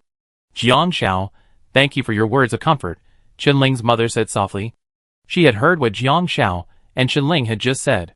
Perhaps Chen Fansheng, who hadn't played his role as a father, had failed, and so had she, as a mother.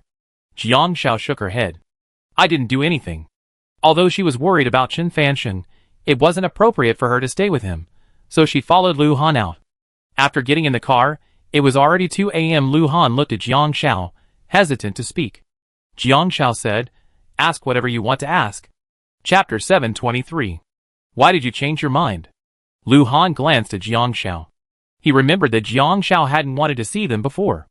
Jiang Xiao looked at the hospital sign on the window. I didn't want to see them originally, but I changed my mind today. I want to know what they look like. Life is so short. Perhaps if she missed this opportunity, there wouldn't be another. She wanted to see them, to know what they looked like. Oh, but Auntie said there was only her mother. She also wanted to know what she looked like. How old was she? Was she old? Did she have long or short hair? Were her eyes big? Was she gentle? Was she like other mothers? Aren't you afraid of encountering bad things? Lu Han smiled. Most people wouldn't visit a temple unless they had something to ask for. Jiang Xiao blinked. My luck shouldn't be that bad. At worst, I can maintain the status quo. Lu Han couldn't help but reach out and touch Jiang Xiao's head. It doesn't matter if they do. You have me. If you can't handle it, I can help you. Jiang Xiao wrinkled her nose. What could he possibly solve? Blood relations are always complicated and tangled, but Jiang Xiao had no idea what exactly would happen. Lu Han grunted, then said seriously, Jiang Xiao, one last question. Jiang Xiao was extremely serious. Ask me. How do you want me to love you? Lu Han raised his eyes, asking with utter seriousness. Jiang Xiao feigned, hey, make lots of money for me, spend every day with me, don't go out, cook, wash dishes, do laundry, mop the floor. Lu Han couldn't help but slam on the brakes. Jiang Xiao, are you sure? Putting aside the fact that earning a ton of money necessarily means running errands, there's also the dilemma of whether or not he have time to spend with her every day. Secondly, will she eat the food he cooks? Lu Han honestly thinks he could hire a housekeeper to do the dishes, clothes, and mop the floor. After all, he doesn't like wasting time on cleaning. Lu Han raised an eyebrow. What about you? How do you love me? Jiang Xiao was incredibly serious. I wash your clothes, mop your floor, and even eat your leftovers. Look, I give you everything I don't give to others. Lu Han instantly understood. Jiang Xiao, I'm honored. Thank you for loving me so much. Of course, all of this was a joke. As they exited the car, Jiang Xiao put her arms around Lu Han's neck, and couldn't help but stand on her toes to kiss his Adam's apple. Just love me your way. I love that. Of course, if I feel uncomfortable, I tell you. Accepting someone also means accepting the way they love you. After all, there's no standard answer to love. All you have to endure is this person's love. Lu Han chuckled softly, lowered his head, and nipped Jiang Xiao's ear. I understand, my dear wife. Jiang Xiao blushed. Because it was getting late, the two of them didn't waste time washing up and going to bed. They woke up at noon the next day, as their marriage certificate appointment was approaching. As they hurried about, Jiang Xiao's voice came from the closet. We need photos. What should I wear? Jiang Xiao buried her head in the closet. She had been so excited the day before that now she was cramming. Lu Han glanced over and asked softly, are there any options? It was all tracksuits. Jiang Xiao blinked and carefully pulled out the outfit she worn to receive her award. It was a red and white outfit, with a white sports jacket and a half-star pattern at the waist. The pants were red, with a red 5-pointed star at the collar. Jiang Xiao then looked at Lu Han eagerly. Lu Han sighed. Okay, then what should I wear? Jiang Xiao blinked. I have two. Lu Han, question mark. 2 sets of clothes? I'm not stingy, so how could I wear the same set all the time? She then quickly pulled out another set for Lu Han to try on. Because sportswear is a fitted design, it worked, but it was very tight on Lu Han. Jiang Xiao was very satisfied. Not bad. They only needed the jackets, nothing else. Then the two drove to the Civil Affairs Bureau. Because they had an appointment, getting their marriage certificate was incredibly quick. It took only 10 minutes for the two of them to finally get their red certificates. Jiang Xiao thought for a moment, took out the red certificate, covered the ID number, took a photo, and posted it on Weibo. Let me take a photo too. Lu Han also covered the ID number, took a photo, and posted it on Weibo. The two officially announced their marriage simultaneously. Weibo suddenly flooded with comments. So fast? Proposed yesterday, got the marriage certificate today? They didn't even bother to choose the date. Wow, I'm so jealous. You can make your own decisions.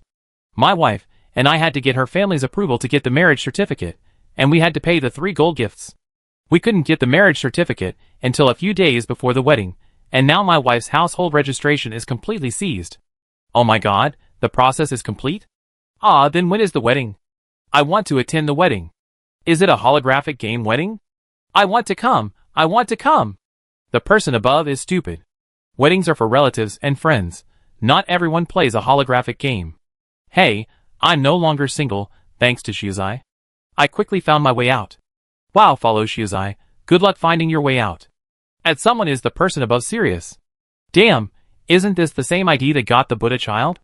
Didn't you notice above? The ID she had Ed is the one who got the little flower fairy. Jiang Xiao and Lu Han got their marriage certificate and were about to go to the hospital to visit Chen Fansheng. They bought some fruit along the way. Lu Han was driving, and Jiang Xiao was checking Weibo when she saw a comment that quickly got a lot of likes. Hee, I'm no longer single. A month ago, my wife got the Buddha child, and 3 days later, I got the little flower fairy. I want the Buddha child to be my partner. My wife also wants the little flower fairy to be my partner. With that in mind, I tried to get close to my wife, and to my surprise, she actually agreed. And we even ended up living in the same city. Hee now. Give her the Buddha child, and she come home with me to meet my parents tomorrow. Reply to comment, what the hell? Is this true? So mysterious? Is Han Sawswell felt blessed? What about those tigers Han saw poked a while ago? Come on, tell us. Something good is happening. Is it? The day after I drew Brother Han's pigs but my figurines were smashed by a relative's naughty kid, leaving only Brother Han's pigs but intact. Is this metaphysics? The place upstairs is about to burn down. You been poisoned? Wow, I've been trying to get pregnant, and I drew a tiger and a tiger felt. A week later, I went for a checkup and found out I'm pregnant. Does that count? Fuck, Sister Han is so stupid. Luckily, Brother Han only touched one. If there's a second one, I never repost again. Sister Han, open a wool felt shop. Money isn't a problem, I just want good luck. Jiang Xiao sighed. These people. They really use filters. What's going on? Lu Han asked. Of course, Jiang Xiao hadn't been blessed. The ones who drew Buddha child and flower fairy are both the right age, and both are being pressured into marriage.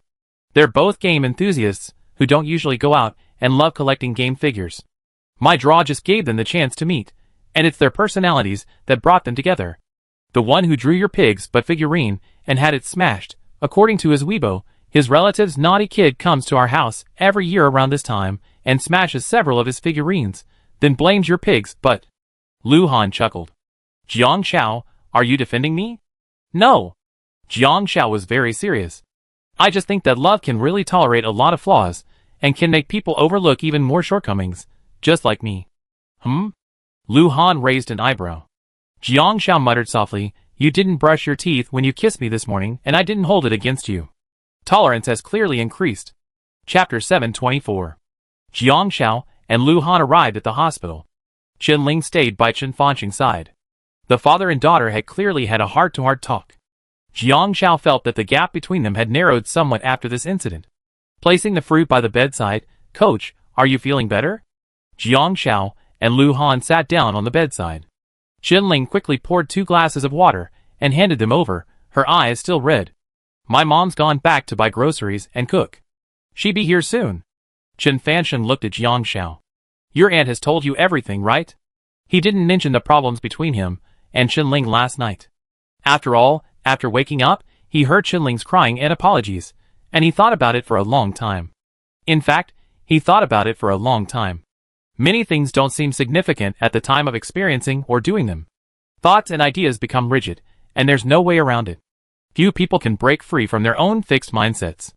It wasn't Qinling's words that had angered and agitated him, but rather, in that moment, he couldn't imagine that he'd always been doing Qinling's best, yet in the end, Qinling would actually tell him that she once considered not wanting him as a father. So, after waking up, he pondered for a long time what he had done to cause Qinling to be like this. It was the first time he brought Jiang Xiao to meet Qinling. He felt pity for Jiang Xiao and hugged her, asking Qinling to treat her like a younger sister. At the time, he didn't realize that this would make Qinling feel like Jiang Xiao had stolen her father. It was also later, when he saw Jiang Xiao training alone, he wanted to spend more time with the child. After all, Qinling's mother was at home taking care of her, and he felt relieved. But he overlooked the role a father should play in his child's life. His stubbornness and self-righteousness, without explanation, caused the two children to clash from a young age. Jiang Xiao was no exception.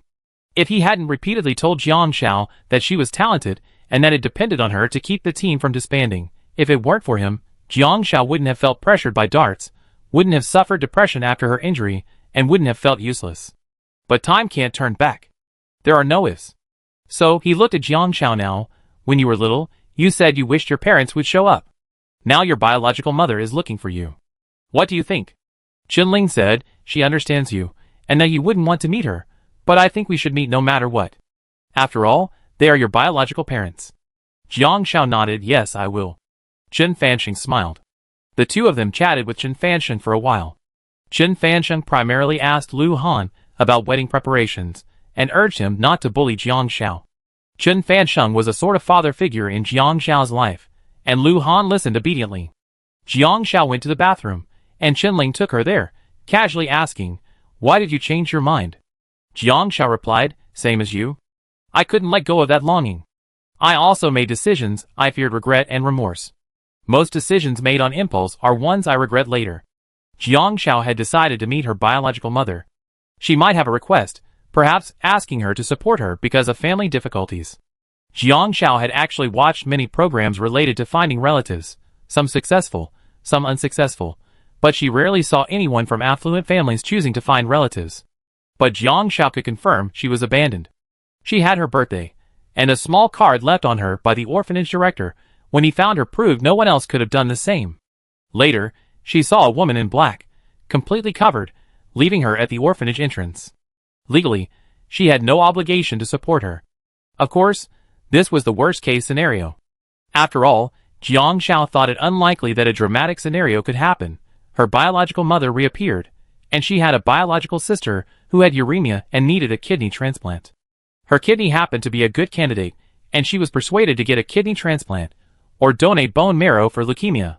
Who but a novelist would dare write such a scenario? The average outcome was that the other person was doing well, and that she was just attracted to her fame and wealth because she had won a gold medal? The best outcome was that the other person wasn't interested in anything but simply wanted to see her. Qinling asked, have you set a date for your wedding? Not so soon. Jiang Xiao said, a friend's getting married in a couple of days, and I need to go to Beijing. We make arrangements then. Of course, the wedding would have to be discussed with Lu Han. So when are you planning to meet her? Qinling asked. Jiang Xiao paused. Maybe in a few days. She wasn't ready to meet right away. Leaving the hospital, Jiang Xiao took out a small notebook from her bag and told Lu Han about her recent plans and arrangements. First, she had accepted an endorsement, and then she was almost ready to shoot and edit a video. She also bought a lot of things online to review, and Mu Qiqi would help with the filming and editing. Wapao's wedding was in a week, so they should make time to go together. Lu Han nodded. Okay. I take you to meet a friend after we get to Beijing. Who? Jiang Xiao asked, puzzled. Lu Han didn't hide it. The friend I met in juvenile detention. Jiang Xiao blinked. Su Mu. She had heard Lu Han mention that name before. Lu Han nodded. For years ago, when he went abroad, he went back to the border to work undercover with his father. The following year, He made meritorious service by helping the border drug police apprehend 2 drug lords, which directly sent his father to death.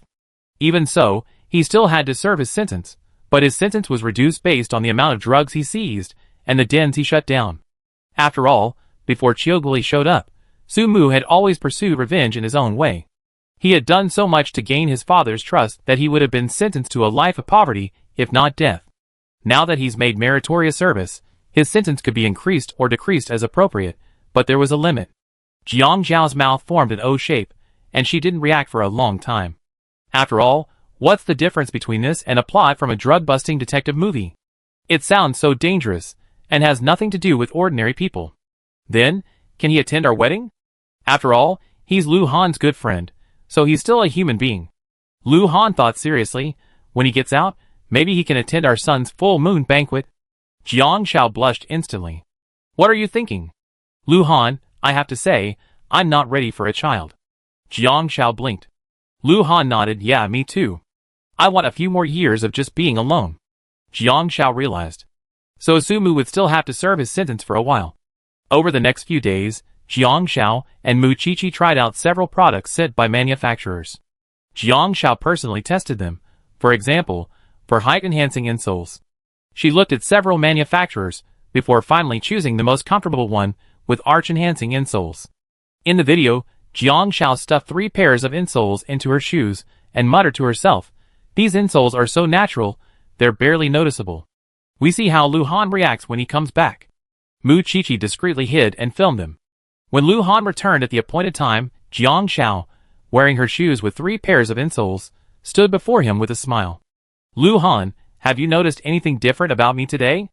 Lu Han raised an eyebrow and sarcastically said, Jiang Zhao, are you walking on stilts? Jiang Zhao's smile instantly fell. She threw her arms around Lu Han's neck and jumped on him, where Lu Han subconsciously held her. Then she pulled out an inflatable hammer from behind her back and softly struck Lu Han on the head. Can you talk? Can you talk? Stilts, stilts. Who are you looking down on? Mu Qiqi covered her mouth and laughed wildly. The video effects were incredibly realistic. Chapter 725. The next day was the day to go to Beijing. Hua Pao's wedding was in 2 days, so Jiang Zhao and Lu Han had to go there early. Lu Han was driving, while Jiang Zhao was reading the comments on the video. Shizi is so cute. You put 3 pairs of height-increasing insoles in there. How could it not be obvious? Ha! But the thing is, even with 3 pairs, you can still wear them. These insoles are quite interesting. I'm going to buy a few more pairs, and see if 5 pairs will work. Wow, didn't you notice what Han did when he came back? He bought some milk and put it in the entrance. Shizi jumped on him, and he instinctively hugged her. So sweet. I'm swooning. Help. I want to be in a relationship, and I want to jump on my boyfriend like Shizi. Thank you, my wife said the same thing yesterday. I'm in the hospital now with a broken hand. See the picture. I suggest sisters do this within your means. After all, your husband isn't Han. This move can be really damaging if you don't do it right. After seeing your comments, I asked my husband to jump on me, and I held him so firmly. Jiang Zhao laughed while keeping an eye on the sales of the shared bikes. Over 3,000 pairs had already been sold in 1 day. Lu Han heard the audio from the video and asked Jiang Zhao that insole brand is a niche product. Actually, there are many similar insoles, and the one from that brand isn't particularly cheap. Jiang Zhao must have chosen that brand for a reason. Because it was Jiang Zhao's personal business, she would discuss any difficulties with him, but she hadn't discussed the choice of insoles with him. She had made the decision on her own. Mu Qiqi did some research. The insole factory is an established, well-established one. The workers are mostly elderly and disabled. Because they don't know how to use the new machines, they can't run a faster, more efficient assembly line. Therefore, labor costs are high and efficiency is low. The man who found her was a distributor for the factory. He said he initially just wanted to sell the products and help out, but then the internet prospered. He'd previously been an offline distributor, but now offline stores are struggling, and he doesn't have internet skills. Although online sales are fast, they also make prices more transparent. This, in contrast, forces those who don't prioritize brands to focus on price. Therefore, the advancement of the times, the convenience of transportation, and the transparency of costs have also caused many people who once relied on middlemen to lose their income. If the factory continues to lose money, labor may be abolished. These elderly people, who rely on meager incomes, will soon be unemployed and struggling to maintain their livelihoods, unable to keep up with the times, and with most of them having no family. He also approached many influencers, but they demanded high commissions, and those with even a little fame would also charge advertising fees. There were also many shady practices involved, such as promising sales figures, but then faking them, or doing a live stream and returning many of the items sold. In the end, not only did he not make back his money, but he lost tens of thousands, so he decided not to give it a try. He had accidentally come across Jiang Xiao's live stream, where one of her fans was commentating on the game. He asked Jiang Xiao to help promote his products. The brand was small, so they couldn't hire a spokesperson. Jiang Xiao didn't do live streams, so she could only use a small yellow cart to promote the products. Just as Lian Shiqiu had thought, only those with this seed in their hearts can sprout. Those without it, no matter how much watering, will never blossom. So, after reading it, Jiang Xiao realized that many of the scenarios in the game reflected real-world problems: an aging population, rapidly advancing technology, the gap between old and new cultures. Those who pioneered the era barefoot and continued their lives into the new era are now being eliminated by the times. Compared to the side I show in the game, I admire people who can do this in real life more, Jiang Xiao said. So I do my best. Her current traffic is the best resource for this era. Get out of the car. Lu Han smiled, backed up, and collected their luggage. The car was parked temporarily at the airport. It took over an hour to get to Beijing, and they landed after 11 a.m. Lu Han sent a message and took Jiang Xiao to the parking lot. A Panamera with its window rolled down said, Jiang Xiao. It was Huapao. Jiang Xiao glanced around. Besides taxis, most of the cars in the parking lot at Beijing Airport were luxury cars. Porsches and Ferraris, rarely seen in small towns, were commonplace in Beijing. The two got in the car. Xiuzai. The girl in the passenger seat waved at Jiang Xiao. Hello. Jiang Xiao knew she was Huapao's fiancée. On life, she had helped Lu Han propose, and after completing the task, she had even asked for a hug. Huapao's fiancée is the daughter of the head of Huapao's live streaming company. No one knows why she suddenly fell for him. After Huapao finished playing, she pretended to be a new female streamer and asked him to take her with her. Huapao was single to begin with and had no resistance to pretty women, so after a few interactions, he was the one who won her over. The two men took Jiang Xiao and Lu Han to the hotel they had booked, and the wedding was also held there. Huapao had invited quite a few people, even Lu Dayong. The hotel has everything. You guys clean up first, and then message my wife if you have anything. There's a reception tomorrow night, and the ceremony the morning after tomorrow. Take a break today. I'm having a get-together with a bunch of friends tonight. If you don't mind, you can come along. Huapao said. Lu Han said, I'd take her to Jing City for a stroll. Huapao nodded, that's fine. After Huapao and his fiancée left, Lu Han asked Jiang Xiao, do you want to go out with them? Jiang Xiao shook her head decisively. She really didn't want to hang out with Huapao's friends, mainly because she didn't know them and wasn't familiar with them. She'd rather hang out with Lu Han. Lu Han said, Jing City's social scene is complicated. What do you mean? Jiang Xiao blinked. Under the emperor's feet are all royal relatives. Lu Han tapped Jiang Xiao's head. Do you understand? Jiang Xiao suddenly understood. Jing City is the capital, and there's no shortage of wealthy or powerful people here.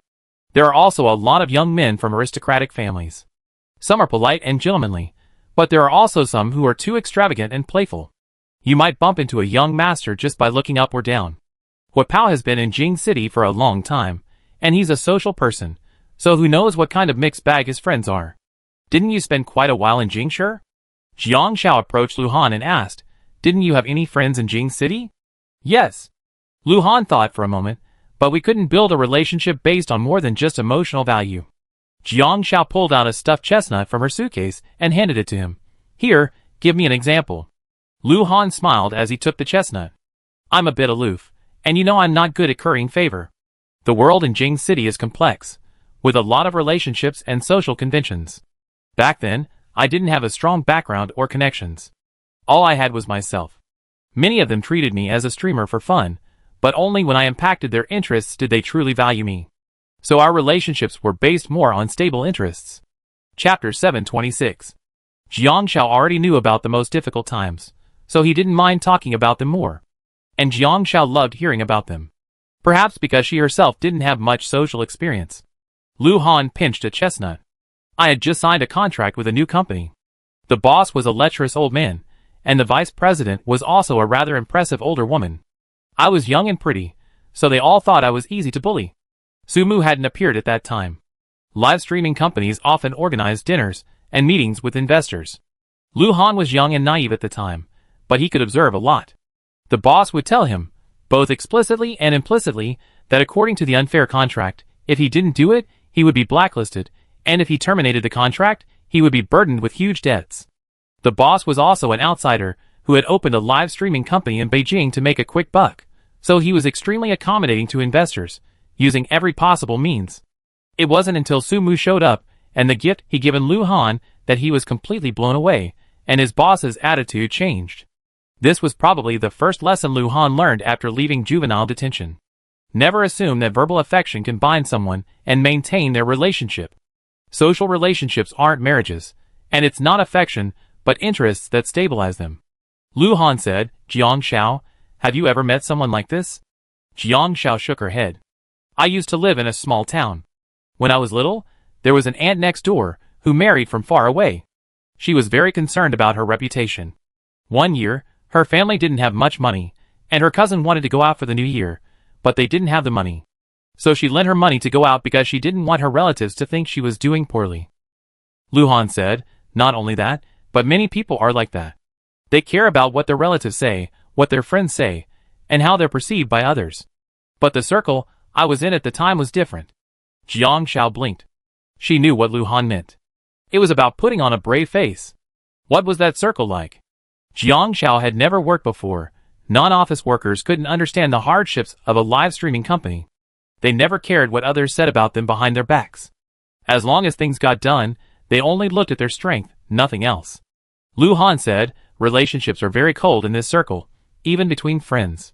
Without equal strength, people can't truly become equal friends." When Lu Han first became famous, the company often asked him to meet with various investors, many of whom were young men his own age. Most of them looked down on him with a condescending attitude.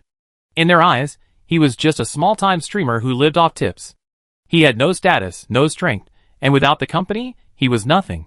It wasn't until he signed a bet and fulfilled the terms of the bet that he left his former company. A single truthful remark he made during a live stream caused the newly IPO company's stock to plummet to its limit down. He then left on his own, taking many of the streamers with him, leaving the company as shell company and causing its reputation within the industry to plummet. When they met him again in his other capacity, the way they looked at him was different. They saw immense commercial value in him, a value not derived from artificial packaging, but from his own strength. The moment he became commercially valuable, he gained weight in their eyes. Mice, keyboards, computers, game consoles, though these aren't endorsements, they do have various sponsorships. He never over-explains, but his fans will look for clues themselves. In this era, traffic is crucial, it directs everyone's attention. Lu Han looked at Jiang Xiao. Even if a lion doesn't hurt people, animals will fear it and not provoke it. Because it has fangs that can hurt people, and the same goes for social laws. He can choose not to hurt people, but he must have fangs to ensure that others won't treat him like a lamb. He prefers to use interests to maintain stable social relationships rather than relying on righteousness like a cannon. After saying this, Lu Han couldn't help but rub Jiang Xiao's head. "Do you understand, little lamb?" Jiang Xiao pouted. She had little social experience, but she wasn't stupid. "How do you know little lambs don't grow fangs?" "Yes, they do, but only a few." Lu Han stretched out his arm, snarling, "Come on, little lamb, bite me with your fangs. You want a beating, don't you?" Jiang Xiao gritted her teeth, grabbed Lu Han's arm, and bit down. As soon as she let go, Lu Han grabbed her waist. "Done? Then it's my turn." After an hour of scrambling, Jiang Xiao left a tooth mark on Lu Han's arm, and Lu Han left a red mark on Jiang Xiao's chest before they left. Lu Han took her to an old alley to drink Beijing's specialty, Doji soybean juice. He then took out his phone to record Jiang Xiao sipping it. Jiang Xiao took a sip, and her expression instantly changed. The old man selling the doji chuckled, "This doji should be paired with pickles." Jiang Xiao felt her features twist and shift, and swallowed with difficulty. "Thank you, old man, but you won't need it." She clenched her hands tightly, tugging Lu Han away quickly. Lu Han smiled. "People in the old alley really like it. Their soy milk is famous around here." Jiang Xiao handed it over. "Don't waste it." She couldn't get used to it. It was like eating durian. Some people liked it, some didn't. Anyway, the sour, pungent smell of expired soy milk in her mouth nearly sent her packing. I don't want it. Lu Han flatly refused. Jiang Shao? She reacted. Lu Han! Why did you bring me here if you don't even drink it yourself? I thought you might like it. Lu Han smiled and quickened his pace. Probably not. He obviously tried it himself, so he wanted her to taste the bitterness he experienced. For lunch, the two of them had roast duck together. There was a long line. The queue alone took 2 hours. Jiang Shao and Lu Han, wearing masks, blended into the bustling crowd. No one could tell they each had their own stage to shine. At that moment, they were just ordinary people in a small corner of town. It was 2 p.m., visiting time. Lu Han took Jiang Shao to see Su Mu. Su Mu was a little surprised. For the past 3 years, Lu Han had only visited him about once every 2 months. He'd been calculating, since no one else would visit him except Lu Han, and this month wasn't up yet. But when Lu Han returned with Jiang Shao, he understood. Jiang Shao looked at Su Mu in prison. He was thin, with a thick beard, and looked much older in his prison uniform. If he had changed his clothes and tidied himself up, he would have been a very clear-headed person. But he would have to spend a long time in prison. Lu Han said bluntly, I'm getting married. Su Mu raised an eyebrow and spread his hands. No money, no red envelopes. All the money was confiscated.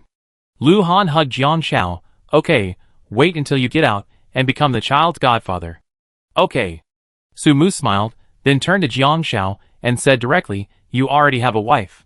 Have your sister-in-law look after her for me. When I get out, find me a beautiful one. Lu Han turned his head away. Behave yourself and get out soon. I find you a beautiful girl for a blind date, but you have to meet her in person. Su Mu said nothing, just smiled. He spent his days pretty much the same, his happiest moments being when Lu Han came to see him. Chapter 727. Leaving the detention center with Lu Han. Jiang Shao saw Lu Han's frown and asked, what's wrong? Lu Han pinched his brow. Though he hadn't seen Su Mu during his most difficult time, it was only because Su Mu was by his side that he was able to hold on. I wish I could do something for him. But he couldn't do anything for him now. There will be a chance. Jiang Shao held Lu Han's hand. When he gets out, if there's anything we can do to help him, we do our best. Okay. Lu Han smiled.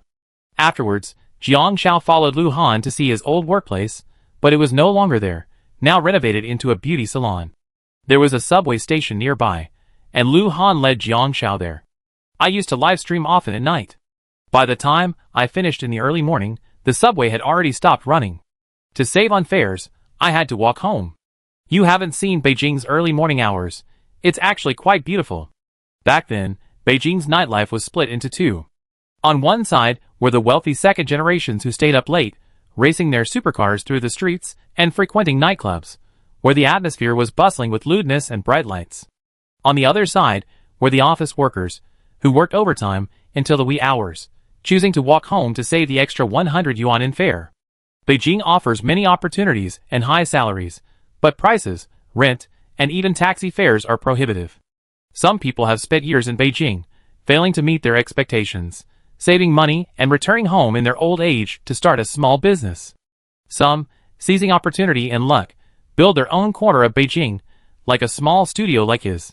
But this is indeed where many young people's dreams begin. Jiang Shao blinked. You're amazing. Over 30 million, no, over 40 million followers now. Yeah, but it's not easy to get that kind of success without brilliance. Lu Han chuckled. It's not just hard work, it also requires talent. With talent and hard work, you also need luck. I also seen many people experience dramatic ups and downs. For example, there was a female streamer who got lucky and became famous for a while, making a lot of money. I was quite jealous back then. She received nearly 300,000 in tips in one night. Guess what happened to her? What? Jiang Shao blinked. She gambled, online, and lost a lot of money. She ended up borrowing money from people to pay off her debts, and then borrowing to pay off her debts. The hole kept getting bigger, so she found a company and tried other ways. And finally, she was arrested during a crackdown on pornography. Jiang Shao blinked. A moment later, gamblers are hopeless. Not pitiful. Most people's failures stem from material desires that don't match their abilities or income. Things that are beyond their control are quickly lost even if they are acquired.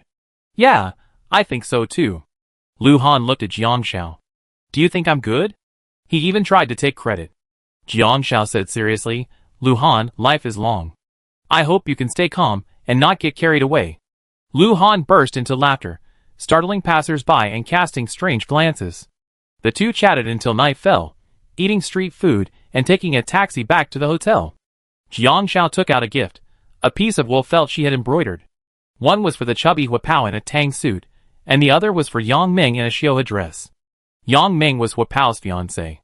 She was looking at photos of the two of them on Huapao's WeChat and poked them. They'd taken quite a few, including tang suits, Xiohe wedding dresses, and even colorful swimsuits. But Jiang Shao found poking Huapao quite amusing. After all, Huapao was chubby, and when he was on the felt, he looked like two round balls. Lu Han smiled. Did you poke the felt just for him? Not really, I'm pretty good at it anyway.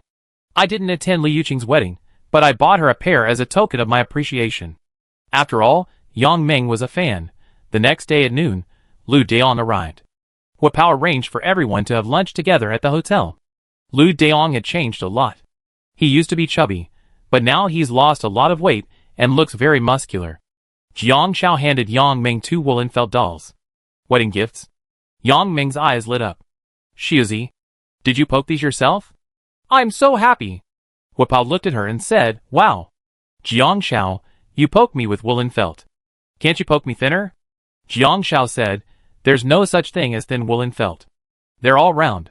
But when they're placed on Huapao, they're even rounder. Lu Han said bluntly, don't like it. That's fine. Just give me one. Wow, Lu Han, why are you doing this? Huapao roared.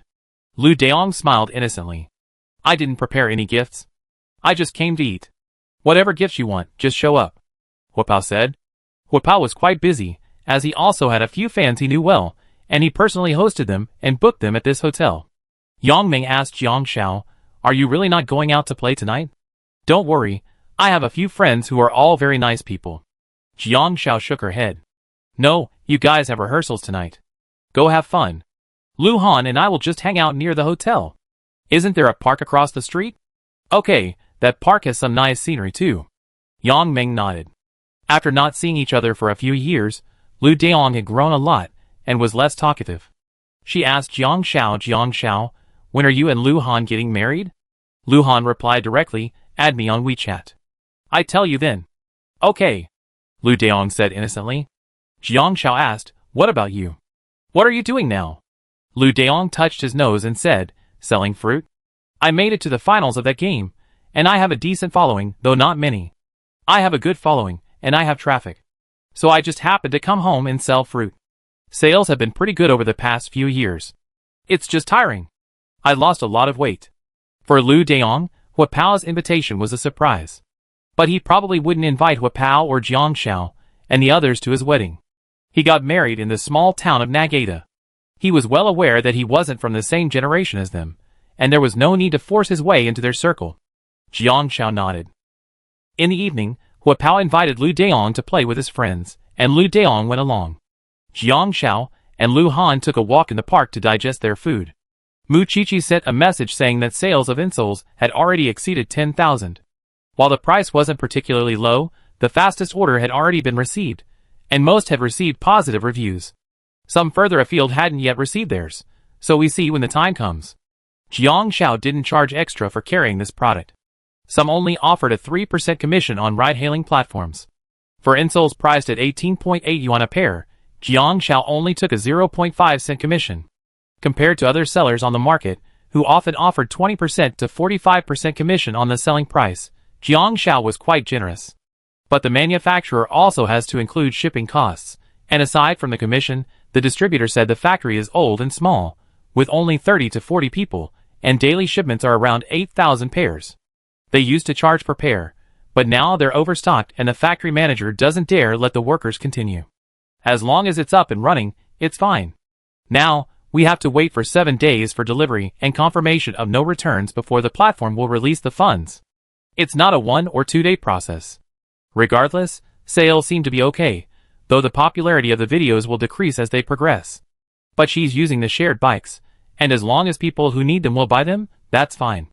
At 11 a.m. the next day, Lu Han and Jiang Shao arrived early for their reserved seats. Jiang Xiao was quite excited. It was her first time at a banquet. Chapter 728. Lu Daong quickly came over and sat down next to Jiang Xiao. But something was amiss with his expression. Aside from Huapao, Lu Han and Jiang Xiao, he didn't recognize anyone. Everyone else looked at him with scrutiny. From his attire to his mannerisms, he felt uneasy, so the only people he could talk to were Lu Han and Jiang Xiao. Lu Han said, "Uncomfortable? Just treat it like a meal." "No." Lu Daong said, "Lu Han, you don't know I went out with Huapao's friends last night. Do you know what I heard?" Jiang Xiao took a sip of coconut water curiously. "What did you hear?" Seeing the white coconut water stain at the corners of Jiang Xiao's lips, Lu Han wiped her lips with a tissue. Lu Daong took advantage of the crowd to say, "Those people were saying such nasty things after Huapao left. How could they be his friends?" The night before, Lu Daong, led by Huapao, went to a karaoke bar. The place was full of rich second generations and the like. Lu Daong had originally hoped to make some new friends, but once he arrived, he was completely invisible, forced to stay on the sidelines and smile apologetically. Someone asked him a few questions, but after learning his identity, they barely spoke to him. But after Huapao went to greet his new friends, they started talking behind his back, calling him a big fool, saying he was marrying into a family, and that he had signed a prenuptial agreement and hadn't benefited from it. They also said Huapao came from a humble background, and that marrying Mr. Yang's daughter was a stroke of luck and a fortune. There were even harsher things said, and most importantly, every face was filled with contempt. Lu Daong and Huapao were the people he interacted with most in the game, and he understood Huapao.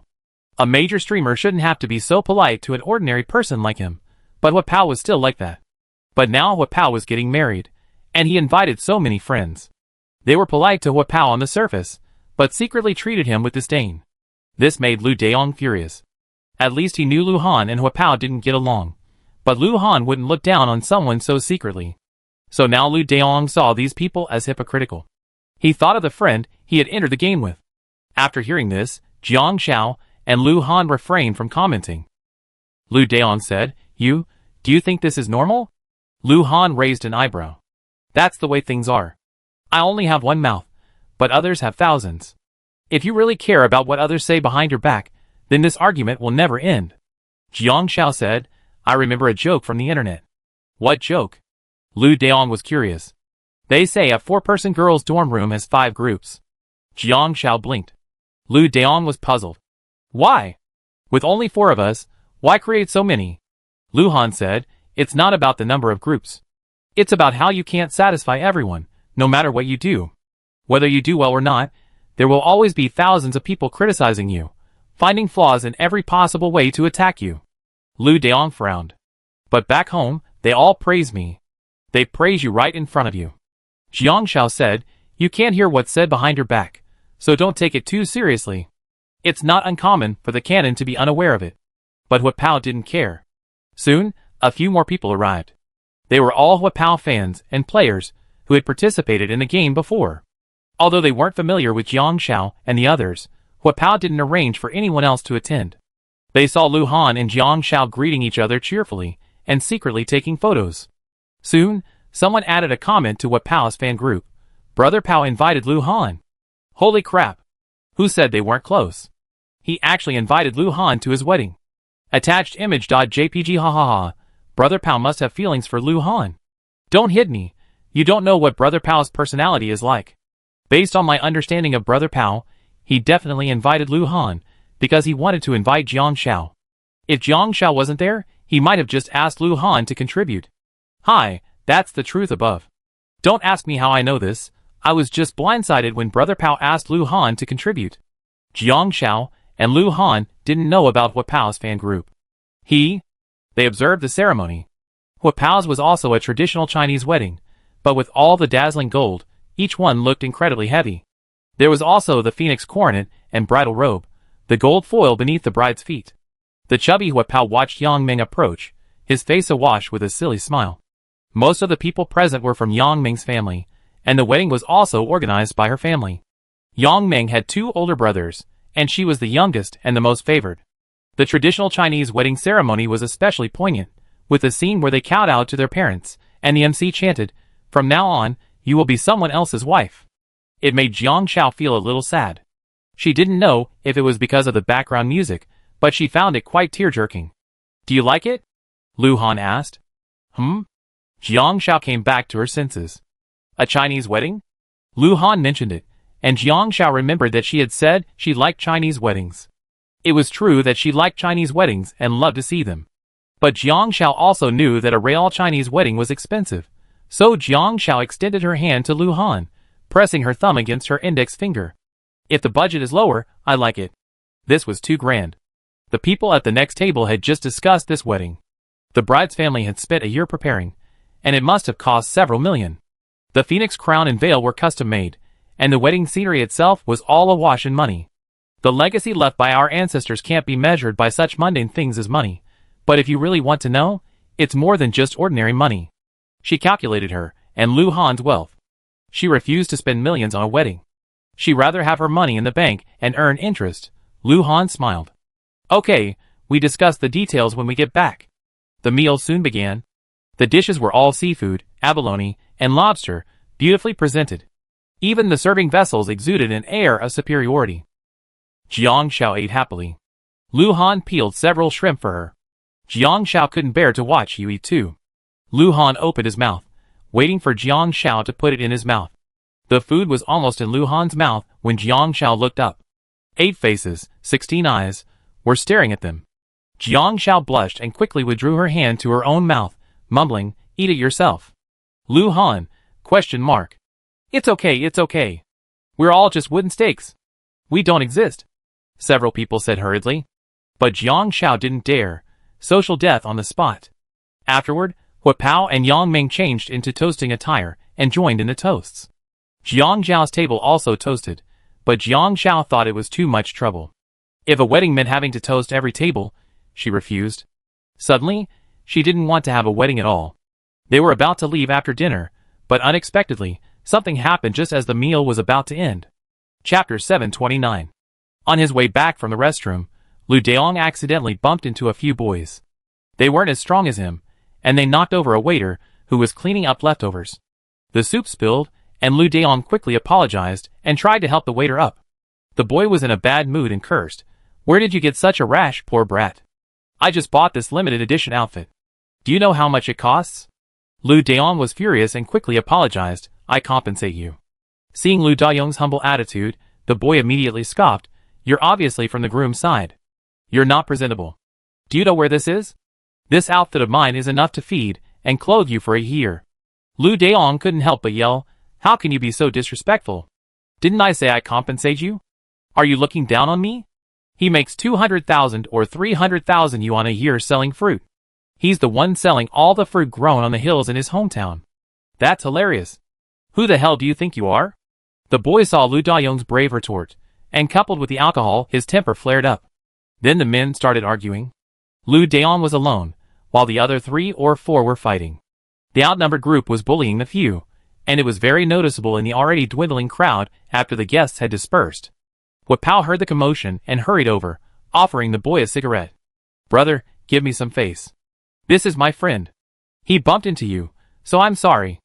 Today, for my wedding, let's make it a small matter." Lu Daong still looked embarrassed.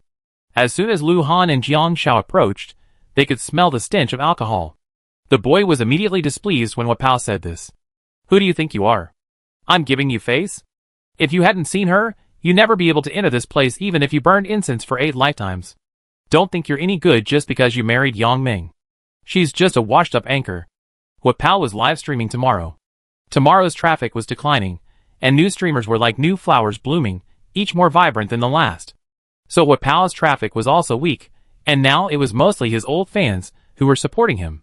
Heard of this, Hua Pao's face was a little embarrassed, but most of the people on the field today were guests invited by the Yang family, and he couldn't afford to offend them. "Brother, please speak properly." Hua Pao still forced a smile. Jiang Shao had never seen Hua Pao like this before. In the game, he could challenge Lu Han, and was known for his straightforwardness, but now Hua Pao seemed to have changed. "Why didn't I speak properly?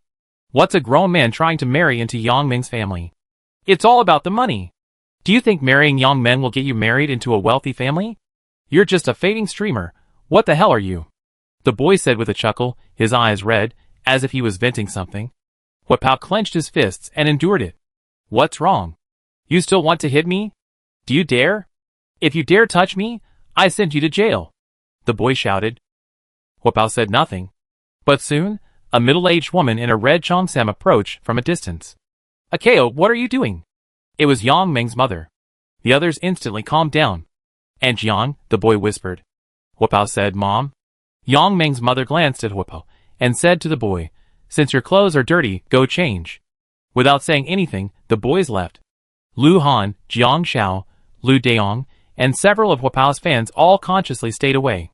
Then Yang Ming's mother said to Huapao, Don't tell Xiaoming about what happened today. You and Xiaoming are already married. Outsiders' business is outsiders' business.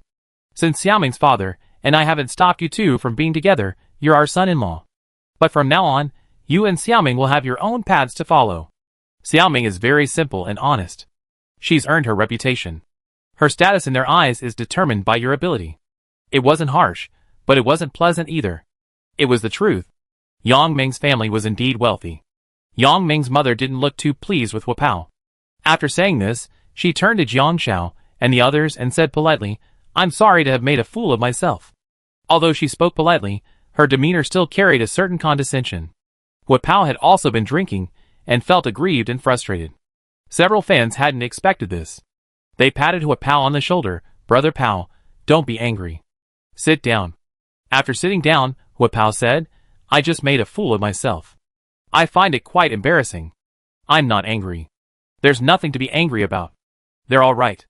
I'm just a small-time anchor. A small-time anchor like me is no match for the Yang family. He then turned to Lu Daong, Brother, I know you're upset. I saw it last night. But this industry is like that. No one truly thinks you're good. I'm lucky to be able to marry Yang Ming. I'm not good-looking, but for a girl like her to choose me, she must really like me. But I'm not a gigolo. Before we got married, I signed a prenuptial agreement with her parents. If anything goes wrong in our relationship, she'd still be hers. I don't care about their family. Although I'm just a small-time anchor, I still make a living. When did you sign it? No one noticed, not knowing when Yang Ming arrived.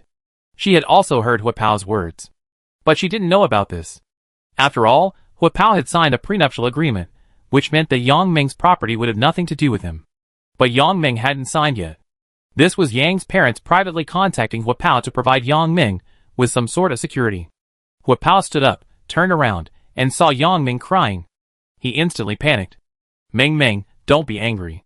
It's just an agreement. If our relationship remains stable, it won't make any difference. If I let you down, it's also a guarantee for you. I won't let you down. If I did, I'd be a jerk. Jiang Xiao carefully handed Huapao a tissue, letting him wipe Yang Ming's tears. Yang Ming couldn't say anything, she just kept crying, pushing Huapao away.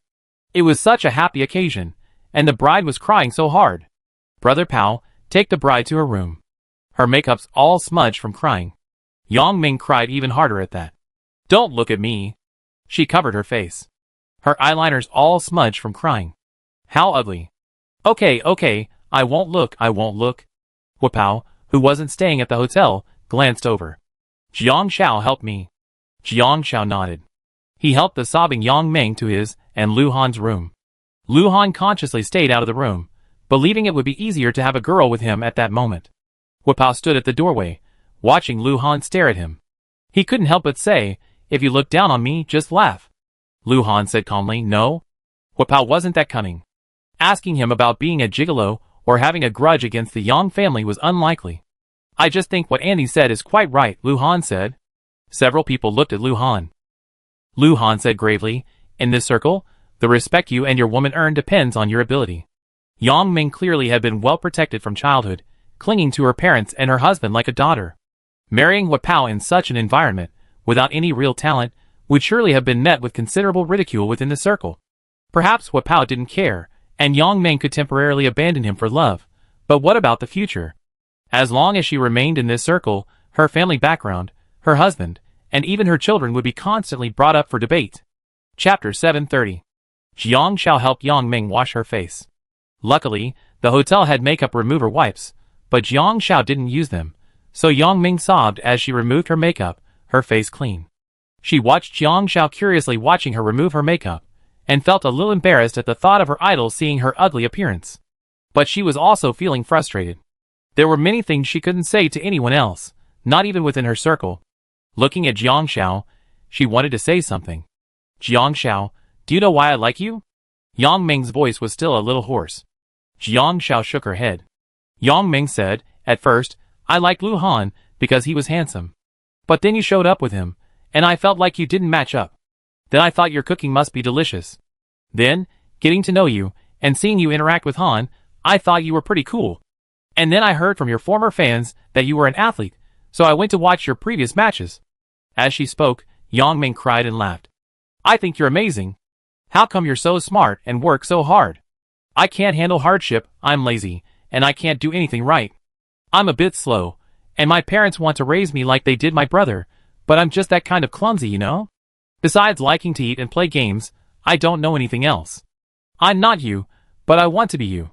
But I know it's impossible, so I can only enjoy watching you. Jiang Xiao was stunned. Yang Ming said, I want to be you. For a moment, she seemed to sense her significance in the hearts of her fans. Perhaps this was the meaning of the To Live game competition. That life within the game, her own life, a ray of positivity and hope, something to yearn for. Even if there couldn't possibly be another Jiang Xiao in the world, as long as there was light, there would be people heading towards it. My parents never pushed me. I have 2 older brothers, and since I'm a girl, they wanted to give me an easy time, let me find a good husband, but I just fell for Lu Xiyuan. Yang Ming sniffed. Do you know why I like Lu Xiyuan? Jiang Xiao shook her head. Yang Ming leaned against the sink. I've been on a few blind dates, and they were all well-matched, elite men. But I'm average-looking, I don't like exercise, I'm afraid of pain, I don't work hard, I just love to eat, and I'd be invisible in a crowd. Those people chose me because of my family, and my 2 brothers. They talked all about resources, business interests, and marriage partnerships, but not one of them was because of me. I heard Yang Ming say she looked average. But in Jiang Zhao's eyes, she was actually quite beautiful. She was fair, tender, and clean, with a slightly round face. Compared to Hua Pao, she was quite thin. Jiang Xiao thought that as long as a girl kept herself clean and neat, she looked good. I saw you and Lu Han together on the live stream. I think you two are a good match, and I want to date too. I also saw Lu Xiyuan. He's a bit silly, but he's actually quite pleasant to watch. As I watched him, I felt like, if I chose him, he'd definitely like me for who I am. Yang Ming couldn't help but grin at the mention of the canon. Jiang Xiao listened intently. At least she was willing at the moment she agreed. Yang Ming took a deep breath. My parents didn't like Lu Xiyuan, but I was the one who insisted on choosing him. I also know they've been saying a lot of bad things about Lu Xiyuan behind his back, but I didn't tell him because I was afraid he'd be upset and his pride would be hurt. I thought he didn't know, but today I learned that he actually knew, and he hadn't told me. But my mom said that if we continue like this, there will be a lot of problems in the future, but I don't want to worry about the future. Don't you think my thoughts are foolish and impulsive? Jiang Xiao shook her head. Some people just want to have enough to eat, while others are content with affection. Although generally only those who have enough to eat and eat can find affection enough to satisfy, this can't be applied to Yang Ming and Hua Pao. After all, Hua Pao is a live streamer with millions of followers and a decent income, so why does he seem so unbearable in their eyes? It could be due to family background and prejudice. It's not that the other person is truly bad, but that they're using themselves as a barrier. Jiang Xiao said carefully. Auntie should have explained many possibilities to you, and the differences between you. If you feel you can accept the worst-case scenario, then respect your choice. You only live once, and if you don't choose for yourself, most people will be resentful. If Yang Ming's family continues to prevent her, she might rebel and encounter various unexpected situations, just like Lu Han's father and mother. But in reality, no matter what choice you make, there will be ups and downs, it just depends on how you handle it. So, whether the future is good or bad, it is the result of Yang Ming's choice. Yang Ming said, before today, I might have hesitated if I was too impulsive. Although Lu Xiyuan and I took wedding photos and had a wedding, we haven't yet obtained a marriage certificate. This is my parents' request. Maybe they were waiting for this day. But after today, I feel I can do it. Yang Ming nodded solemnly, as if to herself. Yes, I can. She could accept the worst outcome. He used to be so outspoken, never afraid of offending anyone, a decisive Hua Pao. After being with her, he became reserved and uneasy. He used to treat everyone as a brother, but not anymore. Perhaps his interactions with this circle had made him understand a lot. If Hua Pao had blamed her even a little, This slight change would have shaken her resolve, but he didn't. He still felt that it was him who had wronged her. In fact, Hua Pao had considered giving up, but it was her own unwillingness that had ultimately led her to this point. He's willing to endure this for me, and I can leave the circle for him. After all, he's signed the agreement. If he bullies me in the future, I'm protected, right? Yang Ming consoled herself. If that was the case, she could give it a try. Jiang Shao nodded. Just make your decision. It felt just like when she chose Lu Han. Life only happens once, and everyone hopes to make the right choice every time. But it's like an exam. You only get one chance. Even a genius can't write a 100% correct answer to a question they haven't studied. We all constantly experiment for the sake of our current thoughts. If by chance we make the right choice, we can enjoy a satisfying life. If, unfortunately, we choose the wrong one, we're prepared to start over in a different way. But no matter what, at least at the moment of making a decision, we follow our hearts, with a longing for a better future, and bravely embark on a journey into the future. Chapter 731. Yang Ming left, and he and Hua Pao exchanged a bitter stare, like Liang Shanhua and Zhu Yingtai. Then you two are married, so just live happily ever after. Lu Daong was at a loss for words. Hua Pao thanked Jiang Shao. Jiang Shao, thank you. Jiang Shao nodded, it's okay. Then Hua Pao said to Lu Han, I consider what you said. Thank you. This thank you was without any prejudice, it came from the heart. He had been through a lot during this period. Although Lu Han had cheated him before, it was all done openly. He'd been so angry that he jumped up and down, but it was all done openly. Lu Han wouldn't do such things behind his back. Hua Pao had to admit that, whether in the game or in real life, Lu Han's way of survival was more suitable for this society. Yeah. Lu Han said nothing. After everyone left, Jiang Shao and Lu Han returned to their room. Jiang Shao asked curiously, what did you say to Hua Pao? Lu Han pondered for a moment, then half seriously replied, teach him to live off his wife? Jiang Shao blinked. Just kidding. Lu Han said, but no matter what, the Yang family's parents respect their daughter's decision. Their willingness to make the wedding public is a semi-acknowledgement of the fact. Hua Pao now has excellent resources. No matter what others say, as long as he's willing, he have a strong starting point. At most, people might say harsh things, but as long as he succeeds, those voices will be nothing but jealous whispers. Since he has these resources, why not use them? From Lu Han's perspective, he wouldn't force himself on others for the sake of ridiculous pride. Instead, he would give 100% of his strength to prove that he deserved this opportunity. Jiang Shao smiled and teased, Lu Han, you're quite suited to being a gigolo. Just look at Lu Han's face, his personality. If Lu Han wanted to, he could definitely find better resources than Yang Ming. Yeah, I think I consider it. Lu Han, with his back to Jiang Shao, feigned approval. Jiang Shao was surprised. He was actually considering it. Just as she was about to jump up and pull his hair, Lu Han suddenly turned around and hugged Jiang Shao. Jiang Shao, I want to be a gigolo. Jiang Shao was baffled. How can I have gigolos for you? The next moment, Lu Han pushed her down onto the bed, interlocking his fingers with hers, his hand against her neck. I think you're quite gigolo. Yeah, gigolo, that's what she was. The two of them spent the entire afternoon in the hotel, even having the hotel send in birth control supplies twice. In the end, Jiang Shao was so exhausted that she even ate dinner in bed, glaring at Lu Han with gritted teeth. Lu Han drank her Wangzai milk with great energy, and after finishing, he leered at her with the Wangzai on the can. Look at me again, and I drink you up. Jiang Zhao's neck flushed.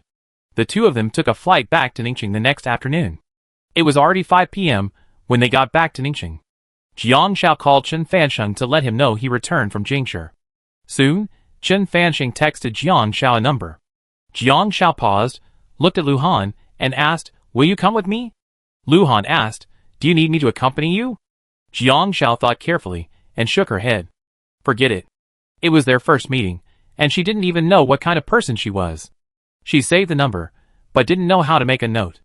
Jiang Shao just made a note. Within 3 minutes, she called. Jiang Zhao's hands trembled, and she looked at Lu Han nervously and bewilderedly. Lu Han patted her head, and kindly pressed the answer button for her. This time, there was no escape. Jiang Shao held her breath, slowly put the phone to her ear, and walked to the balcony. Seeing this, Lu Han dragged his suitcase into the room to pack it up. Jiang Shao. My last name is Zhao. Coach Chen said you're willing to meet me.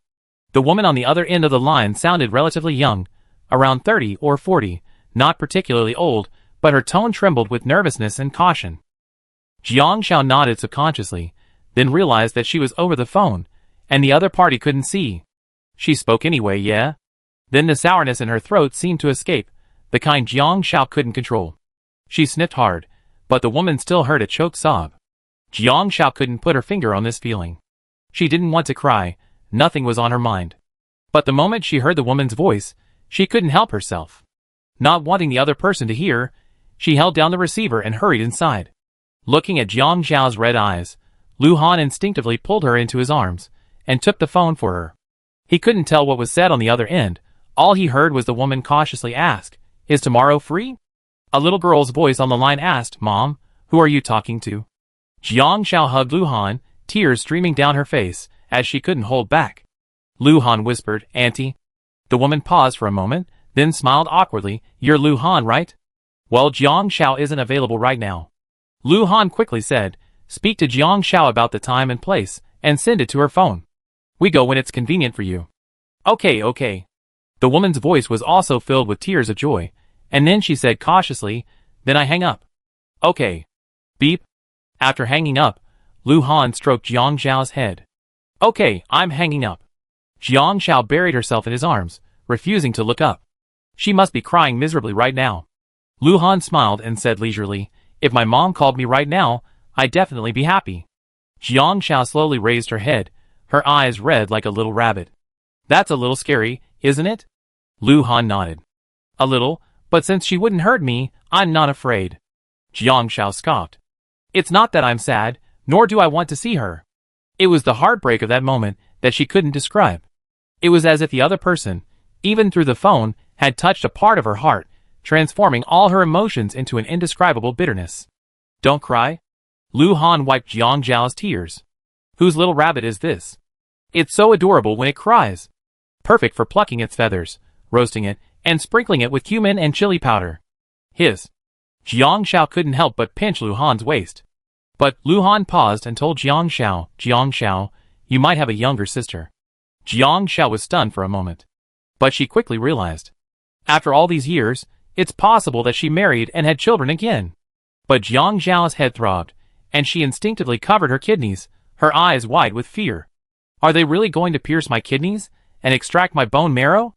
Leukemia, uremia, and so on. Probably not. Lu Han listened to the girl's voice. It was clear, loud, and full of energy, suggesting she was in good health. Chapter 732. In the small, over 80 square meter rental apartment, a 7-year-old girl, wearing a beautiful new dress, stood before a woman. The woman gently knelt down and put on her tiny socks and shoes. "Nian, you're going to see me today. Please be polite, and let me know when you do." The girl's face was rosy. Her eyes resembled Jiang Zhao's, both sparkling, like a woman's. Although the woman was almost 42, she didn't look like a woman in her 40s at all, she looked no more than 30. "Okay." Zhao Nianyue blinked, bewildered. The woman brought out the small cake, and Zhao Nianyue asked, "Mom, can I have some?" Zhao Su said, "This is for my sister. Nian has already eaten a lot, and can't eat any more. Can you give it to my sister?" "Okay." Zhao Nianyue's lips pursed. "If my sister doesn't want to eat it, can I have some?" Zhao Su paused. "You can ask my sister." Zhao Nianyue's eyes lit up again when she heard this. She obediently took Zhao Su's hand and followed her to the agreed place, where she sat quietly. Zhao Su checked the time and gazed out the window. Watching the black business car arrive at the door and the woman in the white dress get out, Zhao Su stood up nervously. Then she quickly pulled a mirror from her bag to touch up her makeup, making sure she wasn't misbehaving. Jiang Shao no longer had the same emotion she had yesterday. Perhaps because she had cried yesterday, she felt calm. Unsure of who she would be facing, she took a deep breath before going up. The moment the waiter brought her into the private room, what attracted Jiang Shao the most was not the woman, but the beautiful little girl sitting next to her, who looked like a little princess. She was fair-skinned and wore a white dress and black leather shoes. "Jiang Shao, you're here. This is Zhao Nianyue. She's my daughter." Zhao Su thought for a moment, then suppressed the phrase "your sister." "Nian, call me sister." "Sister." Zhao Nianyue spoke clearly. Her eyes were clear, and her voice was crisp. "Yes." Jiang Zhao's gaze turned to the woman. She and the woman looked nothing alike, the only similarity being that they both had beautiful almond-shaped eyes. Jiang Zhao sat down calmly. Xiaosu said, Jiang Zhao, what would you like to drink? The coffee here is good. Lemonade, thank you, Jiang Zhao said, realizing what she was saying. Soon, the waiter arrived with rock sugar and lemonade. Ma'am, you can add your own sugar. Okay, Jiang Zhao said. The lemonade was a little hot, and Jiang Zhao stirred it slowly with a straw, her peripheral vision catching the sight of a black business car outside the window. She didn't know what to say, so she remained silent. Xiaosu also sensed the awkwardness of the atmosphere and quickly pushed the cake over. Jiang Zhao, do you want some cake? I made this with animal cream, so it's low in calories. Jiang Zhao stared at the cake, stunned for a moment. After a moment, she shook her head.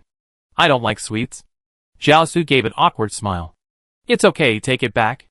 Lu Han can have it too. Or if you like something, tell me. I own a bakery, and business is doing well. I can make some cakes. Zhao Nianyue asked seriously, sister, why don't you like sweets? Mom's cakes are delicious. Nian, Xiaosu scolded. Zhao Nianyue wasn't frightened at all. Instead, she said confidently, Mom, if you say sister doesn't want to eat it, then I can eat it. Xiaosu glanced at Jiang Zhao. Jiang Zhao said, give it to her. She opened the cake box and pushed it toward Zhao Nianyue. A flicker of disappointment flashed through Xiaosu's eyes, but deep down, she felt even more guilty. She looked at Jiang Zhao, I know you don't like me. After all, it was me who was wrong about. Jiang Zhao interrupted Xiaosu, Ms. Zhao, if you just want to see me, then we already met. Her voice was a little hard. She couldn't articulate the feeling. She knew she had a younger sister, and she knew Xiaosu wanted to see her. But when she saw Xiaosu and Zhao Nianyue, she still felt a strange emotion. She looked like a good mother too. But it wasn't hers. This feeling made her feel like she didn't belong here, and she shouldn't have met this person. Xiaosu panicked, no. Finally, Xiaosu gritted her teeth, Jiang Zhao, do you want to hear my story? Jiang Zhao didn't say anything, but she didn't refuse to listen either. Xiaosu lowered her eyes. When I was young, I fell in love with a man from society. I was still young, and I got pregnant. Because I was pregnant, but not yet marriageable, he said he would take care of me and let me give birth. I left with him without telling my family and moved into a small rental house. My family was looking for me, but I didn't dare go out. Later, he gambled, owed loan sharks, and got into a drunken brawl at night, then drowned in a river. The loan sharks wanted to trouble her. She was alone, with no source of income, and pregnant, and she was afraid. I couldn't survive with you alone. I was afraid. I was still a child, but I believed what another person said. Jiang Zhao, I was ignorant back then, and I couldn't go back with you. So I left you at the door of the orphanage. Xiaosu said, struggling to speak. No one knew she had given birth to Jiang Zhao, no one knew she had a child, and she kept this secret for a long time. After returning home, she was beaten by her parents. She then worked as an apprentice in a beauty salon, where she stayed for several years and met her future husband. She still didn't dare tell her husband this secret, as she had always felt inferior and guilty about having given birth, and couldn't hold her head up high in their marriage. The year she gave birth, she saw Jiang Zhao and her life story. She wondered if Jiang Zhao was the child she had lost. But she didn't dare say it. Sheng Nianyan. When she was 3, she had a heavy hemorrhage and had to have a hysterectomy. Nian was her only child by her side. At the time, she depended on her husband for support. She didn't dare tell him that she had recognized Jiang Zhao, nor did she expect him to accept her past, so she kept putting it off. When Nian was 3, her husband had an affair, and the pregnancy test revealed it was a boy. He gave her half of the family fortune, and she opened a bakery, a beauty salon, and a yoga studio with Nian, all doing well. Nian was now on summer vacation, and school was about to start in a few days. Just when she heard the news about Jiang Zhao, she wanted to visit her. Jiang Zhao, I don't expect your forgiveness. After having Nian, I realized my responsibility as a mother, and I thought about you more and more. Xiaosu spoke frankly. At least before Nian appeared, she had always felt that giving birth to Jiang Zhao was a stain on her life. But after Nian appeared, every time she called her mother, she would think of her naive self, of that cradle. Now she was independent, and no longer afraid, but she felt guilty.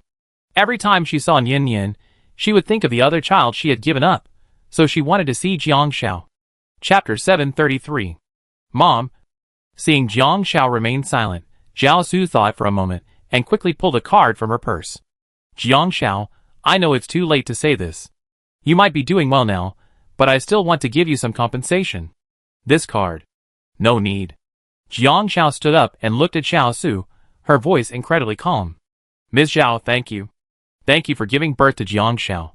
Thank you for letting Jiang Xiao see the world, reach great heights, and meet Lu Han. But that was all. After saying that, Jiang Xiao turned and left. Zhao Su held the card in midair, tears streaming down her face as she sobbed silently. Zhao Nianyue, still eating cake, reacted. Mom, why are you crying? Zhao Nianyue handed her a tissue. It's okay. Mom's just sad. Zhao Su knew what she was doing was useless, but Jiang Xiao wouldn't accept it. If she accepted the money, perhaps Zhao Su would feel better, but Jiang Xiao didn't want it. This thank you was heartfelt, but it also made their relationship completely clear. Jiang Xiao returned to the passenger seat, and Lu Han didn't rush to drive. Instead, he pulled out a fresh pack of tissues. Do you need any? Jiang Xiao glared at him and said sternly, no. Lu Han looked at Jiang Xiao. Although he didn't know what had happened, Jiang Xiao now had a more clean, crisp, and carefree demeanor. Jiang Xiao remained silent until they got home, and Lu Han waited for the moment she was willing to speak. That night, as they lay in bed, Jiang Xiao told Lu Han what Zhao Su had said. Lu Han listened without commenting immediately. From an outsider's perspective, I feel pity for her, but also hateful. She was a stain on her life, a past she didn't want to talk about. But as Jiang Xiao, she had to thank her. If she hadn't brought her into this world, there wouldn't be a Jiang Xiao who won a gold medal, nor would there be a Jiang Xiao who met Lu Han. Lu Han said, as your husband, I think she was just using an excuse. She made the child pay for her impulsive mistake, then irresponsibly abandoned her. Trying to atone for her guilt, he appeared before Jiang Xiao once again. But this is how the world works. Bloodlines are passed down and continued. There's no such thing as a perfect life. In the turbulent and chaotic lives of those who live, the next generation will constantly pay for the mistakes of the previous generation. He leaned over and held Jiang Xiao in his arms. Aren't you sad? Jiang Xiao shook her head. She touched her chest. I'm very hard here. She was very hard-hearted. She wasn't sad, nor did she have expectations. After seeing it, she was completely disappointed, but there was no hope anymore. The little flame was completely over, and that was good. Lu Han paused as he watched Jiang Xiao's movements. I really want to say something inappropriate. Jiang Xiao, ? Lu Han sighed. He wanted to say she shouldn't have done what she just did on her own. But then he thought, saying it would be rude, so he just kissed her. Then Lu Han pressed down on Jiang Xiao and covered her with the blanket. Jiang Xiao thought Lu Han was going to do something, but then he pulled out his phone. New stuff, let me learn. Jiang Xiao saw the anime lights on it. Her face flushed instantly, and she pushed Lu Han's head, angrily saying, Lu Han, are you shameless? He could have watched it himself, but how could he dare show it to her? The joy of life lies in endless exploration and learning, including the art of creating a human being. Do you know why humans are called humans, while others are called animals? Lu Han completely wrapped himself and Jiang Xiao in the quilt, looking down at her from above. Jiang Xiao's face flushed. She knew nothing. Lu Han gripped Jiang Xiao's waist with his large hands and said in a hoarse voice, because animals are the only ones who can reproduce at any time, regardless of the environment, without learning, driven solely by primitive impulses. Only humans possess the ability to learn and improve, using tools to gain the joy of gain. After saying this, he kissed Jiang Xiao's face hard and buried his head in the quilt. The constant bullying of the long, stretching quilt brought much noise late at night. The next morning, Jiang Xiao felt exhausted, her voice hoarse. She suspected that Lu Han hadn't bought much of what she needed, so she kept going at this pace. Lu Han could still be heard humming softly in the kitchen, a distorted song he heard from who knows where. So excited, why wasn't he just waving his hands in the square? Getting out of bed in his pajamas, his legs trembled. Lu Han's demands were even more intense than usual last night. He must be a husky without birth control at heart. In the kitchen, Lu Han was washing the milk glass he hadn't had time to clean the previous night. His thumb slowly rubbed along the sides, his fingertips curling slightly, and the detergent created a slick of white foam. Jiang Xiao's face flushed instantly, and she turned and left. Lu Han turned around at the sound of her voice. Are you awake? Milk? Jiang Xiao said angrily, bullshit. Lu Han looked puzzled, but quickly reacted. He hung the glass on the cup rack, returned to the room, and, seeing Jiang Xiao slowly retreating back into bed, he picked her up. So what do you want to eat? No. Jiang Xiao blushed. Fine, I eat. I just wasn't full. Lu Han said. Jiang Xiao, ? How could he have such nerve? He looked at his neck, his waist. How could he have the nerve to say such a thing? Under Lu Han's piercing gaze, Jiang Xiao finally realized she wasn't as thick-skinned as him. I want dumplings. Okay, cook 8 big dumplings for my wife. Lu Han stood up and couldn't help but rub Jiang Xiao's neck twice more, causing her to let out a groundhog scream. Lu Han! You didn't shave. But Lu Han had already run away. He ran to the side and, while cooking dumplings, pulled out a small notebook and a small scale. The scale was for weighing the seasonings, and the notebook was for accurately recording the amounts. This was Jiang Xiao's rule of thumb. When cooking for Jiang Xiao, he couldn't improvise. He had to follow Jiang Xiao's instructions exactly. If he was allowed to improvise, the result would be undetermined. Lu Han couldn't help but sigh. Poor Chef Lu, with all his culinary skills, struggles to put them to good use. After breakfast, Lu Han and Jiang Xiao went to the studio together. The studio he had previously renovated for Jiang Xiao was now ready.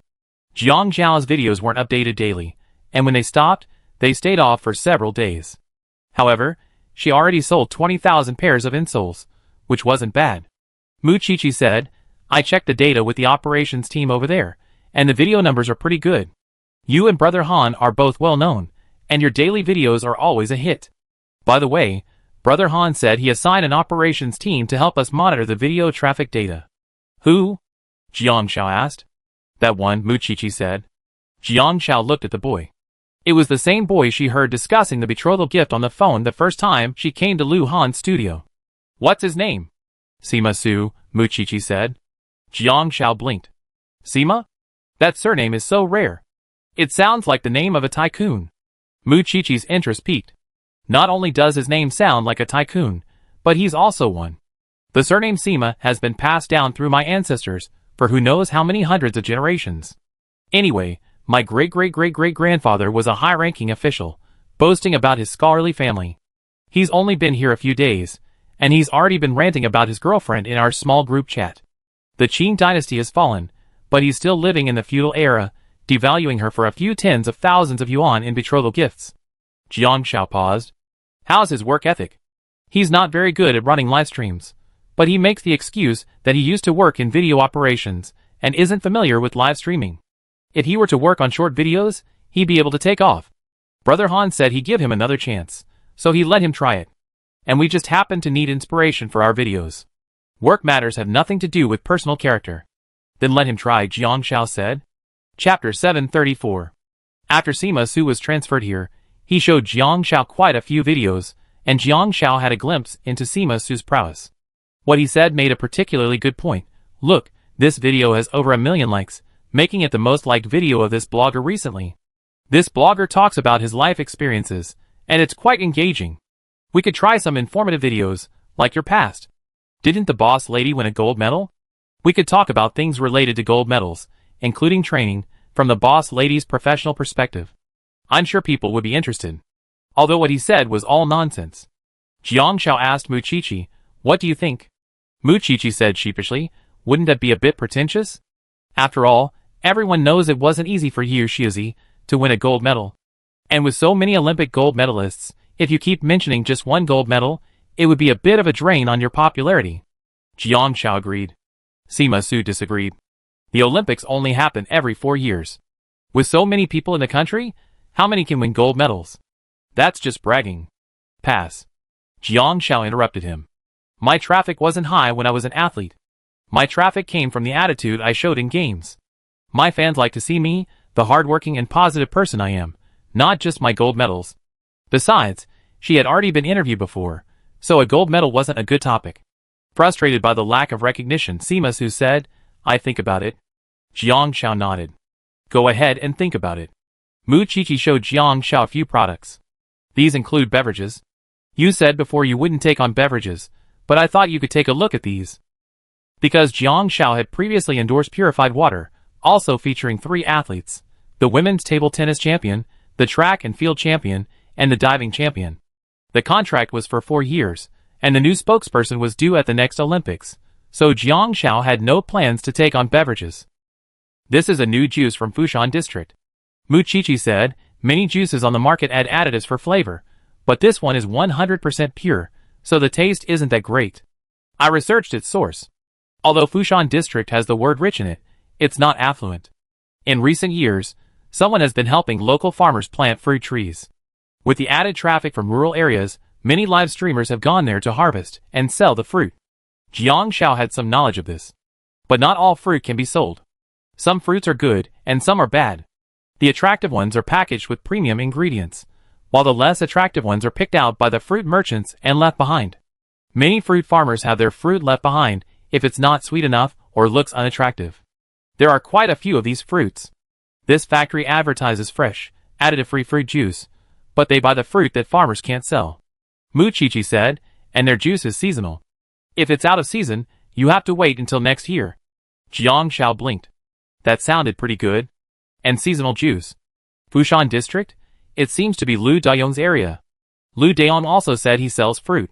Fushan District is far from Ningqing, but Jiang Xiao wanted to ask about Lu Dayong's factory.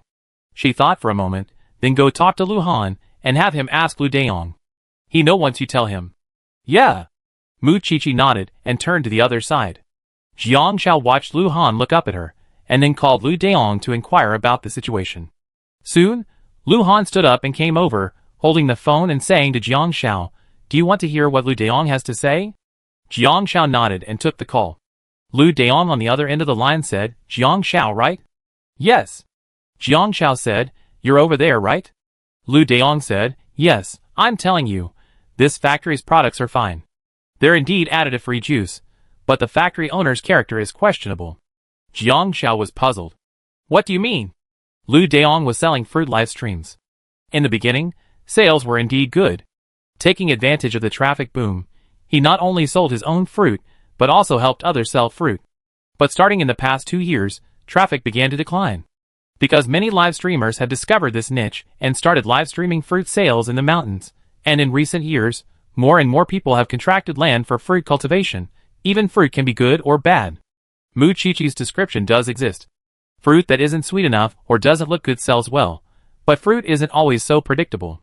Sometimes, the quality of the fruit can be subpar due to a variety of weather conditions that year. The factory owner Jiang Xiao mentioned, while collecting these fruits, did something very unethical.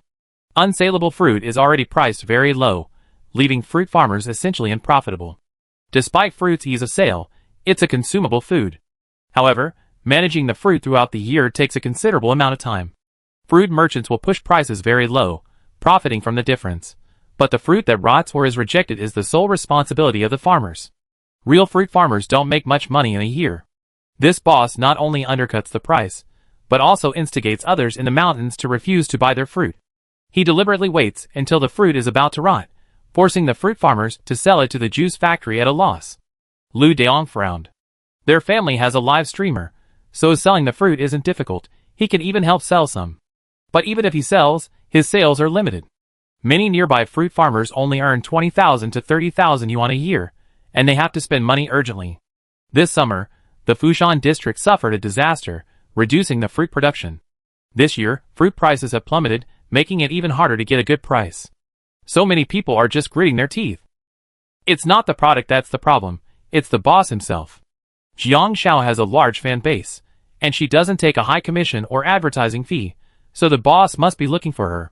I guess he didn't know where Jiang Xiao's product selection method came from, so he painstakingly fabricated this story. Okay, I understand. Thank you, Jiang Xiao said. She hung up the phone and handed the phone back to Lu Han. She looked up at Lu Han and said, "I want to go to Fushan district." Lu Han raised an eyebrow. Selling fruit with Lu Dayong? His tone was sour, as if he was planning to run off with someone. No. I just went to take a look. Jiang Xiao blinked. After all, she wasn't like in the game, with all that money to start a fund or something. All she had was the traffic from this account and her still standing popularity. Jiang Xiao, when are you going to consider our wedding? Lu Han suspected that Jiang Xiao hadn't even considered it. Jiang Xiao quickly assured him, "I think about it when I get back." Lu Han didn't quite believe it. Jiang Xiao let out a small cry. "Hubby?" Lu Han paused, then lifted Jiang Xiao's head and held it down. Don't you dare call me that when we get home tonight. Jiang Xiao immediately gave in. Mu Qiqi was holding her phone nearby. Jiang Xiao looked over. Mu Qiqi, what are you filming? Mu Qiqi quickly said, I just think the follow-up filming method is quite natural, just like in a game livestream. There's no need to be overly dramatic. Plus, your interactions with Brother Han are so endearing. Yeah. So I thought I'd just film some everyday footage and see if it would work. Song Yusheng also walked in. Qiqi, you've forgotten your boyfriend because you have an idol, haven't you? I'm still alive. Ever since Lu Han gave Mu Qiqi to Jiang Xiao, Mu Qiqi has been incredibly excited, spending every day home with a notebook and studying diligently. Mu Qiqi slapped her head. Oh, I haven't. Then I'm in the startup phase with my idol. You have to support me, okay? My parents are coming over next month. It's all agreed. It goes without saying, working with an idol is incredibly motivating. Most importantly, Jiang Xiao isn't just a boss who tells you to do what you do best. She learns alongside her, from not knowing to knowing, and the process makes her life truly fulfilling. The idol she's a fan of isn't a bad person in real life either. She likes him more and more. Suddenly, Mu Qiqi's phone rang. She looked at it, and her face changed. Jiang Xiao looked over and asked, What's wrong? No, nothing. Mu Qiqi quickly put the phone away. Chapter 735. Since we decided to visit Fushan District, the itinerary has been arranged for the day after tomorrow, which would be around the end of August. The next day, Sima Su came to present another topic. He said excitedly, Boss, I saw the video you and your boss had earlier, and I think you could film more of your interactions at home. Like this up-and-coming couple, she films herself buying all sorts of inconspicuous yet expensive products to annoy her husband. Just look at this little branch. It costs over 7,000 yuan, because it's used to lift a teapot lid. Jiang Xiao found the video quite amusing. Sima Su said, The video you and your boss filmed promoting the product was great, but it only got a few 100,000 likes. It wasn't interesting enough, and that's mostly due to your previous traffic. If we make the video more interesting, it definitely get more exposure. Jiang Xiao was stunned. You mean, let Lu Han film with me? Yes. Having multiple people on screen is better than just one person. That's the key to video traffic. Sima Su said, For example, let's pretend you two are arguing, and your boss is pissing you off, and then buys you something to appease you. Jiang Xiao blinked. But why would we have to pretend to be angry? Sima Su said, Hey, videos are like that these days. Everyone's acting, and it all comes down to who's the best. Jiang Xiao was silent. Mu Qiqi didn't say anything. But Jiang Xiao still asked Mu Qiqi, Qiqi, what do you think? Mu Qiqi paused. I don't think this would suit Xiuzi. Xiuzi isn't a professional actor, and the truth would be revealed the moment the filming begins. We're all just having fun. It's okay if it gets revealed, Sima Su said. Jiang Xiao said, Sima Su, actually, I make videos mainly to share my life. Yesterday's video was pretty good. Yesterday, Jiang Xiao filmed Wolf Felt, not promoting any products. Lu Han was cooking in the kitchen, wearing a pair of SpongeBob SquarePants shorts. Jiang Xiao then held up the Wolf Felt and said, Today, I give you a quick poke of a sexy Lu Han cooking. Then, she poked a sexy butt in SpongeBob SquarePants shorts and enthusiastically said, Same old rules, retweet for a chance to win a prize. Fans commented profusely. I took my pants off, and you showed me my butt? Where's my face? Doesn't Brother Han deserve a face? Hey, you're poking Brother Han's butt this time. Next time you're poking Brother Han's head, and next time you're poking Brother Han's legs? You're trying to tear him apart. Brother Han, with a wife like that, what time do you get home? The above person is wrong, right? Isn't it? When do you get home with a husband like this? Big ass in SpongeBob SquarePants.jpg. Oh my god, a horror movie. If I come home and see someone cooking in SpongeBob SquarePants underwear, don't scare me, I'm dead. I get it. Xiuzi wants to sell her husband's ass, I get it. Ha ha, the key is that Brother Han didn't notice. He even scratched his butt, didn't you see? I'm dying of laughter. Would a male god do such an obscene thing? I take a screenshot. It's only a second long, but I'm going to take it and laugh at Brother Han. Oh this. When I met my husband, I thought he was so handsome until one day I realized his poop stinks. Upstairs, this is so interesting. It's so funny. This video now has 100,000 likes, because it's just a daily moment. But Jiang Xiao doesn't make videos just to become famous. After all, she already has traffic. Sima Su, you're doing video traffic promotion. I'm wondering if these videos have been promoted to perform better through promotion, Jiang Xiao said. For example, the one about the insoles we filmed earlier all generated organic traffic, because no one would invest in it. Sima Su nodded. That's fine, but investing in traffic requires a budget. Generally, good videos can perform better with a little investment, and it must be released within 24 hours. Jiang Xiao nodded. Then let's do this. Chi-Chi and I will be in charge of filming the videos, and you be in charge of streaming them. As for the budget, calculate how much you need and where it's going to be spent. Then show it to me, and I bill you directly. Okay. Sima Su nodded. He didn't say anything, but when Sima Su turned around, Mu Chi-Chi clearly rolled her eyes. Less than 10 minutes later, Mu Chi-Chi checked her phone again, her expression changing again. Jiang Xiao couldn't help herself. Chi-Chi, are you guys having a secret? Ah. Me. Mu Chi-Chi paused. Meanwhile, meeting Jiang Xiao's gaze, Mu Chi-Chi whispered, actually, we have a small group. The kind without a boss. Jiang Xiao instantly understood. Every company has a large group, where the boss and employees are present. Besides that, everyone has a small group, where the boss is always present, where everyone can chat and complain amongst themselves. Before Jiang Xiao returned, Lu Han was a serious workaholic. This led to a flurry of complaints about Lu Han in this small group, exploited by capitalism. Sima Su had been here for over half a month, and was now on probation. According to regulations, even if there weren't any major mistakes during the probation period, they couldn't be fired at will. They had to complete the probation period at least, before being terminated for not meeting company requirements. Furthermore, they had to be paid a full month's salary for the probation period. Furthermore, the operations salary was quite high, with a base salary of 20,000 yuan per month and 16,000 yuan during the probation period. Sima Su clearly didn't meet the requirements for livestream operations, so he came to Jiang Xiao now. I'm not complaining. Actually, they have another group, and I'm not in it, but there's a girl in the operations department who I get along really well with, and she sent it to me. Mu Chi-Chi showed Jiang Xiao her phone. The chat log consisted almost entirely of Sima Su's comments. Sima Su, what does Mu Chi-Chi know? A copywriter and PR person, what does she even know? I used to run a video blogger account that started with 0 followers and built it up to 3 million. What did I say? Sima Su, the boss's wife too. What kind of shit is that? It's that kind of content, it died quickly. It's totally unwatchable. Sima Su, she's pretending to know everything, and she's so self-righteous, thinking she's so awesome. She's just selling a persona. Someone at Sima Su, just follow the boss's instructions. The main thing is to make the boss happy. Just do whatever the boss tells you to do. Sima Su cursed. For the past 2 years, the boss has only been taking the money, but he doesn't know anything. Well, nothing much has been accomplished, but he's been talking a lot. You can sense this person's arrogance between the lines. Maybe he has some skills, but not much. Jiang Xiao turned off the phone and smiled at Mu Chi-Chi. It's okay. We see. The probation period is less than 2 weeks away.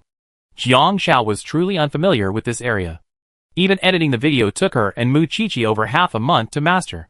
Since it was just a daily shoot, there wasn't much need for special effects or angles, so it was relatively easy to edit without all the bells and whistles. She was even less familiar with video streaming. So she asked Mu Chi-Chi, does your friend know how to stream video? Ask her to teach you.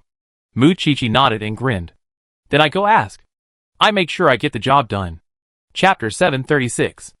I went home that evening and packed my luggage for tomorrow's trip to Fushan District. Lu Han was carefully selecting pajamas. He still had 2 sets of couples pajamas he and Jiang Xiao hadn't worn together, so he hesitated and held them together, one with Big Bad Wolf and Red Wolf, and one with Beautiful Goat and Pleasant Goat. Jiang Xiao objected to Lu Han's aesthetic for these last 2 sets of pajamas. She and Lu Han had worn a lot of couples pajamas recently.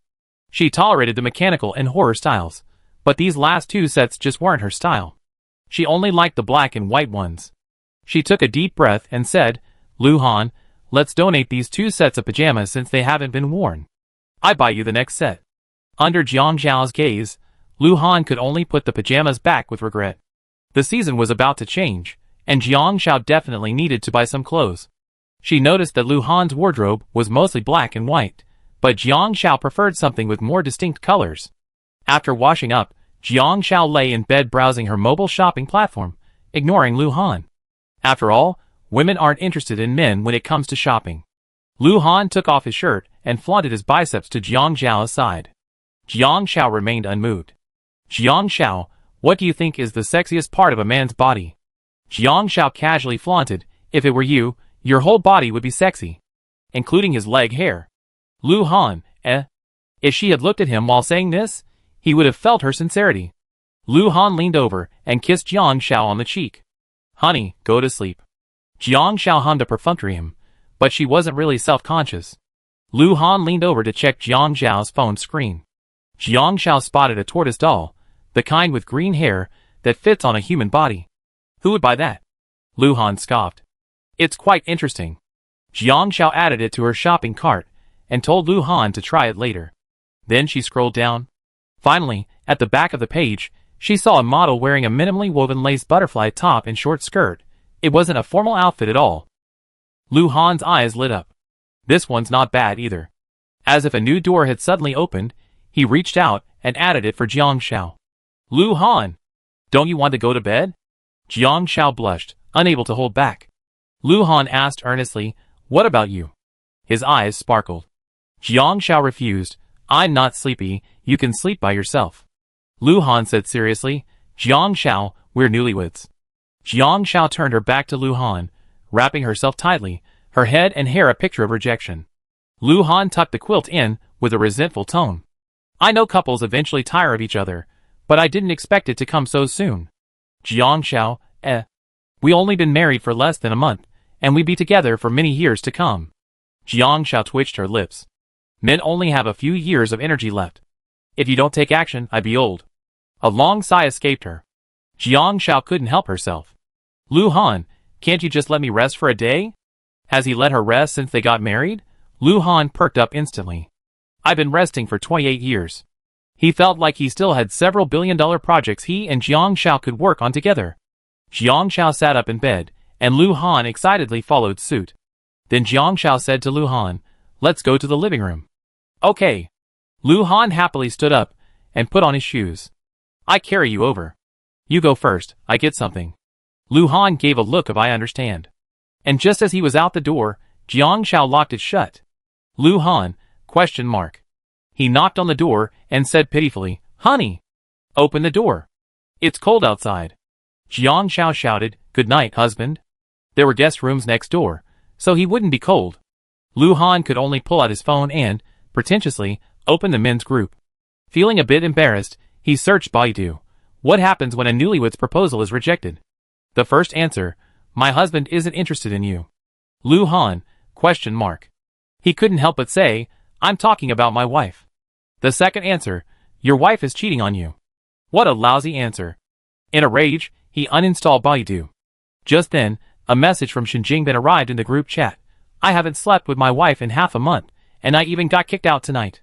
Guys, come out and comfort me. Lu Han instantly felt like he found his team at Shen Jingbin. What a coincidence. My wife kicked me out too. Handshake.jpg Shen Jingbin. That's hilarious. Brother Han, you're still going to get kicked out? Didn't you two just get married? That's going to be so annoying. My wife kicked me out because she wanted to sleep with Xiaobao. Last night, Xiaobao cried because I used him as a pillow, and my wife got mad. Lu Han, ? Jiang Rong. I haven't slept with my wife in over 6 months. What am I saying? Shen Jingbin, your wife's pregnant, right? Just bear with it. Brother Han, you can tell right away that you're not okay. Your wife's already despised. It's only been so long, and she's already despised after just getting married. Jiang Rong. Brother Han, you haven't had sex in ages. Your wife must be disgusted by your poor technique. It was the same with Yuqing and I back then. We were so disgusted by our poor technique, and it took us ages to get used to it. Shen Jingbin at Lu Han, Brother Han, you're not. I given you so many videos, and you haven't learned anything. Lu Han, Jiang Rong, is it a congenital deficiency? Shen Jingbin, well, then it can't be corrected later. I need to see a doctor. Lu Han couldn't stand it anymore and started typing. She wants to rest. After all, she hasn't had a single day off since we got married. Shen Jingbin, fuck. Jiang Rong had left the group chat, but was brought back by Shen Jingbin 3 seconds later. Shen Jingbin, good brothers should share hardships. I be humiliated with you. Jiang Rong, Even though he was the only one being humiliated, Jiang Rong couldn't help but ask, at Song Yusheng, did your wife kick you out? Song Yusheng, we're not even living together yet. Seeing the group chat, Lu Han felt strangely comforted and went to the guest room to get ready for bed. He felt uncomfortable sleeping without his wife's arms around him, but Jiang Xiao didn't want to sleep with him tonight, so Lu Han didn't force her. Not long after turning off the lights, he heard the door open. Lu Han was stunned for a moment, but Jiang Xiao had already slid into bed and embraced him. I'm sorry, I shouldn't have kicked you out. In fact, within 10 minutes, she realized she shouldn't have kicked Lu Han out. So she opened the door, but Lu Han didn't come in. Thinking Lu Han might be upset, Jiang Xiao felt a little guilty, so she came over on her own. Lu Han smiled. I'm not angry. Just tell me directly next time.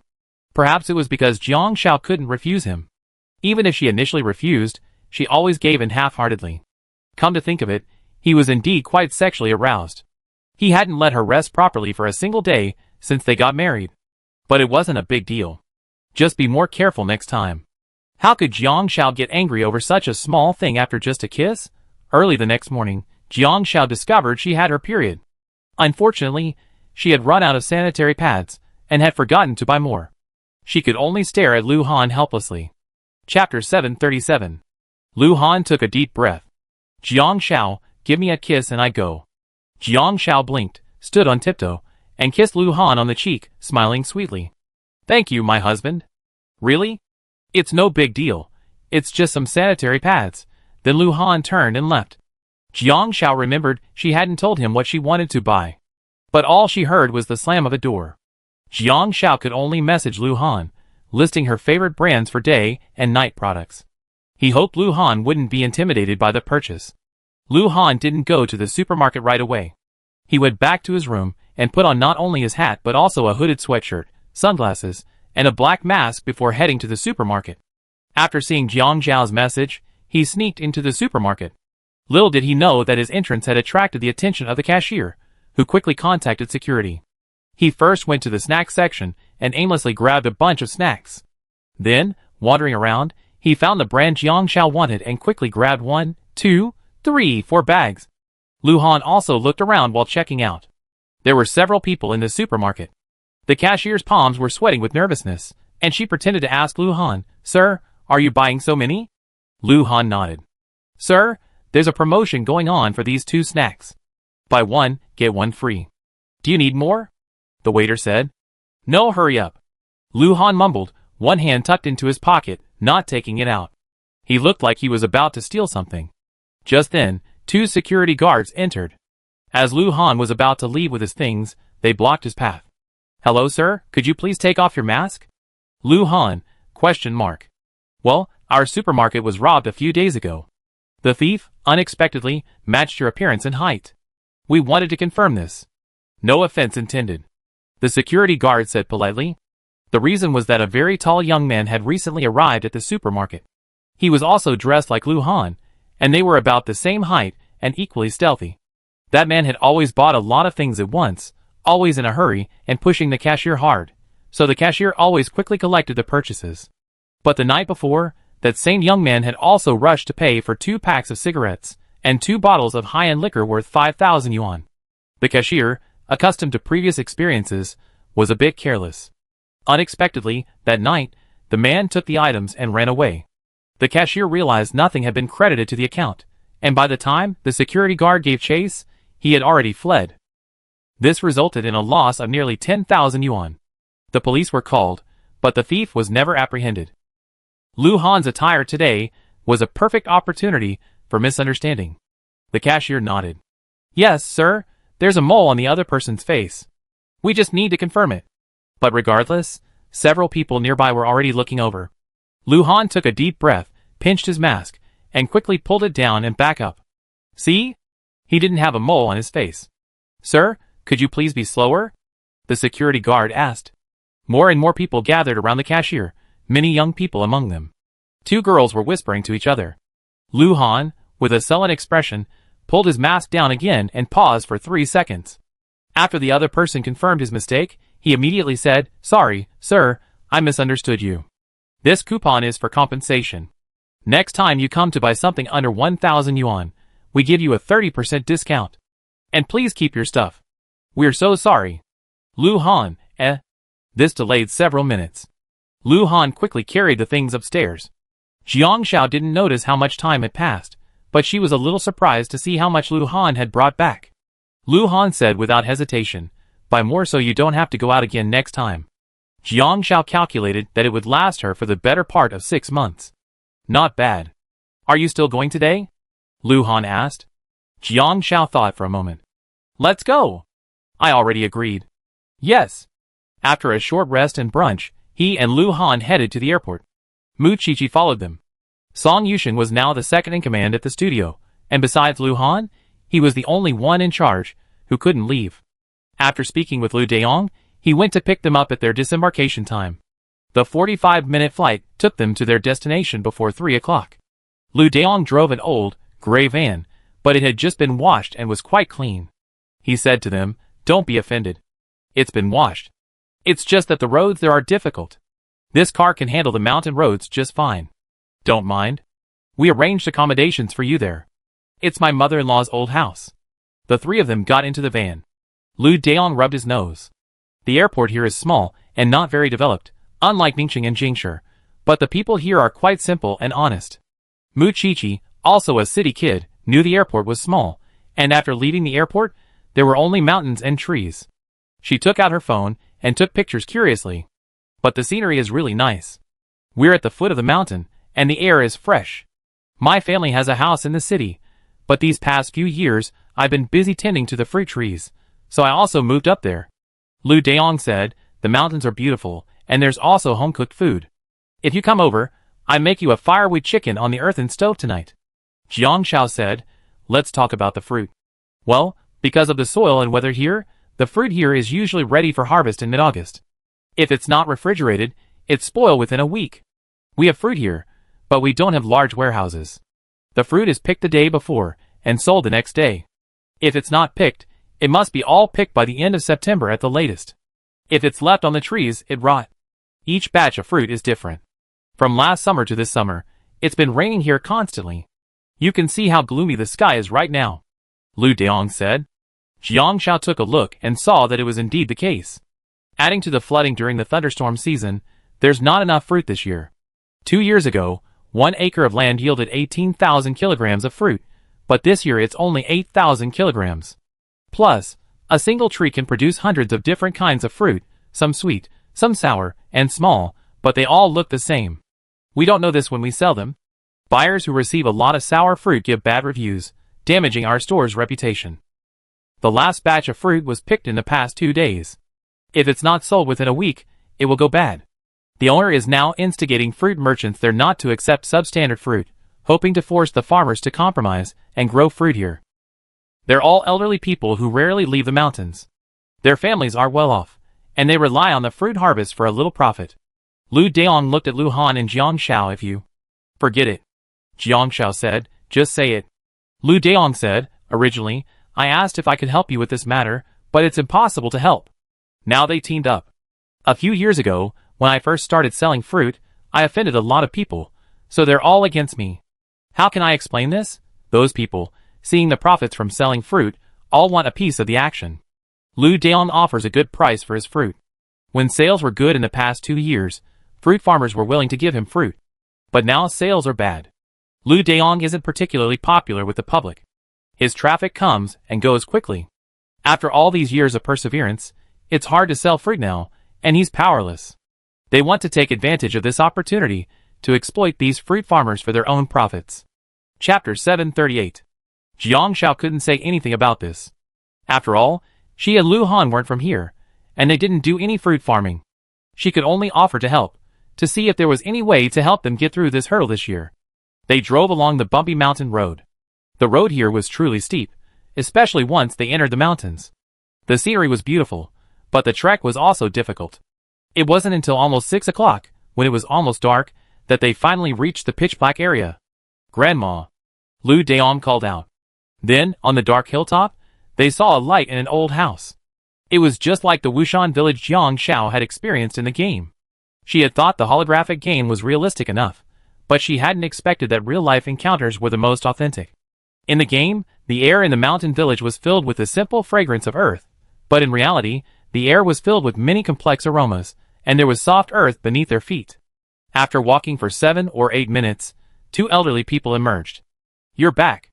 It's time for dinner." The 3 of them called out to the 2 elderly people one by one. Lu Dayong's grandfather looked more serious, while his grandmother was kinder, but both elderly people were very enthusiastic. A fragrant fire with chicken was cooked, using potatoes, cowpeas, taro grown in the fields, and bamboo shoots from the hills behind. A few steamed buns were placed next to the earthen stove. Lu Dayong's grandfather kept talking. "You went out today, and your uncle Gongzi came again, asking if you finished your business." Lu Dayong said, "Grandpa, you've been talking about this for a long time. Now that my friend is here, I definitely find a way. And your cousin's aunt has something too."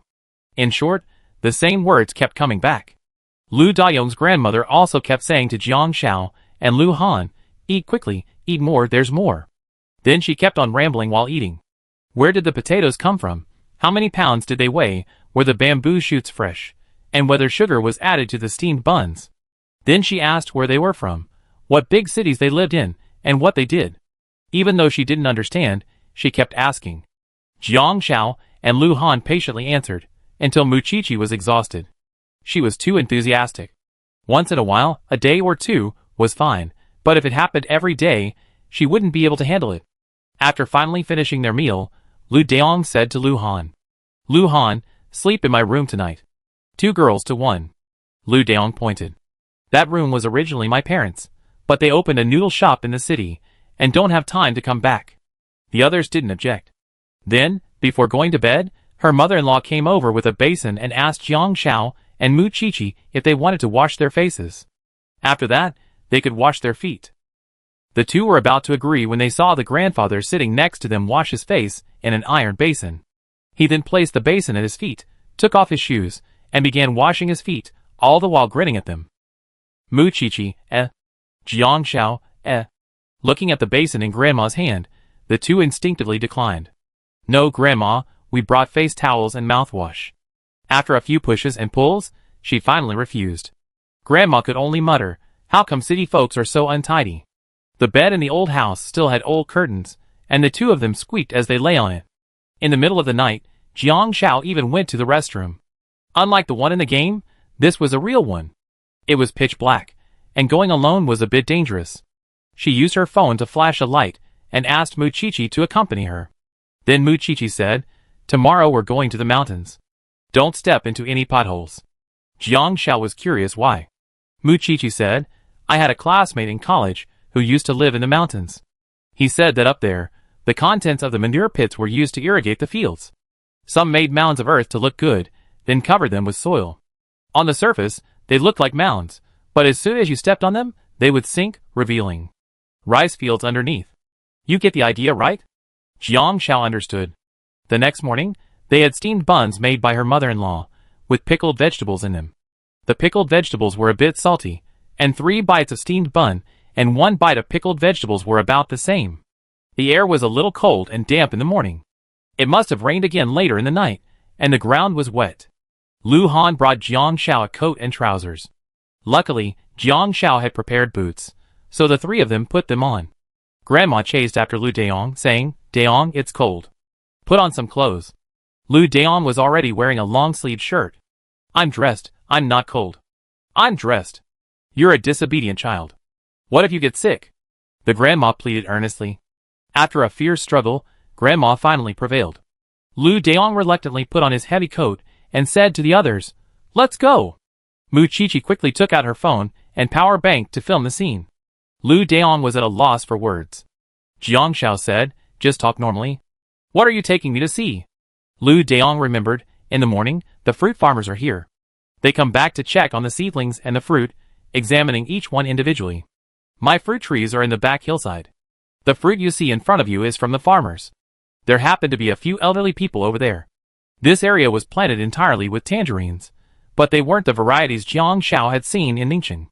They were smaller and a bit ugly, but the skins were very thin." Muchichi was filming along. "Some of these fruits are sour, some are sweet, but it's hard to tell the difference. The fruit isn't very good this year. Last year, we sold our fruit to the vendors for 80 cents per pound, and they sold it for 2 yuan. Even the bad fruit was 60 cents. A middle-aged man with a weathered face said, looking at Jiang Shao. The yield is low this year. My family has 6 mu of land, yielding about 40,000 pounds. The good fruit is still 80 cents per pound, but they're suppressing the bad fruit to 30 cents per pound. If we don't pick it soon, it will rot on the trees. But after we sell the fruit, we have to wait a year. We still have to care for the trees, send our children to school, buy fertilizer, and make a living. If someone gets sick, we have to spend money. 30 cents per pound is too low. Jiang Shao paused. The lowest you can accept is 80 cents per pound, right? The middle-aged man nodded. Because we only sell fruit, we don't care about shipping costs or anything like that. If they return it, the fruit is ours. We're not good at that kind of thing, so we just accept whatever they say. Deong used to help us sell, but he hasn't been able to sell much himself these past 2 years. And with the fruit so bad this year, it's hard to sell to him either. Jiang Shao looked at the fruit trees. Lu Deong, are some of these fruits sour and some sweet? Lu Deong said yes, but they're all the same. Jiang Shao picked one at random, peeled it, and popped it into his mouth. Sweet. Lu Deong was puzzled. So lucky? Jiang Shao quickly picked one for Lu Han try it. Lu Han peeled one and put it in his mouth. The saliva oozing from his teeth made him look miserable. Jiang Shao, did you do that on purpose? Lu Han squatted on the ground, spitting out sour saliva. Because the fruit was small, it was just right to eat one in one bite. Jiang Shao poked Lu Han's cheek, it's so sour. But the one I just had was sweet. Jiang Shao then casually plucked 4 or 5 oranges from the tree and placed them in front of Lu Han. Come on, you pick one and I pick one. Lu Han hesitated and chose one, and Jiang Shao also took one. Lu Han suddenly changed his mind and took the one Jiang Shao had taken, then stuffed his own choice into Jiang Shao's hand. The two of them stared at each other, peeling the oranges and stuffing them into their mouths. Jiang Shao's eyes narrowed, and Lu Han held his forehead. Mu Qiqi couldn't help but cover her mouth with her hand and laugh. Lu Deong didn't understand, and then he saw Lu Han say, Jiang Shao, yours must be very sour. Jiang Shao was very serious. No, it's really sweet. Lu Han looked at Jiang Shao with resentment. I don't believe it. Jiang Shao spread her hands. I can't help it if you don't believe me. That's all. Then Lu Han picked another one, peeled it, and popped it into Jiang Shao's mouth. Jiang Shao took 2 bites, her eyes widening. It's very sweet. Lu Han unceremoniously pressed the back of her head and kissed her. The old man next to them had never seen such a scene before and quickly covered his eyes shyly. Mu Qiqi continued to film, including Lu Dayong's confused expression. Lu Dayong couldn't help but ask, what are you filming? Jiang Shao blushed and wiped her face. Lu Han licked his lips and turned to ask Lu Dayong, do you think the fruit just now was sour or sweet? Lu Dayong hesitated. Well then, aren't you two the only ones who know? His face was filled with a look of damn. Don't be so shy. Jiang Zhao's idea was that since it was impossible to tell which fruit was sour and which was sweet, they could just mix them together and sell them. Mu Qiqi couldn't help but ask, so, was the fruit just now sour or sweet? They both answered almost simultaneously. Jiang Shao, sour. Lu Han, sweet. Great, both answers are different. Let the fans guess for themselves. Chapter 739. After filming the video footage, Jiang Shao and Lu Deong discussed, we cut out the parts where the fruit merchants were negotiating prices, and instead show more details about how the fruit was grown, and how long it's been grown. As for the incidents Lu Deong mentioned about fruit merchants deliberately undercutting farmers, Jiang Shao had no way to address them, and certainly couldn't publicize such incidents. Otherwise, she wouldn't just offend the fruit merchants, but also potentially industry insiders. If she were inexplicably targeted, the consequences would be disproportionate. The real world isn't about standing firm while falling. When everyone else is black in the same situation, your whiteness will be ostracized. Gray is a disguised safety color. Lu Deong nodded. I know. He'd been there before. When he first started making money from live streaming, many people deliberately picked on him. Some people aren't focused on a win-win situation. For some, your success makes them jealous, and if you fall, it's a victory for them. He'd persevere. Jiang Shao said, I'm not really sure about the profit calculations for the sweet and sour fruit model, but if I sell, the automatically set commission is 3%, plus shipping costs, so I have no idea how much I actually sell for. Don't worry, The fruit farmers are supported with shipping costs. We have a cooperating courier company here, and they have no ties to the fruit farmers. As long as we can sell, it's not a problem. Lu Dayong's eyes welled up. Jiang Xiao, you came to help me without hesitation. Thank you so much. Those live streamers start with a 20% commission, but Jiang Xiao only takes 3%, which gives her a significant price advantage. He wasn't worried about his family. They hadn't lost money selling the fruit this year, and they even had a small noodle shop. But there were dozens of households living in the mountains, and hundreds of acres of land throughout the entire mountain. Whatever they could sell was their family's annual income. It doesn't matter. I'm just doing my best and I trust you. Jiang Xiao said, I can see you're willing to stay here. The important thing is, I don't know the results yet. Time is running out, and these fruits will have to be picked soon. Yes, at least 2 weeks later. Every day wasted is a loss. Lu Dayong said, there's still time. I know about live streaming, shipping, and the 7-day return period. We can post a video together, and I link your account. Jiang Xiao thought for a moment. Also, I bring back 2 boxes of fruit. I make a video of making jam with the sour fruit the day after tomorrow, which will also attract traffic. Making jam is actually very simple. Wash and slice the fruit, then add honey, as honey has a good preservative effect. They can be frozen in the refrigerator and taken out from time to time to soak in water. Just see how they make it taste better. You can't expect fans to actually buy inedible sour fruits for her and Lu Han. However, these fruits are rich in vitamin C, and soaking them in water has almost the same effect as lemon slices.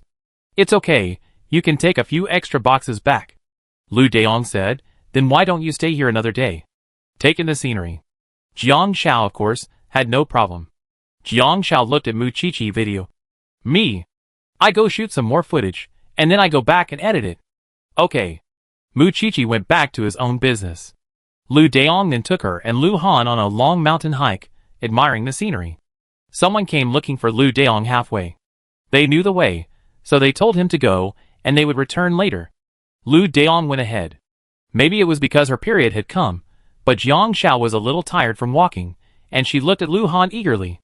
Lu Han, with his back to her, said, come up.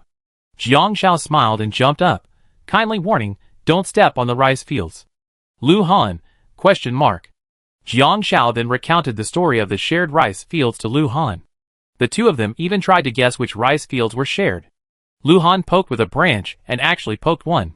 When they arrived that morning, there was still morning mist on the mountain. As noon approached, the mist dissipated.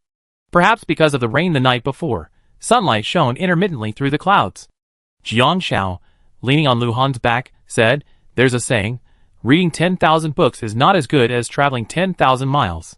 Looking at Lu Han, she couldn't help but ask, Lu Han, will coming out with me affect your work? Lu Han smiled, not really. Working with her on something meaningful was much more fulfilling than being a money-making machine. That evening, Mu Qiqi finished editing the video. Jiang Xiao checked it for any issues, and then directly linked it to Lu Dayong's account to post it. She then notified Sima Su to add traffic. Sima Su sent a message saying that adding 300 video streams per day would maximize traffic. Jiang Xiao let him try. Because there were only a few flights from Ningxin to here, one a day, and a ticket only for 2 p.m., the three of them had to wake up at 6 a.m. the next day to make sure they were at the airport before noon. My mother-in-law woke up at 5 a.m. to make breakfast for the three of them. As usual, she was welcoming.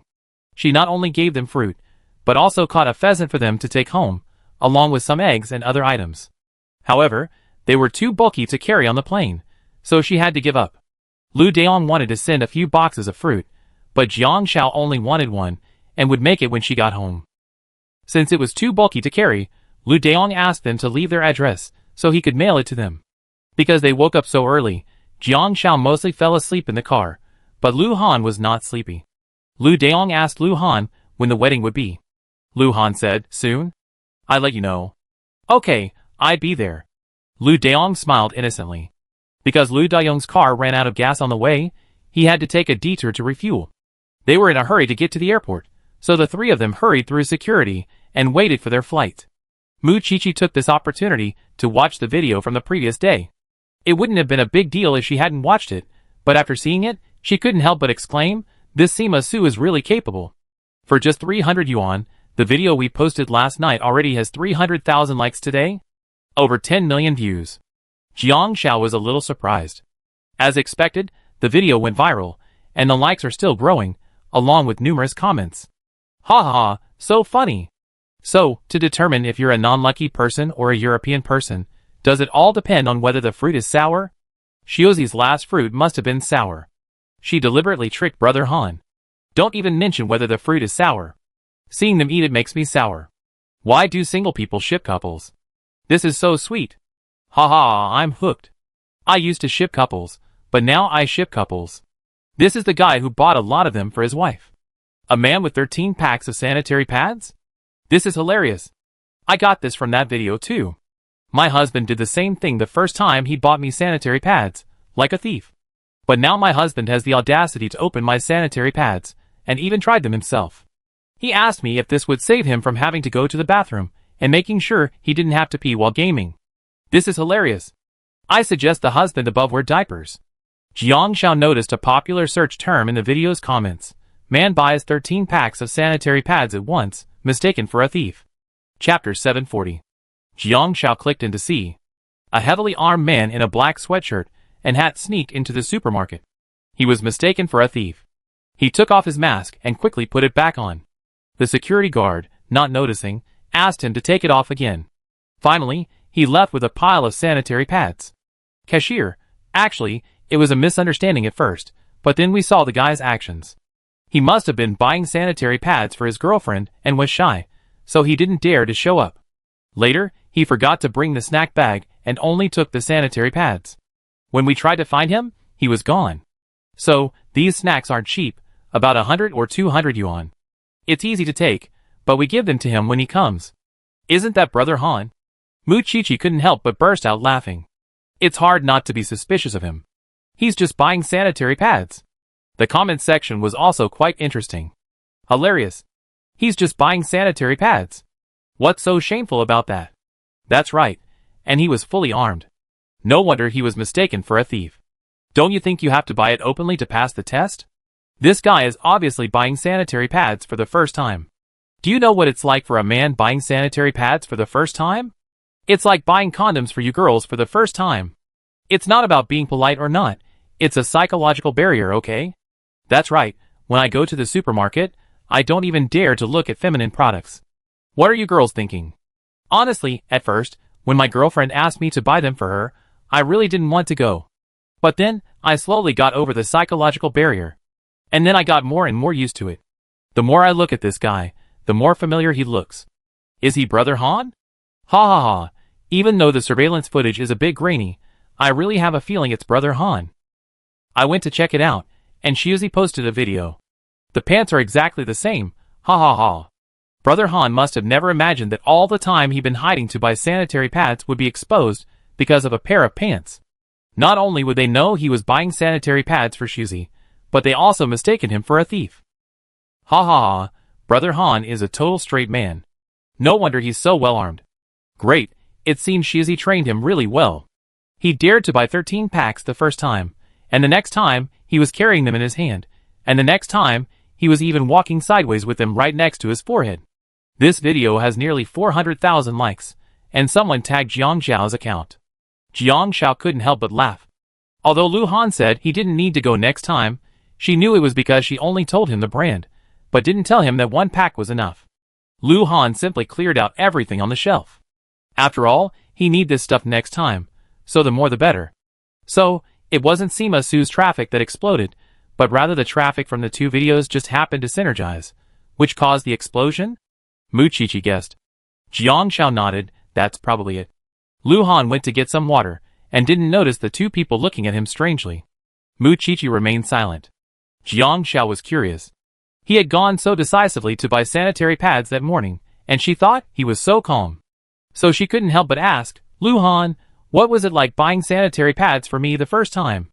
Lu Han took a sip of water, his Adam's apple rolling, and said calmly, nothing. It's only natural. Well, a man's pride. Even if he was shy, he couldn't let Jiang Xiao know. Absolutely not. Though he said that, Jiang Xiao saw a blush creeping onto his fair neck, and she didn't even realize she was blushing. It was mainly because Lu Han also had fair skin. Although he had strong features, the thought of a man with such fair, tan-resistant skin, and now blushing, made Jiang Xiao want to kiss him.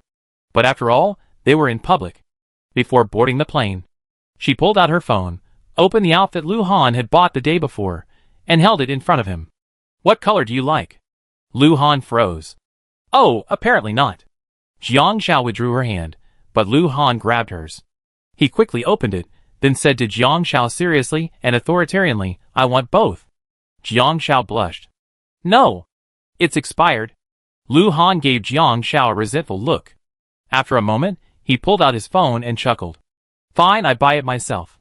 Let her seduce him. "No." Jiang Xiao realized she made a fool of herself. Too late.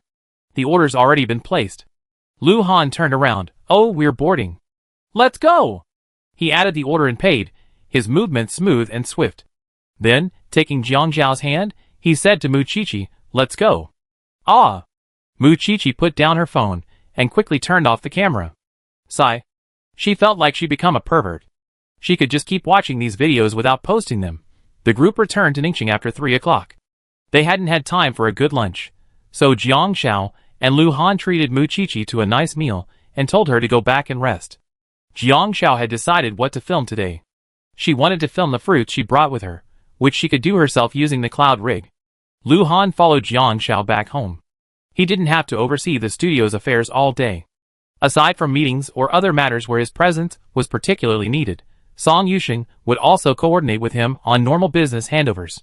When the studio was first established, he provided the initial capital, accounting for capital shares, and a portion of labor shares.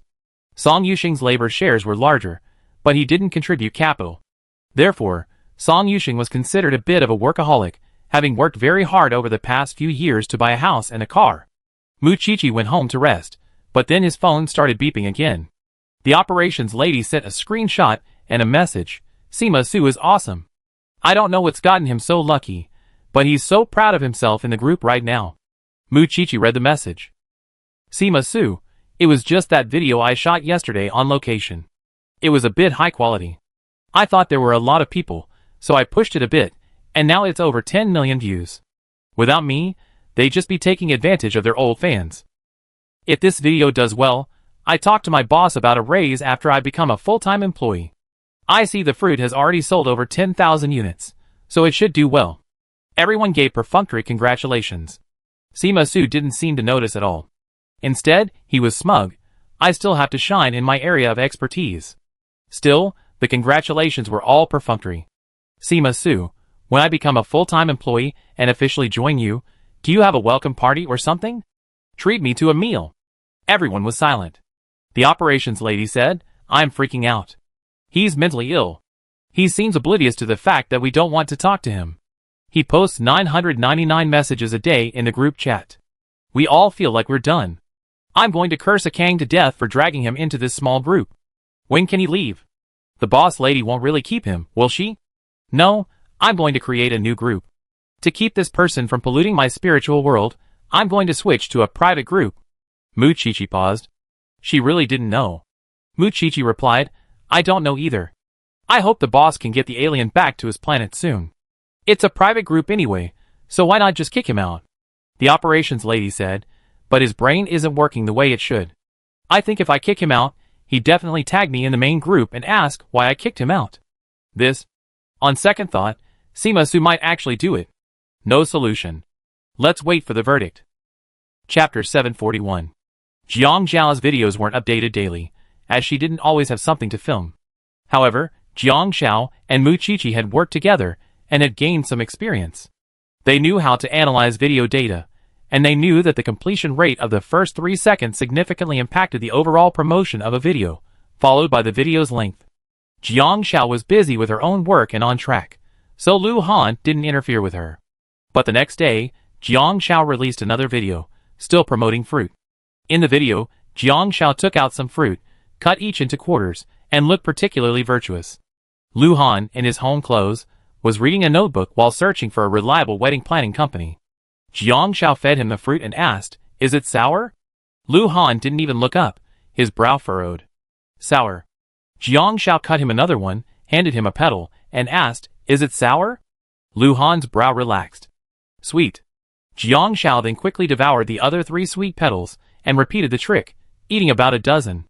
Lu Han couldn't take it anymore and looked up to decline. I can't eat any more. Jiang Shao blinked. The last 3. Lu Han pursed his lips and looked at her. After a moment, he ate them all, 2 sour ones and 1 sweet one.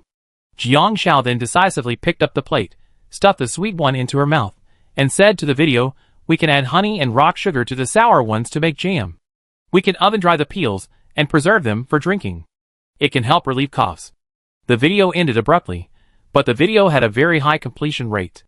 This video immediately helped the fruit Jiang Shao brought break the 6-figure sales mark. The comment section is buzzing with fruit-themed goodies. I suddenly understand what my husband is for. I always thought he was good at nothing but eating, but now I suddenly understand his usefulness. I'm buying this fruit. No one can stop me. Ha ha ha, I want to learn how Shuzai makes jam.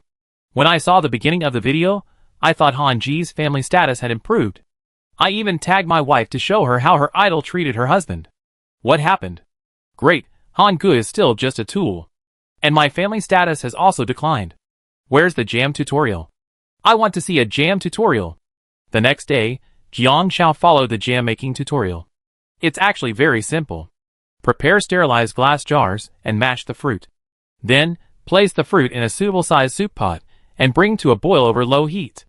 Stir in rock sugar and simmer for 5 to 20 minutes, depending on the amount of jam, until the jam becomes thick and syrupy. Remove from heat. Use a spoon to scrape off any bubbles on the surface and let it cool to room temperature. Then, add a desired amount of honey according to the taste of the jam and refrigerate. The jam can be spread on bread, or you can scoop 2 spoonfuls into warm water and stir it. The fruit is quite sour, but adding sugar gives it a sweet and sour taste. It's also possible to omit the honey, but Jiang Shao prefers the aroma of honey. The 2 videos only garnered a combined 300,000 plus likes, but they directly boosted fruit sales into the 6-figure range. Since Lu Dayong's fruit gift boxes included shipping, the shipping fee was 10 yuan per box, regardless of weight, and the platform took an additional 5% commission. So, the 3 fruit gift boxes Lu Dayong arranged were a 3-gene, 1,000 pound, sampler for 16.9 yuan, a 5-gene, 1,000 pound, box for 19.9 yuan, and a 10-gene, 1,000 pound, box for 29.9 yuan. Fruit generally cannot be returned without a refund unless it's rotten after being opened. Unopened fruit can be returned directly, but by the time it's returned, it's likely already spoiled in transit, making it unusable, and the shipping fee non-refundable, resulting in significant lost costs. However, based solely on price, many people would opt for the 10-gene package for 29.9. Jiang Zhao's sales broke 6 figures, or just over 100,000 yuan, which translates to nearly 1 million gene of fruit sold. Now that the Zhicha platform pays out once the payment is received, Lu Dayong, having distributed over 1 million gene, is incredibly happy. There won't be much fruit left this year. He sent Jiang Shao an additional 10 boxes of fruit, and Jiang Shao had Lu Han take them to the studio and distribute them to everyone. 2 days later, Sima Su, as expected, came to see Lu Han. He mentioned his recent success and asked for a share of the commission from sales after he officially joined. He then sat down in front of Lu Han and said, "This account has gained tens of thousands of followers in the past few days, and we sold so much. You can't just let me get a fixed salary. If I only get a fixed salary after joining, my work would be meaningless." Lu Han touched his water cup. "How much do you want?" Sima Su was instantly excited. "So 5 points? Generally, operations managers get 5 points. Indeed, Lu Han's livestream studio always gave operations managers 5 points. "If you can become a regular employee, I consider it." Lu Han nodded. "If you can become a regular employee, the payout is 5 points. That's fine. If you can't become a regular employee, forget it." Jiang Shao and Mu Qiqi were also studying Sima Su's advertising campaigns. Since advertising campaigns can be viewed in the account backend, you first need to deposit funds into your video account, then use platform coins to invest in traffic. Generally, the minimum investment is 100, and the maximum is 1,000. You can then look at the conversion rate. Mu Qiqi studied it for several days. This investment has a low conversion rate, and several attempts have failed, and the platform coins have been returned to the account. A failed traffic injection means that after a video is played, the wrong audience is selected, leading to them not being interested in watching the video and simply skipping it, thus defeating the purpose of the traffic injection. Additionally, Incorrect timing of the traffic injection can also result in a failed platform token refund. Jiang Xiao looked at Sima Su's bill. He still charged 300 yuan per video. While there seemed to be a lot of traffic injection information, there were also many failed refunds. Jiang Xiao figured out a little bit, and after figuring out how the traffic injection was done, she realized Sima Su was a scam. How many days is his probation period left? 1 week. Mu Qiqi whispered, "Do you want to keep him?" Jiang Xiao looked at Mu Qiqi and said, "Give him a raise." Although it had only been a little over a month, Mu Qiqi had done a lot with her. Not only did he produce the main videos, but he also edited soft advertising videos to help her drive traffic.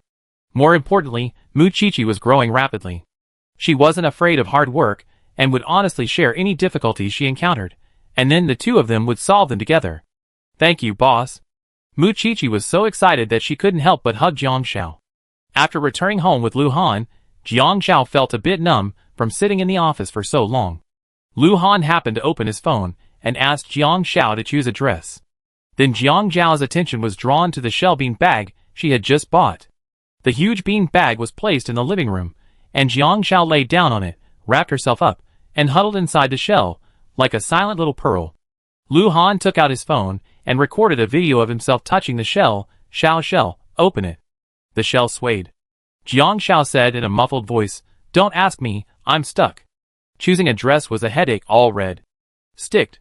It was a new word Jiang Xiao had recently learned online. "If you don't open it, I go in." Lu Han chuckled. "Don't come in, there's no room for you." Jiang Xiao refused, saying it was just right for her to be alone.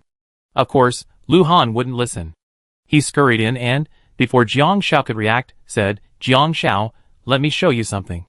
Jiang Xiao paused, about to kick him out. Then Lu Han raised his hand mysteriously, illuminating it with the dim light of his cell phone, and whispered, "My watch is luminous." Chapter 742. Seeing Lu Han so childish, Jiang Xiao could only stand up. "Okay, choose." The two of them lay on the clamshell sofa and began to choose. The wedding was to be Chinese style. These days, weddings are usually quick to plan, and the main thing is the setting. Since they weren't inviting many guests, they didn't want to hold it in a hotel. It happened to be in an ancient courtyard on the outskirts of Ningxin. The courtyard was originally used for traditional photography, featuring a lotus pond under the moonlight and a Chinese-style bamboo house. The rent for the venue for a day was 8,000, but that didn't include setting up the stage. The wedding company would have to set up the venue according to the setting, which would take at least 3 days. Adding in the wedding banquet, the courtyard would have to be restored to its original state after the ceremony.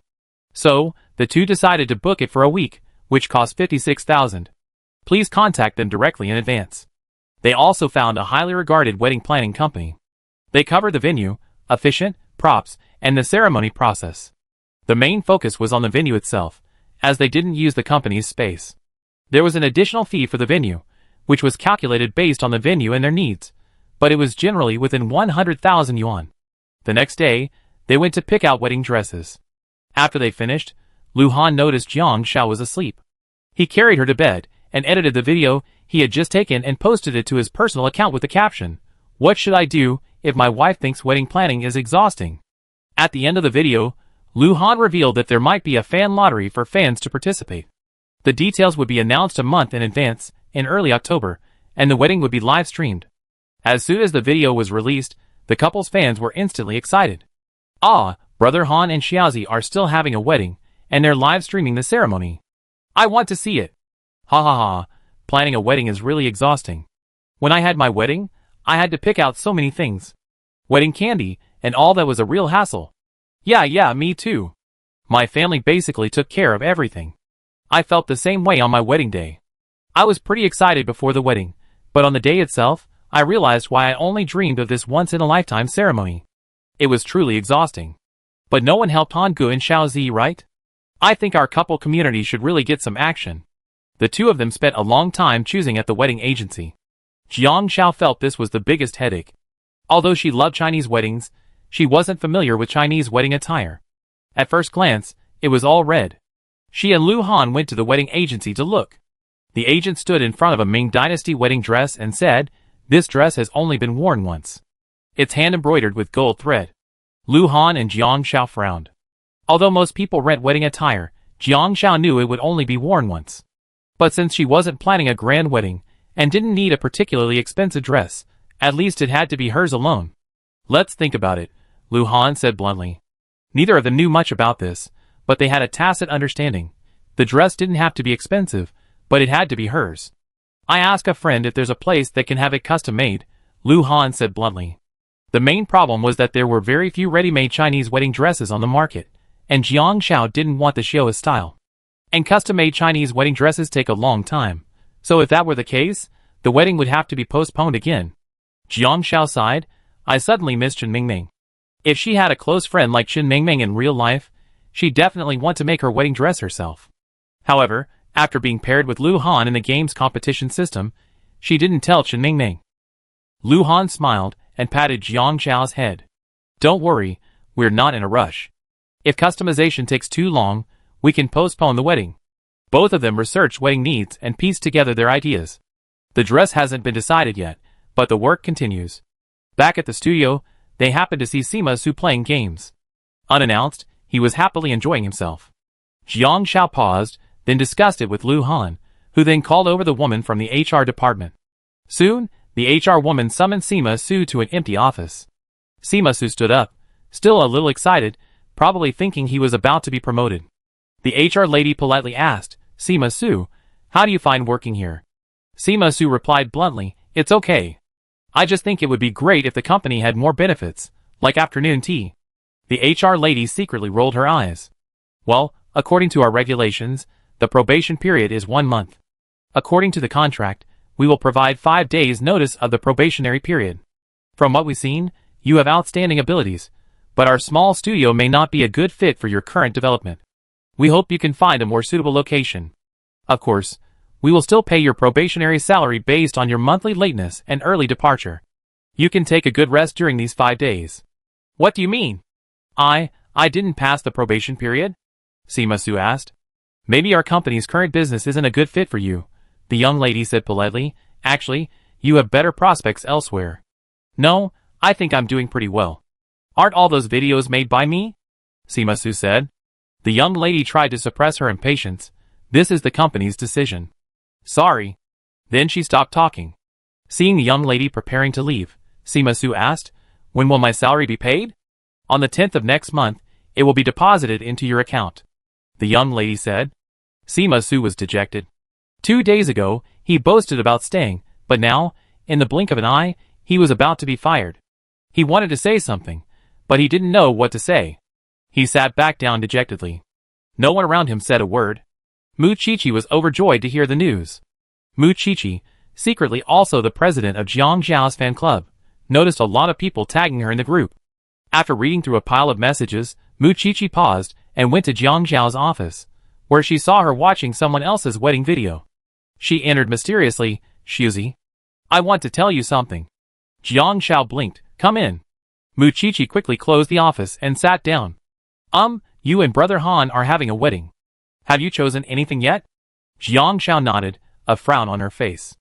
We've chosen a wedding company and a location, but we're still to decide on a time because the wedding dresses aren't ready yet. And then, there's the matter of inviting fans to the wedding. We still have to count how many people to invite. Mu Qiqi suddenly pulled out her phone and handed it to Jiang Xiao. Shuzi, what do you think of this wedding dress? Jiang Xiao was puzzled. Mu Qiqi pulled out a picture, more precisely, a poster with a veil raised, an anime version. The faces of the newlyweds on the poster were clearly Jiang Xiao and Lu Han, but they weren't the real them. They were Little Flower Fairy and the recently returned Buddhist disciple. The alluring red cinnabar between the disciple's eyebrows made it clear. The painting was so beautiful, it seemed almost unreal. It's... After you and Brother Han finished the game, the video of Little Flower Fairy and Buddhist disciple leaked. You didn't know about it at the time, but it was a huge hit in the circle. Some people even remade your videos.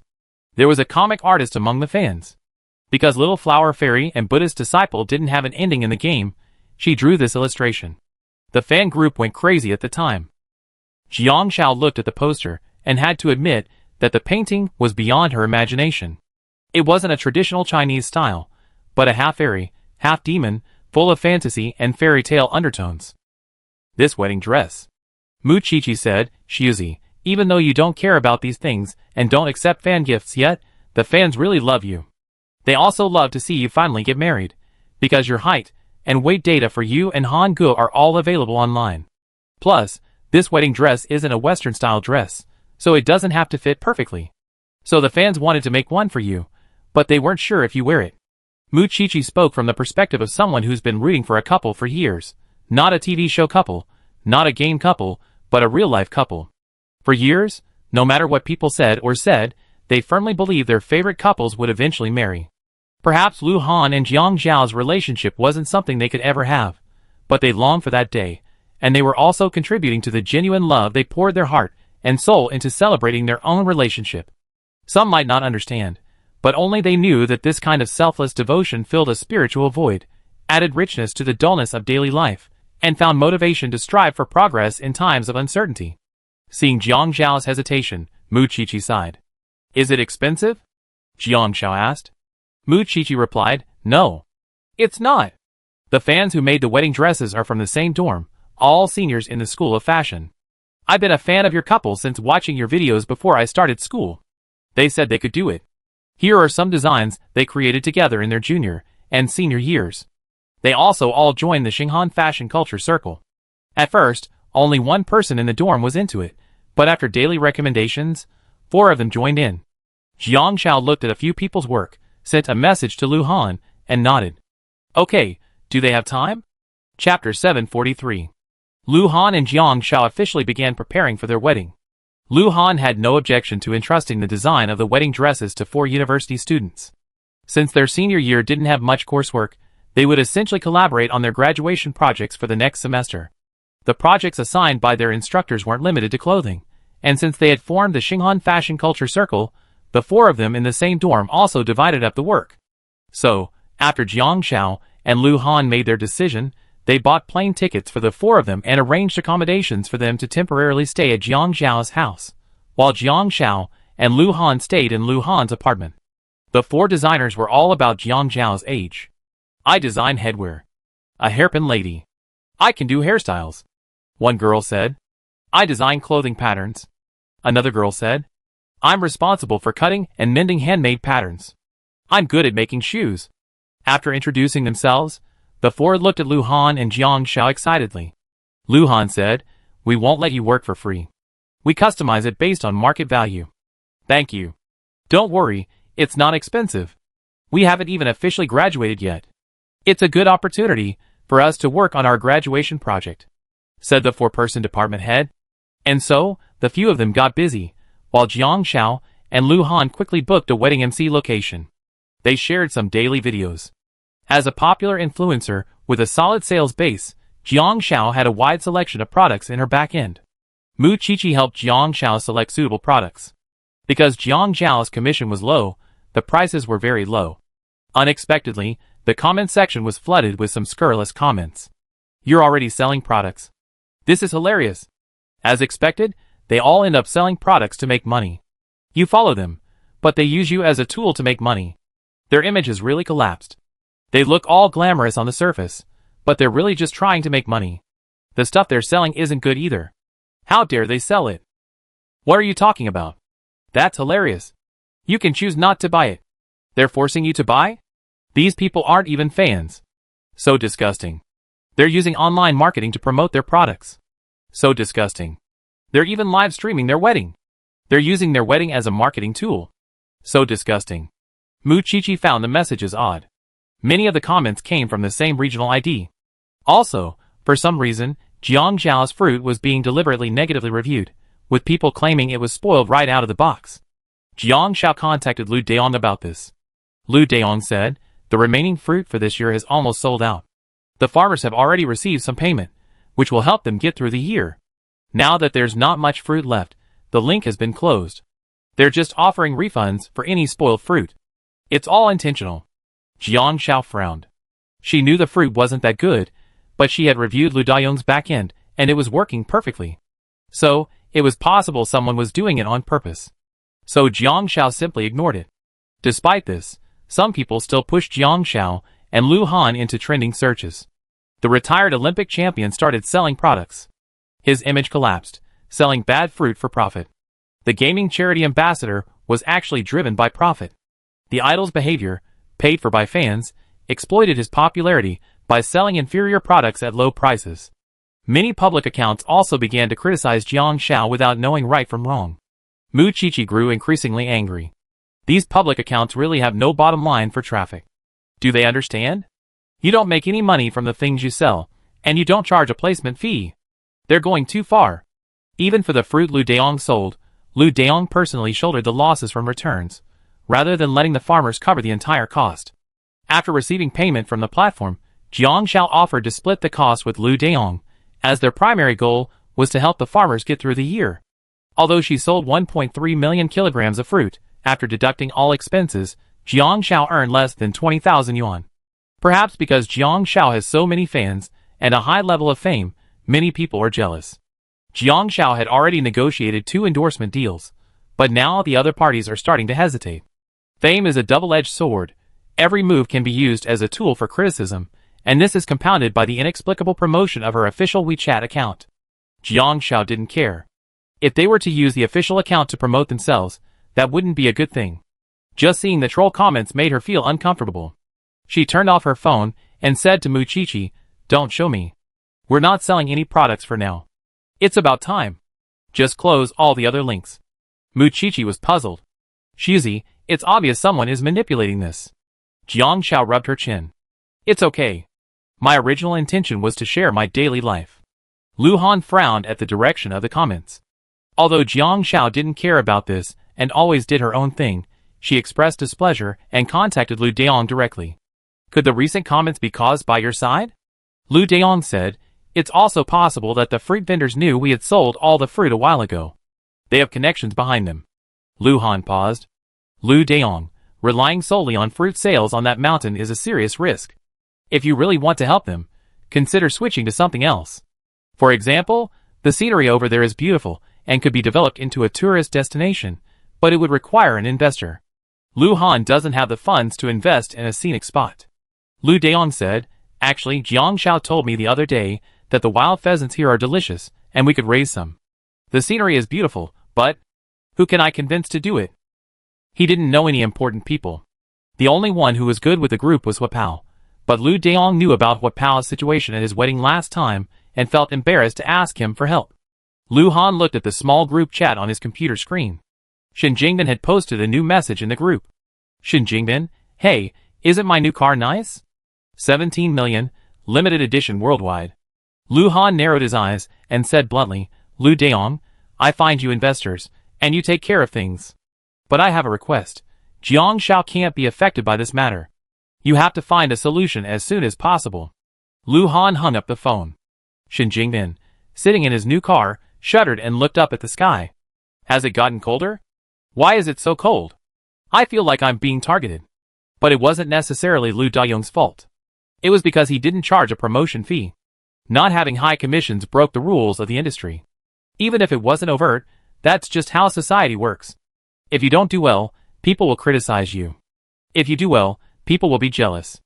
Jiang Xiao disabled the promotion link, and now only one person is left selling insoles, and he's also affected by the malicious guidance of these marketing accounts, who deliberately sell products, return them, and leave bad reviews.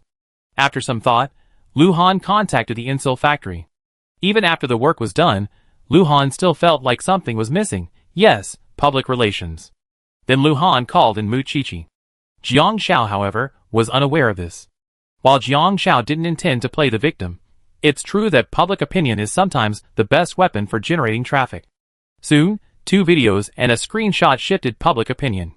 Chapter 744. Jiang Xiao didn't know about this yet. She was busy designing her wedding dress. It felt like she was discussing this with Shen Mingming in the game, except this time, she was designing her actual wedding dress. After Mu Qiqi secured several marketing accounts, she also saw the video someone else had posted and happily approached Jiang Xiao. "Shuzi, look." Jiang Xiao watched the video in confusion. She hadn't watched a video in days. When she did, she had to read the comments. While she didn't mind reading the comments, seeing negative reviews would make her feel particularly down. After all, she wasn't a saint. Being attacked without knowing the truth or the whole story wouldn't make anyone feel good. The first video Mu Qiqi showed Jiang Xiao was from the insole factory. The owner, a middle-aged man, filmed the factory and said, "Actually, I run this factory for many years. Most of the workers here are elderly widows and widowers. They have little experience and only know traditional craftsmanship. But manual labor is expensive, production is low, and few people are willing to buy it. I considered finding a popular influencer as a spokesperson, but the commission they demand is too high for my current abilities. In the video, most of the workers at the insole factory are elderly widows and widowers, some are disabled, and there are only a few young apprentices. When I found Jiang Xiao, my distributor told her about this, and she agreed without hesitation, without asking for a spot fee or advertising. Although the sales volume of the insoles isn't huge, it's enough to keep the factory afloat. I don't know how much longer I can keep going. But I just couldn't bear to see someone willing to help them being misunderstood. The video showcased the ins and outs of the factory, including the handmade insoles, and the rusty machinery in the old factory. Once new machines were installed, these veterans would be eliminated because their learning and cognitive abilities couldn't keep up. Another video was posted by Lu Deong about the disaster in Fushan district last year. Unseasonable winds and rains had led to poor fruit production. In the video, Lu Deong explained, these fruits are indeed inferior, as most aren't sweet enough. However, there are nearly 200 kilograms of inferior fruit in the entire Fushan district. If they can't be sold, it means the fruit farmers here will have a hard time making a profit this year and continuing into next year. Jiang Xiao came to help without hesitation after learning about the situation. She also tried her best to find a balance between the different levels of sourness and sweetness in these fruits. The video also features diligent fruit farmers, including some unsold, inferior fruit that they no longer plan to sell because it's about to rot and won't last the 7-day shipping period. It's truly regrettable. The last screenshot is a screenshot released by the live streaming platform, clarifying their stance. The platform's backend clearly indicates the commission rate set for each live streamer, and these rates are set by the live streamers themselves. They blurred the names of the other live streamers and ranked them from lowest to highest by commission rate, with Jiang Xiao ranked first. It's only 3%, and it's never changed. The second to last one has 12%, and the first one has a whopping 60%. Given Jiang Xiao's ability to sell products, she could have sold them even if she'd taken a higher commission, but she doesn't. Furthermore, she doesn't charge a placement fee. All products are selected by her team after independent research and analysis. After showing Jiang Xiao the post, Mu Qiqi confidently said, now they got nothing to say. Those haters are going too far. I even prepared 300 marketing accounts specifically to tell you the truth and give them a good slap in the face. Jiang Xiao was surprised. When was it done? How come I didn't know? This. Mu Qiqi was so happy that she let it slip. Looking at Jiang Xiao, she said, Brother Han asked me to do this. Well, Brother Han is my boss too. Jiang Xiao paused. 300 marketing accounts, how much would that cost? She knew PR was the most expensive thing. Not expensive. Less than 30,000. Mu Qiqi said, we bought these accounts long ago. We also post about current events and hire someone to write an article for promotion. But as long as the results are good, a few tens of thousands of dollars is nothing. Your fans now extend beyond gaming to national fame. Shuzi. You broken through. Jiang Xiao blinked. Lu Han was on the phone in the office. When she approached, Lu Han was still talking to someone, his finger on his lips silencing her. Well, I consider it. You can come over and see it in a couple of days. After hanging up the phone, Lu Han extended his hand. Jiang Xiao walked over and sat on his lap. She put her arm around Lu Han's neck and counted carefully with him. Our wedding is going to cost a lot of money. You spent so much on PR. I bet you contacted Lu Deong, the insole factory, and the platform. Lu Deong and the insole factory have resources. Contacting the platform won't be a problem. We can just negotiate with them. Lu Han hugged Jiang Xiao. The platform used connections to get them to release their backend data. But this PR isn't just for you, it's also for me. Lu Han's words were clear, but Jiang Xiao didn't quite grasp them. Lu Han looked at Jiang Xiao. Why do people make money? Besides for themselves, they also want to make their lives better. But money isn't the only thing that gets you there, you also need strength and connections. I don't enjoy interacting with the public, but I learned a lot from gaming. If I continue to sail alone, I'd be targeted just like you. So I made a decision. Jiang Xiao was puzzled. What decision? Lu Han looked at his studio and said gravely, accept financing. This small company only has 30 or 40 people now. If we want to expand and move forward, we need financing. Giving others a share of the pie will only encourage them to play, and that's how you gain a firm foothold. In fact, anyone else would have accepted the financing long ago. However, Lu Han moved his studio to Ningxing for Jiangshao, cutting ties with Beijing, which many people found regretful. After all, there aren't many companies in Ningxing that specialize in this field, and even fewer have the financial resources to invest heavily in Lu Han. Now that Lu Han has achieved success in live streaming, he's a promising stock, so many people want to talk to him. Jiang Shao thought it didn't matter if it was Lu Han's career. So I want to ask you, are you willing to join me on this journey? Lu Han said. Raising funds means expanding scale and becoming more commercialized, rather than the current situation where he can come and go as he pleases, skip work whenever he wants, and perhaps even meet people, just like in a game. Can you understand this as, you want me to conquer NPCs together? Lu Han frowned. It's just a real-life NPC. Jiang Shao paused. Then can I still do what I want? Yes. Lu Han said you met him too. Who? Jiang Shao was curious. Mr. Yang, Hua Pao's father-in-law. Mr. Yang, the one he met on stage at Hua Pao's wedding. To be precise, the contact was Hua Pao. He understood what Lu Han had said, and didn't want to be a washed-up streamer, nor did he want Yang Meng to be ridiculed. Since he had someone backing him, why not leverage his resources? After much thought, the only capable person he could trust was Lu Han, so he came to talk to Lu Han. Mr. Yang had reviewed Lu Han's company's credentials. It had been established for less than 6 years, but its revenue had been growing annually, and its staff size was constantly expanding. As long as Lu Han was given a larger platform and a broader scope, raising funds and going public would only be a matter of time. With financial support, it could even be achieved faster. Mr. Yang's live streaming platform was planning to open a subsidiary in Ningxing. If he could directly raise funds and become a controlling shareholder, that would also be possible. How's that? Lu Han wasn't sure if Jiang Shao was willing. He could go home every day, but there would be unexpected business situations, and he'd have to balance company and family as best he could. If Jiang Shao didn't want to, the two of them could actually live well with this small studio. Why not? Jiang Shao held Lu Han's hand. You can strive hard while you're striving. Striving today is so you can be more free to do what you want tomorrow. One day, they too would grow old. Popularity wasn't eternal. Real life had just begun. They had to be prepared to face life's greater challenges. But I have a request. Jiang Shao thought for a moment. You tell me. Lu Han raised an eyebrow. Jiang Shao poked Lu Han's chest with her finger. People should have a conscience. Money is endless. We can't do anything illegal. We must have morals. Lu Han's chest felt itchy from Jiang Zhao's poke. He grabbed Jiang Zhao's small hand and said solemnly, the clothes seem to have arrived. If you wear them for me tonight, I might consider being a little more moral. Jiang Zhao, ? She quickly stood up. Sleep alone tonight. Lu Han, ? Quickly changed her tone. Actually, you don't have to. I'm already quite moral. The people in the studio were sharing a piece of watermelon, looking curiously at the office. True. Spectators? Eating watermelon right there. Chapter 745. Facts have proven that countering public opinion with public opinion is effective. Not only did the comments shift, but it also unexpectedly received a high degree of praise. The reason was a video from the Toyama district mayor, who described himself in a self-narrative. In the video, the Toyama district mayor appears to be a middle-aged man, only 40 years old, but who appears to be closer to 50. He said seriously, Fushan district used to be very backward. Over the past few years, we've been trying to change things. Starting with fruit planting was an experiment, and it's yielding very good results.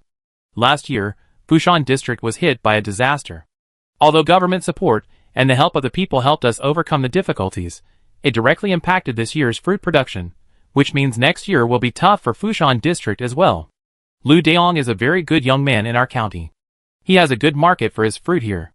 But this year, the problem is fruit quality. Many people are reluctant to take on fruit with quality issues, fearing it won't sell. After consulting with the local community, Lu Daong suggested a solution, finding Jiang Shao to promote the product.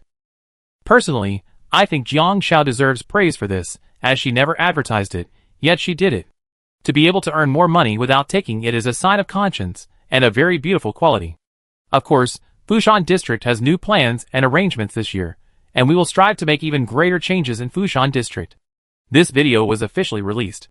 Being officially released is equivalent to certification.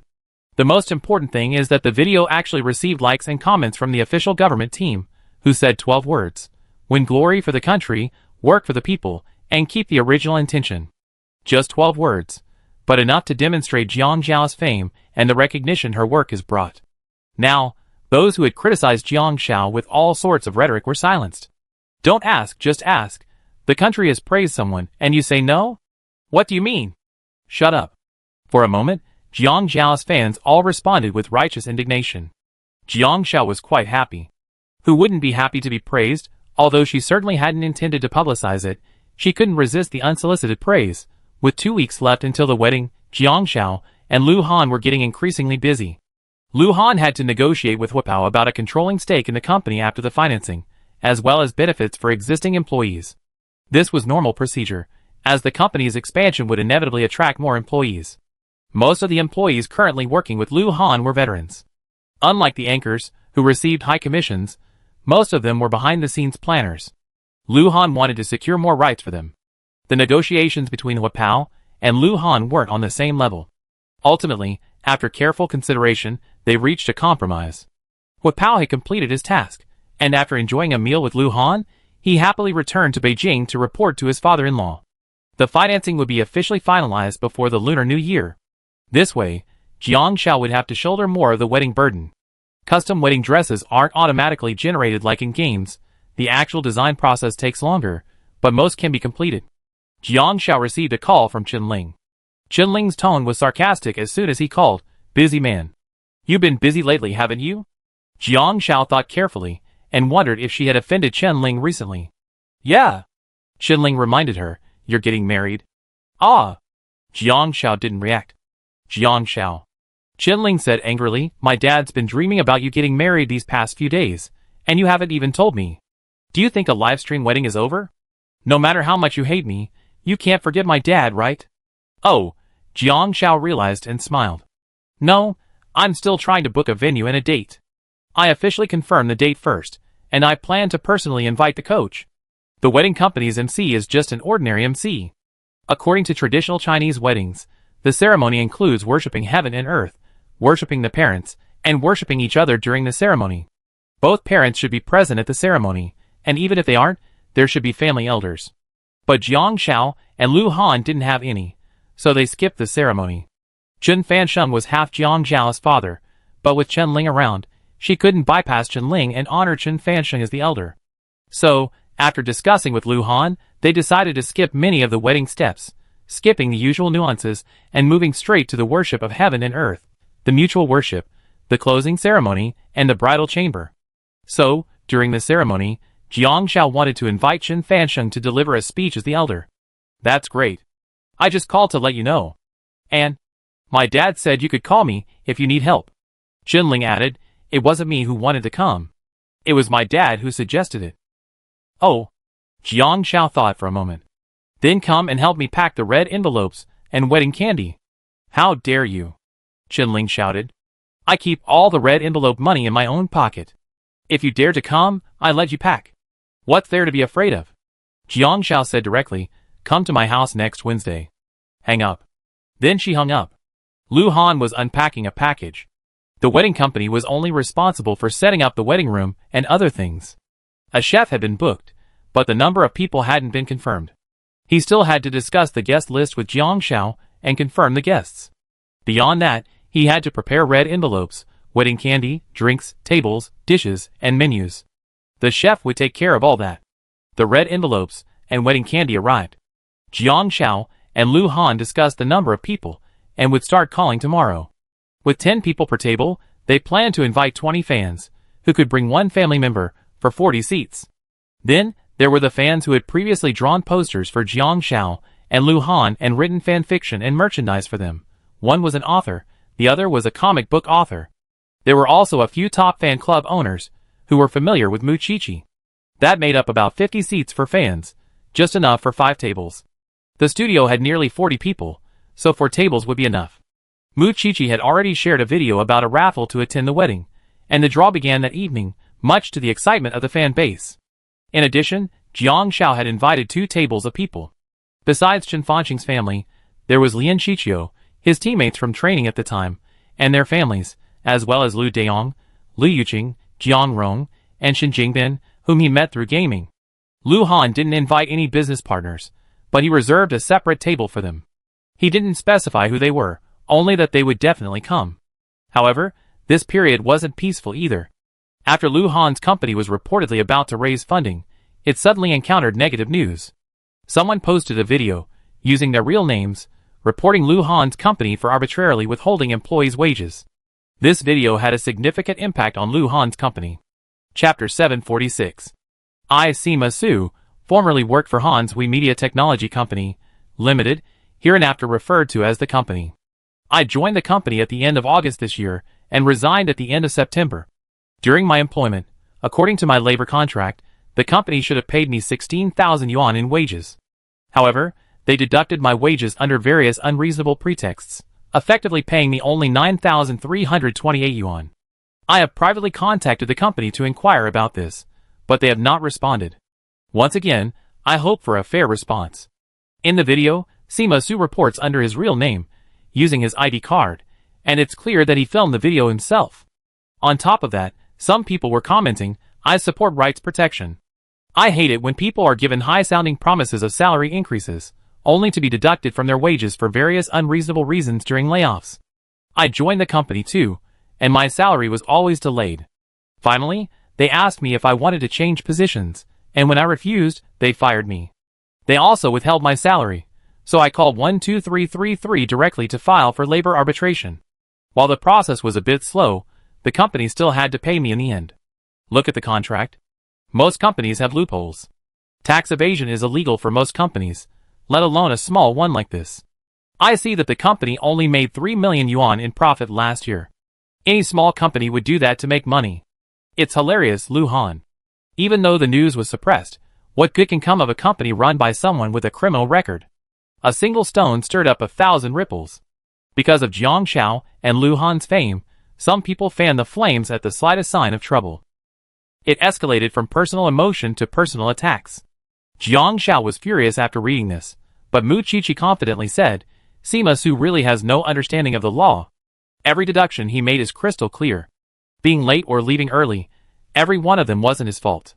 It's over 8,000 likes, and the popularity is still growing. Jiang Xiao frowned. Will this have an impact on the company?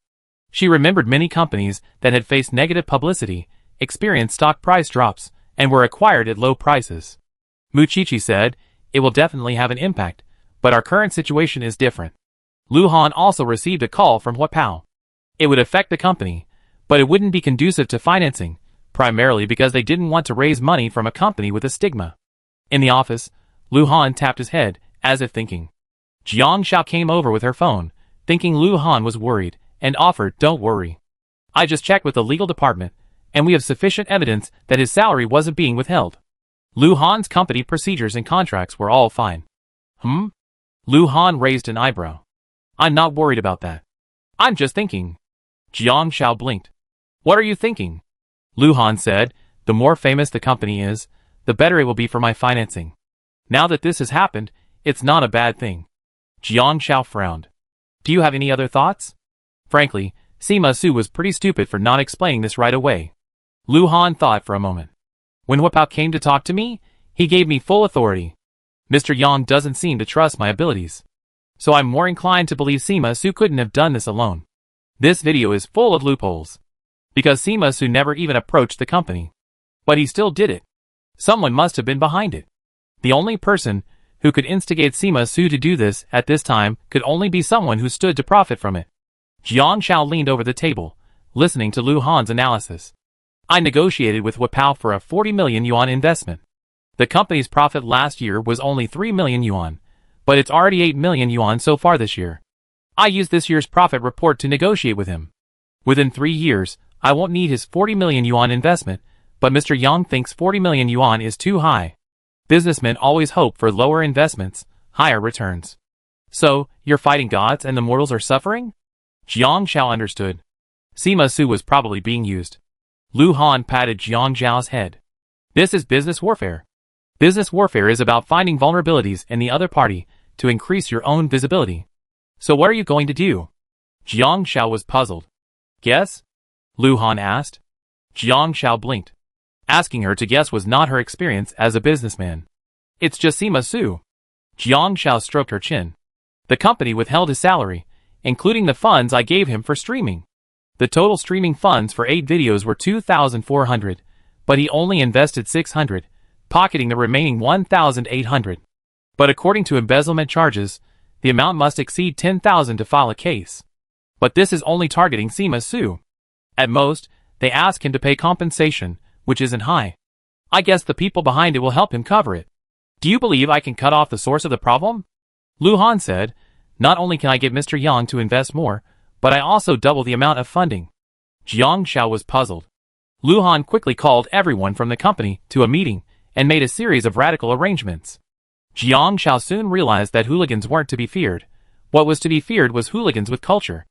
Over the next few days, under Lu Han's direction, several public accounts exposed several of his current top-ranked streamers and directed comments to attack them. He proactively purged followers, including a large number of fake followers, causing the streamers to appear to have lost a significant number of followers. Then he directed the streamers to make some very obscure remarks during their live broadcasts, saying, for example, that salary deductions were normal. This immediately became a trending topic. Sima Su, seeing this trend, grew even more complacent and began broadcasting his unruly and reckless rumors. It's no wonder Lu Han knew Sima Su well. Hansui Media Technology Company, Limited was excluding employees. Hansui Media Technology Company, Limited was suspected of tax evasion. Several major hot topics directly caused Lu Han's company's reputation to plummet. But Lu Han remained unfazed. After 3 days of simmering, someone finally came to his door and, following the accusation, demanded that Lu Han's company provide its account books and detailed income and tax statements. Only then did Lu Han begin to fight back. Jiang Xiao was surprised to see Lu Han produce all sorts of evidence. Lu Han looked at the accuser and said gravely, according to tax standards, our company should have paid income tax last year, but the underpayment was due to tax deductions. Last year, our company donated 300,000 yuan to a charity. This charity was established by you. It's a private one, the other party said after reviewing it. Yes, but this fund has already been used to build a poor primary school in a remote mountainous area, and it's almost complete. I have complete documentation proving the donation. A corresponding tax deduction can be made against corporate taxes. Lu Han said, it's a personal fund because the company doesn't have enough controlling shareholders to be established under the company name. Funds can only be raised in the names of shareholders, but I already obtained charitable foundation certification for this fund. The inspector quickly checked the qualifications and reviewed Lu Han's account books, ultimately confirming they were all in good standing. Thank you for your cooperation.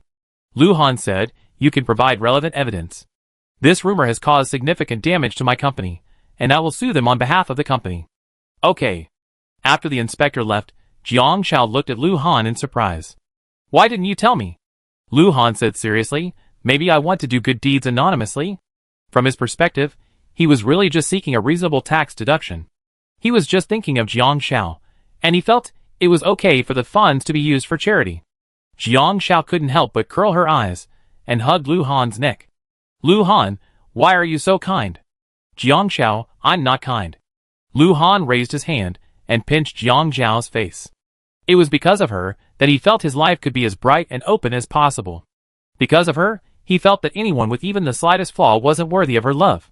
Then Lu Han pulled out his phone and said seriously, Jiang Xiao, the clothes are here. Think about it. He treated it as a reward for his efforts to fill himself with morality. Jiang Xiao, question mark. Morality equals sexy pajamas? I really wanted to punch him. But after a moment, Jiang Xiao raised her head proudly, only one set. Lu Han quickly looked down at his phone. Was it black, white, or pink tonight? Chapter 747. Lu Han ultimately chose pink. That evening, Jiang Xiao transformed into a pink and tender little bunny, devoured by the big bad wolf. But this business war wasn't over yet. Regarding Sima Su's rumor-mongering livestream, Lu Han had his every word recorded. A lawyer's letter was quickly delivered to Sima Su. Based on the traffic revenue generated by the streamer, his rumor-mongering had caused a recent decline in traffic and followers, resulting in losses exceeding 400,000 yuan for the company. Adding to this the damage to the company's reputation during this period, Lu Han directly ordered the lawyer to demand 1 million yuan in compensation. This frightened Sima Su. He couldn't afford the 1 million. But he had connections. Just then, the other party sent a message. 2 million, compensation, take responsibility. 2 million. More than enough to pay. Sima Su was about to agree when someone knocked on the door. He went to open it, and was startled. Lu Han. Why is Lu Han here? Lu Han glanced around Sima Su's small rental apartment, and asked, how much did that person give you? What? What money? Sima Su denied it outright. Now Lu Han was in front of him, and that person was asking for money. Lu Han touched his watch. 2 million? Sima Su was so greedy, he should be satisfied with a small profit. How did you know? Sima Su quickly covered his mouth. No. I don't know. Song Yuxing closed the door, and Lu Han directly negotiated with Sima Su. Want more? I teach you a way. Sima Su was stunned. After negotiating for half an hour, Lu Han left Sima Su's small rental apartment of a few square meters and got into his car. In the car, Jiang Shao kept asking Lu Han, is it done? Lu Han checked the time. Wait. After waiting for about 20 minutes, Hua Pao called. Lu Han, are you really going to do this? You're ruining your company's reputation like this. Lu Han said bluntly, of course I have my own way. However, if Mr. Yang doesn't increase the amount, Mr. Yang's losses might be greater. After all, at worst, both sides will suffer. Hua Pao was silent. A moment later, Mr. Yang's voice came from the other end. How much does he want? Lu Han said, 80 million. The funds would double. Hua Pao didn't understand, but he felt Lu Han's appetite was a bit too big. He himself only made around 2 million a year, and Lu Han had already increased his funds from 40 million to 80 million in just a few days. After a long wait, Mr. Yang said, you should have other resources to help your company win a complete victory. As expected of Mr. Yang, Lu Han said politely. Mr. Yang said, 100 million? I'm not giving the 20 million to your company, I'm giving it to you. Boss, you're so generous. Lu Han said respectfully. After hanging up the phone, he looked at Jiang Shao and raised an eyebrow. The slush fund suddenly has 20 million more. Jiang Shao blinked. Song Yuxing didn't understand. Brother Han, what did you say to Sima Su? Jiang Shao was also curious. Lu Han said, the people behind Sima Su promised him 2 million. 1 million was compensation for the company's reputational damage, and 1 million was for himself. I told Sima Su he could give more. After he received 2 million, he called the other party and told them it was too little. If they didn't give him the extra 1 million, I would make this matter public with the company behind him. Song Yuxing was surprised. Sima Su is arrogant and greedy, so he definitely want the 1 million. Jiang Shao understood, but he might not accept it. Well, if he doesn't accept it, I have him apologize and cry poor on the platform, and then I reduce the claim amount to 1 yuan, effectively giving him 1 million. But I insist he do it. Lu Han smiled. He didn't give it, so he's going to quit while he's ahead. Brother Han, how do you know it was Mr. Yang who asked Sima Su to do this? Song Yuxing asked curiously. Jiang Shao reacted quickly. It's not surprising. When Hua Pao brought his team to inspect, he was accompanied by someone who was truly Mr. Yang's man. Sima Su had just been laid off during those days, so a little inquiry would reveal that. Well, they gave Sima Su 100,000 yuan before this incident, and you can check the amount through the remittance account. Lu Han said, Sima Su didn't contact the company because he had calculated his own expenses and paid for his own lateness and early departures. So it wasn't targeting Sima Su. Mr. Yang wanted to test the company's strength and my abilities. So he initially made a big deal out of it, thanks to Sima Su's loose lips. He also wanted to capitalize on the buzz and gain some attention himself, even starting a live stream to capitalize on the success.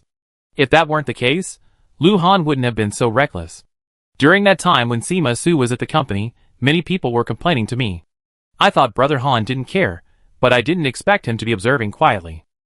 Song Yuxing truly admired him. Jiang Shao asked curiously, so you asked Sima Su to ask for 3 million.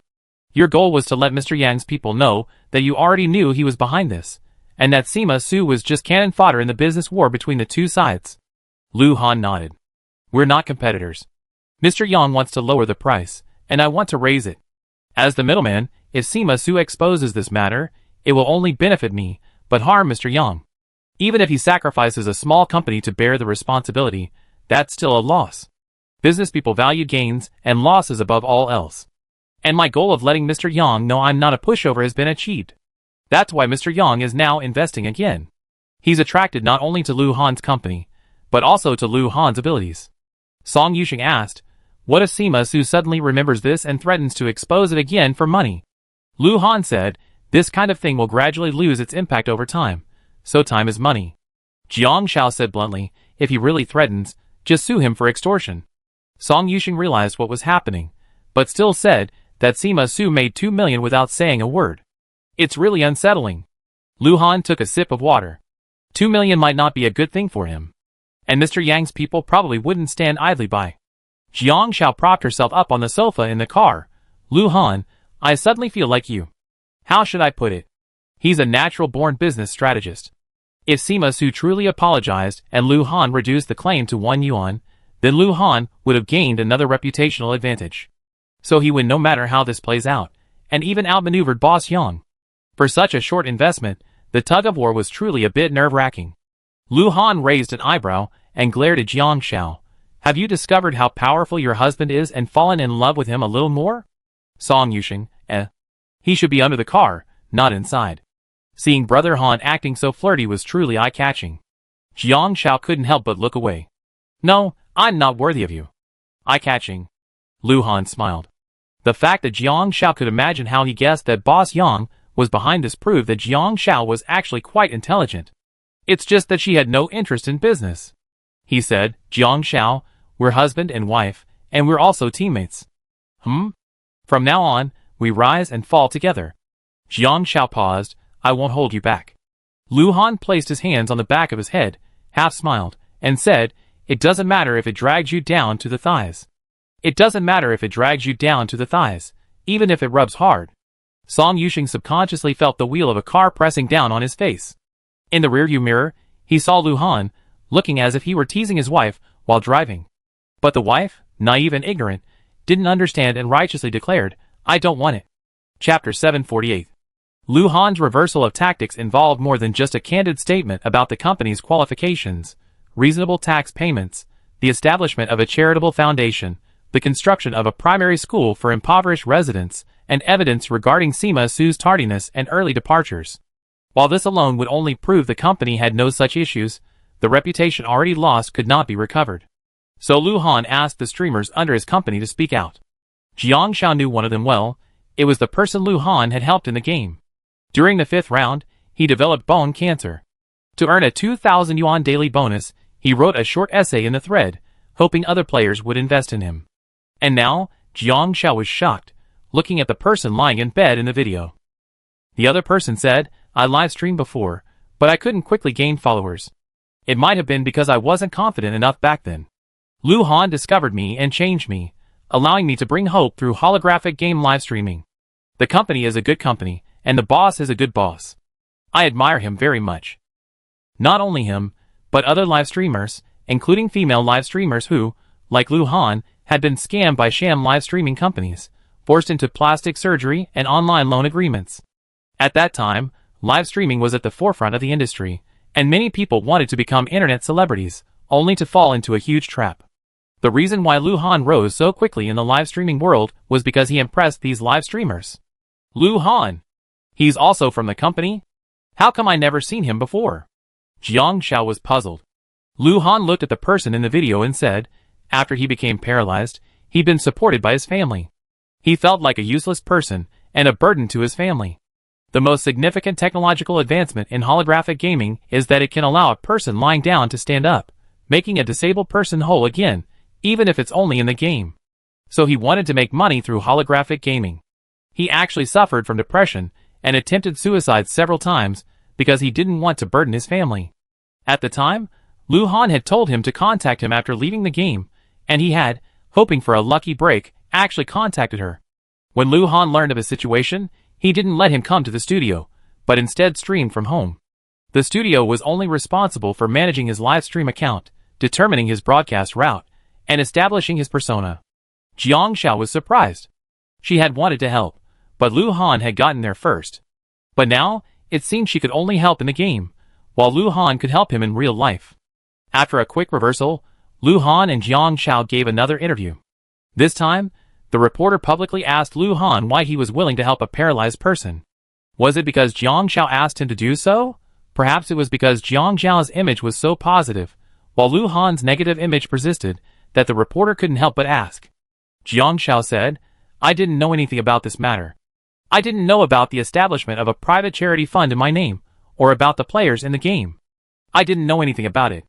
Lu Han said, although she doesn't know it, she did teach me that kindness is important, but that kindness should be reserved for those truly deserving. I wanted to help him not because he was paralyzed, but because, despite his circumstances, he was willing to strive for life instead of giving up on himself. This made me realize his determination to succeed. The reporter was stunned for a moment and asked Jiang Xiao, do you agree? Jiang Xiao thought for a moment, I agree. Kindness should be shown to those who truly deserve help. Some people exploit sympathy to gain benefits, while others, despite facing dire circumstances, strive to save themselves. True kindness only has meaning when it's shown to those who deserve it. The reporter lamented, the game to live has been over for years, and everyone thought its popularity had faded. But your appearance suddenly made me realize that its impact goes far beyond that.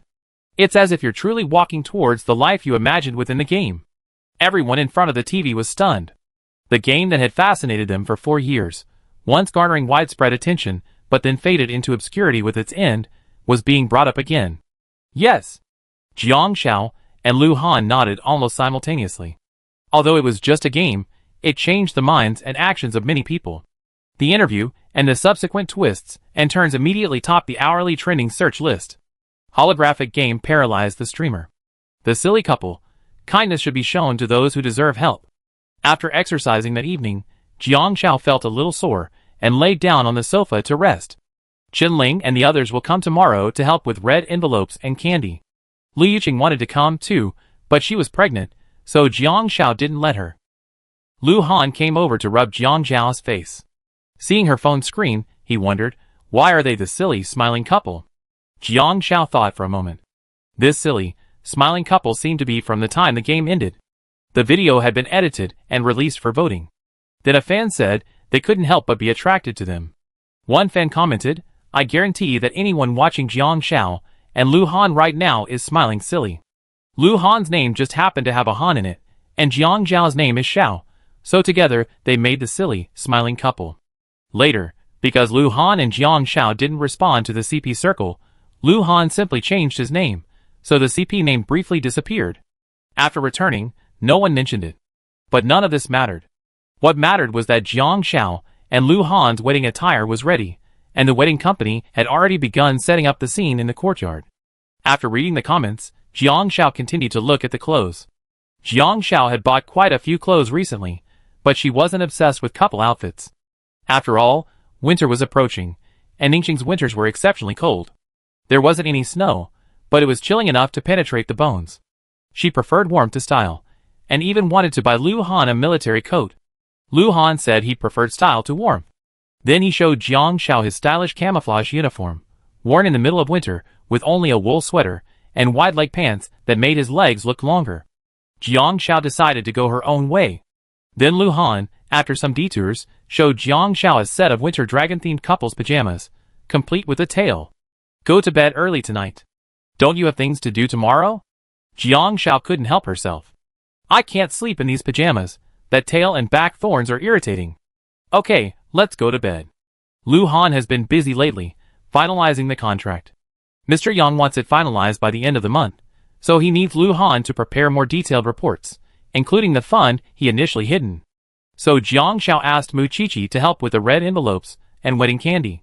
Since there were only 15 tables, meaning 150 people, things went pretty quickly. The next morning, Mu Qiqi arrived at 10 a.m. Qianling arrived at 11 a.m. Jiang Xiao and Mu Qiqi were already halfway through their work. Seeing Qianling approach, Jiang Xiao shoved the remaining pile of work in front of him. You're just in time, get to work. Qianling, even the donkey needs to catch its breath before turning the mill. I just got here. How rude. Jiang Xiao poured Qianling a cup of hot water. Then the donkey should drink some water before you get back to work. Qianling, ? Who are you calling a donkey? Chapter 749. By noon, the red envelopes and wedding candies were all wrapped, just waiting for the wedding. Jiang Xiao made 2 glasses of juice for Mu Qiqi and Qianling, and cooked 3 pots of clay pot rice. Clay pot rice is steamed rice in a rice cooker with a little extra water until it's slightly moist. Then, it's placed in a clay pot and flattened. Vegetables, sliced sausage, pork ribs, chicken gizzards, corn, potato slices, and other side dishes are placed on top of the rice. The rice is then simmered in the clay pot, creating a layer of golden rice crust beneath the rice, fragrant and crispy.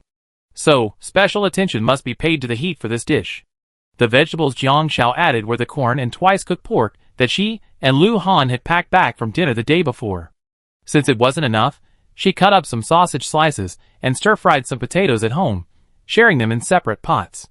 Since the corn and twice-cooked pork were leftovers, Jiang Xiao kept them in her own pot and gave the sausages to Chenling and Mu Qiqi.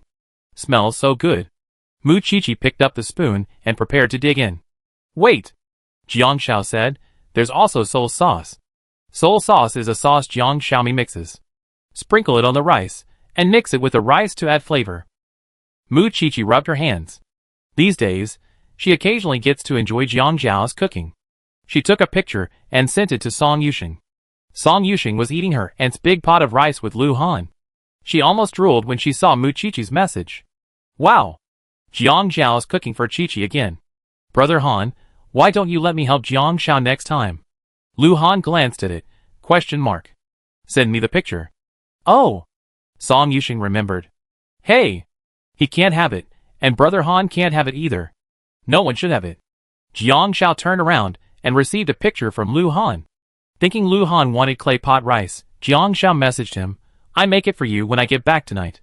Lu Han, okay, I make it for you when I get back tonight. Next to her, Chenling looked at the dishes in Jiang Xiao's clay pot rice.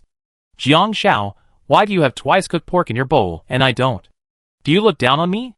Without a word, Jiang Xiao swapped pots with Chenling, shutting her mouth. Chenling was just awkward. Growing up, he'd been accustomed to looking at Jiang Xiao like she was covered in thorns, and he couldn't break it. Now that Jiang Xiao had decisively switched pots, Chenling was quite happy. Don't ask why, it was just a habit. Jiang Xiao looked at Chenling in confusion. So happy to eat leftovers? Twice-cooked pork was leftovers. The texture of the meat was slightly worse, but it was more flavorful. But to Chenling, it was all the same. The goal wasn't to eat the twice-cooked pork. The goal was to eat what Jiang Xiao had in her bowl. Mu Qiqi struggled to pry open the rice crust, oblivious to the strange feeling between them. Chenling prepared to leave. Before leaving, he handed Jiang Xiao a red envelope and tilted his head. I won't be at your wedding. Jiang Xiao said, no. What's the point of not coming? Chenling simply placed it on the sofa. Do you want it or not? When my parents come, don't mention me to them. Just say we don't get along. Otherwise, my dad will definitely push me when he sees you get married. Chenling was a few years older than Jiang Xiao. She could imagine the mental torture she would endure on Jiang Xiao's wedding day. So, this was Chenling's goal. Jiang Xiao took the red envelope and opened it in front of Chenling. Hey! Are you giving me any respect? Who would open their gift money in front of others to see how much is inside? Jiang Xiao not only opened it, but also took out each bill and counted them out. 600? After counting, she reluctantly agreed. Okay, it's barely enough to keep me quiet. Remember to give me more next time I have a child. After all, I have 2 mouths to feed then. Chenling, ? This one isn't even over yet, and I'm already thinking about the next one. Really? Seeing Jiang Xiao happily accept the money, Chenling left without saying anything. Mu Qiqi was a little curious. Shizi, who is this person? Yes, my coach's daughter, Jiang Xiao said. Is she feeling bad for you? Mu Qiqi thought carefully. I can't describe this feeling. It's just, I feel like there's something going on between you two. Mu Qiqi couldn't describe it. It was like the bickering couple in a TV drama. Something going on, that's a good way to describe it. Jiang Xiao said bluntly, we're not going to get along. After all, she and Chenling had been through such a turbulent time for so many years. Even if they knew what was going on, there was no way they could shake hands and make peace. They couldn't talk properly. Because she was busy with the wedding, Jiang Xiao's daily videos consisted of ordinary daily videos, and the countdown to the wedding. The ceremony video also needed to be filmed on the wedding day. Mu Qiqi didn't film anymore. After all, her video editing skills weren't good enough. Professional editing and filming had to be done by professional editors and photographers. So she would be responsible for live streaming the wedding from Jiang Xiao's phone. Almost everyone Jiang Xiao and Lu Han invited would come. The fans who participated in the lottery were all booked into the same hotel the day before the actual wedding. Because the hotel had a partnership with the company, they could get a discount on business suites. After the fans drew their prizes, they spontaneously organized themselves into rooms. Besides couples, they also booked standard rooms or triple rooms based on their own gender. The night before the wedding, Jiang Xiao and Lu Han went to see the venue. The ancient courtyard, originally dominated by green, was now filled with festive cheer. Lanterns with the character happiness adorned the eaves, and palace lanterns also featured double happiness. There were stone paths and small steps. Next to it was a small bamboo hut containing a zither, chess mats, and other items. Then, there was the main hall for the ceremony, and the inner room for the bridal chamber. Of course, the bridal chamber wasn't held there, it was just the venue for the ceremony. The banquet was set up in the front yard, which also served as the main ceremony platform. In addition to flower baskets and red curtains, there was also a sandalwood table for worshipping heaven and earth. The ceremony ended in the front yard, and the subsequent video was filmed in the backyard. The MC requested a rehearsal. In addition to the bride and groom, Jiang Xiao and Lu Han, there were 4 bridesmaids and 4 groomsmen. It just so happened that the 4 bridesmaids were the ones who had made Jiang Xiao's dresses, and the 4 groomsmen were single employees of Lu Han's company, including a small anchor. They wore 4 dark red, straight-hemmed outfits rented from a wedding company. The ceremony omitted the welcoming, receiving, and wedding celebrations, so the rehearsal went quickly. After returning home, Jiang Xiao received a surprising call. "Jiang Xiao, this is Yu Qingqing." Yu Qingqing? Jiang Xiao hadn't expected this. After all, Yu Qingqing was now a popular young actress. "Yes, well, I thought you'd forgotten me." Yu Qingqing sounded a little embarrassed. "But your wedding is tomorrow, and I happen to be filming in Ningxing recently. So, can I come to your wedding?" This was the first time Jiang Xiao had ever met someone who offered to attend a wedding. "But, since you're a celebrity now, wouldn't you?" Jiang Xiao hesitated. She only has traffic, which is different from celebrities. Most of her fans are just casual fans, a bit like Seoul fans. But Yu Qingqing's fans are the kind who hold up light signs, and are much more enthusiastic. They even investigate Yu Qingqing's itinerary, including her arrival and departure times, and provide her with airport pickups. "Don't worry, it won't cause you any trouble," Yu Qingqing said. Jiang Xiao had reserved 1 table for emergencies. "Then I send you the address. Lu Han and I probably won't be at the banquet tomorrow morning." "That's okay," Yu Qingqing said. She just wanted to offer her blessings. After hanging up the phone, Jiang Xiao suddenly whispered, "Lu Han, isn't 15 tables too few? I have a feeling there's going to be a lot of unexpected situations tomorrow." "Will there be a lot of unexpected guests?" Lu Han smiled. "Of course they are. That's why I asked the chef to add 5 more yesterday." "What if 5 tables aren't enough?" Jiang Xiao couldn't help but wonder. "The main unknown is hard to guess." Lu Han said then. "We just have to eat standing up. Plenty of food." Although there were only 40 fans who had retweeted the raffle, offering flights and a hotel, fans would invite fans, and if they spread the word, perhaps other fans would come. They couldn't refuse. They could only say, "Hopefully that's enough. If not, we have to eat standing up." And at that moment, just as Lu Han and Jiang Xiao had imagined, a quiet gathering was underway at the hotel where the fans were staying. Chapter 750. Qijin is a typical fanatic. She's actually been chasing stars for quite a while. She started in junior high, liking TV dramas and actors, then grew up chasing celebrities, and finally couples. Back then, while others worked part-time to earn money for living expenses and buy things, she did it to chase her idol. She's the kind of person who can't find her dream. She earns money to spend on the people she loves. Later, she fell in love with Jiang Xiao and Lu Han, donating to their live streams. Although it wasn't much, she simply enjoyed it. But for a long time, this couple was obsessed with Lu Han's ID. She wanted to follow other couples, but after Lu Han and Jiang Xiao, chasing other celebrities didn't feel satisfying. This led her to save quite a bit of money. This year, Jiang Xiao was promoting her products, and she bought 100 pairs of insoles in one go, enough for her to wear until she died. She ate 10 boxes of fruit until her teeth ached.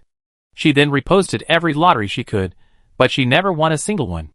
However, after watching so many couples and Lu Han, she learned a lot. If the mountain doesn't come to me, I go to it. If she didn't win, she didn't win. She couldn't do it alone. At worst, she could find a nearby mountain and a telescope to look. There are many people as obsessed with pursuing someone as Qijin, but for some reason, they just love the feeling of the chase. She arrived at the hotel at 1 a.m., sent a message, and someone came down to pick her up. Sisters. We finally meet. Sisters. We're all waiting upstairs. The group met through Jiang Xiao and Lu Han's couple group. Qizhen dragged her luggage and followed the sisters to the room. Wow, the room that had originally been for 2 had now become a room for 5. So many those beds. Qizhen glanced around. Suddenly, a sister said, "Sister, it's no problem. I sleep on the floor." And then, 2 makeshift beds appeared on the floor. For over 4 years, they had been together in the same group, meeting each other through their CPs, building an online friendship without ever meeting in person. They were using this CP wedding as an opportunity to meet in person. Don't worry, we're all CPs together. Many of you who came here have booked your own room, someone whispered. Wow, of course. Xiuzai is so cute. I'm sending Xiuzai off tomorrow. After all, I'm Xiuzai's family. Hey, will they let us in tomorrow because there are too many people? Someone asked worriedly. If we're not allowed in, we can't eat outside. I brought a retractable stool. I sit outside. Hey, you won the lottery, so you definitely get in. I brought a bowl. Just pick up some food for me, just 2 pieces of meat. Yes, I brought a bowl too. Qizhen thought for a moment. No way, what if they don't let us in? We have to squat outside and eat by ourselves, right? That scene. Just as she finished speaking, there was a knock on the door. Who is it? Instantly, several people looked outside cautiously. Waiter. They were puzzled. Qizhen, who was closest, asked the others to hide, and went to open the door. Seeing the 2 people in front of her, Qizhen held her breath, but her heart was already beating wildly. It's Xiuzai. Following Jiang Xiao was Lu Han. After so many idols, this was the first time she'd seen one so close. Just as she was about to scream, the girl in front of her pressed her index finger against her lips. Shoo! Signing her to close the door. Qizhen suddenly felt like she had a secret with her idol, and she suppressed her ecstasy. Jiang Xiao took a small gift box from Lu Han and handed it to Qizhen. Can you do me a favor? Qizhen agreed, her mind still hazy. A few minutes later, Qizhen returned to her room in a daze. Everyone looked at her in confusion. Could it be that the hotel is checking and they're kicking us out? Qizhen muttered, I saw Xiuzai. Several people responded with question marks. Holy crap! Is this true? Someone immediately tried to run out to see, but there was no sign of him. What did Xiuzai say? She asked me for help. Qizhen lowered her head. She said there were unexpected events at the wedding, and a lot of fans showed up. There won't be any restrictions on entry, but the banquet hall isn't very spacious, so we might have to squeeze in. She gave me this box of candy, so I could help ensure everyone's safety after the ceremony. Looking at the candy, several people were stunned. How did she know? Someone must have leaked the information. Of course, they didn't know who leaked it. Qizhen felt the candy being snatched from her hand. Hey! That's for me. Please help ensure our safety. We need to eat this box of candy right now to be safe. Otherwise, tomorrow morning, you see a corpse-covered roommate. Take your pick. Qizhen, At this moment, a message popped up in a group called Secretly Watching Zai's Wedding. Ha ha ha, Xiuzai actually knew one of us sneaked in. She went from room to room, telling us to be safe. Did you see her? Hilarious. I thought I was the only one who saw it. My roommate was sleeping like a dead pig and didn't hear anything. She asked me to keep an eye on her roommates after the ceremony tomorrow. It's so late, she's getting married tomorrow, and she's checking up on them now. No way, you saw Xiuzai and Hang in advance? That's too much fangirling. Yeah. Xiuzai is getting married tomorrow. I thought I'd see it tomorrow, but I saw it today. But it's almost 2 a.m. now. Suddenly, there was a silence in the group chat. So Xiuzai is getting married tomorrow, and she's here at 2 in the morning checking on us like the dorm manager because she knows we snuck over here? Were we bothering her by showing up uninvited? I think so. Otherwise, she should have been resting well tonight to prepare for the wedding. Actually, she could have ignored us. After all, liking her is our own business. Coming here is our own business. But she kept telling us to be safe. She probably doesn't want to lose control and let anything happen to us because of our love for her. Which celebrity would care so much about fans getting into trouble? There are so many fans chasing their idols. But Xiuzai isn't a celebrity, to be precise. So what should we do? Is it too late to go back now? It's too late. Everyone, be good tomorrow. Don't worry Xiuzai, and don't cause her any trouble. That's right. We shouldn't cause Xiuzai any trouble. Xiaozai's wish to get married has already been fulfilled. Mu Qiqi finished the conversation on her secondary account, clutching her phone. Seeing everyone's unanimous response, she felt a little relieved. She hadn't even thought of that. Luckily Jiang Xiao called to remind her, then she set her alarm and went to sleep. Chapter 751. Due to lack of sleep the previous day, Jiang Xiao yawned constantly the next day. Shuzi, did you steal a cow last night? Several girls put on Jiang Xiao's makeup. The makeup process took at least 2 hours, and the photographer took the opportunity to film Jiang Xiao getting dressed, using very professional angles. A red, white, and pink round fan with preserved flowers was placed in Jiang Xiao's hands. It was a unique handmade fan, adorned with twin flowers, but not entirely realistically. The design had been modified to create an ethereal feel. Lu Han was just a tool, mainly assisting the photographer with a few shots and angles. Then, he went to the banquet to greet the guests. The guests were from the studio. Mu Qiqi set up the live stream, while Song Yuxing helped greet the guests. The first of the elders to arrive was Chen Fanxing. Lian Shiqiu was rushed and probably just missed the deadline, but everything flowed smoothly. Soon, Shen Jingbin, Lu Yuqing and the others arrived. Jiang Xiao had already finished her makeup, and the photographer had already found the scene. They called Lu Han back, and asked him to take Jiang Xiao to the scene. As the main banquet wore on, more and more people arrived. The most striking thing was a group of people in military uniforms, one of whom was leaning on a cane. That brat, now he's finally married with his wife. 2 years ago, I asked him what he liked to do most in his free time, and he told me to wait for his wife. I asked him what he usually did, and he said to watch his wife. I asked him what he wanted to do in the future, and he said to hug his wife. How can someone who hasn't served in the military miss his wife more than someone who has? Looking at the packed table, he wondered, there are so many people here. Why does that kid Lu Han need us to make up the numbers? Song Yuxing hurriedly said, Brother Han saved a seat for you, at that table. A few fans nearby noticed he looked familiar and, after a while of whispering, suddenly someone called out. Brother Biao. Yang Biao rubbed his head, and turned curiously. Did someone call me? No. The teammates beside him shook their heads. One of them said, only retired people like us have time. Those currently serving don't have time, but it's still quite lively. The commander's been busy lately, and can't come, so he asked me to bring a gift to Han. A few people chatted. At another table, Lian Shiqiu had also arrived. He sat down with Chen Fansheng and chatted. Looking at the people at the banquet, he sighed, all young people. Indeed, Lu Han and Jiang Xiao's wedding was dominated by young people. Suddenly, someone shouted, they're here. A group of people stood up and leaned over the wall to watch. Lu Han wore a red headband tied with 2 red hair bands at the back. Because he had short hair and no red mole between his eyebrows, he paired it with the headband. A dashing, heroic air lingered between his brows, and his resolute features had a touch of martial arts flair. After all, this was Lu Han and Jiang Xiao's wedding. He led Jiang Xiao into the ceremony. Of course, the ceremony hadn't officially begun, they were taking pre-ceremony photos. The video was silent throughout, just Jiang Xiao and Lu Han standing at the banquet table, following the photographer's instructions. They were familiar with this.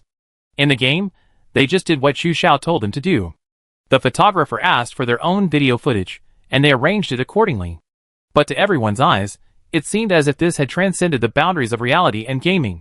Jiang Xiao, wearing an exquisite red wedding dress, felt the gazes from all around her, occasionally peeking out a delicate, pink face from behind her round fan. Many people immediately pulled out their phones to take photos, and Jiang Xiao quickly covered her face with a round fan. The photographer was framing the scene, and when he was done, Lu Han sent him off to talk to the guests. Lu Han went to greet Yang Biao and Lian Shiqiu. After the shoot was over and the photographer gave the okay, Jiang Xiao, skirt lifted, came over to talk to Chen Fansheng.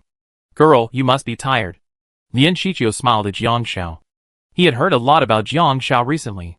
Of course, he knew what Lu Han had done. In fact, if Lu Han wanted to invest, he could help, but he couldn't offer any other cooperation. Because he was already halfway through his life, all his inheritance had been notarized. I'm not tired, I'm just hungry. Jiang Xiao took the fruit from the table. Uncle Lian, I thought you wouldn't have time to come. Come on, Lian Shiqiu said. Didn't I tell you I have a little diary? Lian Shiqiu's memory has been getting worse lately. Afraid he forget things about his wife, he wrote them down in a small notebook. He felt his time might be running out, So he wanted to revisit the places they visited in their youth. Jiang Xiao, you haven't forgotten me, have you? Yang Biao, from the next table, spoke cheerfully. Lu Han came over and said to Lian Shiqiu and Chen Fansheng, I take Jiang Xiao to meet some old friends. Go ahead. Lian Shiqiu checked his watch. I have to leave after dinner. You probably won't see me anymore. He pulled a thin red envelope from his suit and handed it to Jiang Xiao. Happy wedding, and may you be forever happy. Thank you, Uncle Lian. Jiang Xiao smiled sweetly. Despite its thinness, the red envelope was undoubtedly the heaviest in the room. If her guess was correct, it contained a thin check. Chen Fansheng also remembered and handed over his own thick red envelope. In addition, several of Jiang Xiao's former teammates and coaches and seniors who were sitting at the same table also took the opportunity to give red envelopes. Jiang Xiao accepted them all with a smile. Lu Han thanked her and took Jiang Xiao to another table. Jiang Xiao placed the red envelope in Song Yuxing's school bag. After all, 1 or 2 red envelopes wouldn't be much, but carrying 3, 4, 5, 6, or 7 would be quite tiring. Seeing Yang Biao, Jiang Xiao sweetly called him Brother Biao. But Jiang Xiao didn't recognize the other men in military uniforms. Several people patted Lu Han's chest with red envelopes. Han boy, since the commander can't come, he give you a big one. Jiang Xiao looked puzzled. Yang Biao knew Jiang Xiao's expression immediately. Jiang Xiao, you know what he did, don't you? Jiang Xiao shook her head. A few people laughed, and one patted Lu Han on the shoulder. As long as you don't leak data or parameters, you can still have a conversation with your wife. There was no need to be so secretive. Okay, you two get busy. We eat and drink on our own. Okay. Lu Han nodded. Jiang Xiao, covering her round fan with her hand, asked Lu Han, what are you hiding from me? Lu Han said, I tell you when we get back. Then, meeting Liu Yuqing and the others, Hua Pao said bluntly, I attended your wedding before. Without further ado, in my opinion, you two have already been married. I gave you a lot of red envelopes. Yang Ming said, after you sign the contract, Lu Siyuan and I will also go to Ningxin to develop. Lu Han nodded and accepted Hua Pao's red envelope. Liu Yuqing and Jiang Rong also gave their red envelopes directly. After giving them, Liu Yuqing touched her large belly and said to Jiang Xiao, I let you touch my belly, hope you get pregnant soon. Jiang Xiao instinctively wanted to touch her round belly, but Lu Han held her hand back. Thank you, but we like to spend a few more years just being alone together. He turned his gaze to Shen Jingbin, who was playing a game with his son, Xiaobao. Drink. Shen Jingbin placed a bottle of milk on his son's table. Xiaobao, sitting in Jinna's arms, turned away and refused. Shen Jingbin, ? But Jinna's coaxing caused Xiaobao to take the bottle and drink from it. The struggle for authority between father and son had been evident since childhood. Then Shen Jingbin pulled out a massive red envelope, larger than anyone else's, from his trouser pocket and said coquettishly, Brother, I must be the biggest in the place. Lu Han chuckled, not wanting to argue with him about his swagger. Lu Dayong's red envelopes were not small, but much of them weren't his own, they were gifts from the fruit farmers, so Jiang Xiao and Lu Han accepted them. Under Lu Han's gaze, Lu Dayong and Shen Jingbin began chatting. As for the fans, Jiang Xiao and Lu Han simply smiled at them and didn't chat. Because they were guaranteed to receive red envelopes, the two of them bided their time waiting for the ceremony to begin. After the MC's voice sounded, the ceremony began. The best man and bridesmaids prepared to enter behind Jiang Xiao, while Jiang Xiao went to touch up her makeup. Song Yuxing finally had a moment, and found a place to sit down with her school bag. Someone next to her patted her on the back. Song Yuxing turned around, and without a word, the person opened her school bag, stuffed the red envelope inside, and ran off. Ah! Before Song Yuxing could react, a flurry of red envelopes flew into her arms. It was impossible to tell whose was whose. None of them had names written on them. Song Yuxing, Wow, so this is how red envelopes are given? Muchichi set up her phone for a live stream outside. The number of viewers had already reached 200,000. Fans had been blasting fireworks since the start of the live stream, but some in the comments were curious why they hadn't seen Toilet Boss. They hadn't heard of his legend in years. Suddenly, someone tapped her shoulder. Little girl, is this Jiang Xiao and Lu Han's wedding? Muchichi turned around and saw a woman who looked to be in her 30s, holding a little girl of 6 or 7. Chapter 752. Yes, you are? Muchichi was puzzled. Jiaosu smiled softly. Little girl, what's your relationship with Jiang Xiao? She's my boss's wife. Mu Qiqi asked. Mu Qiqi was puzzled when Xiao Su said, can I come in and sit down? Mu Qiqi rarely saw Jiang Xiao with fans this old. Of course. Mu Qiqi glanced over. Fortunately, 2 more tables had been added, and there were still seats. Xiao Su led Zhang Yanyue inside. Lu Han and Jiang Xiao were just performing the ceremony, paying homage to heaven and earth. However, they were too far away, so Jiang Xiao didn't see Xiao Su and Zhang Yanyue. The MC's ceremony went smoothly. Chen Fanxing took the stage to speak. Actually, there wasn't much to say. Jiang Xiao and Lu Han were getting married, and most of the audience were fans they had never met before. They had no relatives, let alone business partners, so Chen Fanxing's speech was simple. Jiang Xiao stifled a laugh the entire time. Finally, when it was time to escort them to the bridal chamber, the ceremony concluded. The photographer returned, using the old courtyard bed and a screen to obscure the view, capturing the wedding wine, the kiss behind the screen, and a whole series of footage. The ceremony finally concluded, having lasted longer than expected. Jiang Xiao held a round fan throughout, causing her arms to ache. The wedding dress isn't comfortable. Would you like to change and eat something? Lu Han looked at Jiang Xiao and said, I had the chef prepare another table. Jiang Xiao nodded, and went with Lu Han to change into casual clothes before returning. They first met up with Lu Han's friends. They couldn't spend the entire afternoon playing. They had to leave after dinner. Chen Fanxing wasn't feeling well, so he also had to go back to rest. The others were also rushing to the lunch break. Jiang Xiao and Lu Han met them one by one, then smiled and sent them off. Not only that, but many fans were also leaving. Some had only taken 2 days off and needed to go back to work. Some were also leaving.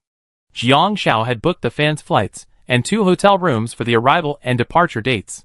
Since the fans' departure times were different, she hadn't booked any for the departure.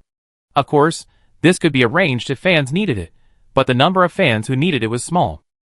Lu Han had Mu Qiqi send a message in the group chat, recommending scenic spots in Ningxing to the fans. Fans who stayed could also explore the city's beauty and taste its delicious food. They hadn't eaten all morning or lunch, so they prepared another table. Unexpectedly, a few fans still lingered, 2 couples. They were considering where to go together when they saw Lu Han and Jiang Xiao, along with Mu Qiqi and Song Yuxing, who were sitting down to eat. Want some more food? Jiang Xiao asked. They were quite approachable. 4 fans asked Jiang Xiao and Lu Han if they were planning to go out and play, and if they wanted to join them. Lu Han flatly declined, I'm too tired. I take Jiang Xiao back to rest later. The 4 fans thought about it, and said nothing, wishing them well and leaving. Mu Qiqi and Song Yuxing were the ones who received the most red envelopes today. Their backpacks were completely full. The live stream has ended. I just took a quick look, and there were quite a few gifts. Mu Qiqi said excitedly. But Jiang Xiao and Lu Han weren't in the mood to think about that right now, they just wanted to eat. After eating, Jiang Xiao's hand still hurt. Perhaps she was still nervous from the ceremony, so she didn't feel it when she exerted herself. So Lu Han took Jiang Xiao back, leaving Song Yuxing and Mu Qiqi to deal with the aftermath. After returning home, Lu Han immediately laid Jiang Xiao on the bed. You're tired, take a nap. Jiang Xiao closed her eyes and shook her head. Can't sleep, my hands hurt. Then I give you a massage. Lu Han went to boil some water and used a hot towel and a heat pack to soothe Jiang Xiao. Muscle strain is lifelong. It's fine if you don't do any exercise or run, but Jiang Xiao's strain is in her shoulders and arms.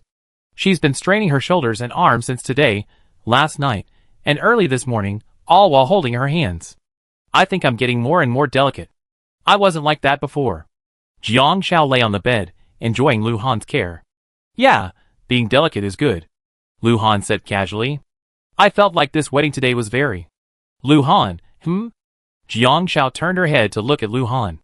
Tell me the truth. What were you thinking about during the wedding? Lu Han thought for a moment. I was thinking about how to avoid mistakes.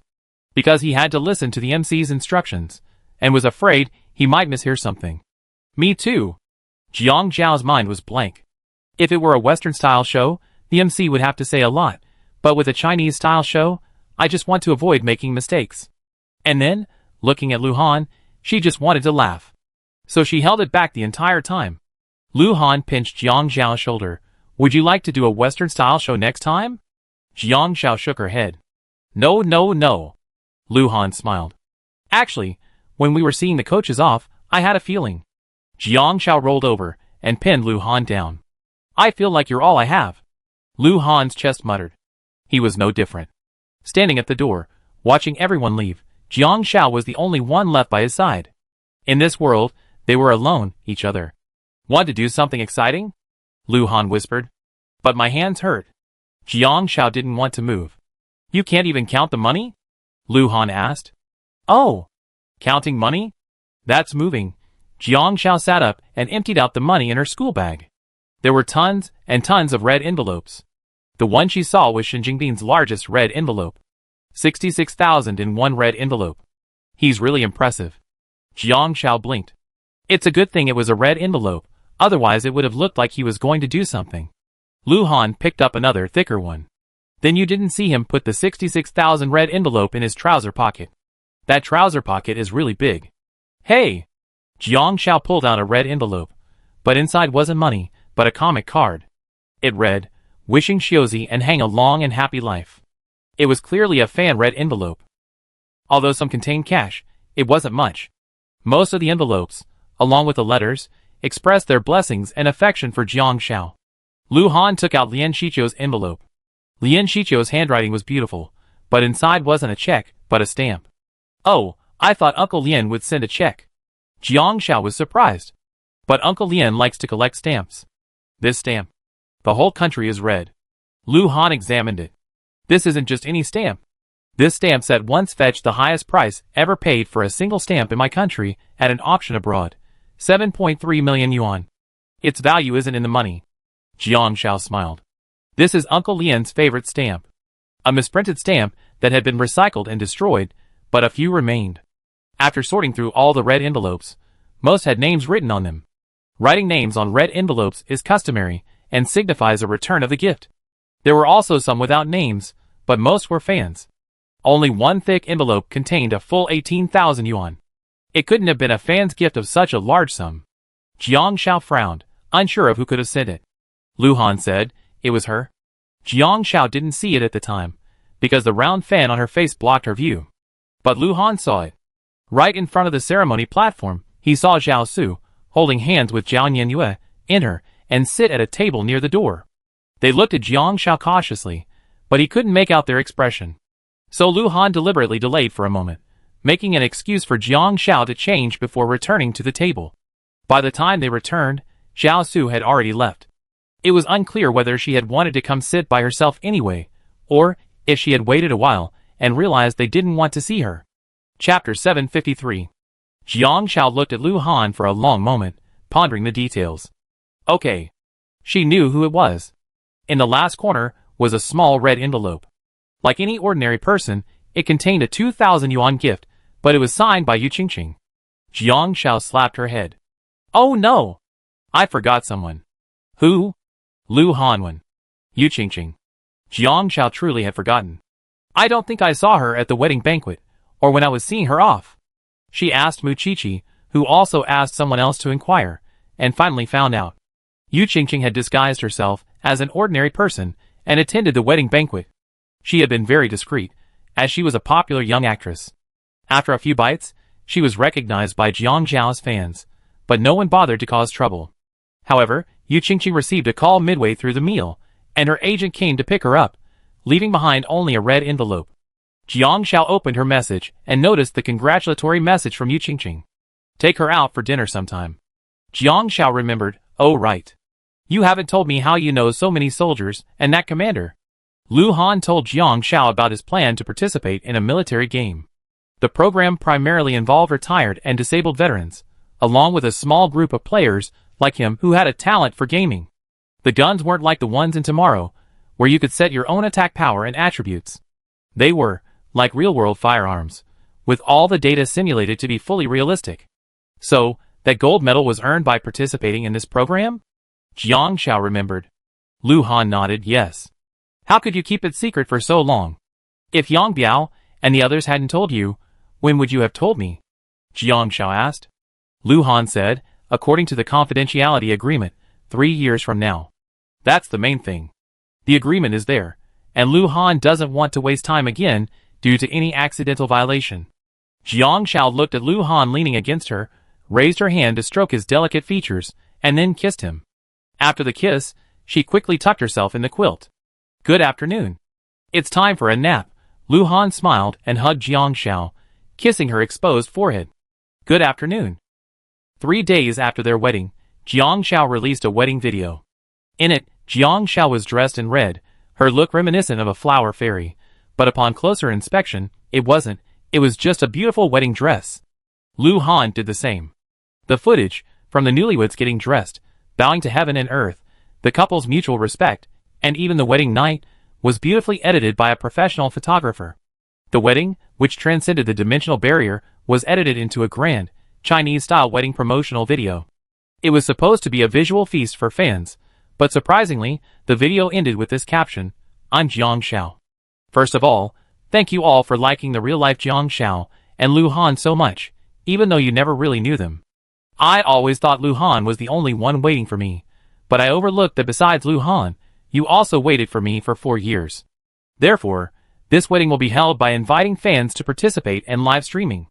However, due to limited space and resources, we can only invite fans through a lottery by forwarding a message.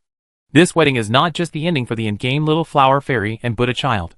It also represents the journey of Jiang Xiao and Lu Han in real life. No one can predict the ending from a single beginning. I am fully prepared for whatever lies ahead. I also hope you can find your own happiness. Life only happens once, so enjoy it to the fullest, no matter what the outcome. Finally, all donations earned from this live stream will be used to support charity. I will never forget my original aspiration, and will always be the Jiang Xiao you all cherish. Chapter 754. Ever since he opened the door to the pajamas, Lu Han, the dog, has never been able to go back. Every night, he returns home promptly, showers, and lies in bed, either holding out pajamas for her to choose from or pulling out his phone for her to select. Ever since seeing the video Shen Jingdan sent the day before, he's been incredibly interested. This has left Jiang Xiao and Jin Na extremely upset, and each is preparing to take action against their respective husbands. Jin Na's approach is relatively simple and drastic. She simply brings Xiaobao to sleep with her, and banishes Shen Jingdan to another room. Jiang Xiao doesn't have Xiaobao, so she devises a plan to thwart Lu Han's plans. On the eve of a romantic Christmas Eve, Lu Han vaguely learns from Mu Qiqi that Jiang Xiao has a mysterious gift for him. He dresses in a suit, selects roses, and sprays himself with perfume, preparing for the evening's surprise. At the candlelight dinner back home, Jiang Xiao tenderly sits on Lu Han's lap, hooking her finger through his tie. Didn't you say you wanted to change into something more exciting? Lu Han appears calm, but his Adam's apple is throbbing with excitement. Jiang Xiao took out a pair of unworn black stockings and covered Lu Han's eyes. Melodious music filled his ears, and Jiang Xiao's voice whispered, "Wait a minute, I tell you." Lu Han was extremely nervous, and as his mind raced through countless possibilities, Jiang Xiao's soft, sweet voice rang out, "Lu Han, it's done." Strawberry-scented breath lingered on his nose. Feeling the stockings leave him, Lu Han slowly opened his eyes, and then he saw a pair of beige, oval eyes. To be precise, this face was called Ultraman. Yes, what Jiang Xiao meant by more exciting was Ultraman's simulated leather jacket, and it was Tiga. Then, Lu Han watched Jiang Xiao, wearing a close-fitting Ultraman-style faux leather jacket, begin to dance the Call of Time dance in front of him. Afterward, Jiang Xiao, wearing the Ultraman Tiga faux leather jacket, stood before Lu Han, panting, her hands on her hips. Lu Han! Was it thrilling? Lu Han, It was thrilling. Thanks. Well, that's good. All my hard work preparing for this was worth it. Jiang Xiao nodded, and patted Lu Han's shoulder solemnly. One must be moderate, and know when to stop. Next time he mentions the sleeping play, I scare him to death with this. Then Jiang Xiao turned around, unzipping her back and removing the hood. Her waist-length hair blew down her lower back. The Ultraman faux leather jacket was almost form-fitting, revealing a very thin waist. As Jiang Xiao unzipped it, she could faintly see her fair skin beneath the faux leather. Lu Han took a deep breath. Jiang Xiao, isn't that a little perverted? You can make such perverted requests. Why shouldn't I be perverted too? Jiang Xiao looked it up online so Lu Han wouldn't push her to try anything weird again. After Jiang Xiao finished speaking, she felt something strange on her back. Jiang Xiao, have you ever considered that I might do something even more perverted? Jiang Xiao, ? Before she could turn around, Lu Han grabbed her by the waist and scooped her up. Little monsters fighting Ultraman. In the third year of Jiang Xiao and Lu Han's marriage, Ling finally got a boyfriend and was ready to get married. Ling and her boyfriend were proudly treating Jiang Xiao and Lu Han to dinner when Jiang Xiao said, "Ah, congratulations. But I want to congratulate you too. You're going to be an aunt. Wait until my baby is born, but remember to give me a bigger red envelope this time." Ling, this damn rush to catch up with life. She could see with her eyes closed that the race to have a baby was imminent. Jiang Xiao's pregnancy was an accident. It was supposed to be a month ago on Lu Han's birthday. Jiang Xiao, wanting to entertain him and indulge in one of his odd couple hobbies, got drunk and forgot to take birth control measures. But since the baby was coming, there was no reason to refuse it. Jiang Xiao had no choice but to cancel her and Lu Han's plans to support the mountainous area. They went for a checkup, and thankfully, the alcohol consumption hadn't affected the fetus. But the bad news was that Lu Han would have to embark on a life of abstinence. As Jiang Xiao's belly grew, he felt a growing sense of resentment. At 5 months old, Jiang Xiao's fetal movements became increasingly noticeable. After a prenatal checkup, the doctor let slip, "This child will definitely grow up to be as handsome as his dad." After learning the baby's gender, Lu Fan also had a name, and he seemed very satisfied with it. Lu Fan was very active, moving frequently. However, every time Lu Han pressed against her, Jiang Xiao's belly would form a small bump and nudge Lu Han in the face. At that time, Lu Han thought the baby must have sensed its father and was welcoming him. But since they were both new, Lu Han became cautious, especially with Jiang Xiao's diet during her pregnancy. He was even more hesitant to act freely, so they hired an experienced nanny to accompany them during the birth. Finally, Jiang Xiao and her child safely gave birth to Lu Fan. According to the nurse at the hospital, on the day Lu Xiaofan was born, Lu Xiaofan was healthy. The doctor took the baby out to meet his father, and then his father, concerned only about his mother's well-being, followed her back to his room. And then, he forgot to go to the bathroom to pick up Lu Xiaofan. It was only when the nanny arrived with some things that Lu Han remembered and hurried to claim Lu Xiaofan with the bracelet. Newly born Lu Xiaofan was very ugly, wrinkled and all over. Jiang Xiao loved looking at Lu Fan, which made Lu Han feel like he'd been banished to the cold palace. But since Lu Xiaofan couldn't speak yet, Lu Han didn't bother. 3 months after Lu Xiaofan's birth, Lu Han received a strange phone call. "Lu Han, it's me." Because of Lu Xiaofan's birth, Lu Han hadn't seen Su Mu for nearly 4 months. But Su Mu came out on his own. After discussing with Jiang Xiao, Lu Han booked a flight for Su Mu to come to Ningxing. Jiang Xiao carried Lu Xiaofan and Lu Han to see Su Mu. Su Mu raised an eyebrow in surprise at the sight of the swaddled Lu Xiaofan. "I'm going to be his godfather now?" Lu Xiaofan's life began with a reliable mother, an unreliable father, and a godfather. Lu Han originally wanted to bring Su Mu into his company, but Su Mu refused. He borrowed some money from Lu Han and left Ningxing on the 7th day, so Lu Xiaofan and his godfather only saw each other a few times, though they had few memories. A month after Lu Fan's birth, Ms. Zhao finally got the news and visited again. This time, she didn't bring Zhao Nianyue, perhaps because she was away studying. She didn't say much, simply giving Jiang Xiao some baby supplies and some tips on raising a baby, including recipes for small cakes and complementary foods suitable for the baby's future. In reality, Jiang Xiao and Zhao Su hadn't seen each other for several years. Although Zhao Su sent gifts every year, Jiang Xiao still refused to meet her. But this time, Jiang Xiao didn't refuse. Zhao Su looked at Lu Xiaofan in Jiang Xiao's arms with a loving look. Jiang Xiao let her hold Lu Xiaofan, but her attitude towards Zhao Su remained indifferent. After Zhao Su left, Lu Han looked at Jiang Xiao and thought she had changed her attitude towards her. In reality, Jiang Xiao's thinking was simple. She told Lu Han, "I can reject her kindness towards me, but I can't reject her kindness towards Lu Fan on behalf of Lu Fan." Regardless of her relationship with Zhao Su, but to Lu Fan, Zhao Su was just a caring grandmother. Just because he rejected Zhao Su's kindness, he couldn't negate Lu Fan's acceptance of his family's kindness. But regardless, Lu Fan's birth gave Zhao Su new hope. She felt she had finally found a way to vent the debt and love she had felt towards Jiang Xiao for over 20 years. Despite this, Jiang Xiao still set a time limit for Zhao Su to see Lu Xiaofan, and Zhao Su wasn't the least bit unhappy about it. As long as Jiang Xiao was willing, she would see Lu Xiaofan. After her confinement, Jiang Xiao went to recover from her childbirth, leaving Lu Fan with her nanny for most of her time. However, Jiang Xiao was worried that her nanny would abuse Lu Fan while she and Lu Han were away, as some online rumors had suggested, so she installed surveillance cameras at home. Instead of discovering what the aunt had done to Lu Fan, they discovered that Lu Fan's father had done something truly ridiculous. Lu Han woke up mid-sleep and, dazed, saw that neither she nor Lu Xiaofan, one large or small, were properly covered with the blanket. Lu Han instinctively groped for the blanket and threw it over Jiang Xiao.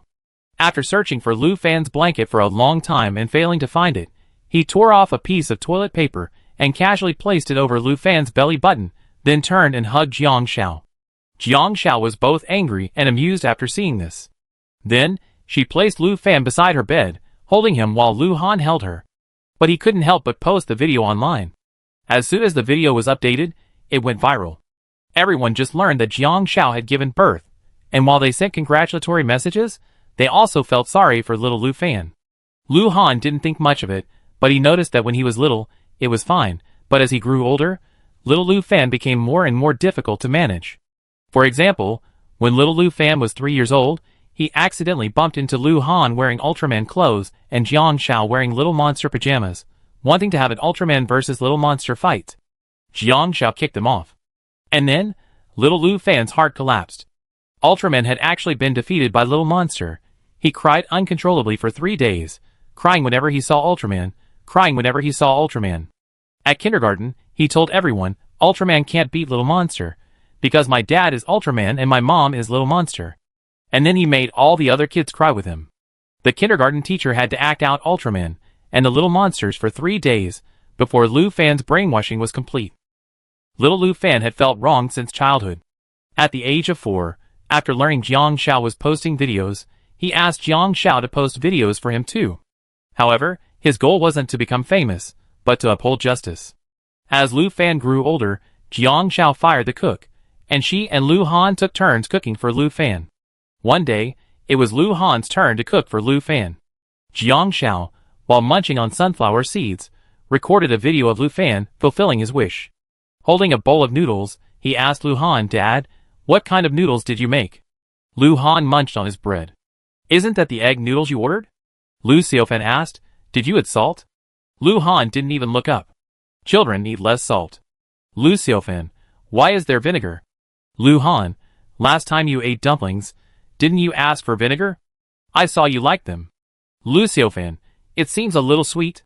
Lu Han, you're almost giving yourself cavities from all the sweets. You have to add some sugar, right? Finally, Lu Xiaofan couldn't stand it anymore. Then why is it so unpalatable? Lu Han looked up at Lu Xiaofan and said seriously, Lu Xiaofan, this is Daddy's love. Lu Xiaofan's face was serious and agreed. Can I just have Mommy's love? The video went viral within half an hour of being posted. A father's heavy love. Brother Han is online cheating on his child. A cute 4-year-old child expresses his grievance online. The comments section was filled with adoration for the baby's looks. The baby is so adorable. He's inherited his parents' genes perfectly. So adorable, I want to rub him. After all these years, Brother Han's cooking skills are still as good as ever. Ha ha, the last time I watched their video, Brother Han and his wife used a precise gram scale to add salt when cooking. It was hilarious. They must have let loose when cooking for Xiao Fanzi. Xiao Fanzi, you're so wronged. Come to Annie's house, I cook for you. Ha ha ha, when Xiaozi and Brother Han posted their wedding video, I was thinking, the way I watched Brother Han cooking, he looked restless. But now I know who will bear the consequences of this. The video instantly reached over 3 million views, and many people followed Jiang Xiao just for Xiao Fanzi. After all, Jiang Xiao had rarely posted videos in the past 2 years. Lu Xiaofan worked hard to fight for his rights. For example, he asked Lu Han, Dad, why don't you let Mom cook for me more often? In reality, it was because Jiang Xiao had a muscle strain, and Lu Han tried to prevent her from doing it. Cooking every day was exhausting. So he said to Lu Han, she's my wife. Why should she cook for you every day? Lu Xiaofan argued, but other people's moms cook. Lu Han, you know it's someone else's family. What did Dad teach you? Don't be competitive. Comparison is one of the sources of unhappiness. Oh, Lu Xiaofan asked, but I often hear Mom say she cooks for you. You can't lie to kids like that. Lu Han, How should he explain that this meal wasn't that meal? Lu Xiaofan refused to give up. If Mom became my wife, wouldn't she be able to cook for me every day? "Dad, let Mom be my wife too." Lu Han couldn't stand it any longer. He pressed Lu Xiaofan's face down, and under Jiang Zhao's gaze, he resisted the urge to drag Lu Xiaofan off and give him a beating. "Lu Xiaofan, Mom can only be Dad's wife. If you want a wife, find one yourself when you grow up." Lu Xiaofan was pinched so hard it hurt, tears welling up in his eyes, but he didn't cry, and he refused to give up. In kindergarten, he secretly discussed with his classmates how to renounce his father's love and only want Mom's. A classmate told him, "If your father cheats on you with someone else, your parents will definitely divorce. If you follow Mom, she'd be the only one who loves you." "That's how I feel." Lu Xiaofan nodded, but who should he turn to? Teacher Qin from the next class. Teacher Qin from the next class was fierce and mean. I heard she was still unmarried in her 30s. Every time I saw her, her eyes were terrifying. He hoped his father would find a new wife to deal with him. Then Lu Xiaofan quietly approached Teacher Qin and said, "Teacher Qin, do you like my dad? Then can you marry him? I want you to be his wife." Teacher Qin was puzzled. "Why?" Lu Xiaofan confidently replied, "Because I want Mom and Dad to divorce. That way, Mom will only love him." Teacher Qin, ? Teacher Qin interpreted this as a child's incorrect word order. It actually meant, because Mom and Dad want to divorce. If she remembered correctly, Lu Fan's dad and Mom had a good relationship. Isn't that the case? At first, she didn't want to intervene. But Lu Xiaofan was insistent. If Teacher Qin disagreed, then Teacher Lu. If Teacher Lu didn't agree, then Teacher Zhang. If all else failed, the kindergarten's 50-something female principal would do. Teacher Qin, desperate, called Lu Han and Jiang Xiao, who had just been diagnosed with a second pregnancy. When Lu Han arrived at school, his head throbbed after hearing Teacher Qin's words. Looking at Jiang Xiao, who was laughing, he couldn't help but say, "Jiang Xiao, don't stop me today. This kid's going to get a beating for everything he says. Let's go home first." After thanking the teacher, he took Lu Xiaofan back home. In the car, Lu Xiaofan's high spirits began to wane when he heard he was going to be beaten. Jiang Xiao glared at Lu Han. It was because Lu Han didn't follow the recipes, letting go of his repressed love for cooking. What a mess this had made the kid. So, she said to Lu Xiaofan, "Xiaofan, Mom and Dad are husband and wife. We won't divorce. Even if you get married, you can't divorce easily, okay? You two are going to spend your whole lives together. And think about it, Dad, besides his terrible cooking, still loves you, right? He teach you a lot of things, how to build toy guns and model airplanes, and watch books and cartoons with you, right? If you don't have a dad anymore, then there's no one to teach you how to build toy guns and model airplanes. Mom can't build them anyway." Lu Xiaofan thought carefully and nodded. Lu Han tugged at his tie, watching Jiang Xiao and Lu Xiaofan talk. Jiang Xiao then said, "Xiaofan, it's true that Daddy's cooking isn't very good. While we can't change that, we can change ourselves." Lu Xiaofan was puzzled. Change ourselves. Jiang Xiao carried Lu Xiaofan to the table, and Lu Han cooked a bowl of wontons, again full of flavors and very complex. Jiang Xiao instructed Lu Xiaofan step by step. If it's too salty, we add water. If there's too much vinegar, we add chili oil. Mommy's going to give you her recipe. Once you can read, you can have Daddy follow the recipe, or you can make it yourself. Lu Xiaofan nodded, half understanding. Jiang Xiao then solemnly told Lu Xiaofan, "Lu Fan, Mommy is telling you, you're going to be a brother." The second child wasn't a surprise. Jiang Xiao and Lu Han had discussed and planned the pregnancy. Telling Lu Fan in advance that he would be a big brother meant he would have a little companion, a younger brother wherever he went. And once his little brother or sister was born, they would be with him, so he wouldn't have to play alone anymore. So, Xiaofan, for his own sake and for his little brother's, became a good big brother and embarked on a path of self-reliance. After Jiang Xiao became pregnant with her second child, the family hired a nanny again. Having two children in the family was incredibly taxing. When Zhao Su learned that Jiang Xiao was pregnant with her second child and was looking for a nanny again, she offered to come over, but Jiang Xiao declined. Zhao Su treated Lu Xiaofan well, but with a touch of indulgence and doting. To prevent her from spoiling Lu Xiaofan, she restricted the chances of Zhao Su and Lu Xiaofan meeting. When Lu Xiaofan grows up and settles down, he can be asked to visit Zhao Su on his own initiative.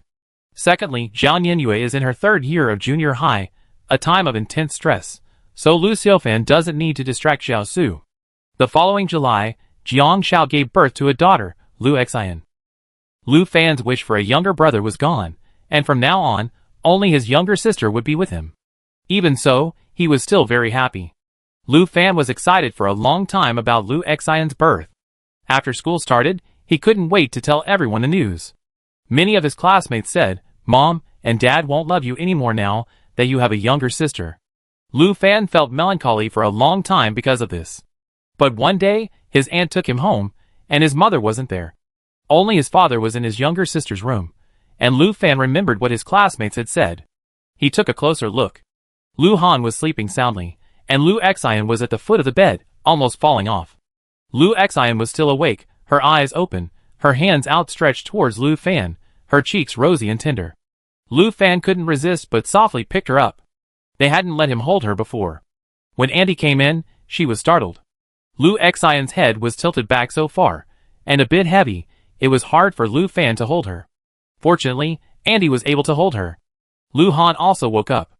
After waking up, he looked at Lu Fan and asked, "Do you want to hold your sister?" Lu Fan nodded. Lu Han said seriously, "But you don't have enough strength. Holding your sister could easily make her fall. Do you want to be as strong as Daddy, so that even Mommy and Daddy can hold her up at any time?" This was very tempting. Then Lu Han took Lu Fan to the gym and taught him horse stance. Start your fitness routine with horse stances. After Jiang Xiao returned, she couldn't help but smile at Lu Fan, who was diligently doing horse stances. Horse stances are actually quite good. By the time Lu Xian started kindergarten, Lu Fan was almost 10 years old. Since they lived near a school that combined kindergarten, elementary school, middle school, and high school, Lu Fan would take Lu Xian to kindergarten every morning and then go to elementary school himself. The siblings had a close relationship. Then, after Lu Fan started junior high, Lu Xian began first grade. All the way through high school, Lu Fan took his sister to school almost every day, and their relationship remained strong. Unexpectedly, that year, 23-year-old Zhao Nianyue fell in love. Just as they were about to get married after graduating from college, the man was a wealthy second-generation rich man from a well-off family, and he won Zhao Nianyue over in no time. Zhao Su was already in her 50s. A few years ago, to make amends with Jiang Xiao and to see Lu Fan, she had moved her shop to Ningqing and settled there. Zhao Nianyue was now in a relationship, but she had lost contact with her father's family, and her family was small, so Zhao Su asked Jiang Xiao and Lu Han to act as a vet. On the day they met, a large group of people arrived at the other party's house. Unexpectedly, the other party disregarded the small gift Zhao Su had prepared for Zhao Nianyue and directly made demands of Lu Han, leveraging their family connections to try to find some business partnership. Zhao Nianyue was so angry that she left on the spot. Zhao Nianyue had always been pampered by Zhao Su, but after Lu Fan was born, Zhao Su relaxed her attention on her, often focusing on Lu Fan. This caused Zhao Nianyue to feel awkward for a while, but then, after seeing Lu Fan and hearing him call her auntie, Zhao Nianyue felt stingy again. Afterward, she treated Lu Fan and Lu Xian well. After returning from work for the Lunar New Year holiday, Zhao Nianyue's salary wasn't high, but she still received red envelopes from Lu Fan and Lu Xian. However, out of pride, she didn't want to take advantage of Jiang Xiao and Lu Han. Jiang Xiao and Lu Han didn't say anything. If Zhao Nianyue really married Dui Fan, they would have made some arrangements for Zhao Su's sake, but Zhao Nianyue wasn't willing, and the initial marriage discussion ended. Later, Zhao Nianyue's job took her to a distant city, where she met someone. Zhao Nianyue and Dui Fan were dating and planning to get married, but Zhao Su tried to stop them, believing it was a distant marriage after all. But Zhao Nianyue felt that for a family like theirs, marrying anywhere would be the same, so she asked Zhao Su to go with her. But since one was a newlywed, wouldn't Zhao Su's going with her ruin their relationship? Zhao Su didn't go, leaving the couple to strive for their own success there while she stayed in Ningqing to manage her business. With Zhao Nianyue gone, Zhao Su's only relatives in Ningqing were Jiang Xiao's. With Lu Fan and Lu Xian having grown up, Jiang Xiao no longer restricted Zhao Su's visits. An unexpected incident occurred in Zhao Nianyue's 5th year of marriage, when 63-year-old Zhao Su fell ill. It was already in the late stages of breast cancer when it was discovered. This news caught Jiang Xiao off guard. When Zhao Nianyue returned, she couldn't help but vent her anger at Jiang Xiao. After all, in her eyes, Zhao Su had been repaying her debt for so many years, yet she had no idea how Zhao Su's health had deteriorated so badly. Zhao Su and Zhao Nianyue explained. It wasn't Jiang Zhao's fault. She had been feeling unwell, but hadn't sought medical attention. Later, when things got worse, She had no choice but to seek medical attention, but she didn't dare tell Jiang Xiao. It was because she had been putting it off that the illness had reached this stage. Zhao Nianyue and her husband returned, took care of Jiao Su's store, and actively provided her with treatment. Jiang Xiao leaned against Lu Han. In fact, after so many years of companionship and time, she no longer blamed Jiao Su. But now, knowing that Jiao Su's condition wouldn't last much longer, she was still sad. Jiao Su's condition worsened faster than expected. She hunched over in pain on the bed, the cancer metastasized to her bones, and Jiang Xiao couldn't help but tear up when she saw her. But Jiao Su looked at Jiang Xiao and said, "When I gave birth to you, it wasn't this painful.